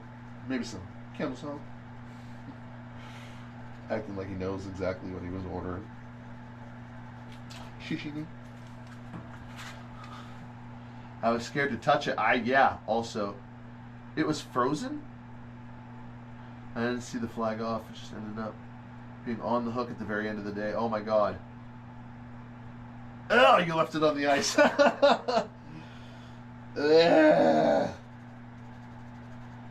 Nasty. Oh, God, yeah. I'm not that guy, that's for sure. Eel. You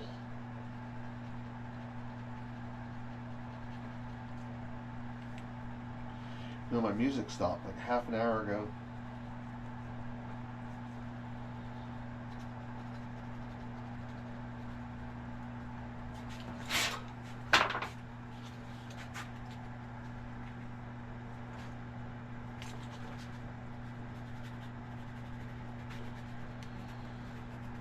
I have a photo. Ew.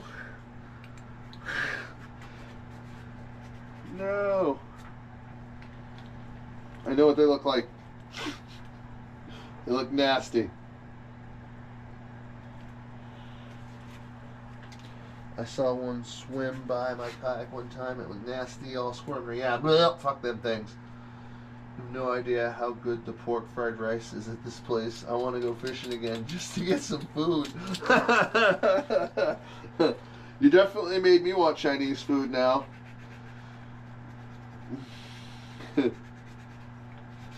What time is it? 3:57.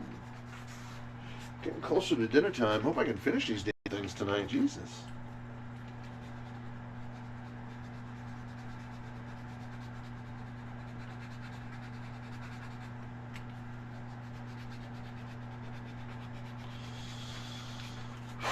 What's the biggest rainbow trout I've caught? Probably, I don't know.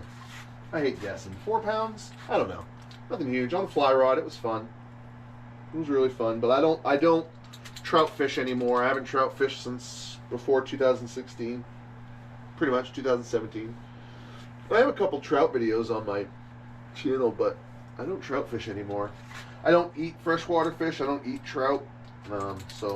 And I'm out there for the sport of catch and release. Bass fishing, just, it really aligned with me when I figured it out when I first started bass fishing. I was all about it. So here we are.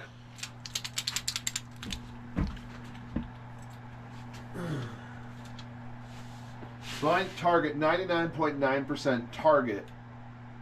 Well, I 100% target bass fishing. Or bass, sorry. But I don't mind byproduct catches. They're fun.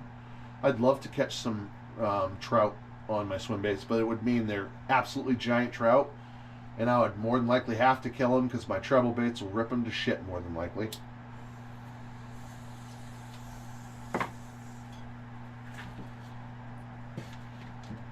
I gotta check my messages in a sec. My wife might have messaged.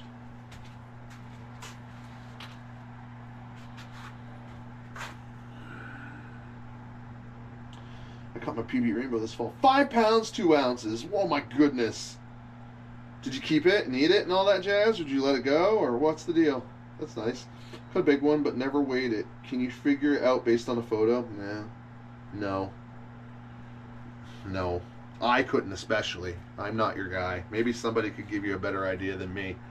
If it were bass, I could give you a better idea, but then I have to judge your size of you being a human, your perspective, how far it is. Like this all.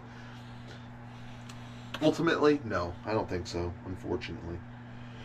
Ever catch a fish while standing in 3 feet of water on a sandy beach? See, here's some more weird questions, Kevin.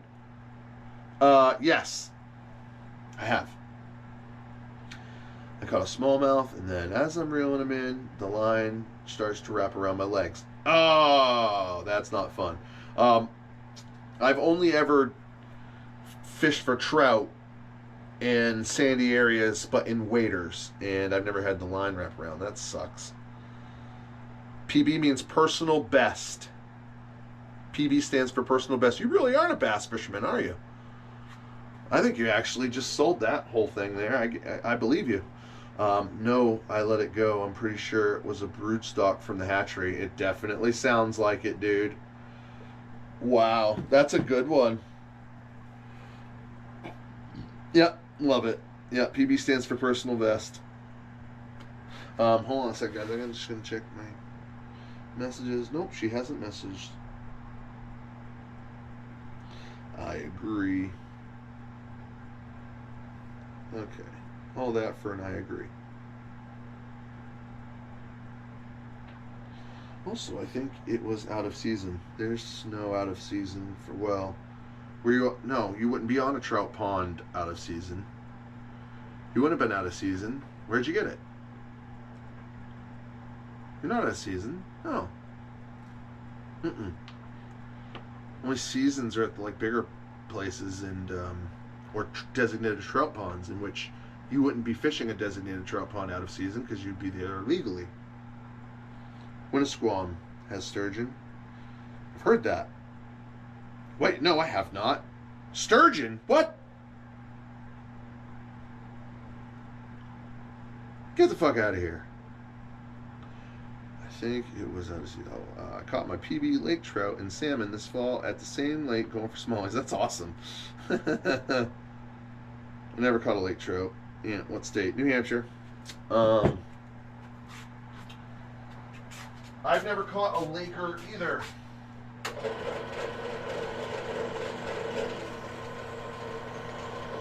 know people love them. They love to catch. I'm sure I'm going to change that this year, though, with live scope. I'm going to catch all that stuff on accident. Eels included. No way, I'll see that fucker squirming on the screen. I'll purposely not catch him. Not tricking me, eel. 7 deep.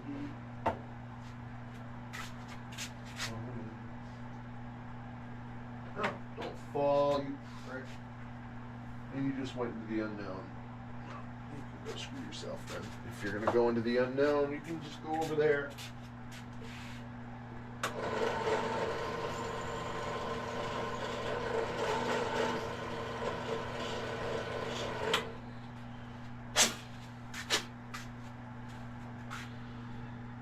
How do I catch lake trout without a boat? You don't. I don't think you do.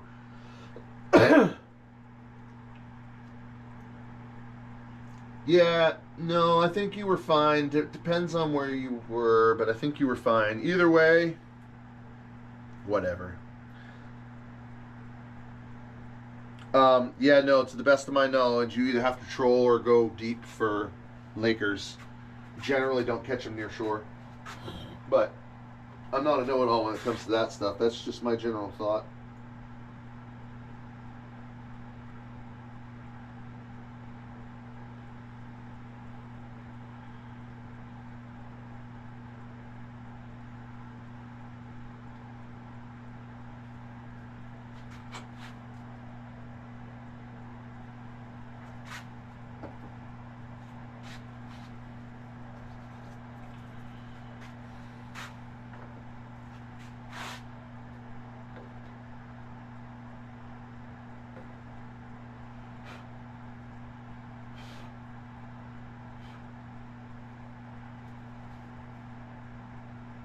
shit.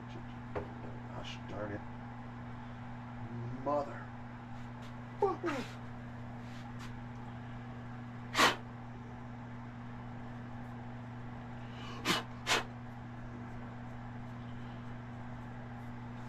Now I have to triple check that.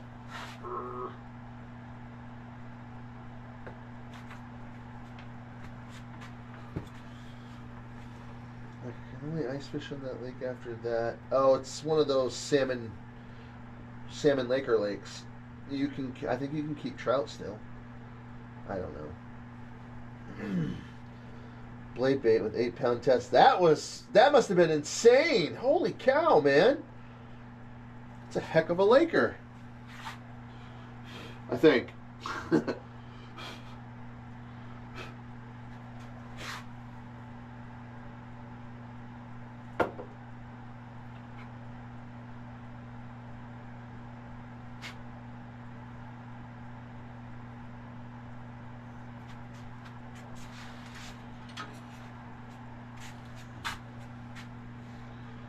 Toss it out the window. What am I tossing out the window? Uh-oh. Oh.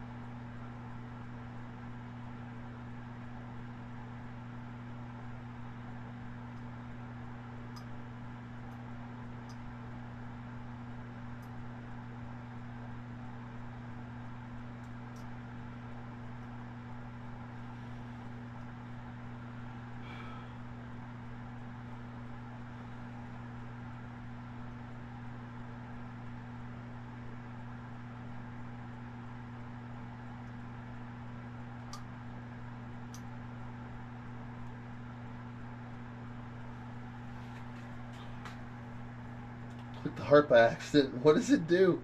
Sends a little heart flying up. I don't know. I don't know.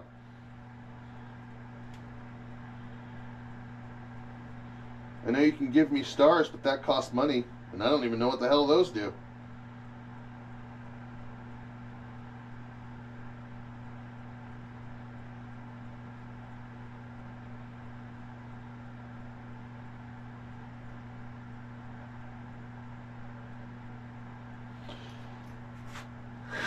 I look over, there's still a million hearts going by. Yeah, there's an option to give stars, but I've never actually looked into it.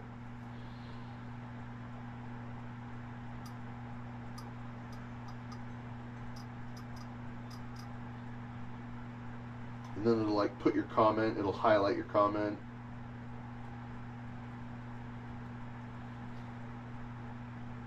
It's mostly for important people, right? it's not for me. Don't worry, I'll be able to see what you say. There's only 2 of you here. But like if it was like a hopping channel or there was a lot going on, you can pay stars and get your comment up top for like a set amount of time. I think that's how it works.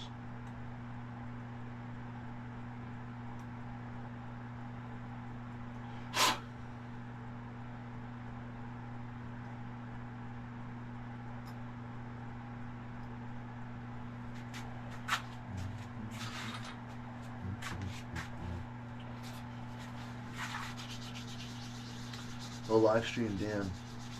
No connection issues, huh? What?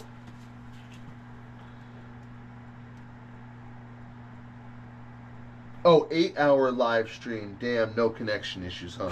I read it as, oh, I read your 8H as in you actually made a typo. So I changed it to on in my brain. You actually meant 8 hours. Yeah, I think I had it drop twice, but it wasn't a full drop. It was just like a quick drop and then back.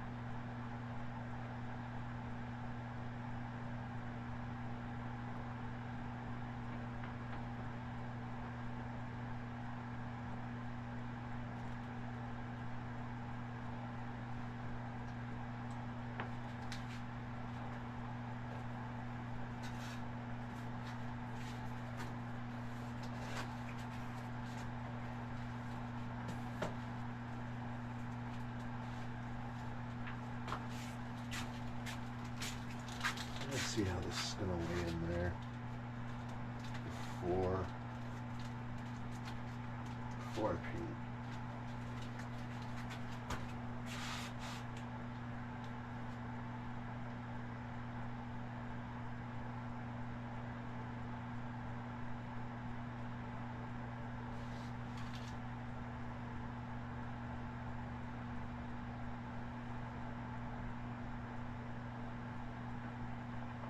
Oh, fuck.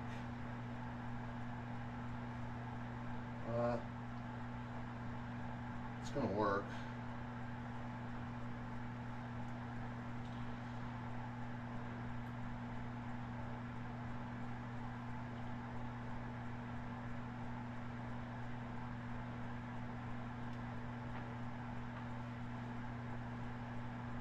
Yeah, it's gonna work.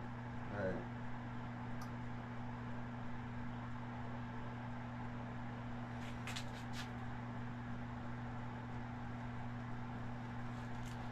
Huh.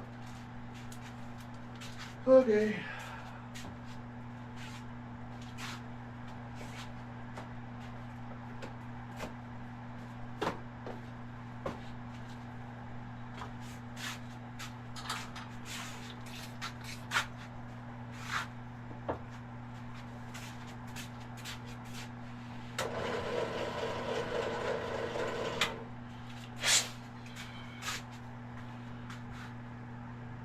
Back to lurking. Later, bud. Have a good night, Aunt. That airplane taking off while ice fishing was so cool. What lake was that? That's a lake I don't disclaim online. A little pond that I don't disclaim. But it was in New Hampshire, in the kind of the lakes region, yeah.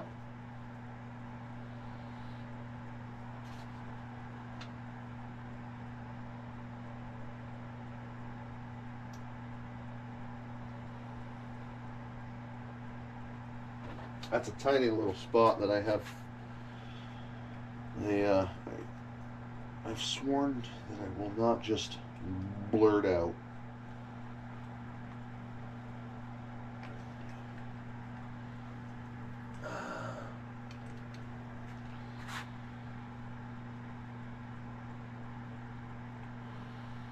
But it was a fun day. It was a very fun day.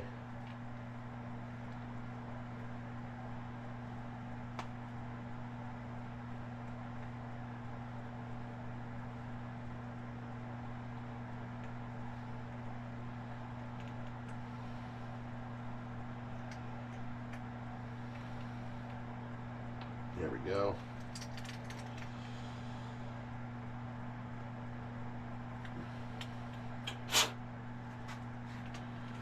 I thought Winnipesaukee was the only where planes land. So he had passed over Winnipesaukee, and he said it was so flippin' packed.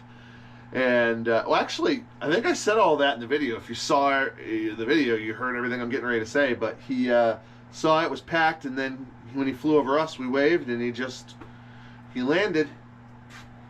It was definitely wild. Nothing like I'd ever experienced before. Are you going to the Derby this year? No, sir. I do not participate in the Derby. I am you will come to find that I am 100% sport bass fisherman.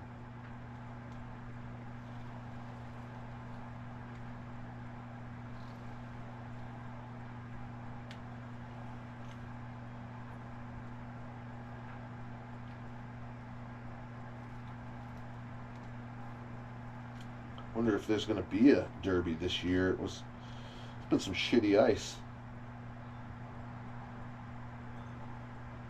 They manage to freaking have it every year, though, even no matter how shitty the ice is. Are you going to? Oh, yeah, no.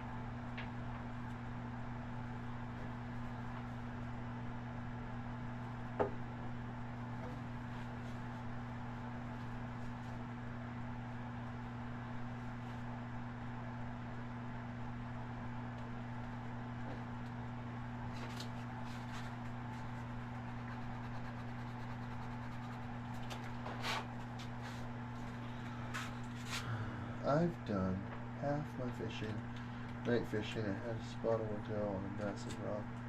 For whatever reason, all the fish would travel by that rock. Action was great. Nice. Nice.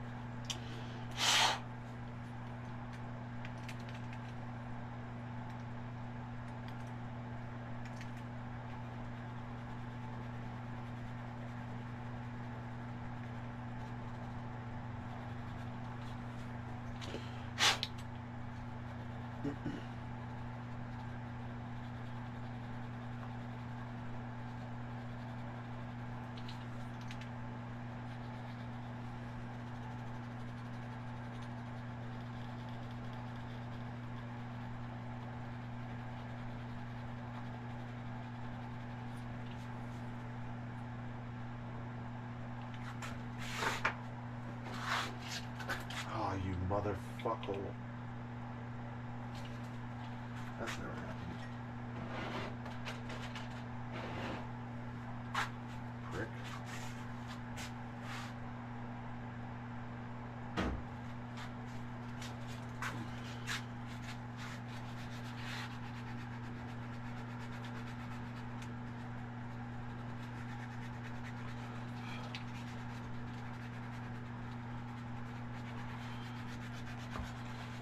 $4.19.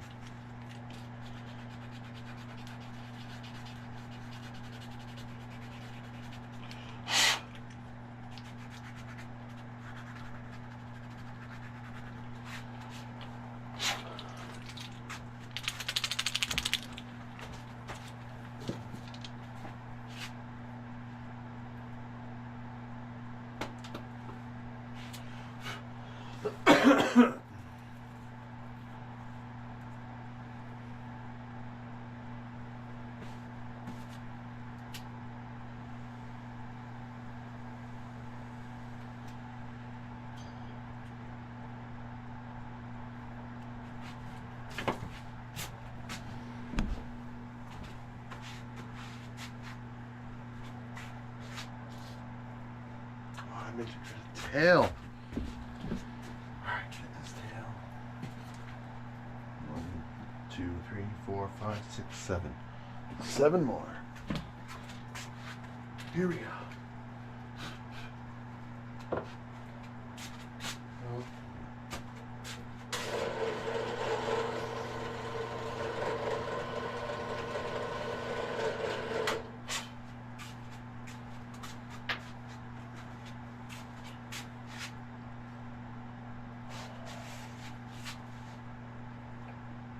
Pretty much roll right there.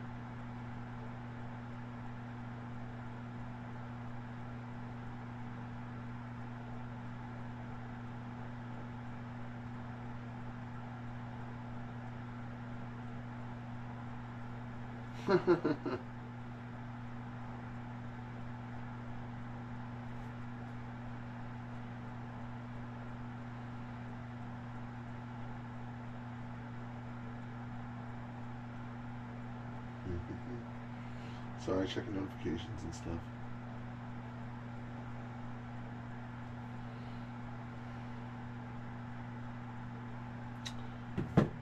Okay.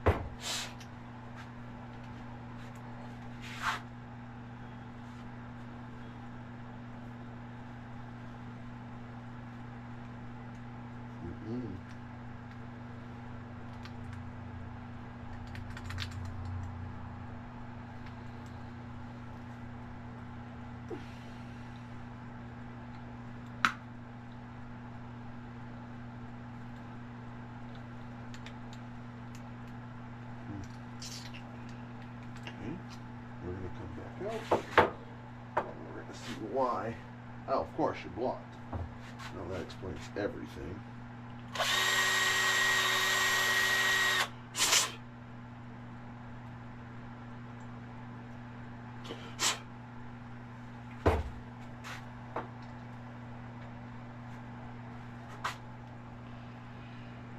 What's up, Fishing with Mickle? Plugging away on those lures again, eh? Yep, I have been since 6 a.m. this morning. Yes, sir. Hope you've had a good day.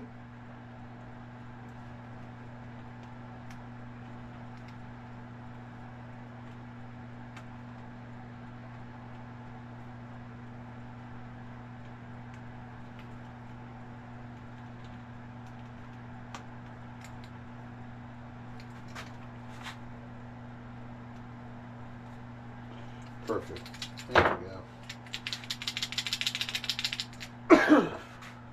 Alright. Oh, shit. I didn't do this. Oops.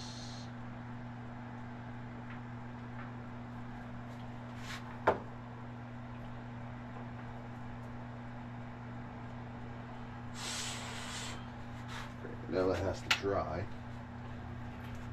Ah.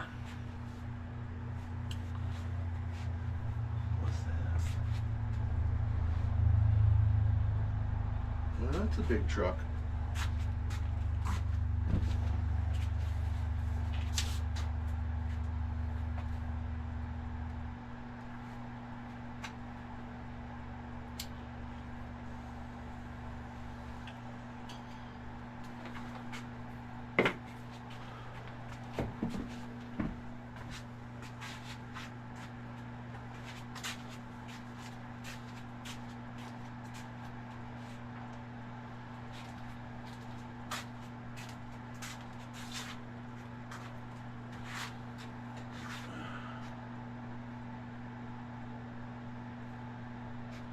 Where's the search feature? Here it is.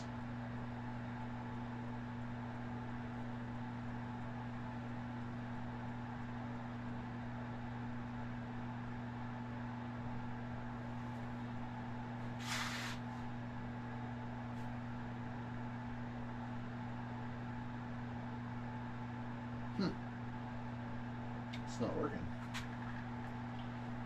Oh, now it is.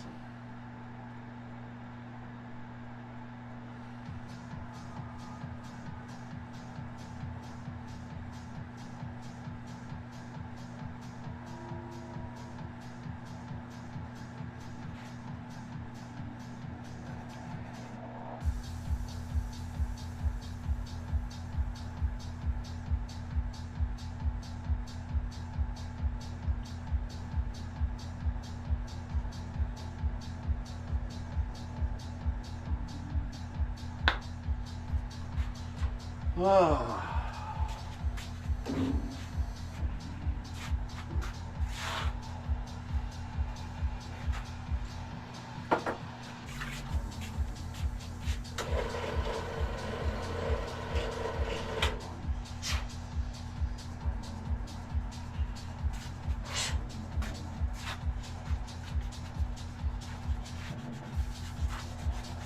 What's up, Biz? What's up, Biz? Fancy seeing you here. What's up? How you doing? Been a long day in the shop. I'm finishing some final touches on some Thomas the Trouts. Did you finish any today? Yeah, well, I finished, I'm working on hopefully finishing all 40. And by finishing, I mean they're prepped and ready for paint. That's exactly what I'm doing right now. I'm just putting the pins in, using sealer on the pins. You know what? I gotta redo that. Using sealer on the pin connection, sanding that, and then it's ready for paint.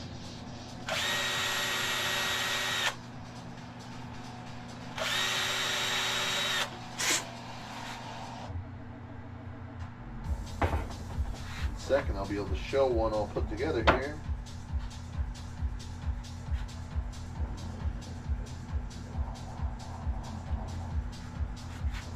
You look, or at least sound, worn out. It's been a long day.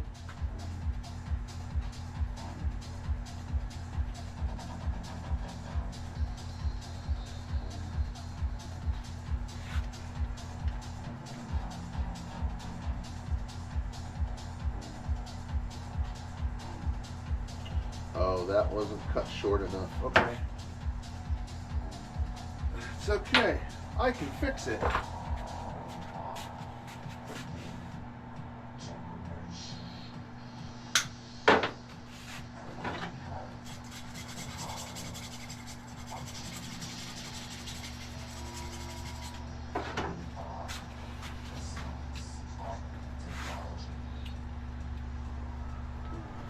All right.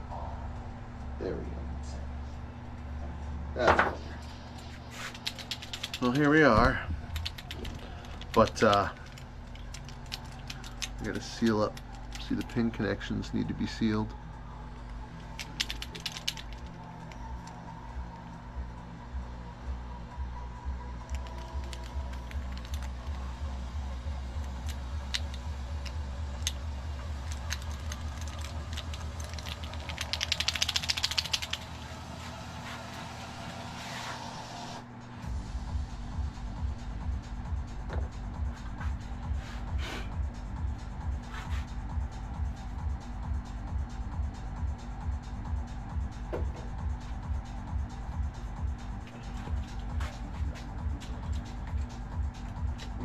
Oh, yeah.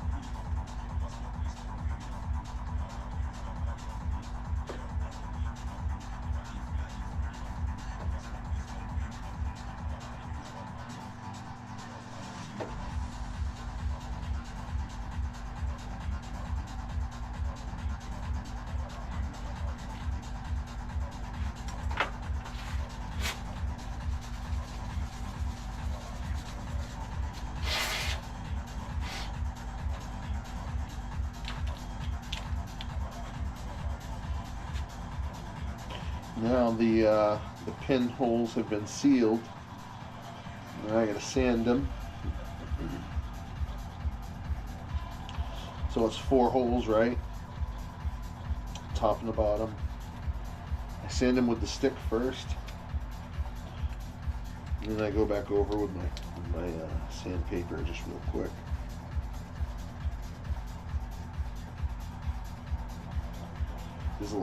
These sticks are awesome, little sanding sticks. Kind of genius, actually.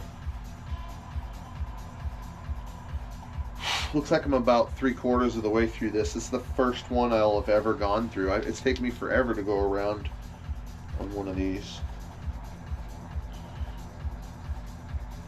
And I have replacements.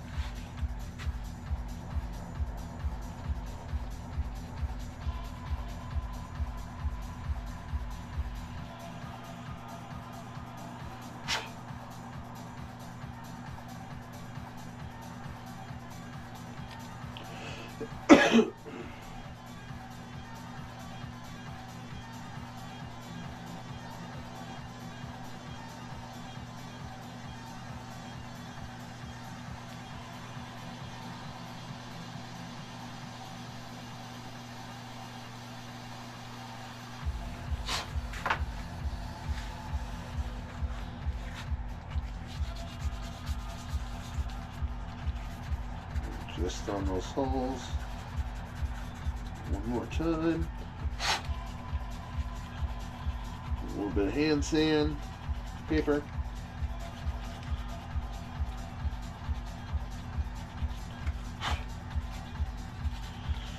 And that is prepped and ready for primer and paint. All ready to go.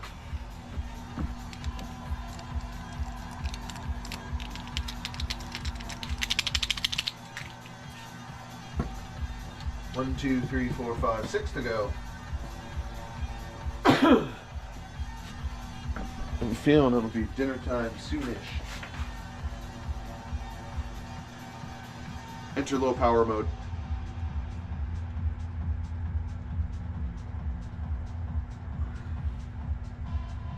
Yes, I know my battery's dead. Oh.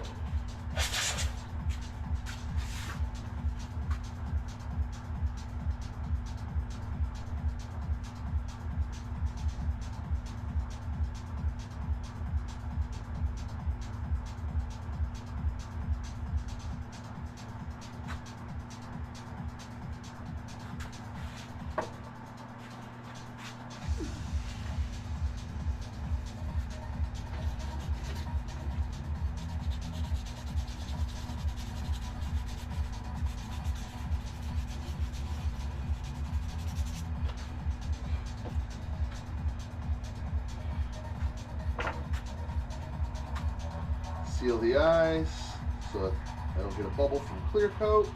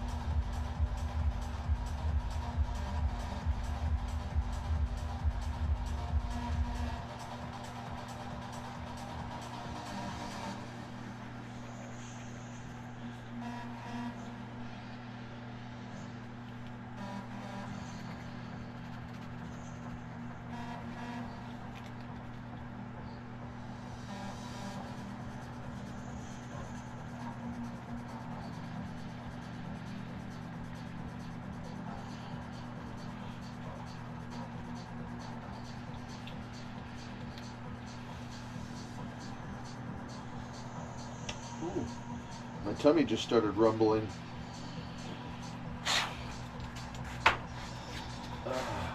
am officially hungry.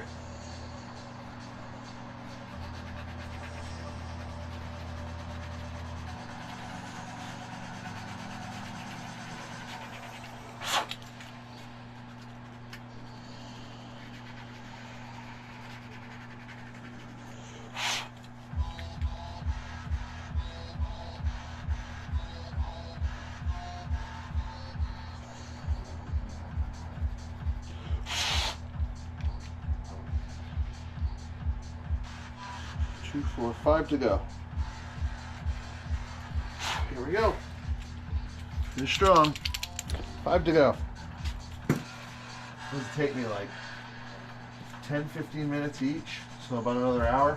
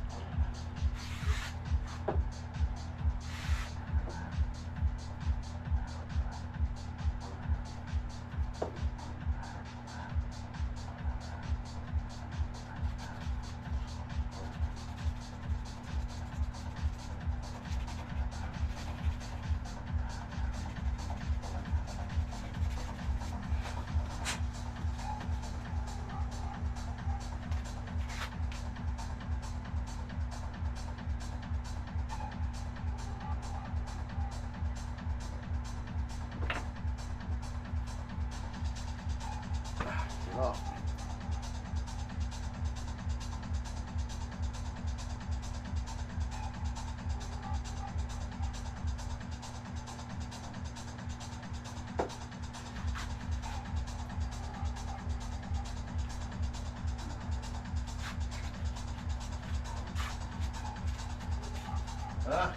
It's a nice sunset out there. Still windy as fuck out. What's the sound I'm hearing out here?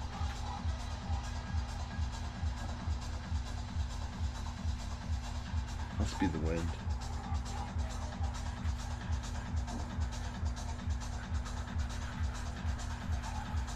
Next up on Paranoid Baitmaker, Chris hears the wind.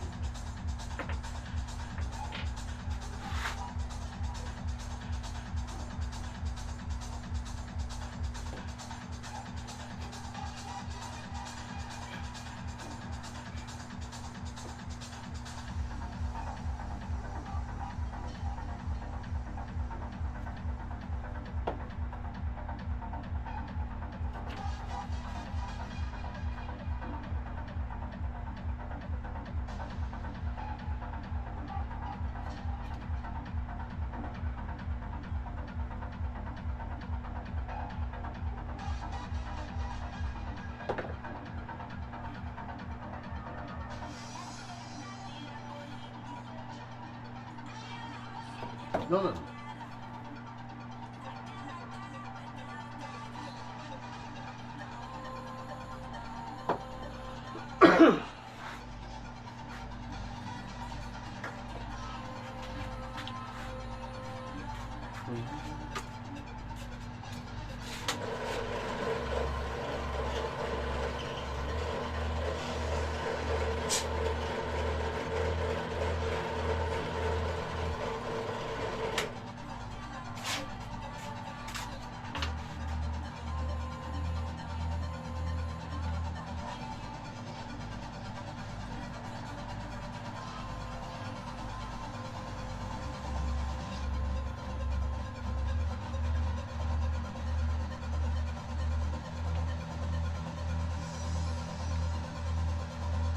Oh, it's too long.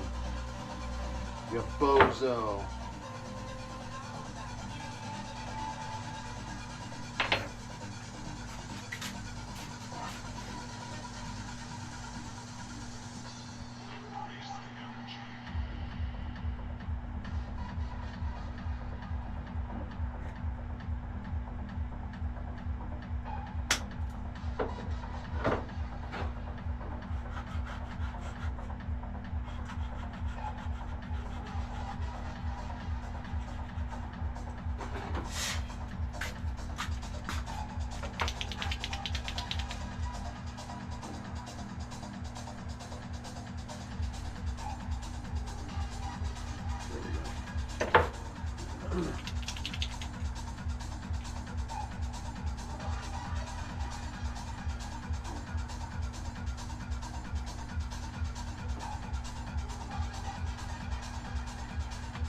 Come on.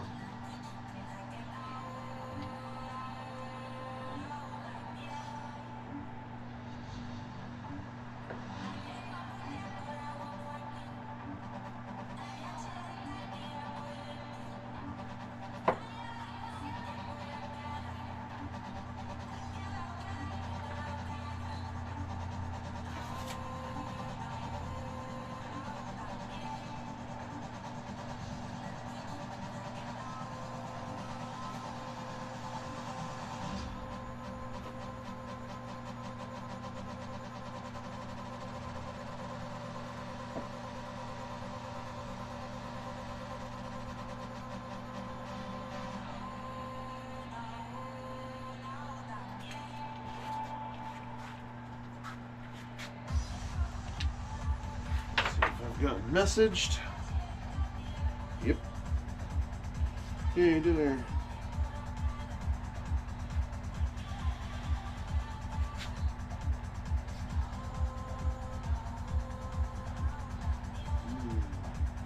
Not ready yet, but she's working on it. Oh, okay. Oh.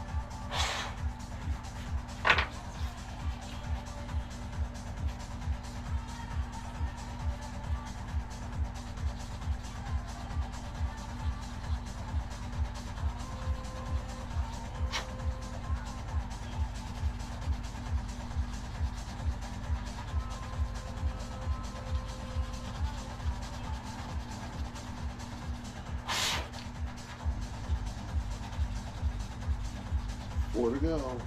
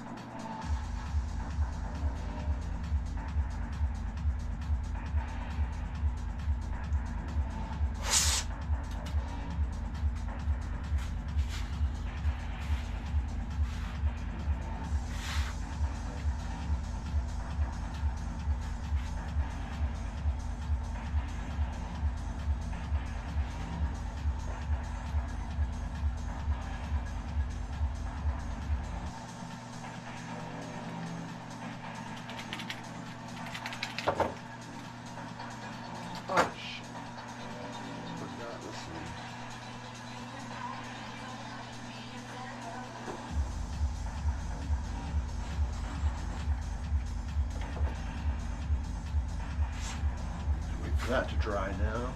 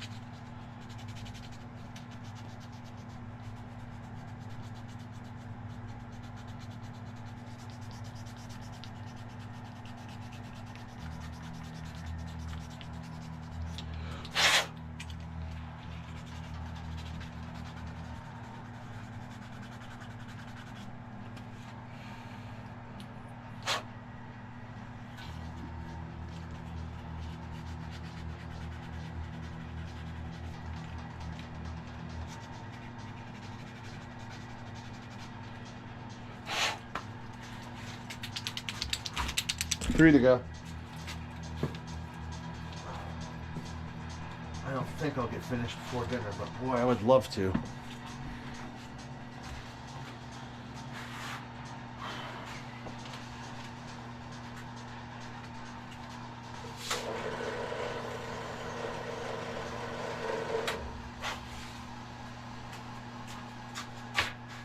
Four. I'll just do this now.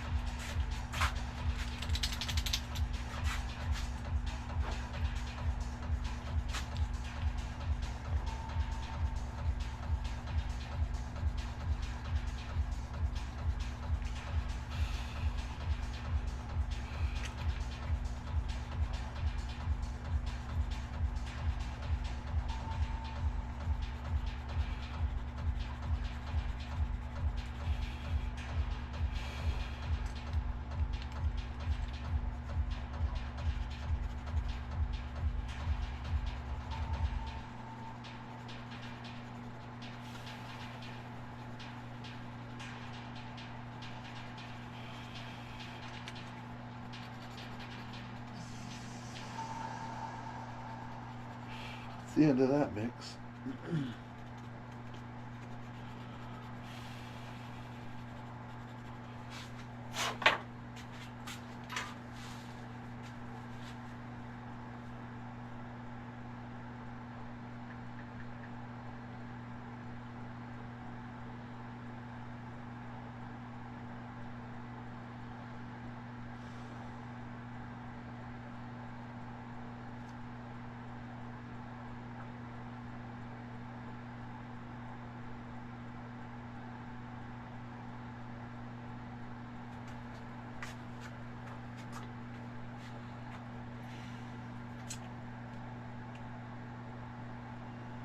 Just got 2 more to do. Where'd I put that one? It's over there.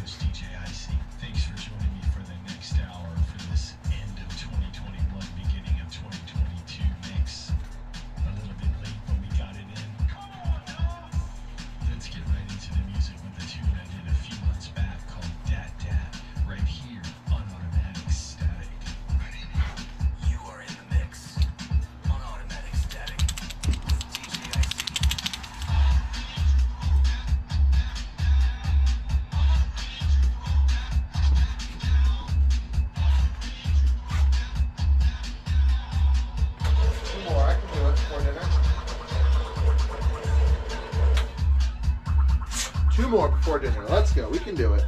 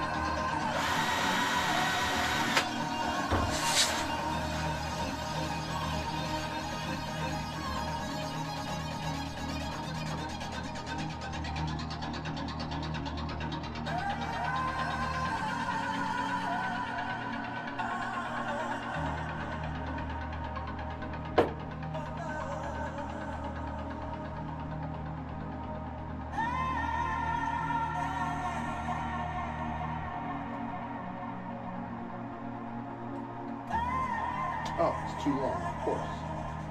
Of course it's too long.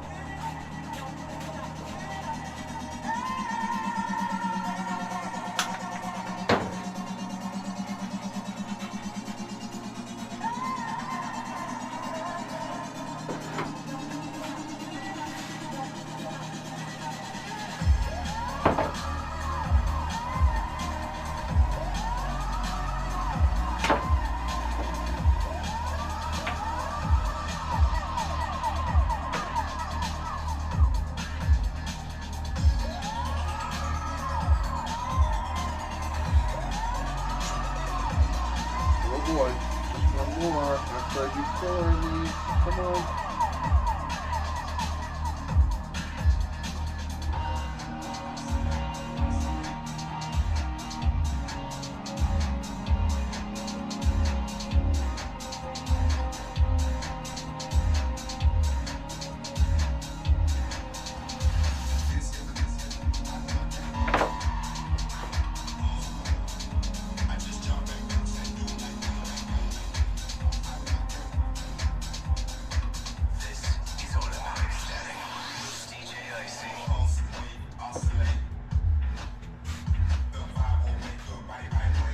I've almost been live for working on almost 12 hours.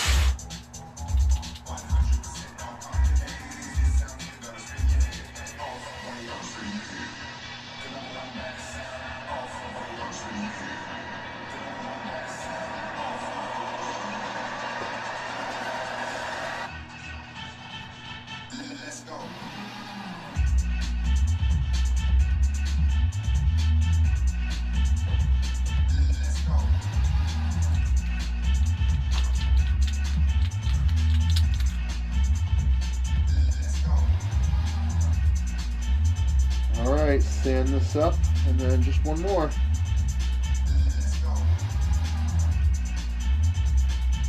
think I can do it before dinner's ready. I mean, I will at this rate. I'll make myself.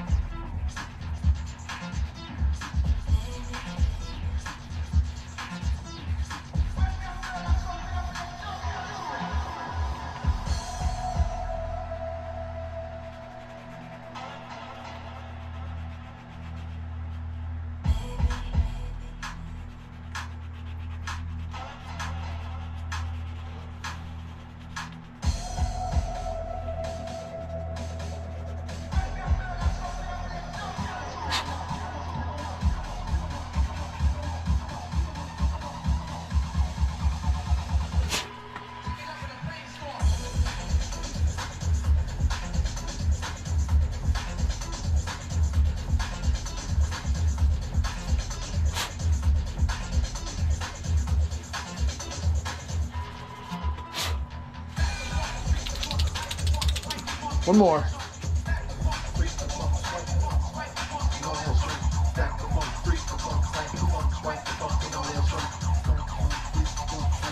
Swipe the funk and all that jump now.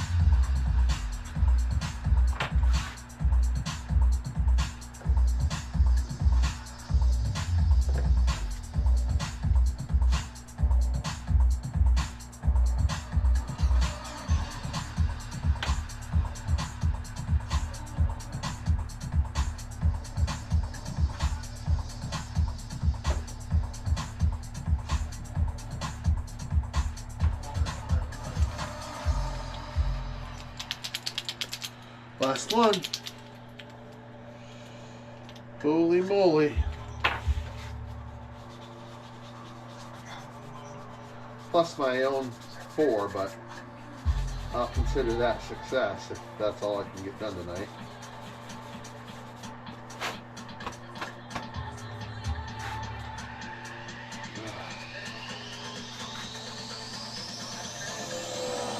Now we sand down the spots here.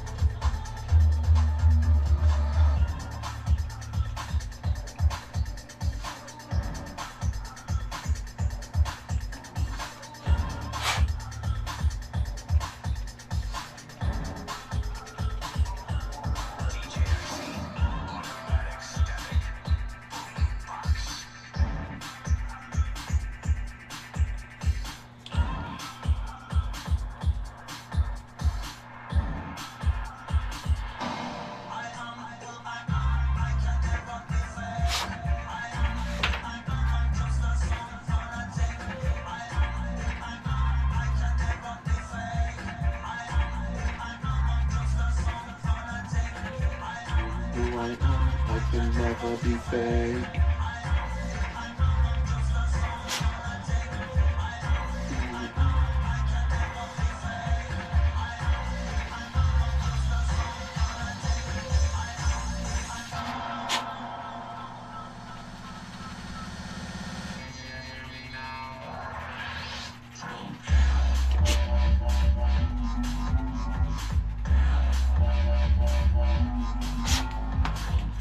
There it is. That's the last of the Thomas the Trouts. And let's get a picture. I'll show you, anybody that might be watching, what the table looks like. Woo! That's a lot of MFing work right there. Lots and lots and lots and lots. All put together, all ready for paint.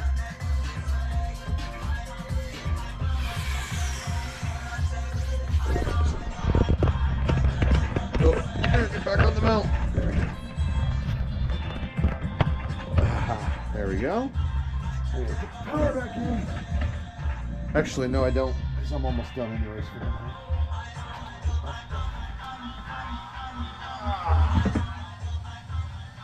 See if I can start work on my own, unless my wife has already messaged and I miss it. Oh, I see text. Still grinding. Looking good, man. Oh, I'm glad you saw that.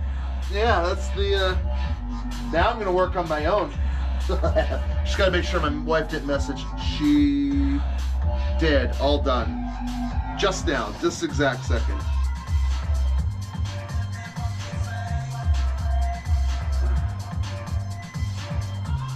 What I'll do is just take 2 minutes here.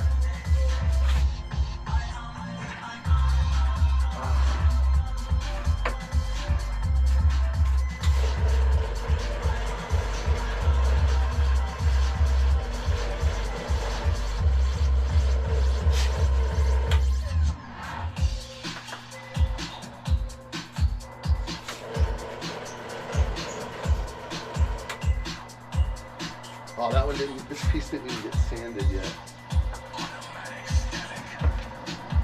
Damn. I wanted to put one of my tiny ones together, but I think that's it. I think I'm done for the night, honestly. Dinner's ready? Yeah. I can't believe this piece didn't get sanded.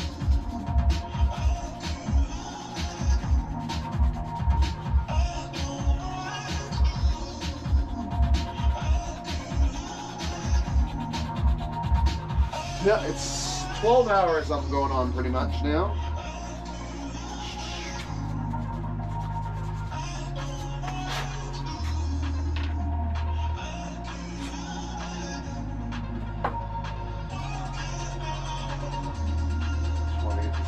thing together just so I can say I got one together. Wow. Maybe not. What's going on? There we go. Whoops.